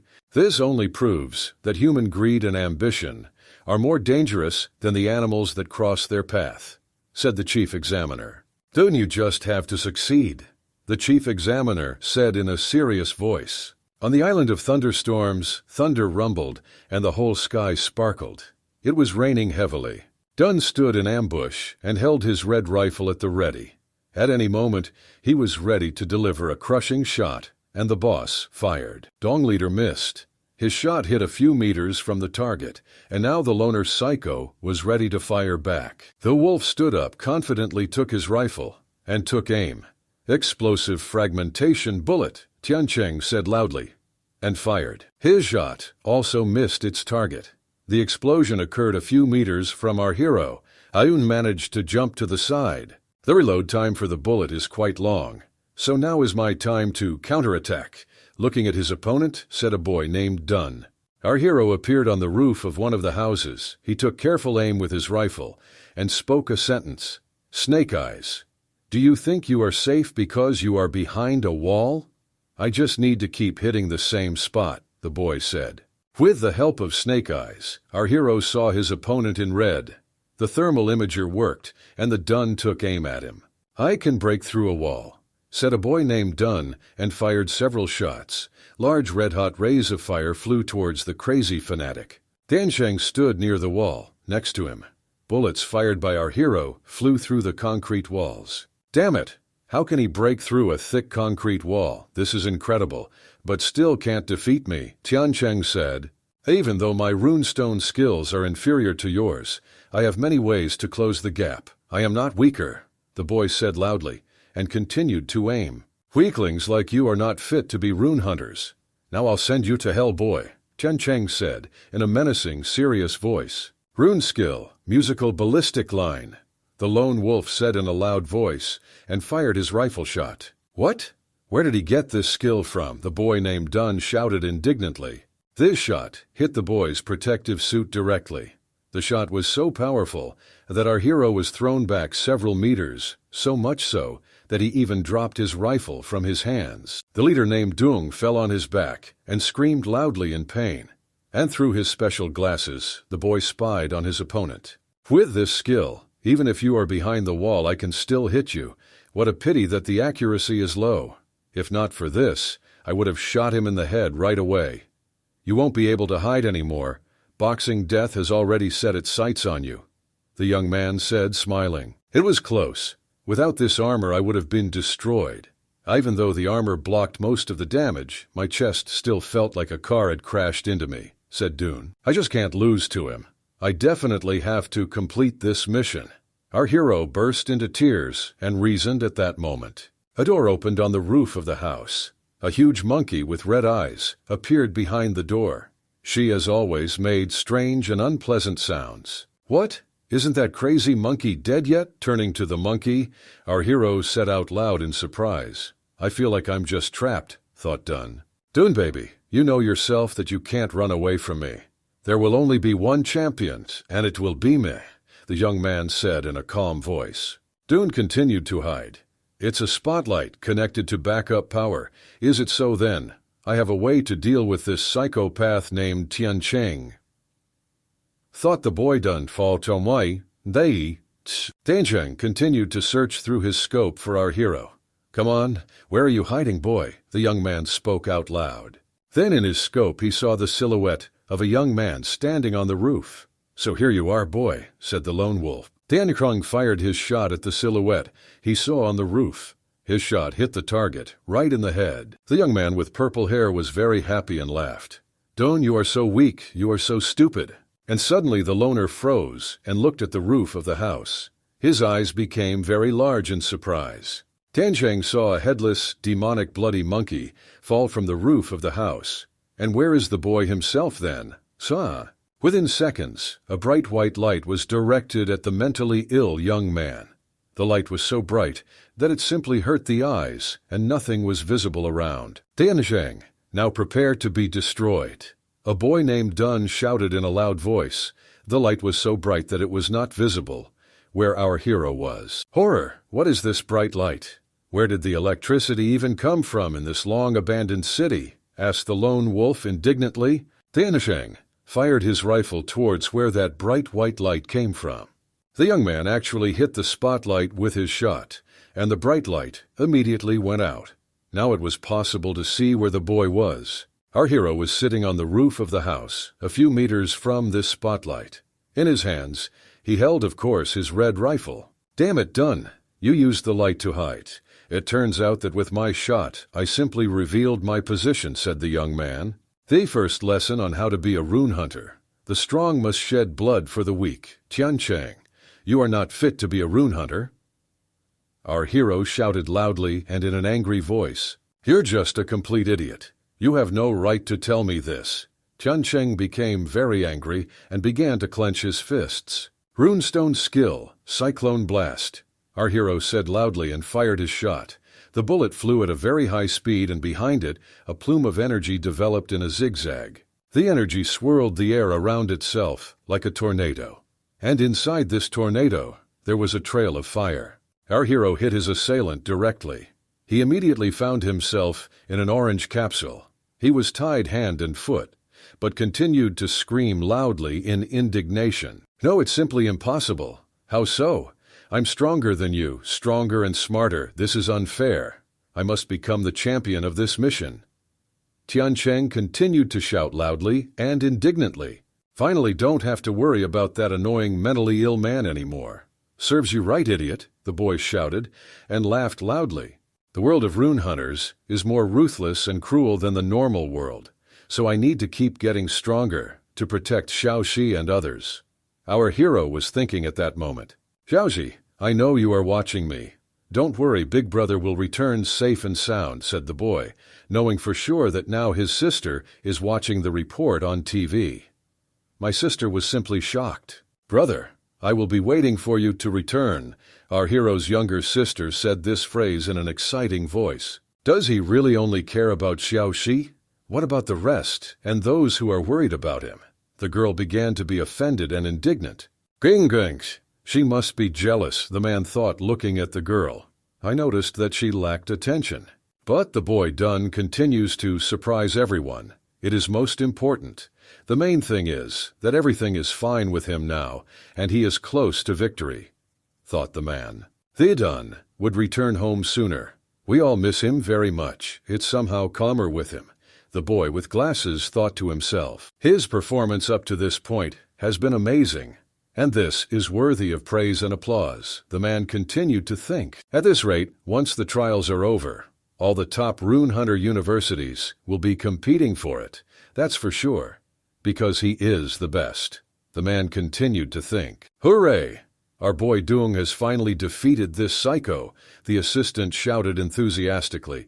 Yes, this guy is the best, and definitely full of surprises, said the chief examiner. Better. But Tian Cheng will be sent to trial by the rune hunters, even if he survives, the assistant said. Shu, tell me if the best university is following him, asked the chief examiner. Hey, recruiter Shu Kyo, will you remain silent, or will you still give me an answer, said the examiner. Dong is certainly a talented guy. It would be a pity if he didn't enroll in our Beiji University, said the man with the white beard. Are you saying that our Chiyao University cannot educate him properly? Is that what you mean, old man? The girl in the suit began to be indignant. Our university is simply the best in the Union. I believe that as soon as the Dun returns from the island, he will definitely make the right decision. The man with the white beard continued talking. This made the girl with red hair very angry. Do you really think that our university is some kind of second rate? What can you do, old man? The girl was indignant. Okay, you two, stop arguing. The problem has not yet been resolved, the chief examiner said in a calm voice. I don't understand what's happening again, the assistant said in an excited voice. The magnetic field around the island is changing again. Be more clear about what exactly is going on, said the examiner. It seems that the D-rank rune beast is trying to break through, but due to the wormhole's rank limitation, it can't go through right away. But in about 3 hours the wormhole will have collected enough energy to allow him to get through here, the assistant said in a worried voice. 3 hours. If Don and the others fail, the D-rank beast will kill everyone involved before we can fire the cannon, said the examiner. There is another bad news. The beast disrupted the island's magnetic field, causing the thunderstorm zone to expand. It will completely engulf the entire island in 4 hours, said the assistant. If this happens, then believe me, not a single participant will be able to survive on this island. The assistant continued talking. The elderly man with a white beard was surprised and fell silent. He didn't know what to say at this moment. The Dave, fake scoving du skirte. Always, sabrot suror standrikita krowafrauskakira ringatala. Deputy examiner was also shocked by the news. He also did not have a plan to get out of this situation. This means they must blow up this border point ASAP, the examiner said in an exciting voice. 2 hours later, stadium. The weather is terrible, the sky is overcast, and it is raining heavily. There are a lot of holes in the sky around. Hooray! We finally got there and arrived at this stadium, exhaled and said a boy named Juan. The whole team was tired too. From here, we can see the command center building, so the boss can see us too, said the young man with yellow hair. I'm just wondering if this exceeds his firing range, the mechanic said. Guys, let's quickly go inside, said the girl named Lulu. The whole team began to go inside the stadium. There were a large number of seats for spectators around them. Guys, wait. I see animals, Juan said in a quiet voice. The whole team became. The weight of the large hole. Monsters of various sizes began to appear. And the most important thing is that there were a very large number of them, from small to simply gigantic. There were monsters that walked on the ground, and there were also monsters that flew in the sky. Such a big wormhole. It seems like this is the right place. Taking a closer look, the boy said. I can't believe my eyes. Look how many animals there are, said one young man. There are even more of them than there were last time. How do we now place the bombs next to the wormhole? "This is simply unrealistic," asked another team member. "Even with my drone, it is impossible to translate them all at once, not to mention that there are also many flying animals here," the girl said to one of the team members. "Are these beasts protecting the wormhole? No, this is too strange. Low-ranking animals are not that smart." A young man with yellow hair began to reason out loud. "Low-ranking animals are not that smart," the mechanic thought, and repeated this phrase several times. "Dan, what did you find? Don't hesitate, tell us soon." Juan asked loudly. "Speak quickly, I'm just bursting with curiosity." Starting at D rank, rune beasts are known to become territorial and often order low-rank beasts to stand guard, the mechanic said his thought. "These beasts are not here to defend the wormhole, but to stand guard over another beast as it tries to pass through the wormhole," said the boy. "Done. Damn, the probability of an F-rank worm letting the beast through is lower than winning the lottery. I never thought this would actually happen." The boy said loudly, "I have to do something, otherwise the mechanic and the others won't have a chance to destroy the border point." Our hero continued speaking. A very bright lightning flashed over the stadium. Thunder roared in the sky so that the earth shook under our feet, and the worst thing was that it was pouring rain. "I wonder what's happening now?" Our hero began to ask himself and think, looking at the sky. "Hey everyone, please be careful," the boy Juan shouted in a loud voice. Some guys screamed in fear and began to cover their faces with their hands. The guys began to peek around the corner to remain invisible to the animals. Their faces were very scared. "What it is? I've never seen this before," said a young man with glasses and yellow hair. The guys saw a huge lizard in front of them. "These are all devouring basilisks, a D-rank beast. This monster has already put its head through the wormhole." At that moment the mechanic screamed loudly in fear. "This is a smooth D-rank beast. These are all devouring basilisks. Guys, we will never cope with this." "We can't give up," Juan began to speak. "This all-consuming basilisk hasn't fully come out yet. We can just go deeper into the wormhole." "But the stadium is filled with monsters. Even if the basilisk doesn't come out, we have no way to kill the other beasts," said another team member. "There must be some way. Must. We just need to find it. Let's all think together. What would the leader do if he were here?" Juan spoke in an alarming voice. It was very hot outside, and it was raining heavily. Suddenly a siren began to be heard in the air. Everyone heard the siren sounds. "It's a siren," the girl Lulu shouted loudly. "Does that mean the barrier was destroyed? Examiner Yan will come for us to save us." "No, this sound is coming from the building in which the dune is located. This is not a rescue siren," the young man with glasses said in a calm voice. "And then what?" asked Juan. Every second, the sound became louder and louder. The animals began to stop on the ground, and in the air the animals hovered in one place. It was as if they stopped to all look in the same direction. "Incredible! Because of this nasty sound, all the animals are heading in that direction," the mechanic shouted in surprise. "He's luring everyone to him so we have a chance to transfer the bombs." The mechanic continued talking. "We are so lucky to have our leader. He is the smartest among us. He did everything right, as expected from our leader." The boy Juan began to give out compliments. The girl Lulu covered her face with her palms in fear. "But doesn't this guys mean that he will have to face all these monsters all alone? There are many of us, but he is alone there. It's too dangerous. Even the boss can't resist so many rune beasts. He will die. He will die." The girl with brown hair began to worry. Lulu was very upset and practically cried. "No, please don't say that," said Lulu. Suddenly, one of the team members pointed his finger to the side and shouted for everyone. "Most likely, look, absolutely all the animals headed towards this building. This is our chance. Then hurry up and grab the explosives. We're leaving now." A young man with glasses began to command. We understood everything and agreed.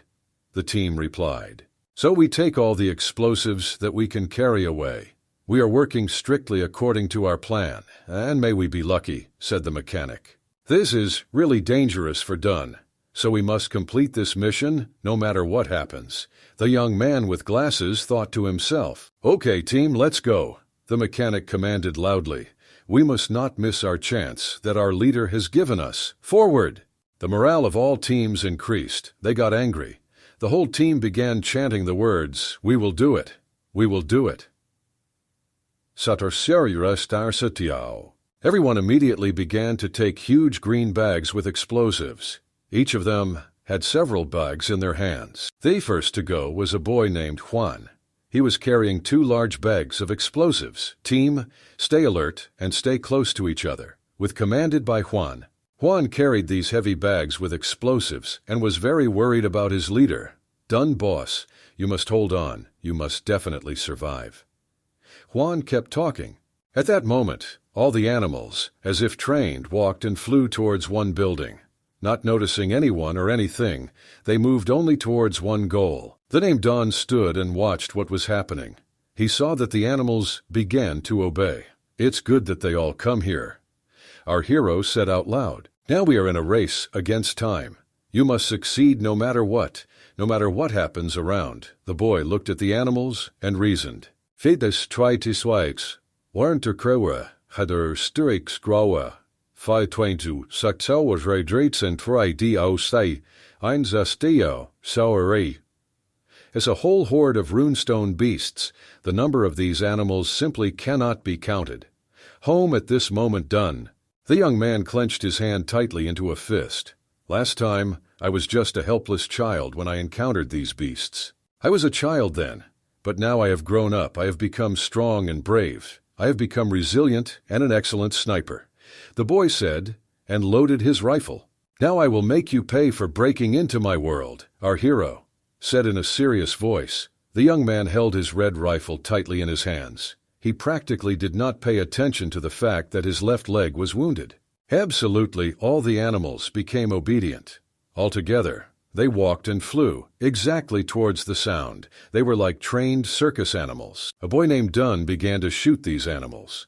The first shot hit the huge purple monster, with spikes on its back right in the head. Splashes of blood scattered in different directions. At this moment the boy was angry as never before. Emotions and anger overwhelmed him. He reloaded the rifle again and shouted loudly, "Giving! Who is next?" After killing the beast, the game monitor lit up. It showed the current situation at the moment.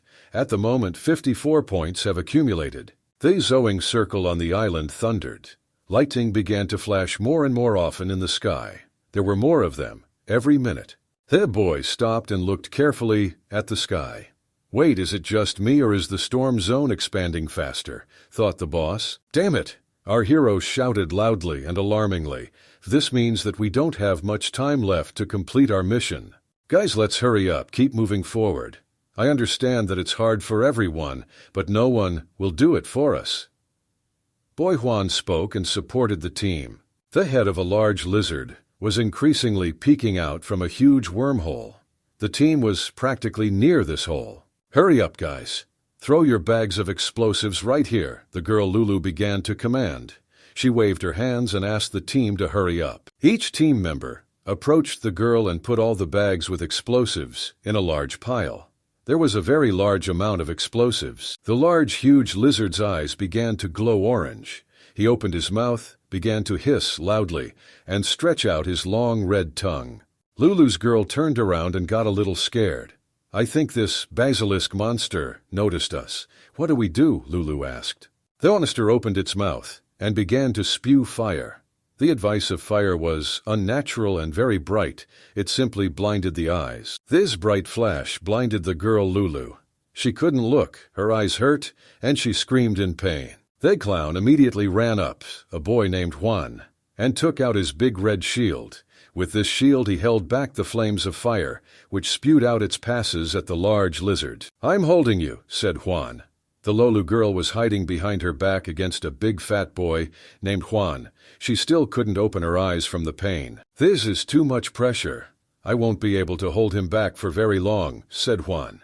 With the last of his strength, the boy held on to his shield so as not to burn alive. The mechanic saw all this. He began to worry about the guys and loudly shouted words of support. "Juan and Lulu, guys, hang in there." After that, the mechanic took his cannon and put it on his shoulder. The young man began to take aim. Even if my weapon cannot harm the basilisk, it is enough to attract its attention. The mechanic said. The young man with yellow hair fired the first shot. A large missile flew out of his cannon and flew towards the large lizard. The rocket hit the lizards, and an explosion occurred. Of course, this did not cause any damage or harm to the huge beast, but for a few seconds he was distracted and looked in the direction from where they were shooting. Then another fiery explosion occurred in the country from the lizard. The large, huge lizard turned to the side and looked at the fire. All the other animals stopped and froze for a few seconds.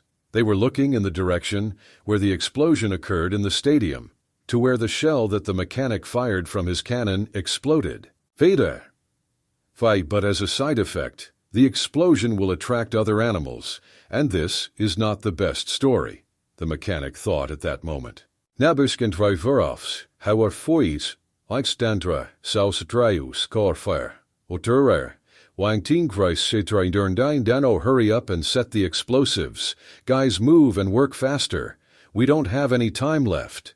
The mechanic shouted loudly. Everything is already in place, shouted one of the team members. The guys stood near a large pile of green bags that were filled to capacity with explosives. Now guys, let's get out of here, and quickly.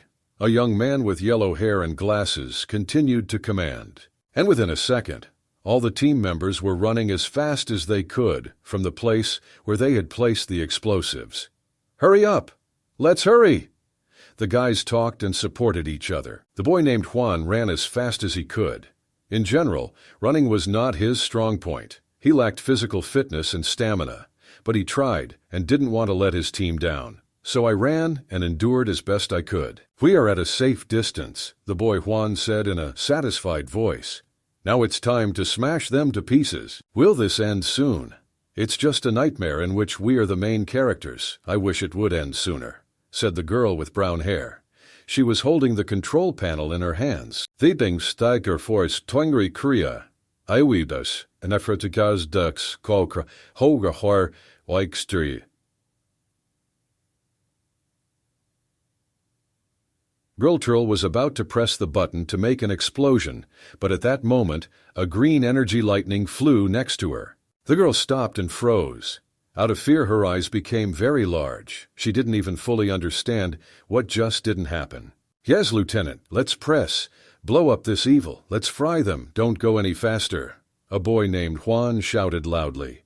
But the girl could not press the button to detonate the explosive, because the energy lightning knocked the control panel out of her hands, and it fell to the ground. A large green mantis stood in front of the girl. Mantis, this is an E-rank Reaper. This is a rune beast. It was he who knocked the control panel out of the girl's hands. Mantis Reaper. One of the team members shouted loudly. It was clear that he was very frightened. This is an E-rank beast. We will never cope with him. But we need to kill him, cried the boy Juan. Dauer tu tsi tuads. Juan ran with all his might to help, with an iron box behind his back. Take out the devices and blow it up. The mechanic shouted loudly. Yes, exactly. How did I not think of it right away? Juan answered.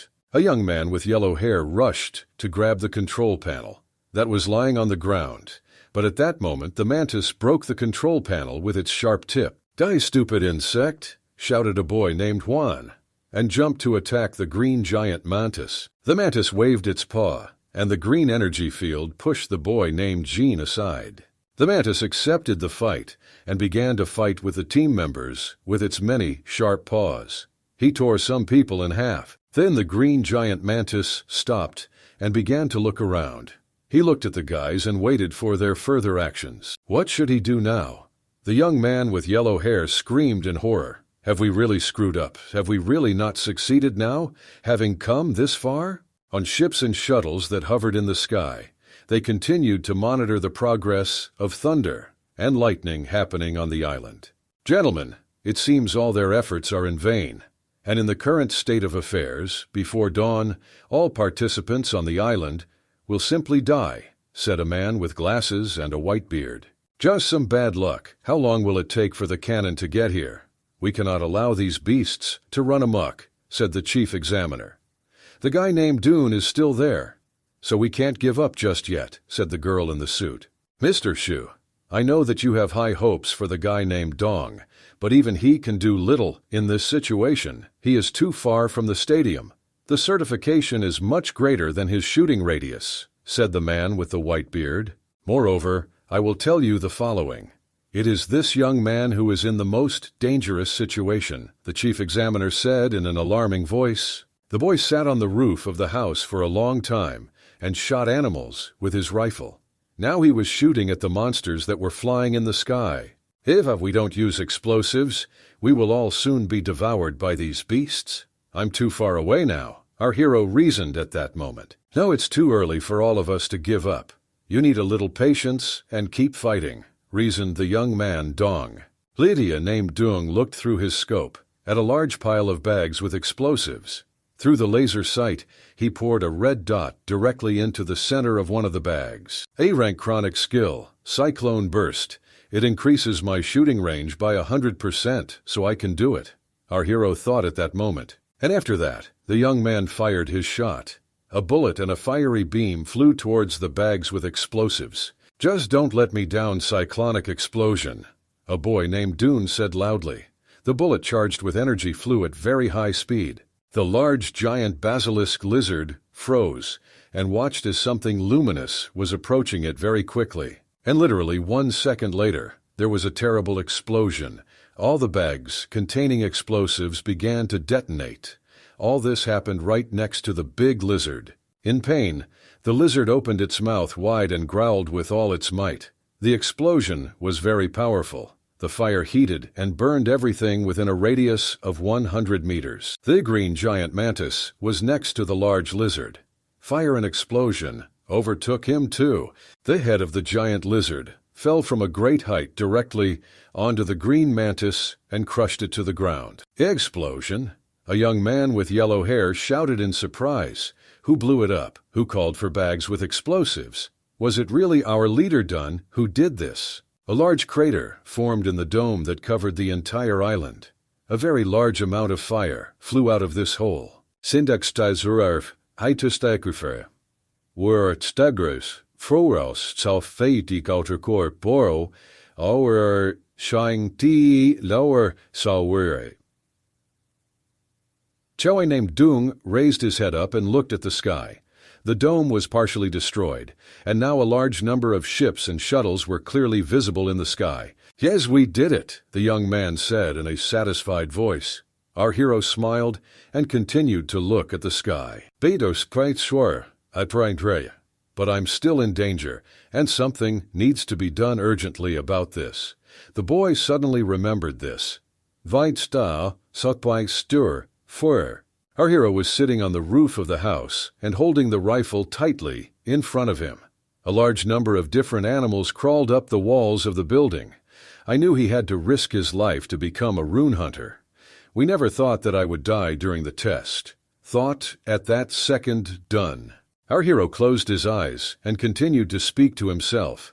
Uncle Zhao, Boss Poison Wolf, Sister Firefox, Senior Sister, Feng Rui. But the most important thing is Xiaoxi. What will happen to her if I don't take care of her? Monsters and giant beasts began to get closer and closer to our hero. Some animals have already climbed onto the roof. Several large flying beasts also hovered overhead near the dun. "No, I can't die here and now. I refuse to choose here. I will fight and fight until the last drop of blood," the boy shouted loudly and grabbed his rifle with his hands. The house began to aim at these animals. But at that moment, many red-hot and fiery daggers flew towards the animals. These fiery hot daggers began to pierce through every animal that was next to the boy named Dun. Our hero looked at everything that was happening around him, and his surprise knew no bounds. Dong didn't understand what was happening at all. The animals died one after another. After some time, the boy Down stood on the roof of the house, and around him lay the corpses of killed animals and monsters. What happened now? What killed these animals instantly, or who killed them? The young man asked loudly. "Hi, Dun!" Suddenly a loud male voice was heard from behind the boy. The young man turned to look. A man in brown clothes jumped onto the roof of this house, where our hero was located. Looks like I came on time, Dunn, the man said, and spread his arms to the sides. It was the chief examiner. The boy was very happy. Chief Examiner Yan, was it you? Thank you for saving me, said the young man. Stop it. No, we should be thanking all of you, answered the chief examiner to the boy. They say that a difficult situation reveals a person's true nature, and you have shown the spirit of a rune hunter, said the chief examiner, then swung his sword and cut the huge reptile in half, who approached him from the side. Thanks to your selfless and heroic act, everyone on the island is saved. This deserves praise, my boy, said the examiner. He killed these creatures as if they were bugs. As expected, Chief Examiner Yan is indeed very strong. The boy thought at that moment. The chief examiner raised his right hand and placed it on his heart as a sign of gratitude. My young friend Dunn, only you are the real hero here. Believe me, I know what I'm talking about, said the chief examiner. Our hero was very surprised. His eyes widened and his mouth opened slightly. I am a hero, asked the boy. Yes, you are a hero. Next, the rescue squad will take over. Now is our time to fight back, the man said in a confident voice. The chief examiner took a few steps to the side, then ran and pushed off strongly from the roof of the building on which he stood, leaving the rest to us. The chief examiner shouted loudly again. He spread his white wings behind his back and flew. The young man was pleased with himself. He smiled and thought, well, I guess I don't need to do anything else. So Dunn stood on the roof of the house and watched as the rescue squad shot all the monsters that were still left. They worked clearly and harmoniously. They were a real team of professionals. The rescue squad began to evacuate young people from this island. At that moment, they were rescuing the girl. It was her green hands that the giant mantis cut off, along with the explosives control panel. She was lying on a stretcher and receiving first aid. Hold on, you hear me? Just hold on, the boy said to the girl. For some time, our hero named Dunn simply stood on the roof and looked at the sky. He breathed deeply and realized that this whole nightmare was over. After a while, a shaky flew up to the young man and hovered in the air above him. I survived. Sister Xiaoxi, your elder brother is returning home. Our hero thought to himself. The spotlight that was shining on the shuttle emitted a very strong, bright white light. He practically blinded the boy. The house began to cover its face with its hands. The ship landed on the roof of the house. The young man stepped aside and waited to see what would happen next, because he didn't know who had arrived. The doors of the ship opened, and a girl in a suit and a young man in a white coat with a medical suitcase began to emerge from them. Dune, let the medics examine your wounds. Don't worry, they will take good care of you and provide you with the best treatment, said the woman. It's okay. I'm not seriously injured, answered the young man. As soon as you have rested, we can talk about your admission to our university, the woman said in a satisfied voice. Are you serious? Chiao University? You really? The young man asked in a joyfully loud voice. A man with a white beard and glasses appeared from the doors of a ship that was flying nearby. He was nervous, angry, and shouted loudly. Oh, you nasty girl!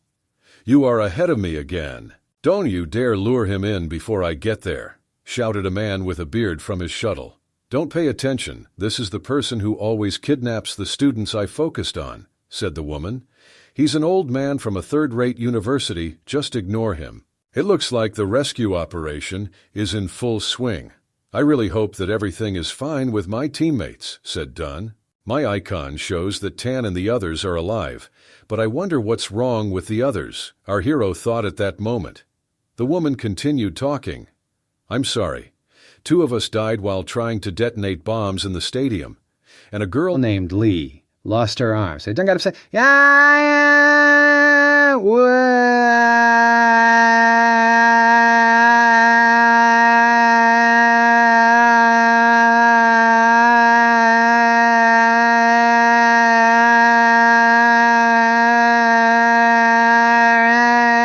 first away.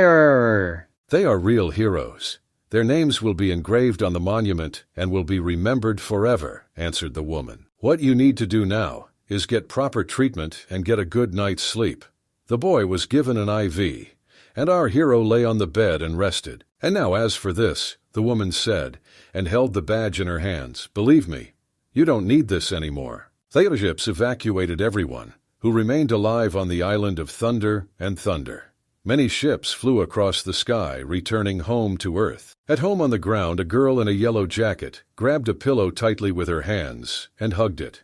She was watching the live broadcast from the island the whole time. "Dun, you are amazing. I was afraid that you would die on the island. Cancel, disappoint," the girl said. "Why do I care about him? Shouldn't I be relieved about Xiao instead?" the girl thought at that moment. "It does not matter. Thanks to his performance, Dong will be able to choose one of the 7 best universities. If he doesn't plan to join the military, Beiji University is his only choice, which means that I could become a classmate of Dong when he and I can go into the wild again," the girl continued to reason. At this time, glasses of wine were already being raised in honor of a young man named Dun. "Dong, you really surprised me," said the woman. "You have gone from being a simple rune hunter to becoming the center of attention of the whole world. A bright future awaits you," said the woman. "Thus admission to the best university is guaranteed. Yes, he will definitely become a real expert in the future. I admit, I wasn't sure about you at first, but it looks like I made the right bet this time." The woman continued talking. "Now get ready. In 3 days we are leaving for this port. Don't forget to prepare our most luxurious transfer," the woman told her secretary on the phone. The girl was surprised. "Port? But boss, there was a wormhole outbreak on the island. It may be dangerous." "Do not worry about that. We are not going to bring home the hero of Qingshi, Pistrix and Dong," answered the woman. "It became empty and dark around our hero. I don't understand where I am," the young man asked in surprise. "I saved 2,731 participants. I think since I stopped the wormhole outbreak, the system counted all the survivors as participants," said the young man. "In total, there were more than 2,900. This means that more than 200 people died." Dorn TT 4 Steindal as Sargi Think Boy Done Stomang Far Stai. The game monitor began to show the following information. "The reward for your mission has been calculated. Congratulations, you have received the medicine for the development of the runic spirit. So many great ones back?" The boy was surprised. "There is even a high-ranking medicine. You have completed all main missions. We will be happy to issue it after testing. It has been discovered that you are in a weakened state. Do you want to heal all your wounds? Click yes or no." And our hero reached out with his finger to press the button. After he pressed the button, his body began to change. The skin seemed to be peeling off his hands, and there was a white and blue glow around our hero. At this moment, our hero named Dune was very scared. There was a bright white light around him. The young man did not understand what was happening to him at the moment. After some time, the boy woke up in the hospital. He was lying in bed all bandaged. A girl with red hair was sitting on a chair next to him and was on duty. The young man turned to the girl and said, "Hi, sister, where? I don't understand anything, and I have a terrible headache." "Fedes skros dakurdes preus, aga. For ed serwex kadi de vrien verkuver vrouw tiaf. Professor Fui Fursal, Sursai." "Or have you finally decided to wake up, brat? You slept for 2 whole days," the girl said, smiling. It means he was surprised by this information. 2 days?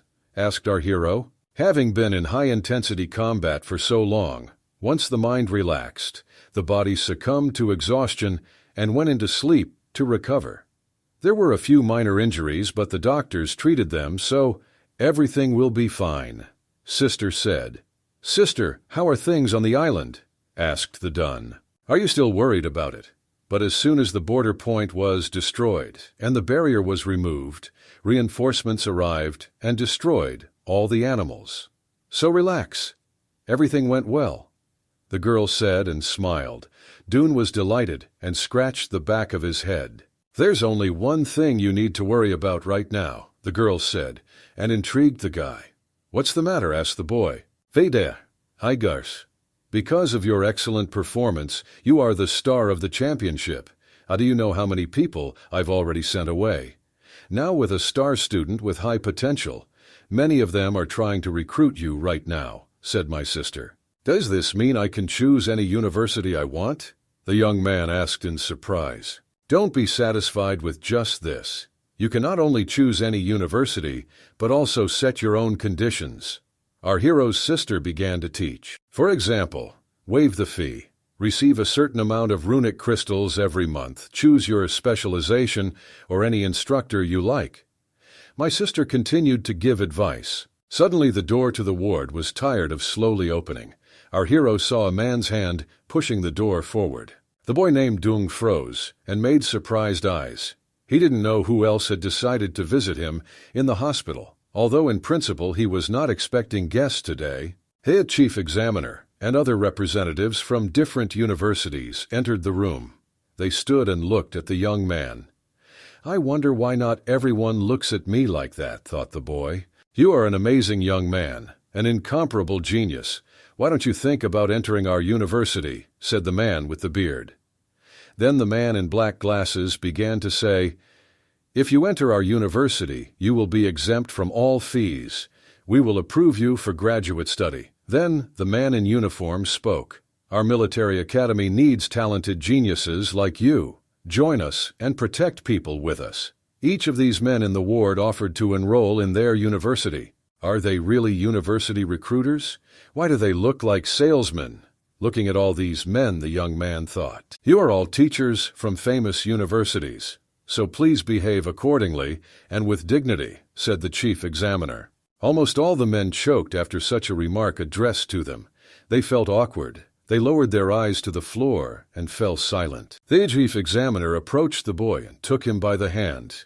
"Done, you're great," said the man. "I represent my alma mater and welcome you to the Silver Dawn University.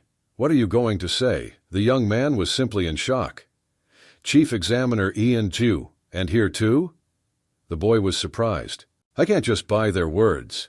As my sister said, I need to choose the one with favorable conditions," our hero was thinking at that moment. At this moment, it was very difficult for him.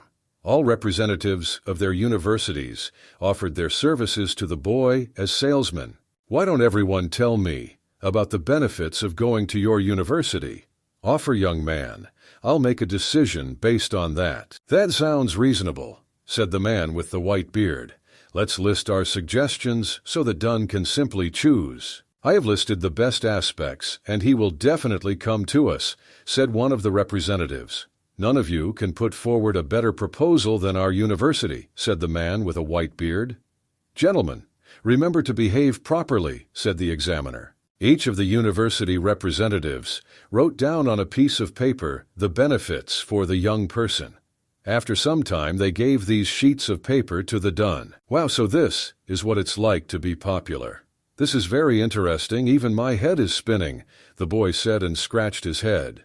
"Okay, you forgot that. Now there is a patient who needs peace and rest. So, Lord, it's time for you all to leave the room," the sister said loudly and began to drive the men out. "Don, the main thing is to make the right decision for yourself," a man with a white beard shouted loudly as he left.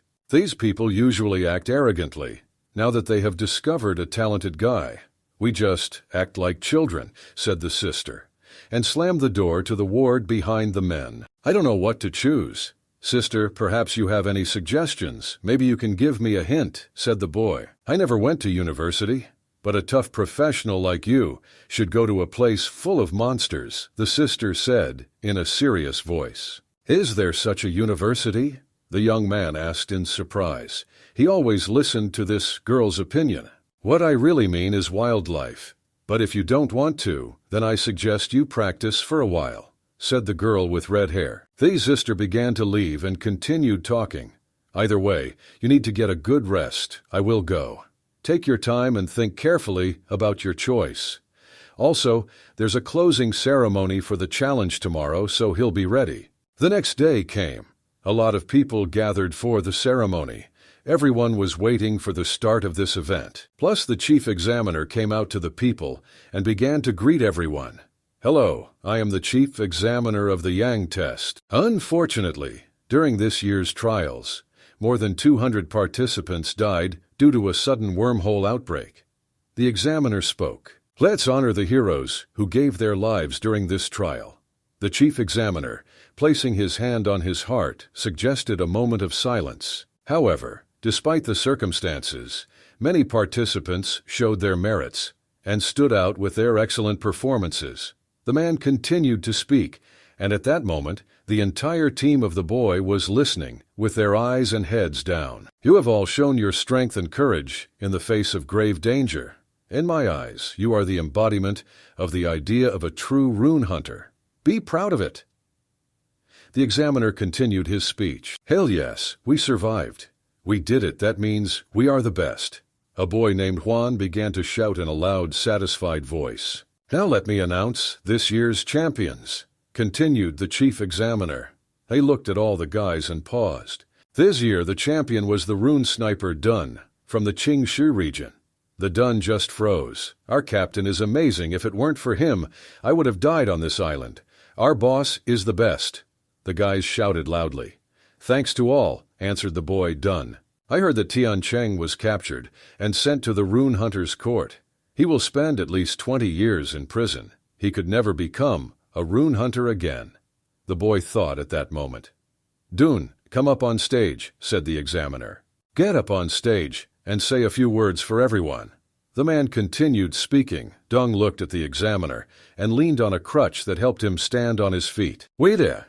With a slow gait, all tied with bandages, limping on one leg and leaning on his crutch, the boy walked up onto the stage. Standing on stage in front of everyone, Dong began to give his speech. 4 years ago, a wormhole outbreak occurred in my hometown. Countless beasts rushed to attack. At that time I was too weak to do anything. I could only run and hide as my parents were killed by monsters. That day I felt helpless, despair. I vowed to become strong. I wanted to become strong to protect those I care about. At that moment the young man burst into tears. I know many of you have felt the same helplessness and despair these past few days. All those who suffer, who have lost loved ones, remember, the blood of the strong will be shed for the weak.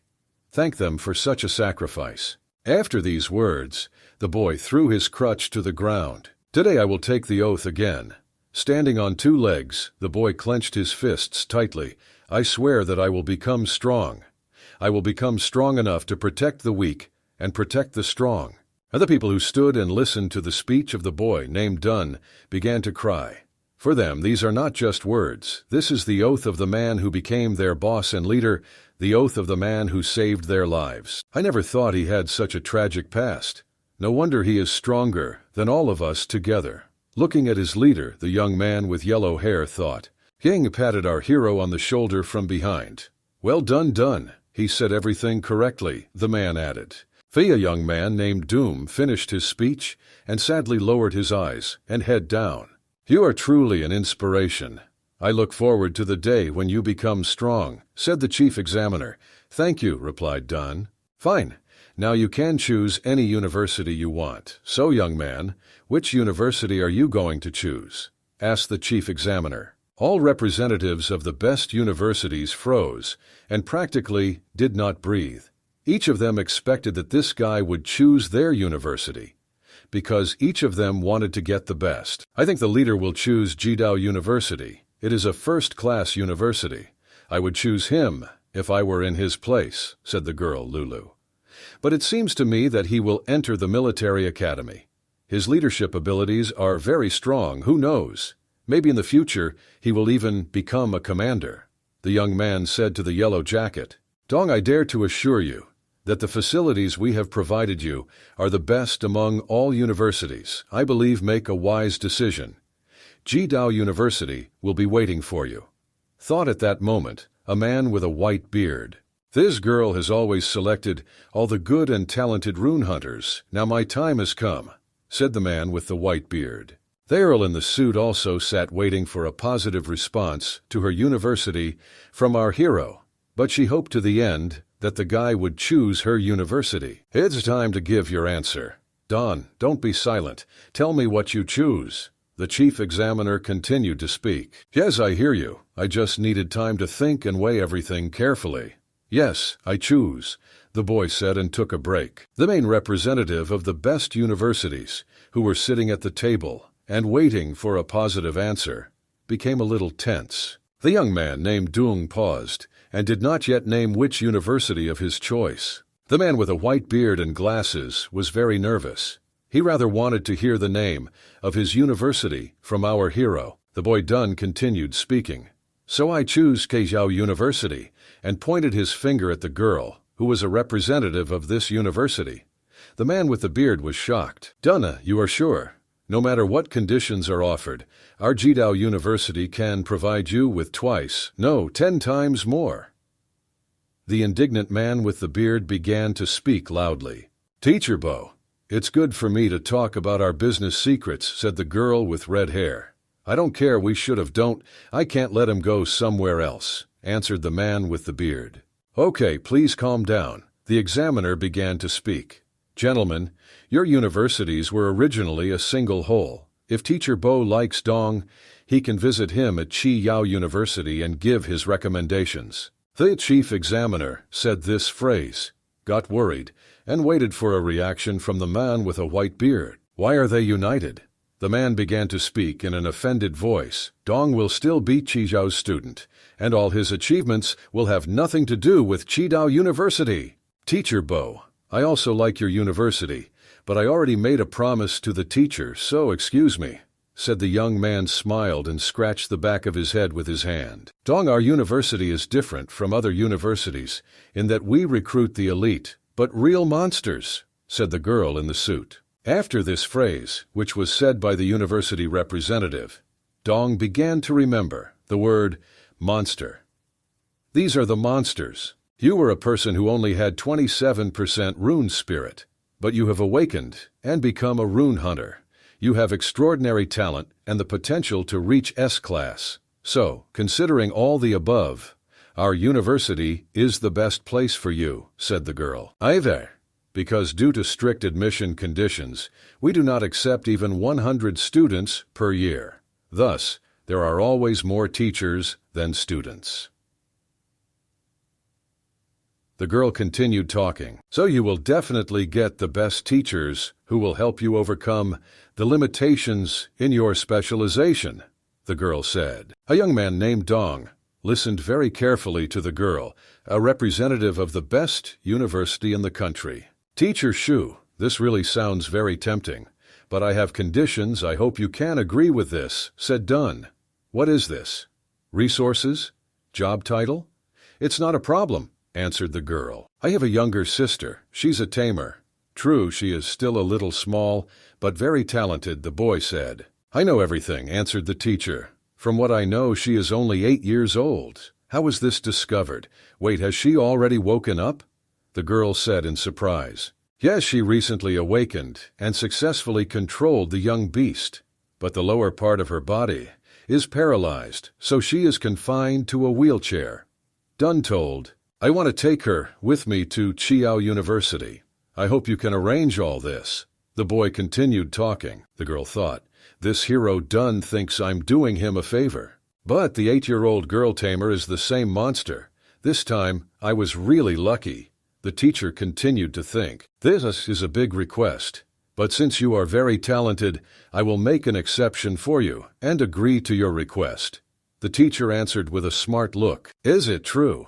Do you really agree to my terms? Thank you, Teacher Shu.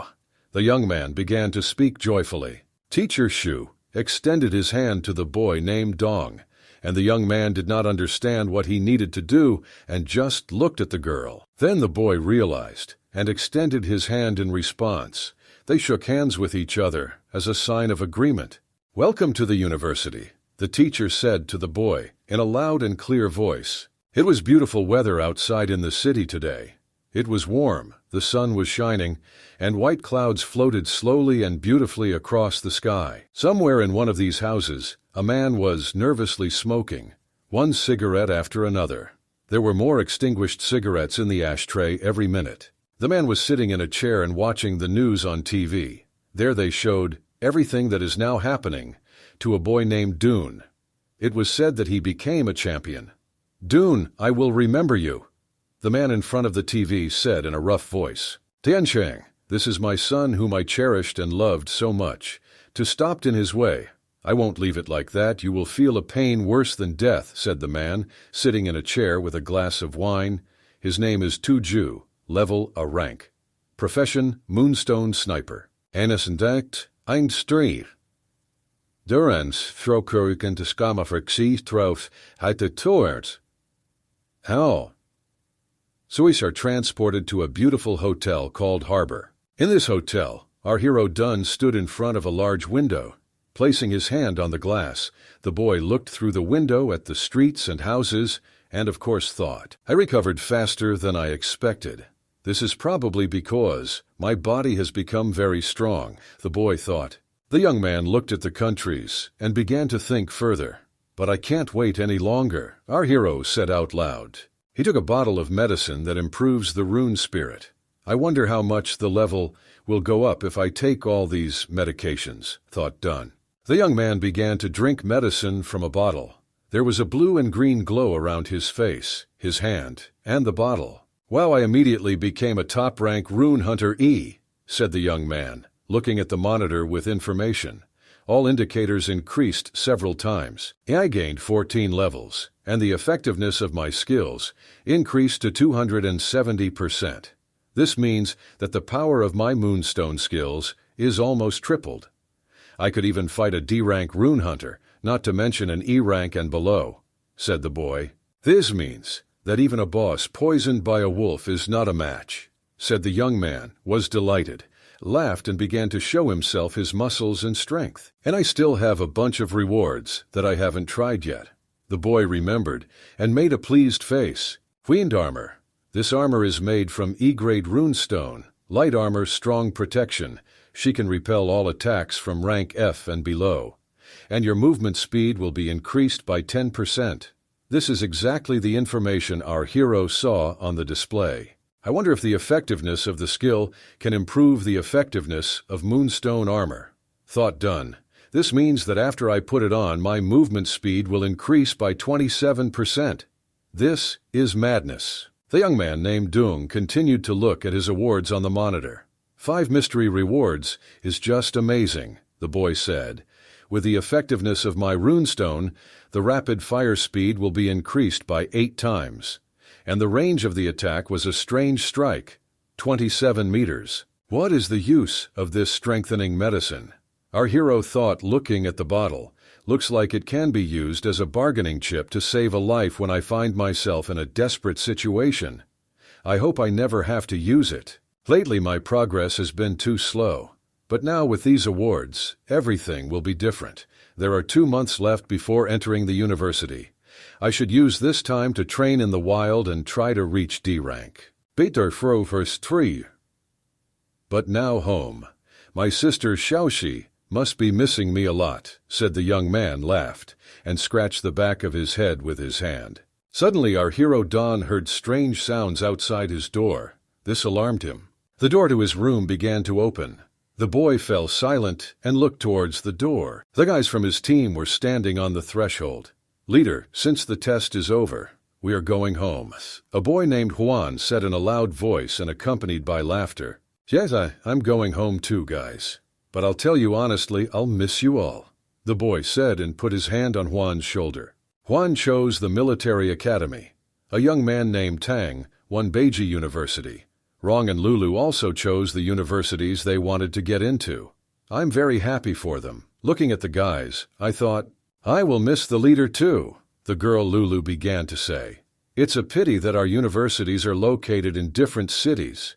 But will you come and visit us?" the girl said, and became embarrassed. "Eskum sanits kaif era."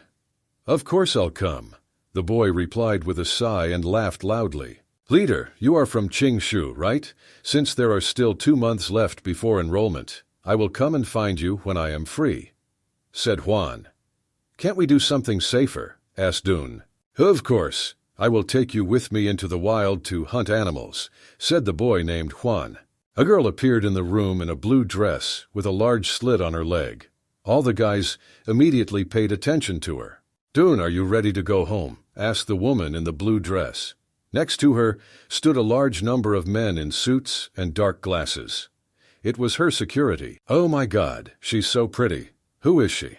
What is his relationship with you, leader?" The boy Juan became interested, and at that moment the girl Lulu became jealous. After a few seconds, the girl in the blue dress raised her hand and snapped her fingers. After this, the guards blew up festive firecrackers in the room. "Manager Xiao, why are you here?" asked the boy Dun. "Of course I'm here to give you a surprise. Please bring me the contract," said the manager. "What other contract?" the boy asked in surprise. "I represent the consortium of your area and invite you to become the face of our company. From now on, those who oppose you will oppose the entire consortium," Manager Xiao said. Manager Xiao must have seen my potentials and decided to support me by paying 150,000 coins every month, with an increase of 20% every year. Our hero thought while reading the contract. "Manager Xiao, isn't this contract too profitable for me?" Dun asked, smiling. "You are a true talent, so the benefit you will bring far exceeds the price I am offering. But we are not just talking about money. We will provide protection and will always be a support," said the woman. "I understood you. Thank you, manager," answered the young man. He picked up a pen and began to sign the contract. "That's fine. The shaitel is ready. It's time for us to go home," Manager Xiao said. "Leader, I will never forget about you," said the boy named Juan, and began to wipe the tears from his face. "It is okay. We're still comrades with you. I think we will continue our friendships. I was glad to meet and get to know you," the boy said to his teams. "I study at Qidao University, so we can meet more often," said the mechanic. The young man with yellow hair was very pleased looking at his now friend named Dun. "Yes, let's remain friends," said the rest of the guys from the team. "See you next time, friends," the boy said with a sigh and waved his hand to everyone. All the people began to gather near the shuttle. Each of the guys flew to their home or directly to the university they had chosen for themselves. Our hero approached the orange-colored shatoff and saw a familiar person there. A girl with red hair was waving to him. It was his sister. "Dun, come here!" the girl shouted loudly. "Sister Firefox, how glad I am to see you!" Our hero shouted loudly and was very happy. Our hero plunged into an orange, wobbly vehicle, which after a few minutes took off into the sky. "Vedes Rustra, for stardi godvea. Vitrings exisor for flowers, saujoras, saurus kuro, sauristo." Shuttle picked up speed and rushed home, cutting through the clouds. "Avis dollar." A boy named Dun stood near the window and admired nature. His sister, the fiery fox, approached him from behind. "Here, take it, drink some water and relax," said the sister, and handed the young man a bottle of water. The young people began to drink water from their bottles. At this moment, Manager Xiao approached them. "I want to thank you so much, Manager Xiao, just for your help," said the young man. "You are on the edge of life and death, so you must be really homesick. Am I right?" the girl said, smiling. "Of course I miss you. I miss you very much. I just can't wait to get home," said the boy Dun. The woman liked the young man's answer. She sat down in an orange chair and began to watch the young people. The woman sat down in a chair and continued talking. "Listen to me, my boy.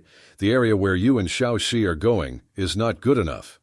Trust me," the woman said, looking into the eyes of our hero. "My friend Dong, I want you to move to a house in a prestigious area. What do you think about this?" asked the woman in the blue dress. "Of course, but Boss Xiao wouldn't give me the house for free. So maybe they need a favor from me too," the boy asked, understanding everything. The woman lowered her head, closed her eyes, and exhaled. "And you are a very smart guy, as I can see," said the woman. "Yes, you're absolutely right. Well, I need you to do something for me. It will not be something grandiose and big, but quite complex," answered the woman with red hair. Their shuttle continued to fly home at high speed across the sky. "I want you and the Blood Wolf mercenary team to help me recover a shipment of goods that went missing 2 days earlier.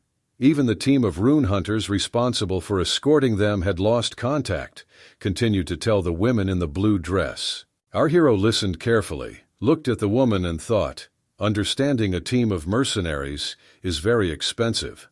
Why is this batch of goods so important to Boss Xiao? Since this happened in the wild, wouldn't it be better for you to contact Eugene himself? Asked the young man. The place where the goods were lost is outside its territory. In the wild, each gang has a strong sense of territory.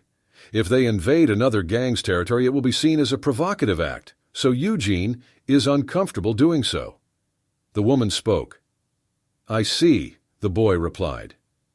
Madam Xiao, our boss told me to inform you that we will accept this assignment, said the sister.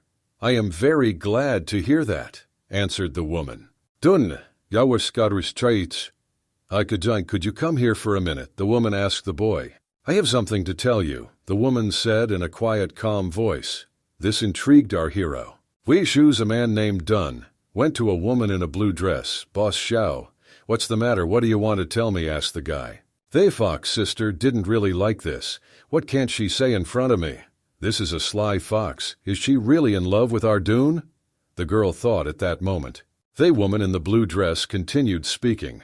I want you to do something for me. I can't trust anyone else to do this. I understand you, okay, but don't you have reliable people? The boy asked.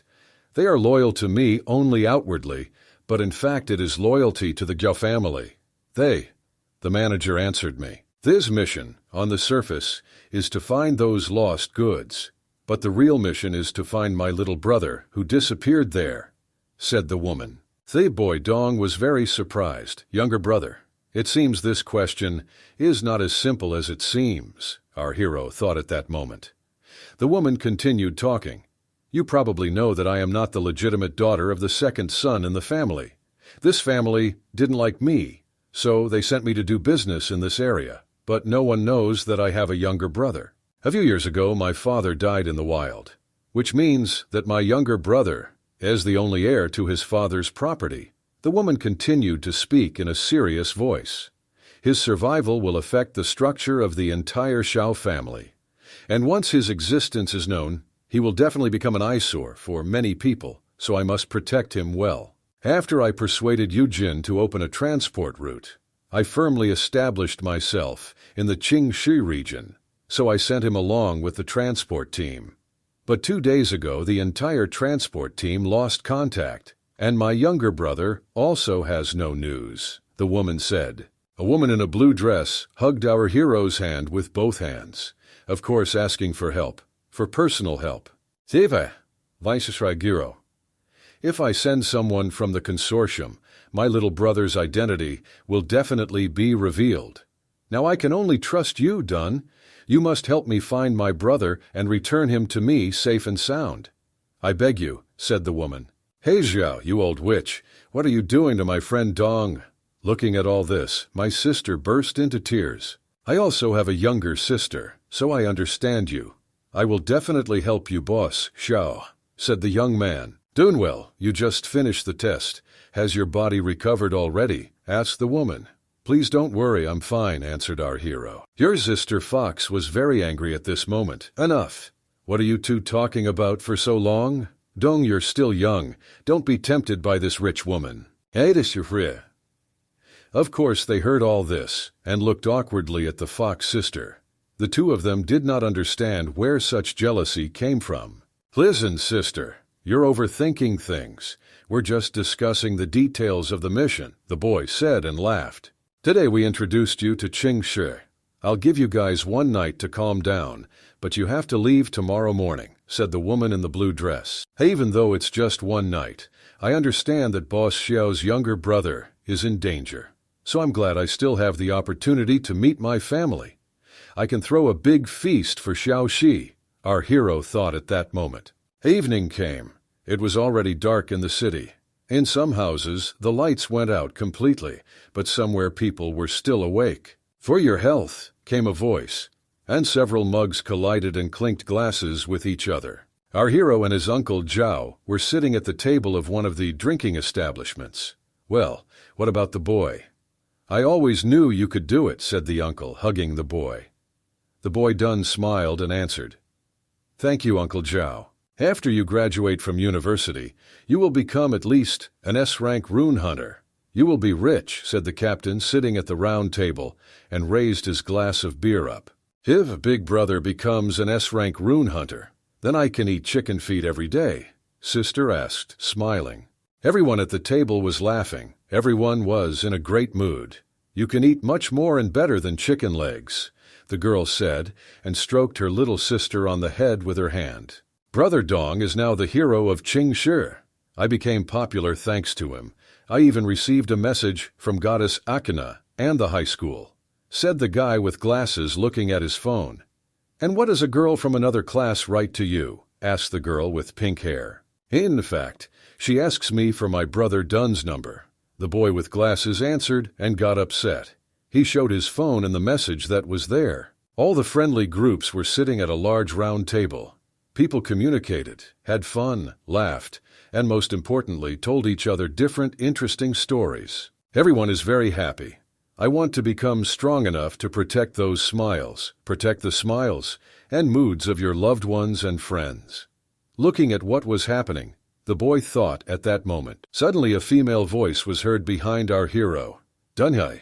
The boy Dung became wary and froze. The young man turned and saw behind him a tall guy in a yellow shirt and a charming girl.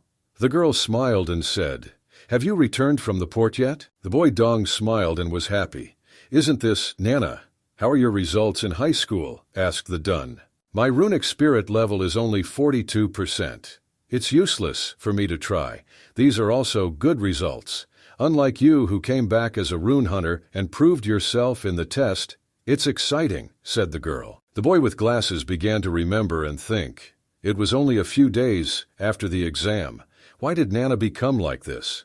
I think she found a way to survive. The young man in the yellow shirt began to get nervous and asked in a dissatisfied voice, Nana, who is he?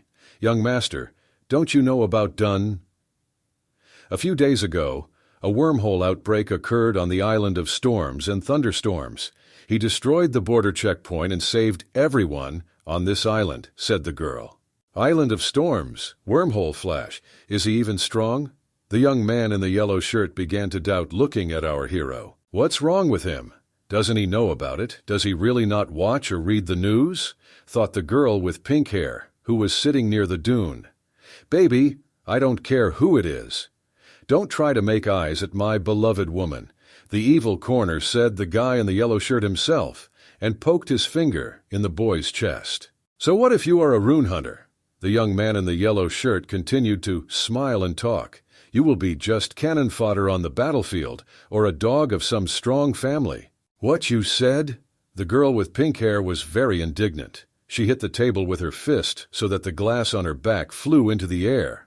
Sister Ching, calm down, shouted the boy with glasses who was sitting behind her. There were a couple of people sitting at the next table, a man and a woman. They were constantly watching and glancing at what was happening at our friend's table. The man at the next table said, It really worked. It was worth making every effort to persuade Zhan Tingshou to come here, as soon as we received the news that the Dun was here. This young gentleman Zhan is arrogant, and he can't bear to see people showing off in front of him. Now we can just sit and watch, said the woman at the table. The young man in the yellow shirt got angry after the girl's words. He grabbed the bottle in his left hand and swung at it, screaming, You girl, how dare you contradict me? You can live a peaceful life in the city because rune hunters fight monsters in the wild, and yet you dare to look down on them? Answered the girl. A young man in a yellow shirt was ready to hit the girl on the head with a bottle and a wine bottle. But at that moment the boy Dun grabbed the man's hand. We're celebrating here. So without creating any problems, Nana, please take this guy and leave, the boy said in a dissatisfied voice, and continued to hold the hand of the man who was trying to hit him with the bottle. The girl Nana was a little shocked. Okay, I understood you. Okay, we're leaving, answered the girl. Leave who needs to leave. I'm currently booking the entire restaurant, so it will quickly disappear from my sight, said the young man in the yellow shirt and took out several wads of money. He laughed and was pleased with himself. Get lost, you old crippled trash. Who do you think you are? said the young man to Uncle. "Hey you, boy!" Without going too far, Uncle answered in a menacing voice. Literally, after a few seconds, the boy could not stand it, and grabbed this idiot in a yellow shirt by the throat with his hand. The young man did not expect this, and was afraid. The boy strangled the offender with his hand, and continued talking. Uncle Sting is a retired soldier. His leg was injured while protecting people. What right do you have to mock him? Our hero was indignant. "Bastard, how dare you touch me?" shouted a young man in a yellow shirt. "Insang, where are you? Where the hell have you been? What are you waiting for?" a young man in a yellow shirt screamed in horror. Suddenly, a yellow glow appeared in the air, and suddenly a sharp blade of a sword flew before our hero's eyes. "Thide skranky stira, icrosphrea, fiery cryophrydix, sauri dimbaus dre toa, sauerstein so, bosaur hero, Ike stubble boy Dong jumped sharply to the side, and he raised his hands up, indicating that he did not want bloodshed, but in fact our hero did not understand what was happening here now. The boy Don became angry and stared intently at the people standing in front of him. He carefully assessed the situation and the scale of the tragedy. "This is young Master Jun Ting Shi. He is from the minister's family. How dare you even grab him by the throat?" A big tall man with a huge iron sword in his hands began to be indignant and make claims. "His name is In Song. He is an E-rank swordsman. Please move aside, young gentleman," said the guard with a sword in her hands. "Is he an E-rank rune hunter? His aura is so strong."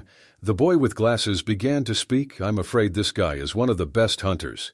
Even Uncle and Boss Bloodwolf can't handle him," the girl thought at that moment. "Now you understand. This is an E-rank that you can even hope to beat. This is the dog I raised. Do you want to beat me up? What do you guys think you can do with this?" asked the young man in the yellow shirt. "Hinzan, then you stopped being a mercenary and became the minister's dog," the man said, smiling. A man with a mask on his face began to answer. "Compared to surviving in the wild, this life is better. Only the smart ones will remain alive in this world." Yingzhang was the leader of a small team of mercenaries who had some issues to settle with the Blood Wolf, but he abandoned his comrades and ceased to be a mercenary. I would never have thought that he was now working for the minister. Zhan Ting Shi is the only son of the minister. "Let's not escalate the situation," Uncle said to the boy. "Uncle is right. I still have unresolved conflicts with the minister."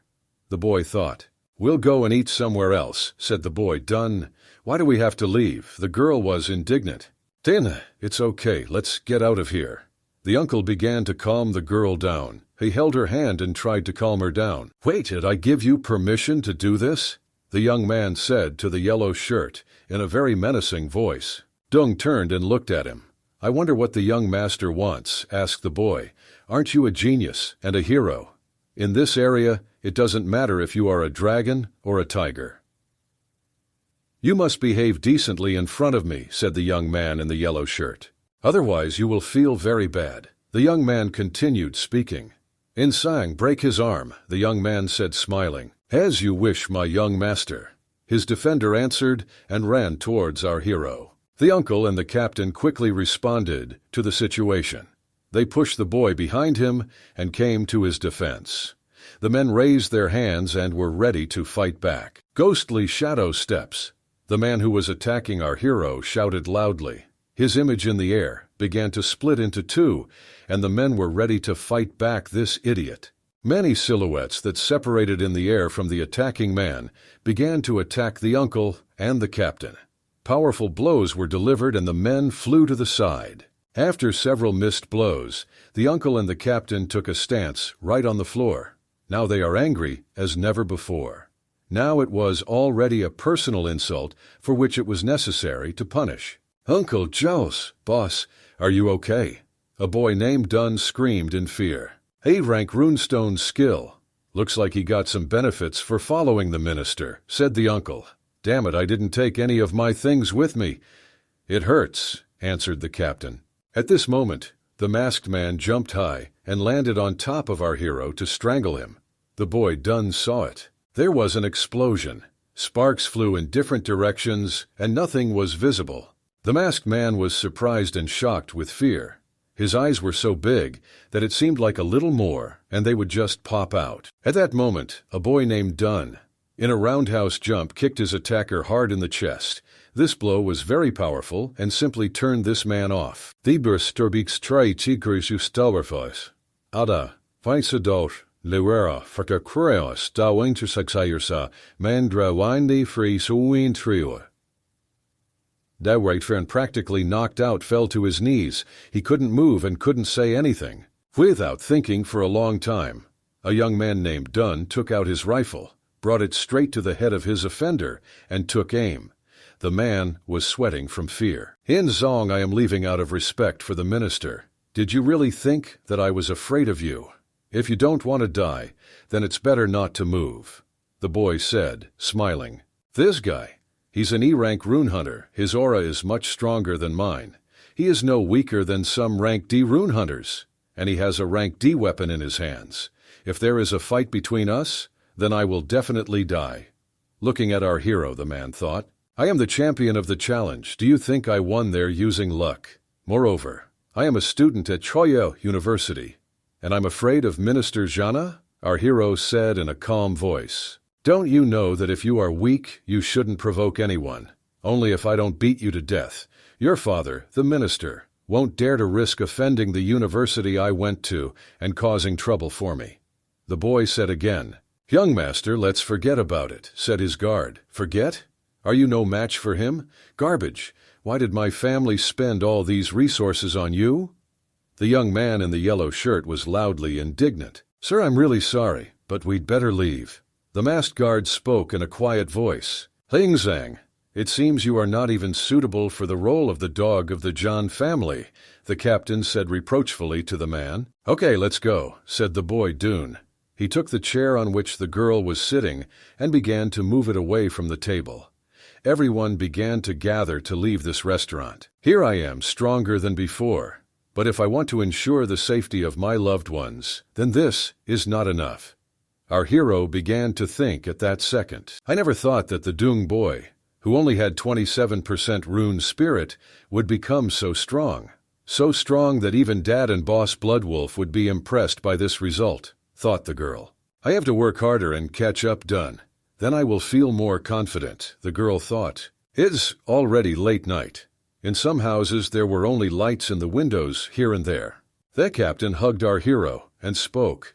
Baby, when did you become so strong and fast? Did Mr. Yan manage to teach you anything?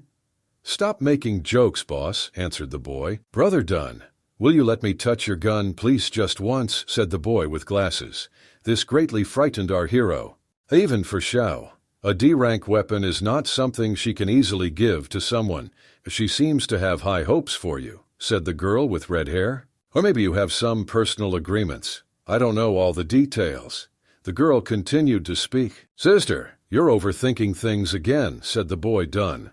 There is nothing wrong with finding a rich woman, then you have to work less, the sister said in an offended voice. They goes, naira kikaburik sky guaya. Einzidariuskas, ferry breeder vrower srio favruit to secret door, hein durway tioy. Boy Dunn was very upset. Yes, what does this have to do with it? He shouted in a loud voice. Could you please keep an eye on Xiaoxi for a bit? I'll be gone for a while. Our hero politely asked the girls. Where are you going? Asked the girl. My sister also didn't understand what was happening. I just want to meet old friends. The boy turned around and said to the girls, said and went. Andis krent, I presta, sura stoe fragadrauvrites, domri stav furrow ferin twiter dying shy, suradandzern, chide tiu, fry, turo. Status sorcerabus widershawaii. Steerway, our action develops in a completely different area of this city. Angry, the man with glasses hit the wall very hard with his fist. Damn it, Dunn is already an E-rank rune hunter. What is going on? How so? I disagree, continued to pound his fist on the man's wall and complain indignantly. The man continued to burst into tears and hit the wall with his fist. And he couldn't do anything. This talent should have belonged to my son. This boy named Dune will pay for everything. The woman with glasses was indignant. Suddenly a shot rang out, and there was a large fiery flash behind the woman's head. The woman was scared, Her glasses practically flew off her nose. The man was also scared. He asked in a quiet, frightened voice, "Who is this?" But the woman was silent and did not know what to answer. Suddenly, our hero named Dunn appeared near them. He held a rifle in his hands. "Well, I hope you were satisfied with the show you put on in the restaurant?" asked the boy. "Dunn, why are you here? What are you doing here? How did you even find us?" the man with glasses kept asking in a frightened voice. "This woman has a mortal dislike for me. I remember it very well," a boy named Dunn answered in a calm voice. "So I sent it to my husband and son," said a young man named Dunn. The woman was indeed lying dead on the floor. "There is also a disagreement between us, but I want to work things out." "What do you say about this?" asked the Dunn. "I don't know what to answer," the man said fearfully. "Or we will fight to the death," said the boy. "I understand. I will not harm you or your friends. I will never come near you again." The man with glasses began to apologize while on his knees. "Fine. I'm glad to hear this from you," the boy said and smiled. The next day came, a day that promised to be eventful. Outside, as always, the weather was nice and sunny. Minister's office.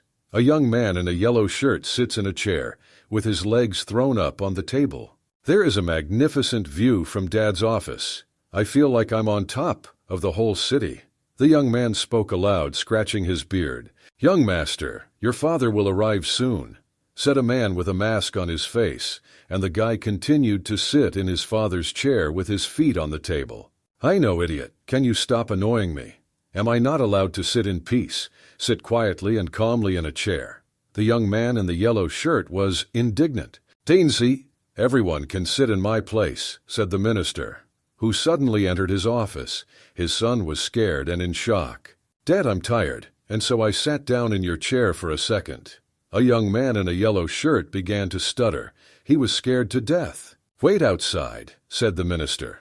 "Yes, sir," the security responded and began to close the door to the minister's office behind them. The man was very angry. "Please have a seat, father."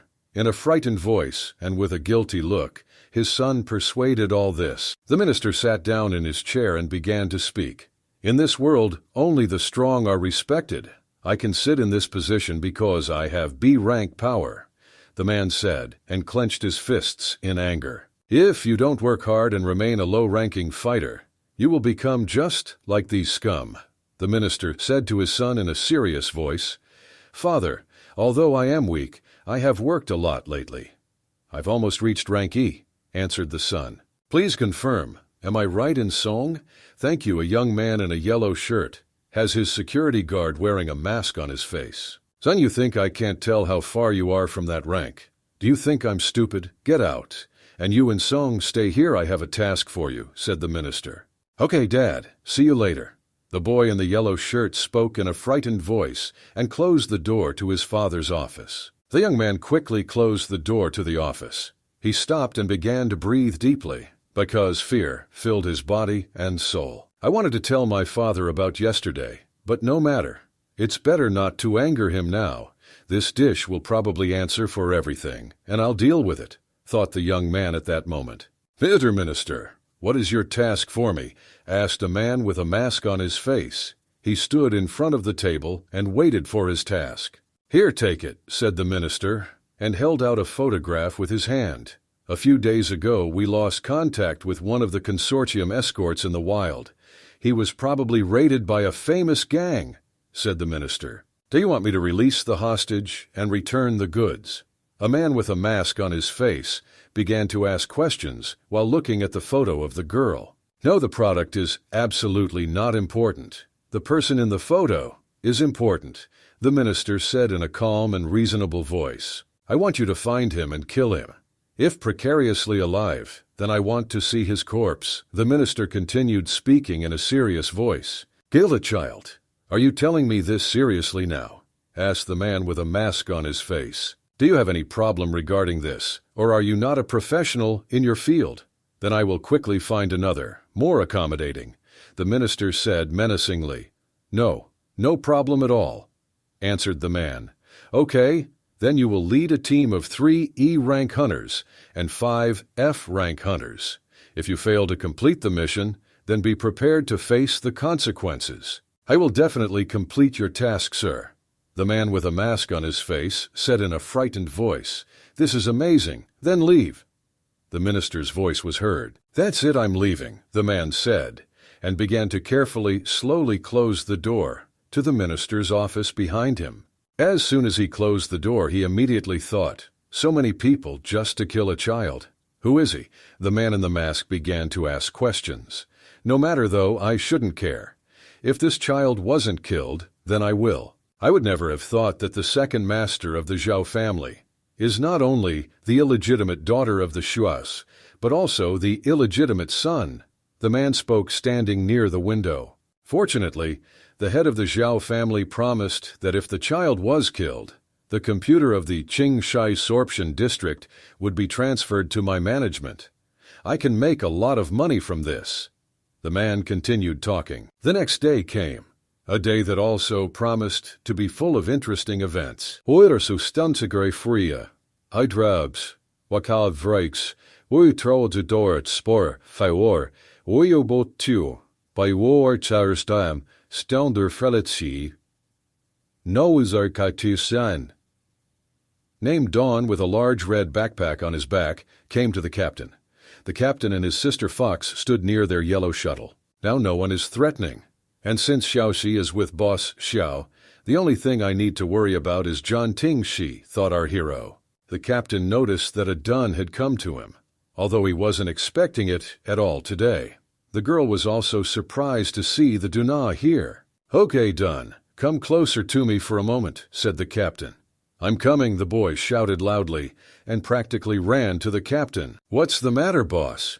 A boy named Dun asked the captain in surprise.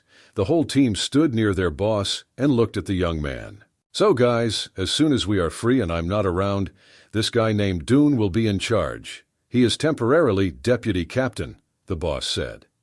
The boy was very surprised. "What is going on?" "He's a newbie. Which one is the deputy captain?" asked the young man with glasses. "Voice, stop joking like that," said the masked man. "Boss, this is too sudden. But I don't think I'm experienced enough to be a deputy captain," said the boy. "Didn't you watch his performance on the island? He's much better than you guys," the captain said proudly, and raised his finger up. "And excurred de prey. Eindreis, Horis, Sauxisa Kurjantu Koring Dreetstal Turi Wangstui, Wanervies, Iti Beristi, Salsawi Kuri Bisa Sherry." Besides, you guys are relaxing and not working hard enough. The captain continued to point his finger at his team and make comments to them. "Dong is now an E-rank hunter. Aren't you ashamed, team?" The captain continued to be indignant and shout. "What? Does he already have E-rank?" Arriving in shock, the team indignantly began to ask the captain. He easily scared and sung away yesterday, with just his aura. The girl with red hair said in a calm voice, "Sister, this can't be."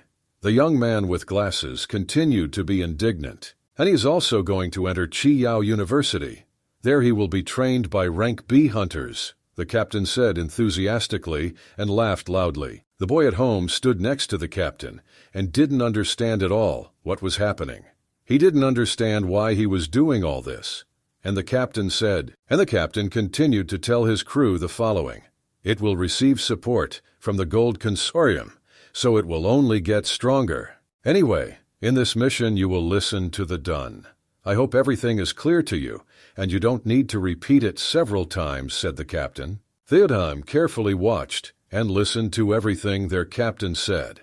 After the question, they immediately agreed and practically shouted the word, "Yes," in unison. "Since I have a special task from Miss Xiao, if the team helps me, everything will be much easier," thought our hero. "Okay, guys, I really count on you," said Dun. Arch. "Baby, you are amazing. Not much time has passed, and you are already an E-rank rune hunter. The bottle of medicine from the Southerner turned out to be useful. Now I want it too," said the young man with glasses and smiled. "Stop talking nonsense. Time does not wait. Let's hit the road as soon as possible," the captain said in an angry voice and kicked the young man with glasses in the back. Thedra. Together with their team, they boarded their yellow shuttle and flew in the direction. According to the information provided by Ms. Chiao, The last place where the group made contact is on route number 2. It is in the possession of the famous gang, said Dong, pointing his finger at the map. Vedust Spau being attacked by the rune beasts. There is a possibility that they were all captured by the dashing gang, said Sister Firefox. First we'll check the area. They've lost contact, suggested a young man with glasses. If it's a beast attack, that goods should still be there. But if they encountered a gang of dashing, then things are much more complicated. The boy began to think. What do we know about the famous gang? The captain began to talk. The leader of the gang is a dashing rune hunter of rank E. He is stronger than me. Boss, don't worry. I'm with you and we are a real team of professionals. Now we can do everything, said the boy Dunn. They don't usually kill people, kidnap crew members as hostages, and contact their family members for ransom, and then releases them once they receive their money, said the captain. Which means that it is quite likely Xiao Chuan is still alive. This is good news, but I'm wondering how everything works for Eugene, the young man thought. What about Eugene's gang? The boy suddenly asked the captain. The captain laughed. He is a master of dark runes and quite an interesting guy, said the captain and continued to laugh loudly. It only targets Minister Zhan's flights, that's all. He is absolutely straightforward, the captain said to the boy in a calm voice. This makes sense since Eugene has a grudge against Minister Zhan. His resentment can play into our hands, said the boy Dunn. There were 2 large rabbits sitting in a clearing between the trees. A large black wolf with red eyes was hiding in the grass nearby. He was watching these rabbits. Knew that moment, the yellow shuttle began to land on the ground. He scared the wolf away, and he began to run away. We reached our destination. They began to talk about people and exit the shuttle onto the ground. This is where the group lost its connection. Let's look around, maybe we'll find some clues. The captain suggested this option to his team. Wiedersgerikse, Ikaruf, Onazuri Kerfroerks, Sadi Sturas, Froa Geferku Frendi Sustel, Buying So, Alright. Use my scout to find their tracks. A young man with glasses offered his help. Okay, then Dung will lead the team. We will go and check together, the captain said to the boy. He discovered energy traces 300 meters ahead from here. A young man with glasses began to explore and speak. The whole team listened carefully to the information. Boss, I understand you, our hero said in a satisfied voice. He was already ready to perform feats. Thedam found the place where all the cars were wrecked. These must be escort vehicles, said the boy named Dune. I don't see any corpses, so there's a good chance the escort team is still alive. Looking around, our hero continued to speak. The goods were seized. Looks like they ran into a gang, said the sister, looking at the empty trucks. There was nothing in them. Don, please come here and look at this, the captain said to the boy. Dong reacted immediately. Ellie, who was killed, had an almost triangular burnt mark on the ground. This is a burn mark remaining after the attack. Dunn began to speak. Judging by its shape, it could be an E-rank runestone skill called Ranged Fire Strike. The boy continued talking. Well done, you're right, said the captain. Long-range strike is a rare skill that the leader of the gang famously happens to possess. His name is Wang Shenyang. Now we know what happened, said the captain. Yes, this gang robbed them, the boy added. Well, what is this strange black liquid? Asked the young man, and tried to understand with his hand what it was. It doesn't matter. Since we know that the gang did it dashingly, we must quickly inform Boss Xiao and ask her to send reinforcements, said the young man. Yes, there are more than 20 people in the gang, and Wang Shenyang is a top-rank rune hunter. Our small team is no match for them, said the guy with glasses on his head. This substance was most likely left here not long ago. Does it smell like fuel? Maybe this E-rank beast is a fire elephant. Think boy Dunn. Wait, stay here. Get back to the shuttle immediately. A boy named Dunn screamed loudly in panic. Hey guy, what's going on? What's going on there? Why are you so worried? Asked the young man with glasses loudly. And a second later, the young man with glasses on his head squinted his eyes to see and couldn't believe his eyes. A huge giant elephant ran towards them. This is an E-rank beast, fire elephant. All back. The captain quickly and loudly commanded his team. Everyone began to run away in different directions. The captain continued to command and ask everyone to run away. A few seconds later, at high speed, the huge cabin knocked our captain off his feet with its head. The man flew several meters away and hit his back on the rocks. Boska kurji, ik stinkskurdrerikasamayak frenderkrus, sauce. Wangvorts, I swear, are you okay? Hang in there. We will come to your aid now. A young man with glasses on his head shouted loudly. I'm fine, guys, be careful. First just move away, said the captain. Hey, it looks like my ribs are broken, the man thought, feeling himself with his hand. I was too careless, and the boss got injured by this giant elephant. He only suffered because I wanted to save me, said a young man with glasses. At that moment, the giant elephant stood on its hind legs, opened its mouth, and began to make terrible sounds. He wanted to trample our captain with his front feet. Boss, hold on, cried the sister fox. Be careful, he wants to trample you. The girl continued screaming. Suddenly, there was a very large explosion. Everything was on fire, and nothing was visible. After some time, the fire began to disappear, and it was clear that the elephant had received very great damage. A bolt of fiery lightning struck his body. All team members did not understand what had just happened. They looked at each other and were silent. It was royal wind runestone armor, smooth stone skill, furious blow of wind, runestone sword blazing flame, and all this was done by the Dun. Thank you for saving me, baby. You are a wonderful warrior and a good friend, the captain said, smiling to the boy. Brothers, Mountain Tiger and Big Bull, get distracted by the elephant. Don't let him get close to the boss. The monkey's brother will cut out his eyes. The fiery sister of the forest will cover everyone from the back. Let's go, friends. The boy began to give orders to the team. The entire team began to strictly follow the orders of their deputy captain. Everyone knew their job clearly and understood what they needed. I was right. This guy was born to be a leader. Once he graduates from his university, he will probably become the commander of the alliance, said the captain. Okay, it's time to end this, Doomboy said loudly, and took the large rifle in his hands. The young man began to take aim. A rank runestone skill, rate of fire. I rank smooth stone skill, cyclone blast, said the young man and fired a shot from his rifle. The boy Don fired shot after shot at the big fiery elephant. The bullets flew with frenzied deadly energy straight at the elephant. And then there was a local explosion. It was as if a fuel tanker had exploded. Clouds of smoke and fire rose high into the sky. After some time, the huge fiery elephant fell to the ground without signs of life. The team members approached this monster. The girl began to look at the huge elephant because she had never seen anything like it before in her life. Everything is over. Fire elephant. It is a powerful E-rank runestone beast. It was defeated so easily.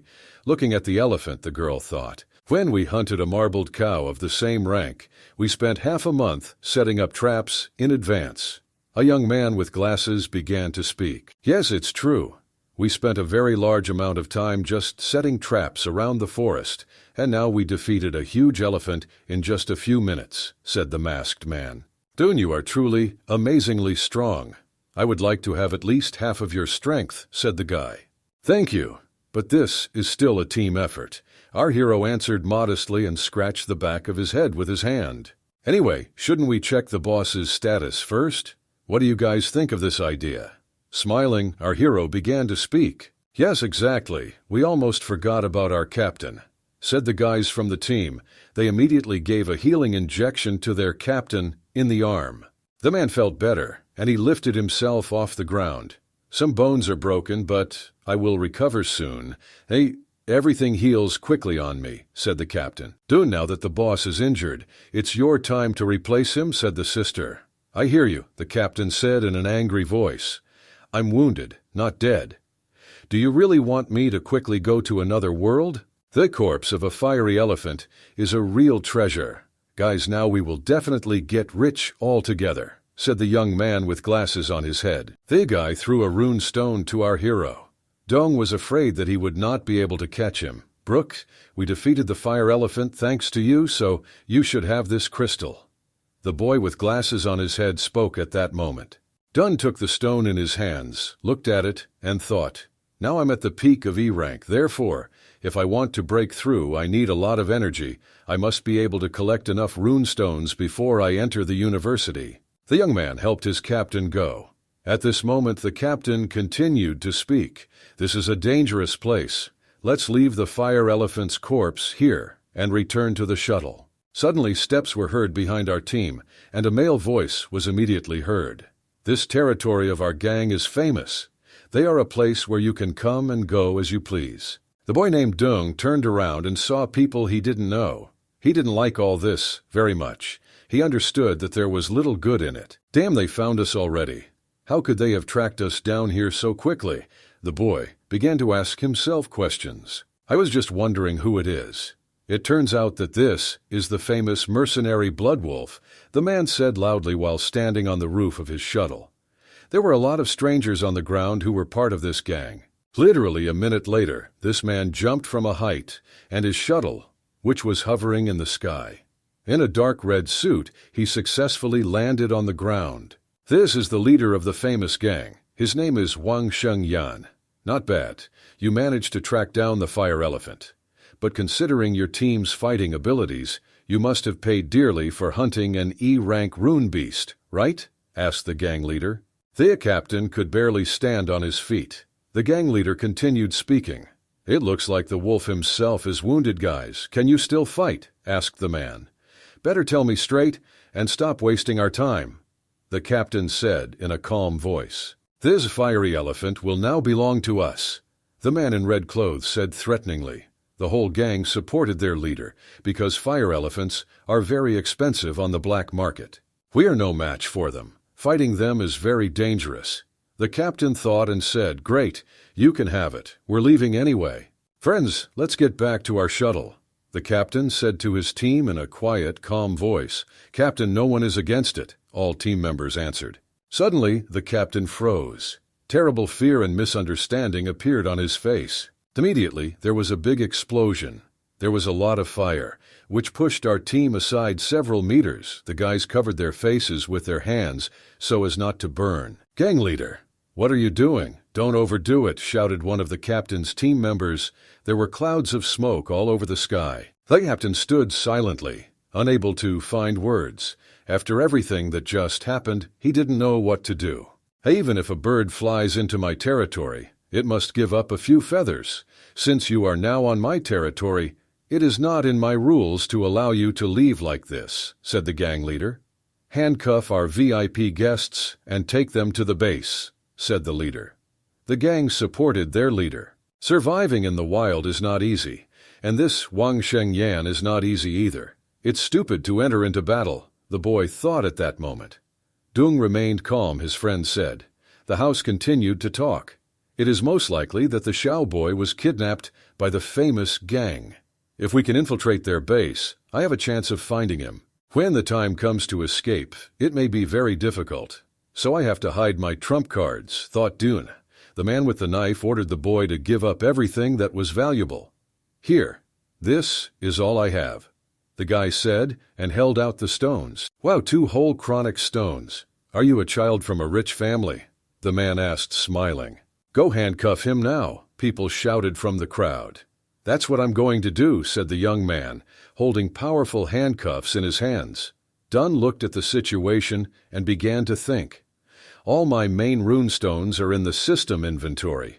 They won't be able to find anything else on me. The gang grabbed our hero's hands and began handcuffing him. These cuffs are specially made to contain the energy of a rune hunter of rank D and below. So you better not resist, otherwise you will only feel more pain. The man said to the captain. Okay, bring them back to base, said the gang leader. Prepare to notify your family and friends about ransom demands. If you follow me, you can enjoy life every day. It was a cloudy, cold night. Everyone returned to base. Several men were warming themselves near a barrel with fire. One of them began to speak. I heard that we had a huge win again today. Boss captured some girls again? Asked another person. And after this phrase, the man froze and fell silent. He saw and heard their leader's shuttle landing on the ground. A large, beautiful, powerful shuttle slowly landed on the base. "It's the boss and the rest. Hurry up, we need to greet them," people shouted. Suddenly, unexpectedly, a huge fiery elephant fell out of the shuttle. The people who were standing on the ground were very scared and jumped to the side. "Is this a fire elephant?" laughed one of the men. "The fire elephant is a top-rank rune beast that was hunting our boss," said the other man. "What are you guys waiting for?" asked the gang leader. "Stop wasting your time and quickly get to work on the carcass." The gang leader gave the order. "Yes, boss, we'll do it right now," the men answered. "Take the poison wolf and the others to prison.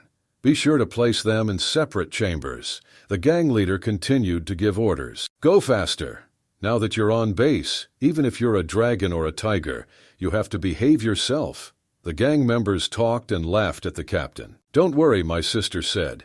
"Bundy only needs good money, so there is nothing in danger in mine. And when they get their money, they will simply free us." "I understand everything and I'm not worried," the boy answered the girl. "Dong survived the ordeal, so you should worry about yourself first," the captain said, smiling. A young man named Dung and one of the gang members were walking along the long corridor of the prison. "Stop here," the man said to the boy. The man opened the prison cell door and said, "Quickly, get in here, boy." "You better be quiet here," the man said, and strongly pushed his foot into the back of our hero, the boy practically falling and flew into the prison cell. Our hero was silent and constantly thinking. He needed to clearly and competently draw up a plan of action. "When we receive the ransom for you, then you guys can safely leave here," said the man behind the closed prison cell door. "I hope everything goes that easy," our hero thought at that second. "Guy, don't worry."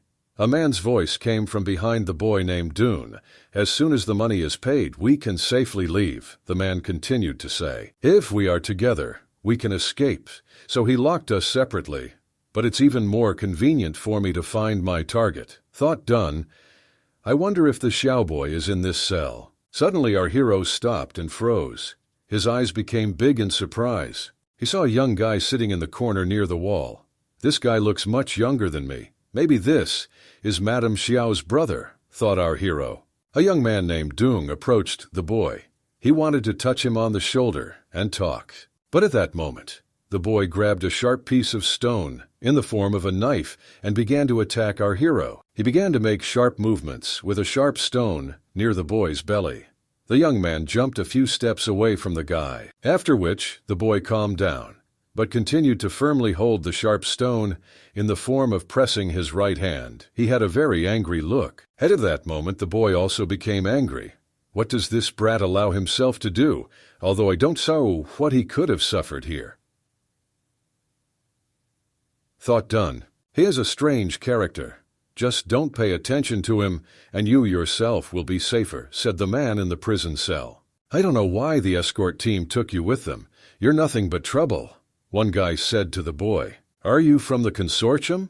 Asked a guy named Dune in surprise. Did I really find them, thinking our hero? Yes, why do you ask? An adult man began to become interested in the dun, but our hero did not yet know what to answer. So it looks like this is Xiao, Madame Xiao's brother. He is very defensive. It remains to be seen why. The boy thought, Dek or decide to us. He is afraid not only of me, but also of the rune hunters from the escort team. Is he afraid that your identities will be revealed? It looks like it won't be easy. Our hero continued to think. The man stood calmly and looked directly into the eyes of the Dong boy. He was waiting for an explanation. We already had a clear and intelligible answer. I just heard that the consortium escort team was robbed. I never thought that I would suffer the same fate. The boy began to speak to the man. Unexpectedly, a large fat man with a bald spot on his head screamed loudly and began to cry. The news reached the city? Does that mean the ransom is ready? The young man began to hesitate and answer uncertainly. Well, I don't know, I'm not sure. Tell me Manager Zhou won't leave us? Right? The adult man asked the boy. Dong turned away from the boy, and he in turn began to carefully examine the young man. Now I have to think about how to get him out safe and sound, our hero thought, looking at the boy. It was deep night, There was complete silence on the street. Lights were burning here and there, in the windows of the houses. "This fiery elephant is expensive. We will make good money on it," said the man who was holding large red tusks in his hands. "When the boss gives us our share, we will move to the city and party until we drop. We have enough money for everything we could possibly want," said the other man. "Look at you. A simple fire elephant can make you so excited," the leader asked his gang. The men were scared. "The team we robbed a few days ago belongs to the Gold Consortium. The boss contacted his people and asked for a huge ransom, a fortune," said the man in the red t-shirt. "Are we really going to get rich?" the bandit said, and continued to hold the huge tusks of the fiery elephant in their hands. They were filled with a sense of gain and money. At this time, the gang leader was sitting in another room and working at the computer. "They do skwijtedrijks te drof, I te voorstellen. Wangdruriks kakkervriendwars, de tongjuas so. So Wangzidro, Furry Gold Consortium, is very rich. We can get a lot of money from them. We may even be able to enjoy life for a month or even a whole year," said the man looking at his computer. "Hey, there's Trivas." He continued to press different buttons and look up the information he needed on his computer. "How are things?" asked the boss. "Leader, what are the orders?" asked a man in a red t-shirt who entered the room of the gang leader. "Lately I have been haunted by one thought in my head. I think all the time," said the gang leader. "Lately I haven't liked one girl. I remember that there is one like this in the Poison Wolf team, so bring her to my room," said the gang leader. "The dostruiver Frankskar Fizora, Askaius Dike Staux, Furfraf Stauchweits, Hosikaki Kai, Churro, Dindi Turle Ki, Fardr Boer, Stoyor Kar, D Dower D. Indai, in the red t-shirt, went in search of this girl. He went to wander the corridors of the prison. At that moment, our hero was sitting on the floor, leaning his back against the wall. "I was thinking, with my fighting abilities, escaping alone won't be a problem. Their boss won't be able to stop me, but if I need to take the others with me, it will not be easy. Luckily, I already sent a message to Eugene. Now it depends on him whether we will be saved or not," the boy continued to think. Suddenly a man's voice rang out, "Eat, bastards," after which he threw pieces of bread onto the floor. "Hey, listen, there are 6 of us here. Why are there only 4 buns?" the boy said indignantly. "Don't eat if you don't like it," they answered our hero. Everyone who was in the prison cell quickly grabbed pieces of white bread and began to eat it greedily. It was clear that they had not been fed for several days. "Get lost, it's mine," shouted the fat elderly man. "I'm the team leader. If you dare to steal my bun, I will make sure you have a miserable life in the future," the man shouted, taking away a piece of bread. The guy who didn't get food got very angry with him. To the side behind him, the boy continued to eat his bread. "They durst tonsfrei die Kroa, Beiderlex, are de Frende, Avika veriduswei stenos like troer." Our true nature of people will be revealed under extremely harsh conditions, the boy thought at that moment. The guy grabbed the little boy with both hands and began to choke him, trying to take away a piece of bread. It looked terrible. "Spit it out, you useless brat! Quickly give me the food!" The guy shouted at the little boy and continued to choke him. He was simply not himself. In this scuffle, the boy dropped his piece of bread from his hands onto the floor. This was not supposed to continue, and our hero kicked this scoundrel in the head with all his might. The blow was so strong that the teeth began to fall out of my mouth. "Bastard, do you want to eat too? What do you allow yourself?" The young man spoke indignantly and in an angry voice, clutching his face with his hand in pain. "Even though the law of the wild states that the fittest survive, is it too inhumane to attack a child?" Our hero shouted at this guy in an angry voice. The little boy looked attentively at the Duna. "Don't mind your own business. You only know how to intimidate normal people." The guy was indignant. "We're all handcuffed. Rune hunters have no advantage if you want. We can fight," the boy said, smiling. "Interesting. Let's see how long you can protect this burden," a young man with blue hair said in an offended voice. "Here, take this. We are all in the same situation here," said an adult man, and handed half of his bun to the guy with blue hair. He was surprised. "Thank you," the guy answered. "I almost forget about my duties as a rune hunter. I let my anxiety and hunger get the better of me." The man began to speak out loud. "Come here." A child's voice was heard behind our hero. The young boy handed half of his piece of bread to the boy Dunn. The young man did not expect this. "Thank you, and forgive me for being so selfish," said the little boy, and continued to hand half of his food to our hero. "I just got here and I'm not that hungry. You can really eat this yourself, don't worry," answered the boy Dunn. But the little boy looked closely at our hero and asked, "Can I really finish this?" "Yes, of course, eat. You are hungry and you need strength. You have a young growing body. Don't think about anything, just take and eat your food," the boy said, smiling. The little boy immediately sat down on the floor and held this piece of bread with both hands. He greedily ate the bread, filling his mouth full and barely swallowing it. It was clear that he was very hungry. I must first gain his trust before I can find an opportunity to talk to him, our hero thought, looking at the little boy. Even though these two rune hunters seem to be good, it is difficult to say whether they will give Manager Zhao after learning the truth about this boy. "What are you doing? Let go, don't touch me." Loud screams began to be heard in the prison cell. Doomboy turned around to see what was happening. "You should be grateful that our boss wants to see you. If you continue to resist, we will maim you and throw you into the street," the man said to the girl with red hair. "Then take it and do it," the sister answered in an angry voice. "Damn this idiot, this gang leader, this fanatic. Looks like he has his eye on my sister," the boy said, and became angry. "I can summon my runestone weapon and save my sister, but if they act recklessly, I will put Xiao Boy and the others in danger," thought our hero. "Phaedria, but I will never let them have their way. First I will save the sister of the fiery forest, and then everything else." The Dun continued to reason. "Who the hell are you?" the man shouted loudly. "This gang territory is bad. You are looking for death by coming here," said the man, who had a sharp metal tip in front of his face. "No one is allowed to leave the prison. I won't repeat this a second time," the man said menacingly, holding his spear in front of the other guy's face. "What are they? They don't look like the team members sent by Boss Eugene," our hero thought, looking at what was happening. "Oh God, thank you. Did someone really come to save us?" said the satisfied elderly man, and began to smile with happiness. "Judging by what they are wearing, they must be sent by Minister John from the Qingshi region."